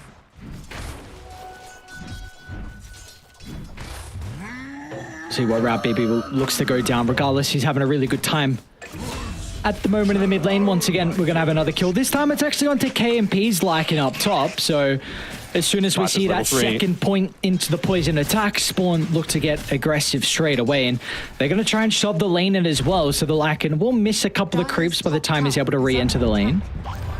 Lionax will be very happy to pick up that experience still, though. Leech Seed now doing almost double the damage and HP coming back. The big change for it is just that radius that it affects. Basically, anyone remotely close by is going to get hit by the heals, so that's going to provide a big benefit to this Lycan, who has picked up the Helm of Iron Will as well. So I wonder if they look to go for a kill again onto red, but Delor is positioning once again, just really, really solid, making sure that he has to go through this Tusk wall to be able to get to his Swishier core. He's had a pretty good series so far, hasn't Delor? Mm-hmm. Spoke a lot about his warding. Was that game 2? Yeah, I think it was game 2. Might be able to get a kill into Bumbui here. It looks like they'll be able to, unable to find an opportunity to pop the Fairy Fire. So Travin's going to be rewarded with the kill. He might use his time to unblock the smoke camp. Might even be able to get a stack as well if he wants to. Ah, tactical death. Just give him over the bottle, get that nice refill, go back to the lane. Lane was pushed in. That's all it is. You know, it's just, again, setting up the Snapfire to have a good time in lane, I was about to say, but Mamang Dai nearly able to pick up that kill. Well, see, now he's got the bottle charges to be able to use. I see. He's even going to bounty if he wants to go back and look to claim that. Might try and shove this next wave in. I mean, just so to make close it to easy. level 6, so... Just gotta be careful. I'm not sure if that bug still exists where like you target the Snapfire portrait and it launches the globs on top of you, because that's where Mamang Dai wants to be. No, I'm pretty sure. I thought someone said it doesn't, so I don't know. I have not tested it though. Maybe he just tried to do it because it didn't end up working for him. That's awkward. 110-second ulti on cooldown now. Mamang Dai is going to be pretty happy because he's close to picking up his own ultimate, so it's going to be a trip back to well, but as soon as he comes back, he might look to get aggressive. Could do. I mean, he gave his bottle over to Delor, but he's like, bro, I just came from the lane. I didn't come from base. Calm down. But you just see what happens as soon as that Primal leaves the lane, though, right? BB using all of that mana to be able to shove the lane out, not even worrying about the last hit onto the siege creep, wanting to make sure he's got the double damage rune. course, has to be very careful now that Primal's got that full mana, full HP, and of course the Pulverize to be able to play around with. Might wait for the Trample to be level 4. Certainly once that's the case, he's going to look to get kills. Ooh, okay. What is this, a Faceless Void or a Riki? Oh no, he's playing like a goddamn Riki right now. Mid lane. Maybe. Oh. Yeah, a little jump there. A bad cookie indeed to make it down to the low ground. We're not going to see, though, nothing that UDV will do with his first catapult timing, so no one's going to be able to connect with the Nature's Prophet, who is having a bit more of a rougher lane versus the Monkey King, who... Is he going to be in trouble? Fair, he's got a position for Faceless Void to play with, so... What are you trying to say, huh? Kind of garb against a Monkey King, especially. I don't know. I mean, Faceless Void support. Definitely I like Faceless Void support, not against Monkey King. Monkey King will just bully you out every stage of the game. It seems like that's been the case so far. Already the top lane actually dive under the tower. KMP, is he going to be able to stay alive long enough for BB to look to TP in with a cookie? Is not going to buy him some time. KMP will still tick out to the poison. But in the end, BB will be rewarded. A great rotation for him, getting a lot of gold and experience injected into the bank. Jikrai as well went for a little bit of a dive. It was underneath the tower, but he had the full Boundless charges to be able to... the full Jingu charges to be able to get the Boundless off. It's a very ambitious there from Among Dai. It's like, all right, I'll just take my anger out onto Boombui, and he instantly repairs all the pulverized damage, which is important now if you don't have that ultimate to maybe take a fight by this power rune, but luckily enough, it's actually going to look to spawn top.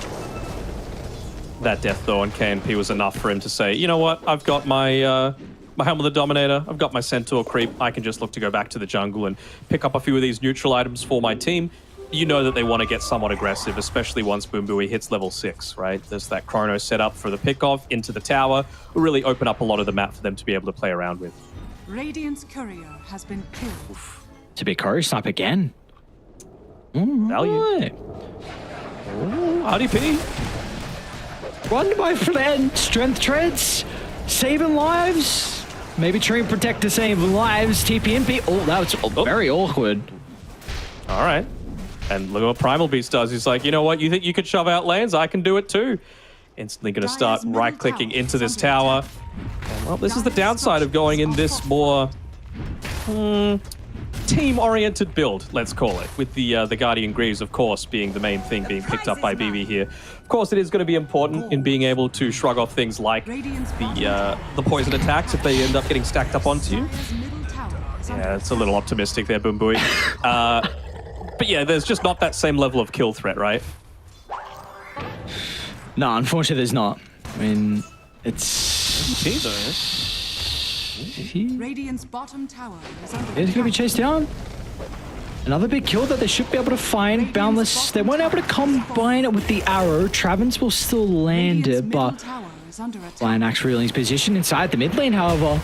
KMP is going to look to show up, maybe trying to have some involvement with the Centaur Conqueror, but Snowball is going to buy them some time to get out. Dire's top tower is under attack.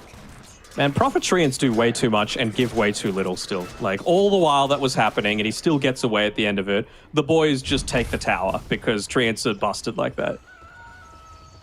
Now he just goes back to the jungle. Gonna buy Maelstrom, gonna go into the Gleipnir, and be able to join any fight that he wants. And you know that that fight's coming soon, right? Like, you just look, you've got a roaming Snapfire together with the Lycan. They want to try and find this pick-off where they don't have any kind of tower to be able to bring reinforcements to.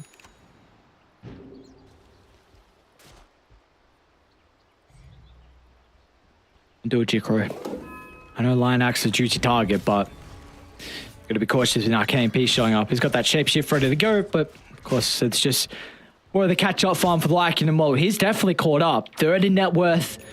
And you take a look at the Viper, who Red hasn't left this top lane just yet. Or cementing himself up here. So he's second in net worth, getting pretty close to the mechanism, which is actually now being delivered on the courier. That episode would give so much info. Do you want to react to this now, though, on UDV? It's not going to be an easy defense, considering they've got the catapult and the mech being delivered. They're pinging the fact that he's up in these tree lines, so let's see So if close Jikro to looks to come up 6. here. That's the thing, right? He wants to soak up that XP, but he won't have that luxury, unfortunately. They were ready to make a play, and they still will. They're coming. Baby, Bornabby Kisses get him laid down. All the gloves onto Jikro. Can they get any more damage to prevent the tree dance? They will indeed. A cookie to close the distance. Meanwhile, look at Lion Axe. It's just a little bit out of mana, and now will come up for the overgrowth. Holding Red into place, but Radiant, they're going to slam the door shut, killing off the tree protect now, but the rest of the boys have shown up as well. Delul, they're on top of RDP. They got no detection. Just trying to get back to the safety of the tower. It looks like the Nature's Prophet will be okay for the moment, but they're going to be cautious. So among Dire, this Onslaught's coming up shortly. He's got some bottle sips and one charges to work with. RDP will look for the TP. Among Dire will be just a little bit too short to stop that one. But it looks like regardless, they'll chase down KMP, so they'll be happy with the rewards they've gotten out of that engagement. Boomboy not even able to get the deny onto the tower as well, maybe hoping that they've just forgotten that he's up here, because he doesn't have a TP to be getting anywhere else on the map. And I mean, this is a support faceless void. He's going into the power treads, but he is certainly not going to be able to move or push waves or do anything of the sort for the next little bit. So nice little movement coming through there from Spawn, able to pick up Please don't Chrono. not just the tower. Well, I don't think so. Or maybe forcing Delor to jump in for... that's a hasted Primal Beast. We'll get stunned up for the cookie, actually. Okay. No kisses, no kill. We're going to see Kisses up in, 23 seconds, so maybe they'll look to continue to stay together. Just wait for that ultimate. Do they have a smoke on Boo Boo? They do not. What about Lionel? He does have a smoke. He's got it coming out. Leads them to their next movement being pretty damn obvious, but luckily for them, they're the only ones that know about it. Spawn, right now, their main priority, of course, getting that next item. Jikro, once again, going into the Battle Fury. Makes a lot of sense going up against the Nature's Prophet, just so that you're not having to worry about the Sprout if it does go to the ultra late, but net worth is just going back and forth, back and forth. It's dead even right now, although win probability favoring UDV. They do have a quite nice draft, but got to get the synergy coming through together. We haven't seen the perfect Mortimer's Kisses come out just yet. That we haven't. So we'll see who the target's going to be for that. Meanwhile, the Lul did solo smoke on the toss, so where would you like him to get this ward down? Yeah. They've got vision kind of already down all on the bottom side. Okay, just putting it there. I was thinking maybe inside the tree line where Nature's Prophet might look to play around a little bit more, but I wonder if he's just setting himself up to be the backup for any kind of kill attempt onto Jikro now that they know that they've got the Chronosphere available.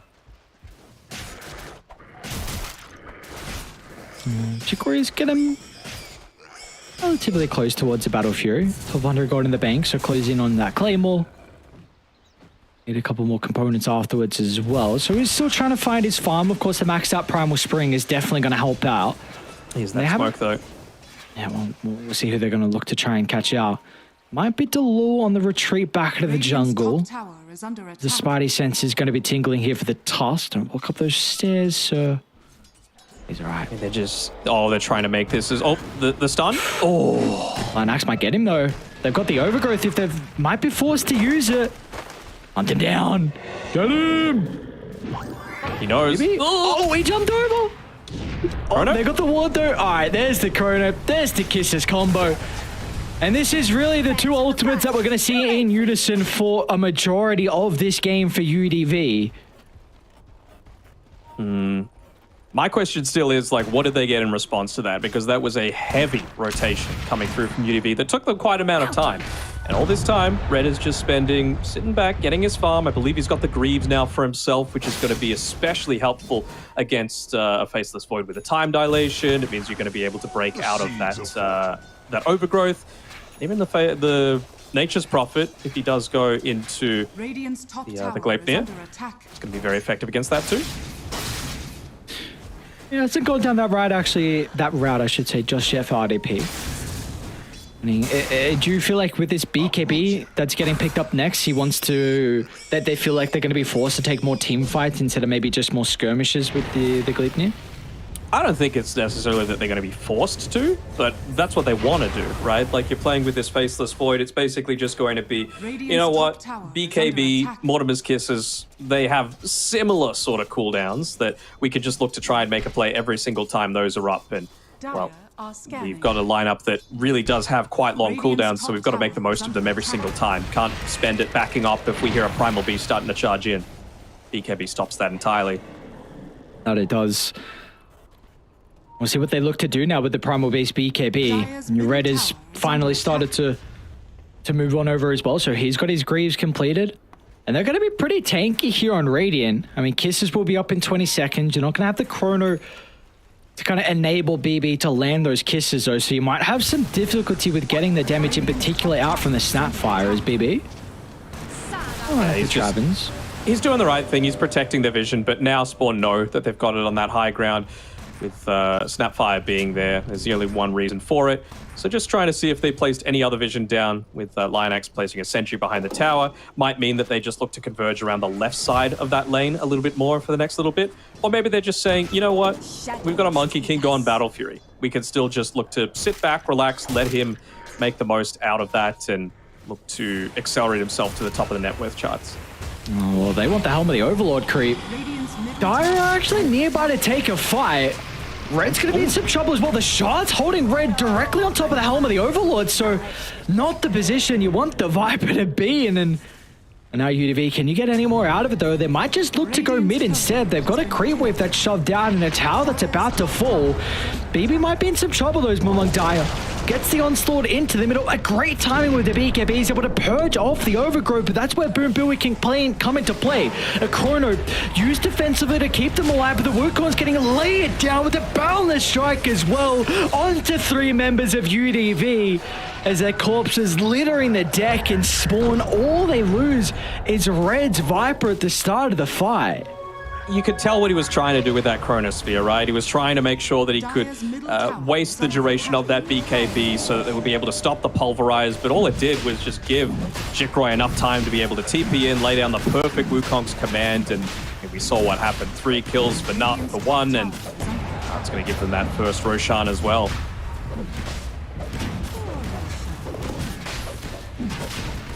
That's a big rush for them to find, and also the fact that Jikroy, we were speaking about kind of his progression this game and how much farm he's been able to get. Well, that fight most certainly helps him kind of bump his position in regards to the net worth. He's now 3rd place, already 1 component towards the BKB, and he's going to be loving life with this Aegis. Will indeed, and it really puts a bit of a stopper in the plans that UDV have, right? Like we were saying before, anytime that you've got that Chronosphere plus Mortimer's Kisses available, you want to be going for kills. And, well, now you can't even look to do that onto the Monkey King for the next 5 or so minutes. Trying to protect himself a little bit here, but you're going to have to deal with an Aghanim Shard Viper as well, who's doing a great job at sieging the tower and breaking this map open a little bit. I mean, if you ever want to know what teams' goals are going to be, just look at the minimap and see where their vision is set up. Like, it's very clear that UDV just want to be playing on Radiant's side of the map, finding pickups for this Monkey King as much as possible. And, I mean, he's a lot more cautious now. Like, he de-warded that Tinker spot, and then he's just moved to the top side of the map, away from any kind of TP point from his team, but it's really not where UDV want to play either. There's no real big objectives for them to be able to play around this side of the map, considering they've taken Roshan away from them. And we haven't really seen the value of this Lycan last pick come out as well, which is very concerning, considering your core-to-core matchup versus a Monkey King is not great at all. You can just lay down the Wukongs and everyone can just swarm inside the ring and you'll be protected. I mean, your one hope is essentially he's going to go the AC, but maybe an Abyssal Blade after that, just to be able to lock in onto the Monkey King before he gets that Wukong's ring down.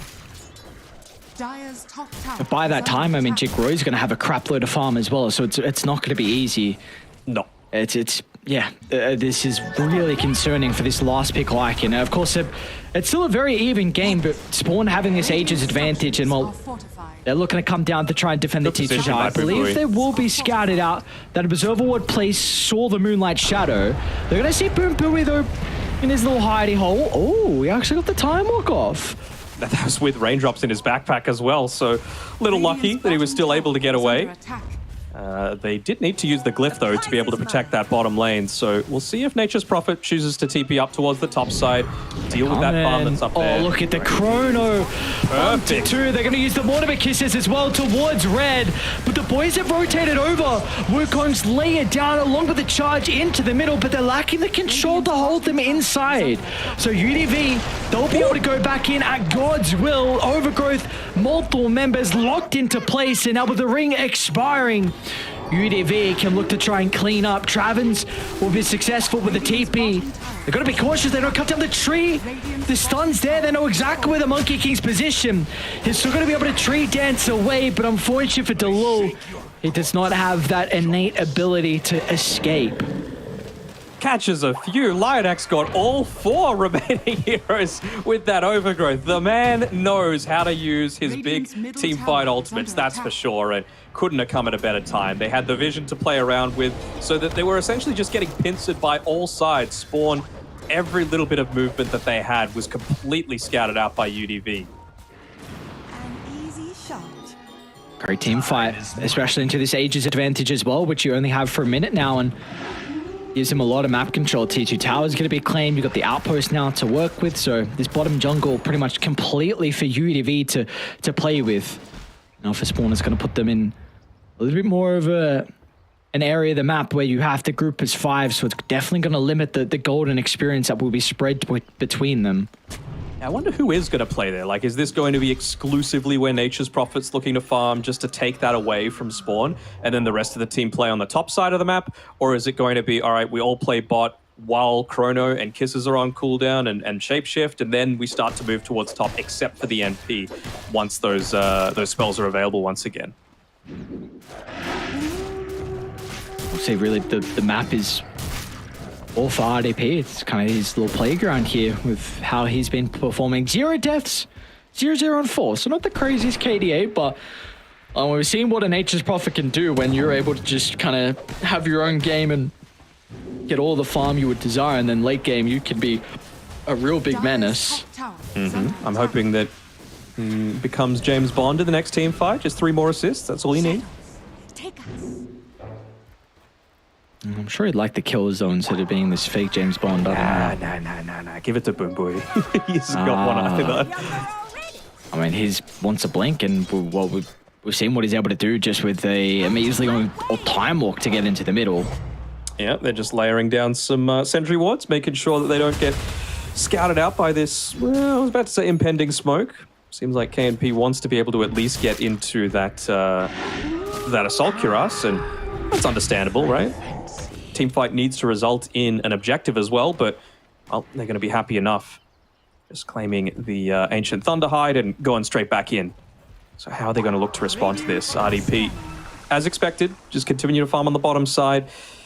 I'm trying to think who the best target would be. I guess the Viper, right? Just to be able to take away that corrosive skin, to be able to take away that Greaves, and really feels like Bambu's in a great spot.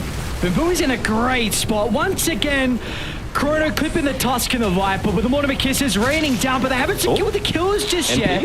And they're close to Radiant's territory, so they can react fast. So Pamung Dai slams away the life of RDP. But now KNP is going to be able to escape as well. So the Wukong's command doesn't really provide them a whole lot on spawn. KNP playing with his food at the moment, but Jikro is going to be cautious because now UDV, they get Cookie on forward, which is a question of if they can find the angle, and maybe they just want the walls to do the dirty work instead. Pamung Dai will send them packing. That'll enable them to retreat back up to the high ground. At the end, only 2 heroes will be killed off.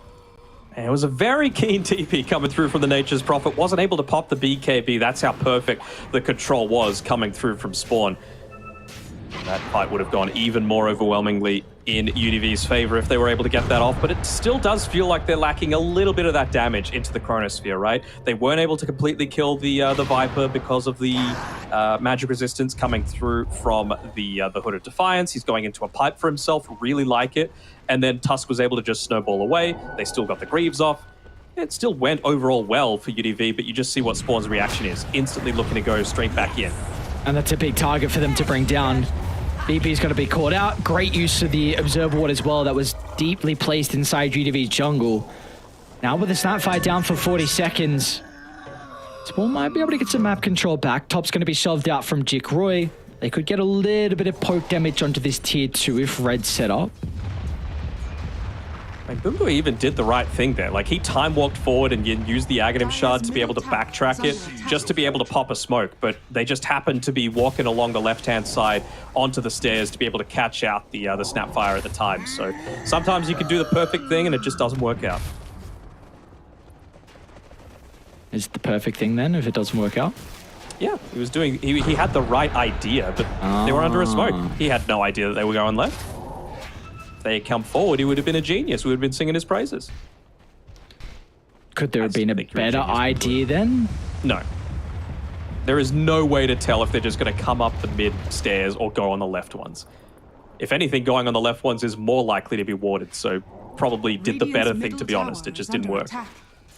If you say so. We'll see for UDV what they can do. They've still got that ward to be able to play around with. They see Jick Roy. But a BKB instantly popped along with the Wukong's command. Jick Roy's going to be okay with the boys. They're coming. Do you really want to take the team fight now for UDV? They're going to try and lay down with the kisses with the BKB expiring. It's a lot of damage onto the Monkey King. They won't be able to secure the kill in the end. And now Radiant, they might be able to turn this around as Mamong Dire pulverize, holding BB into place, but there's no one there to capitalize. They'll turn to RDP instead.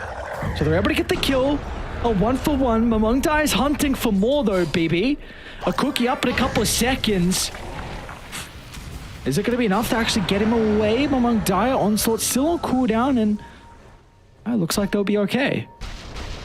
Just able to get the kill onto that Monkey King as well. The Chronosphere was the right idea once again, but he just kept pathing back and forth around the same sort of area, not even getting a single right click into him.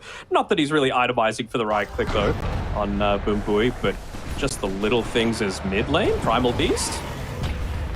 Let's see if the Grieve's going to be enough to keep him alive. When Shivamong dies, not having the damage at the moment. Red was a little bit too late as well to follow in pursuit, so it's just the mental game, just showing his dominance. Sure, let's call it that. What's BB going to get next? Level 16, Fire Snap Cookie. And he's going into a Hex as well, so he's really wanting to force people to commit their BKBs if they choose to go in. I like it. Also means that he needs to be the prime target, because if Delul makes another one of these Blink Walrus Punch attempts... The reverse time walk straight back. The grasping claws of Mamong Dire rushed up in 30 seconds. At least the Void's going to be able to respawn by then, but he will not have the Chronosphere to help contest this, so UDV might be forced to kind of play this kind of drawn out game here with the Nature's Prophet. He's doing a pretty good job of that. Treant's slammed into this bottom wave.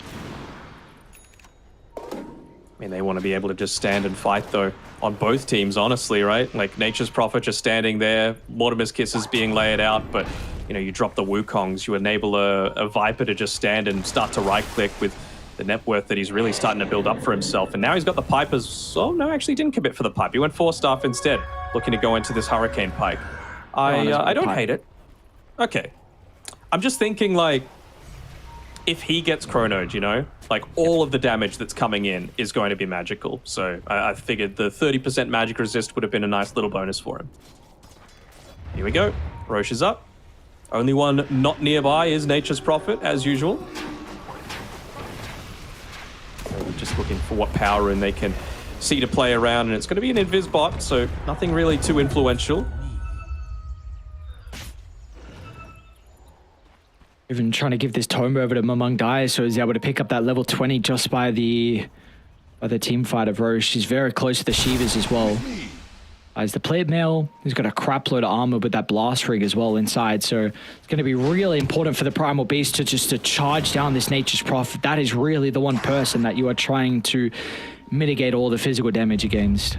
I think they just double smoke, but that's okay. I don't even know if the Walrus was in a position to scout him out as well, but an Axe Smoke's going to pop. They got the ward on the high ground. I don't know if Sentry was in range, however. They're going to see him among Dire pretty shortly, though. Drop the roam ward, Bumbui. Great timing. So able to get the time walk away, but now we can't use this aggressively. Of course, he does actually still have to blink to enter the fight, but Delu, he's going to stop that one short. Pulverize to be able to set up for the arrow. That's a big target if they're able to blow him up, and they'll do just that. That's a lot of their team fight control now taken out of the equation, and Spawn, they might feel safe enough to look to enter the pit. They will, but RDP is making sure that they're going to have to make a difficult decision. They're trying to find a way to be able to sweep across this jungle and find that pick off onto the Nature's Prophet as he's looking to farm. Doesn't seem like they're going to be able to do so, though. Look at all the drawing on the map. He said, look, they're going to have to address this. They're TPing back the Mirana. And Monkey King's here on his own. He's got Mumang Dyer and Dalul joining him now, but you have to think that UDV could look to address this now that Mirana's reeling on the bot side of the lane. Looks like they're maybe trying to set up for the kill into Travens, but he's not going to step out of the base, so you defend your own high ground and you get the first Roche of the game? Second. First? Second. Where'd the shard go? Looks like Monkey picked it up. Don't hate it. I mean, if you want that gap close onto either the Lycan or the Nature's Prophet, it's exactly what you need. Well, and Jikro is starting to get...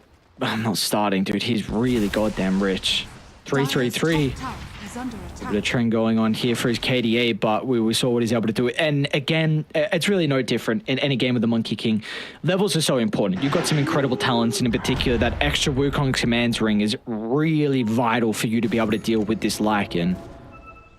And now you're having to deal with the Shiva's Guard as well. Fight it out here.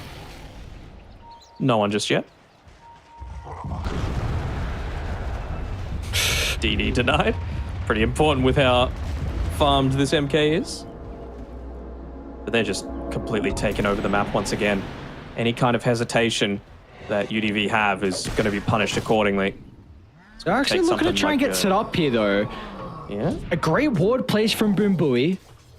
Travens does, of course, have a gem as well. So as soon as they leave the vicinity of this ward, they will unfortunately not be able to stick around to take the fight. They haven't swept past it just yet. And Lion Axe is behind them as well, so he's actually making a TP. I was thinking maybe he might look to go for the Blink Overgrowth on the retreat, but with that Aegis, doesn't seem like Spawn are going to be walking backwards anytime soon. No, they're not going to walk backwards. They're going to go forwards with the Moonlight Shadow. Jikro will get scouted out, and KMP is not going to hesitate with the use of the ultimate, but what a Chronosphere on the choke point. They're going to be able to lay it down with whatever kisses, but the damage is not enough. They haven't killed off anyone. They used all their team fight combo, and it just wasn't enough to break the code as RDP. He'll go down, and Jikro, he's hungry for more, but he won't be able to catch up to KMP's Lycan, so in the end, it's a kill onto the Nature's Prophet, and you force out the buyback on Boombui, but Denog, that's all your team fighter wants. It's Overgrowth down, Shapeshift down, you've got Chrono not available, and Kisses. Do you go high ground here? I think you do. I mean, you've still got the Aegis available. They're still going to back up, though, feeling like, you know, they've got... I was about to say they might have the rack potential, but not with Nature's Prophet in the grave. I mean, the big thing that it just comes down to is they're just not able to convert on any of these Chronospheres outside of the first one that we saw, right? They've given them way too much time. Monkey King is crazy farmed right now. Just 900 gold away from being able to pick up that Aghanim Scepter for himself as well. So I think even that Chrono was layered over the Lycan, who had popped the BKB already. So a huge portion of his survivability was just gone. And we see what can happen if you don't catch the Mirana inside the Chrono. This pipe, to be able to protect all the boys, even if Viper's caught as well, at least has his own kind of magic resistance passively out of the hood. So it's like, you drop these abilities and all of a sudden, Red's just going to grieves everyone. You've got BKBs that get activated, all of it, and your damage is just gone, just like that. So you need something, and the Snapfire hasn't gone for this. You were kind of asking maybe a little bit more of the traditional Snapfire 2 build, where late game, you actually start to scale into a right-click threat. Well, BB's not going that route. It's more of this utility Snapfire, so... the damage has to come out at some point, you know? Like, they're going to be popping a lot of their protective abilities. They're going to be popping BKBs. They're going to be using their pipe, their greaves, their everything that... I don't think Lycan's going to be able to kill them on your own. I mean, this is a Lycan that's just hit level 17, and you've got a level 23 Monkey King to have to deal with. And again, I cannot stress enough, this is a Lycan into a Monkey King. It's a horrible late game matchup. It's appalling. You can't deal with it at all. But this is the carry they picked at the last. And once you get to this stage, you're not going to have too fun of a time at all. Is now Spawn. They can look to siege off the back of red. Buoy playing with fire. I mean, he's got a Psychic Headband to play with and a Blink Dagger, so you can tell he's got the luxury to play with, a little bit dangerously. They're just using that those ice shards for vision right now to enable red to continue staying on that low ground. All right, there we go. Boom Buoy is going to try and jump in with the Mortimer Kisses. They'll get the kill onto the Viper. That's all they'll get. Just one kill with 2 ultimates forced out. Spawn. But, I mean, they only had 10 seconds left on Aegis, I guess, but they didn't lose high ground. That's the biggest issue. And you've still got a Treant Protector, so you can look to heal up this tower at every possibility. Really does feel like it's going to be on the back of RDP, doesn't it? Even from that off lane. Oh, Dano, thank you so much for this beautiful alley-oop, because that is the person I wanted to speak about next. I don't know how he's going to play these fights, because he needs to be the one right-clicking these chronos, but if you TP in like that, then all of a sudden, as soon as chrono ends, you're going to have a Monkey King in your face. Primal Beast going to charge you around. Even Delul as well is going to be jumping on top of you. So I'm going to speak about Momong Dial onto Boom Buoy, but there's going to be no follow-up. So it's not going to be easy for RDP at all. I think really the only stage where you can feel a little bit more confident in these fights is, let's see one coming out shortly. UDV will play a bit more passive as soon as they see Momong Dial playing aggressive on the ward. But back to the basically needs to be the perfect initiation, right? Like, it needs to be a Chronosphere catching the Monkey King on the edge, where Nature's Prophet is able to TP on the safe side of the Chrono and hit him, and Lycan is able to hit him, and for them to be able to get the kill. And that's even a maybe. Yeah, that's a maybe. And I feel like for it to, for your margin of error to be a little bit lower, I suppose, you need Satanic. Like, I think that's just incredibly important for you. Because if you make one mistake and... Jesus Christ. I wonder if they're just going to predict an arrow at some point, just to see if it lands onto that void. Because what he's done has been kind of obvious. And we're able to get the tier 3 that time. Back on up. Happy with what they've gotten across the map. 13,000 net worth lead here for Spawn, so they're going to play this one a little bit more safe and wait for that next Roche to be up. And also, I'm sure Jikroy would like to get towards his 25, which is just a couple of camps away. Yeah, I mean, even if they catch him with all of those things that I mentioned, he's got a Skadi, he's got an Agonist, he's got a Titan Sliver, he's nearly level 25, he's an Agi hero, so his armor gain is massive. I don't know if he dies.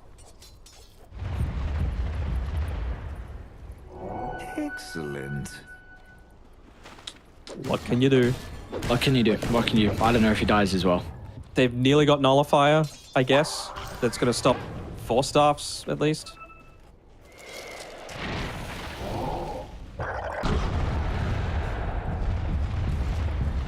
Tough position to be in for UDV.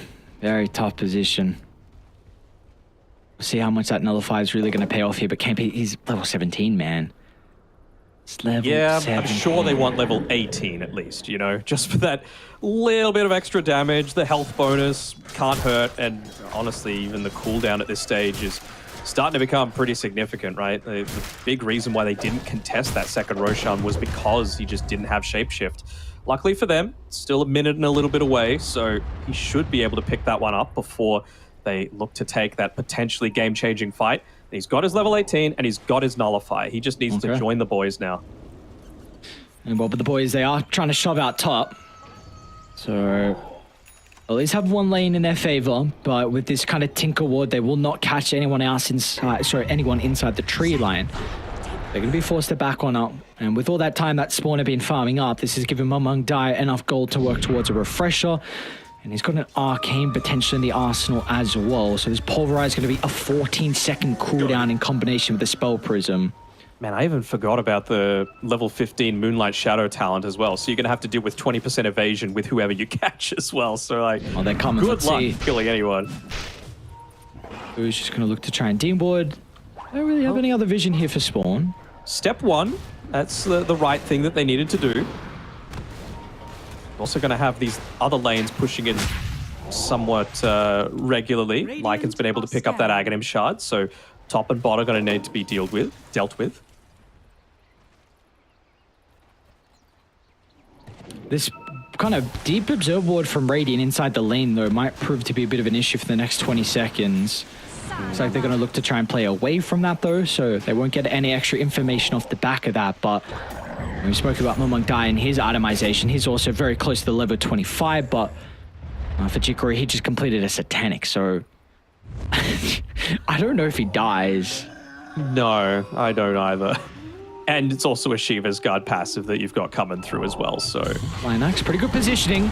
Oh, Mumongdai's going to jump up, but simultaneously, Boom Booey, well, he looked to enter the fight, but they'll stop him short straight away. You've committed the shapeshift as well. Like, you have to make something happen with this. And they won't be able to. You can't just run up onto high ground like this. Yep, they're just going to back up, take third Roche. Thank you very much. Refresher shard coming through, and well, that's just going to mean Monkey King with 2 Wukongs, 2 BKBs, 2 Satanics. Very, very easy to see why Spawn should be feeling very confident with themselves and their chances moving into the even later stages of this game. Yeah, an incredible position for them to be in. Refresher shard. Give it over to Jikroy along with the Aegis, and it looks like Red is going to be the one to hold the cheese for the moment, so... Yeah, Spawn. Just live XD is going to be his job, and... Well, he's nearly going to have the AC quite soon.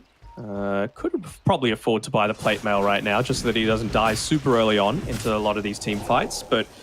Once you get to that stage, with the Monkey King having the refresher as well, you can afford to just drop the Wukongs to be able to high ground siege and not leave everything to the Viper, right?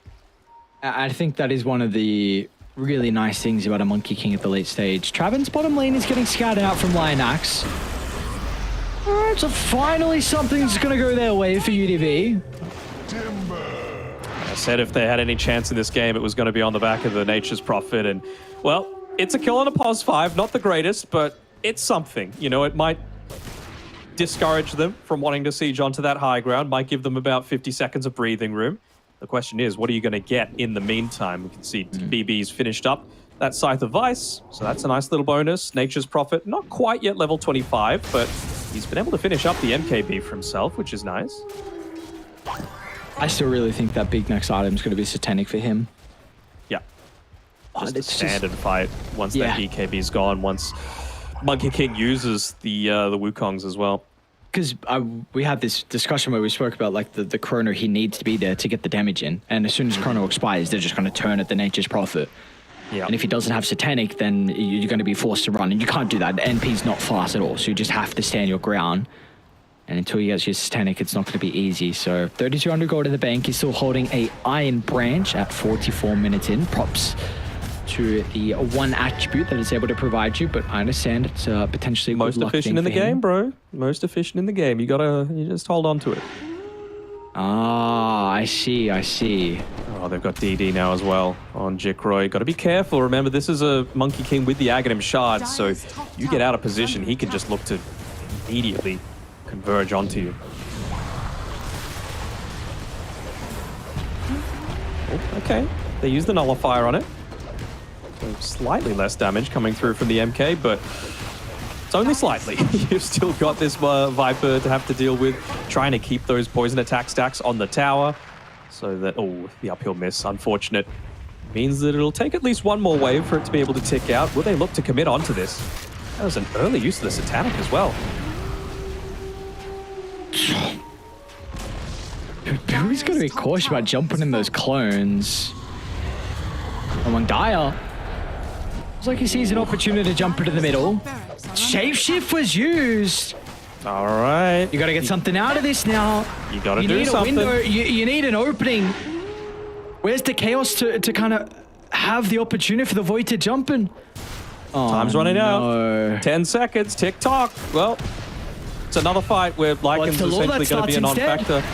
They're going to move on to the Faceless Void, trying to take Boom Booey out of the equation, but the Time Walk back to safety. means the Chronosphere could potentially still be a threat, but the rest of Spawn, they're just looking to turn to deal with the objectives instead. But the Chrono, but it's onto a BKB target. And meanwhile, Jikroy will jump in, but the Wukong's command gives him firm control of the team fight. NP down. Delor's looking for more. BB will be forced back to the safety of his fountain. But their base is soon to be under siege, even worse than what it is currently. Second full set of barracks going Spawn's way, and they're going to move to bottom as well. Yeah, Delul's having a bit of fun with this one. He could look to buy the Aghanim Scepter if he wanted to, but they're just going to go in before he gets the chance. Oh, he cook it into the arrow. Lionax is a pretty decent overgrowth. RDP up to the northern side, starting to get the right clicks going. But it's just not enough. The damage has been dealt. They're too far ahead. And UDV do not have an answer to the late game lineup of Spawn. Mega creeps on the cards at 46 minutes in. Looks like the boys on Spawn are going to play this one a little bit more cautiously. They'll back off, reset their bottom wave, try and get their next set of items from all the gold they just picked up from those objectives, and then go for that one final finishing blow. Yeah, we know how important this is for Spawn. I mean, they win this, they have no chance of being relegated, and they've still retain a small possibility of being one of those teams to go up to Div 1. So they're not taking any chances, not when the game is this far. One last fight. They'll start into the Viper. Oh, great snowball though from Delul, and command's out. Yep, good luck taking a fight into the Wukongs. You'll see the Snapfire ripped apart, down to the south, through onto RDP as well. That's a dieback on your Nature's Prophet. And Delul's already hunting for more. They'll get a glimpse of KMP off to the left side. BB's going to try and do whatever he can to keep the Lycan alive, but another use of the Wukongs, and KMP's shapeshift expires at the worst timing for the Lycan. Slowed down to a crawl, and the G's will be forced to come out. A Spawn, an incredible series for them. Game 1 was all UDV, but ever since that Game 1 Spawn, they turned things around. Big smiles across the board. There we go. There's finally a smile coming through from Travins, and well, it's well deserved. You know, it was a hard-fought victory for sure for Spawn, but you know, they deserve to be 4-2 so far at this stage of the CDPC. And well, UDV, it just a number of times where that last hero comes through, Lone Druid game number 2, Lycan game number 3, and it just isn't able to get the job done. So unfortunately for him, I feel like KMP is going to be kicking himself a little bit. Yeah, it must be demoralizing to be in the position where you call for this last pick carry, not in one game, but in 2 games back to back, and you are not the one to be able to kind of bring your team over the finishing line. And honestly, in the end, you really didn't have a good performance. I mean, there's no other way to put it. Like, he really, really struggled in games where he asked for these heroes. Props to the team for having faith in him, though. Like, game 2 didn't go well at all either.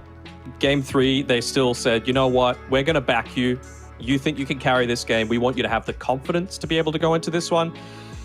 Didn't work out, unfortunately. You know, and that's just the way the cookie crumbles sometimes. Some days you just have bad games, and unfortunately for UDV, this was one of them. This was one of them indeed, and well, looks like Jikro is going to be rewarded for the man of the match. And I don't blame production. Jikro had a pretty good, solid showing, and back-to-back Monkey King games now for him as well. It looks like he's very, very comfortable getting towards that later stages. I've always thought that Monkey King is one of the more formidable late game carries when you're able to get that level 25 Wukong's command, and it's not easy to be able to address that at all. It's just a question of, can you get to that stage? And well, when they were able to find those items, we saw it really was all Spawn.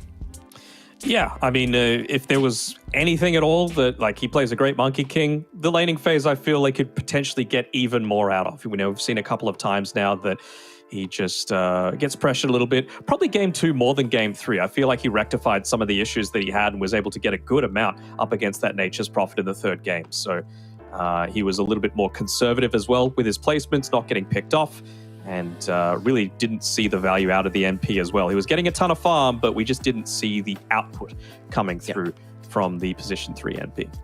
Yeah, and they've shown now back-to-back games that they've been able to address the Nature's Prophet. Of course, we saw in Game 2, Mamong Dai on his Batrider. Then we saw in the final game, Mamong Dai once again on the Primal Beast. So they've done a incredible job overall for the boys on Spawn. Of course, we will get a winner's interview out of them as well. We've got the lovely Travens on the line. Travens, hello, are you there? Can you hear us? Yeah, I can hear you guys. All right, wonderful, wonderful. Danog, are there any... I'll let you start. I'll take the floor, my good sir. I just want to talk about that hat that you're wearing, man. It's looking very nice. Is there anywhere that we could buy the Spawn merchandise? Because I might want to get one for myself. Yeah, I think soon gonna be like sell all over the place. Maybe. Yeah. All right, what do you thoughts? You know, we're supporting the CC for sure. Were you a little bit surprised? Yeah. Oh, okay. All right. Send me a PM. I'll be happy with that. Were you a little bit surprised with the Nature's Prophet coming out 2 times in a row with some of the bigger counters still left in the pool? Like, how do you feel the matchup is between, you know, him and the Bat and the Primal Beast? I think like we kind of like prepare also like for the Nature's Prophet because like it's OP hero in this meta, so like they're gonna pick anyway. Yeah, we gonna need like to be prepared and ready. And just with game number 1, I have to ask, obviously it didn't go too well for you guys. Was there a strategy behind leaving the big meta heroes like the Lina, like the Treant Protector, those sort of things in the pool, the Batrider as well? Yeah, we kind of have like a strategy, right, to counter like with Marcy, but like I think like kind of off a bit, like because like we don't get like our Rubik, so yeah, it's kind of hard for us to keep killing or keep tracking of the Lina. Gotcha. How about you, Aries? Any questions? Yeah, with the team overall, what is kind of the strategy for you guys to prepare? Are there any particular things that you do as a team to get ready for the DPC matches? I think like same like the other team, we just like research our enemy, right? Like they comfort pick, like they warding and stuff. Yeah, I think just like just usual stuff, not so much. Yeah, basically our coach like do the everything. Yeah. All right, we've got a week or 2 left of this patch. What do you want changed? You know, the world is listening. What do you think needs to be buffed and what needs a nerf, man? Okay, for me, like I want to bring back my hero like Phoenix or Bane or Winter, yeah, something like that. I mean, I'm a sport player. Love right? it. Yeah. Give me more Winter Wyvern. Yeah. Well, that's going to be interesting to see if we get some new supports that are available at the moment. You're not enjoying the Mirana. You looked very good on the Mirana in both these games, so it's good to see. Yeah, I mean just press one button, like press arrow, and then your job's done. Yeah. Shoot arrow, hit arrow, easy.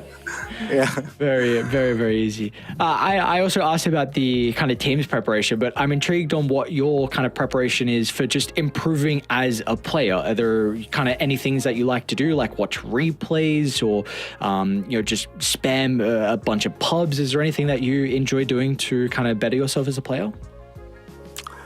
For me, like as a captain, I enjoying like watching replay, and watching a lot of like tournament, like Europe tournament, Tundra, and everything. Yeah. Are there any like teams that you really enjoy watching, especially in Europe, like you mentioned? I think it's like Liquid and Gaming Gladiator. Yeah. They do play a similar sort of style to you, don't they?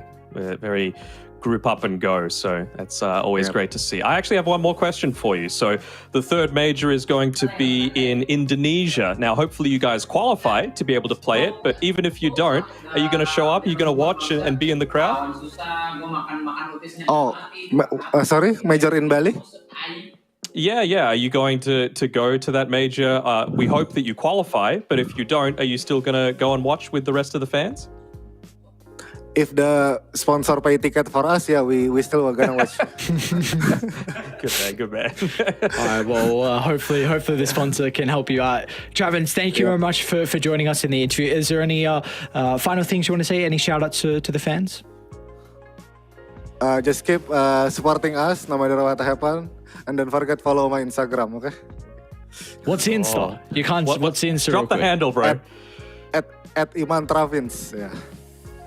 Okay. All right. Sounds good. Thank you very much, mate. Congratulations, and we hope to see you on another interview in your last series. Yeah, true. Thank you. All right. Thank you, mate. Thank you. There we go. All right. So winner's interview with Travins. A lovely Travins saying, he's looking good. He's looking good. The hat is definitely helping out, giving him some extra power. I know you kind of need that hat to cover your hair, but that's okay. It's perfect. We'll Look at this line. It's perfect. I don't want to hear a single. Listen, we don't need to talk you've about taken my a weed hairline. whacker to your head, okay? So I don't want to hear a single word about it all. You set yourself up. Don't you sneer at me. You brought up this conversation, but my hair's getting a little bit better. It's okay. It's getting better. I will give you that, but. If you can find his Instagram, please follow it. I've tried to search up Iman Travins, his name, but Iman Travins, but it's not coming up. So I'm going to need some help from the chat. If someone finds it, please PM me because I want to follow and support all of the C players and all the C fans as much as possible. And speaking of that, it's been a great time casting some CDPC again with you. And I think we'll be back in a couple of days' time for a couple of more series. So I'm excited for that. Yep. Yeah, it's going to be exciting to see what is in store for us, but we will take a look at least the results so far from today's schedule. Of course, we went the distance in every single series. It was Army Geniuses that came out on top in our first match, 2-1 over XERXIA, and then Polaris were able to beat Atlantis and went the distance. It was a very difficult showing for Polaris in the end. Of course, Atlantis, the team currently on the bottom, they're yet to find their first series victory, but they made Polaris sweat, but unfortunately not enough to be able to take that. And then, of course, the series that we just saw, UDV versus Spawn, it was Spawn coming out. So it was all the teams on the right this side. Interesting. Maybe you need to be on the right of the scorecard or the bottom of the scorecard. Yeah, kind of right works as well. Spawn was right. UDV was left, unfortunately, even have a look at that bill number 32217. There's just these little tidbits, these little Easter eggs that you're able to find that makes it really fun. And we'll take a look at the standings as well off the back of today's results and see where everything is set up for the moment. Army Geniuses looking spicy. Polaris got a couple of the spicy kind of score rating as well with them. Yes. That's going to be a goddamn hype series, and that's tomorrow. Is not tomorrow. 2 days from now. End of 2 days from now, I believe. Third series. So that'll be very interesting to be able to see. That's a hype series. And then, of course, we take a look as well towards the bottom. Atlantis, Team Flow, and XERXIA. They are really close from being relegated. So they are some very, very important series victories, wins, I should say, for them. Victories works as well. As we take a look at the schedule on Friday, some of those teams will be playing as well. We're going to be starting off XERXIA versus MAG, the beautiful boys on Myth Gaming. Atlantis versus Team Flow. And that could be a series that determines who gets relegated. Honestly, those are two of the teams that are currently in contention at the bottom of the table. And then, like we just said, the hype series then on Polaris versus Army Geniuses, the two top dogs, the two people and the two teams that are yet to be defeated. Yep, really exciting to see. And like you were saying before, we're setting up for potential tiebreakers. Maybe Atlantis are able to get the win. I'm sure they're going to be able to take a lot of confidence from that series that they had today. Being able to take even a single game off of Polaris is no mean feat. No mean feat at all. It's just a question of, can you replicate that winning formula that you had today versus Polaris? Even though it was just one map, maybe that is enough of a confidence boost, and maybe they were able to work out a couple of issues that they've had in the prior series as well. But of course, they'll have a couple of days to be able to address some more issues and those other teams as well. So yeah, we're going to be back on Friday for some more Dota. Exciting stuff. And they're going to be doing something right. If you're getting wins against Polaris, they're a damn good team. So stick with it. And I'm excited to see what sort of games we're going to have for us in a couple of days' time. And like I said, it's been great casting tonight. Have a good rest, everyone. It is 1:30 a.m. here. I know I will after I wind down from what was a great day of Dota. Yeah, it was a lovely day of Dota, and we've got more incredible days of Dota in store for us. We'll see you guys on Friday for some more CDPC action.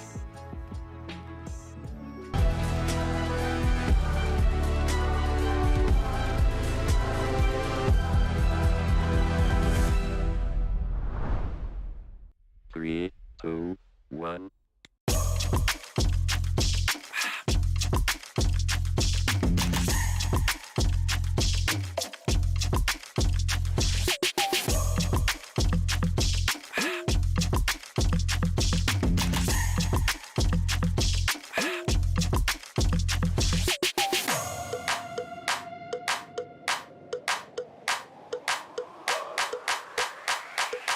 Dangerous crowd is actually able to do so for a decent amount of time. Time to take out like the flame cloak. That's get a lot of damage, but here comes the black hole. Just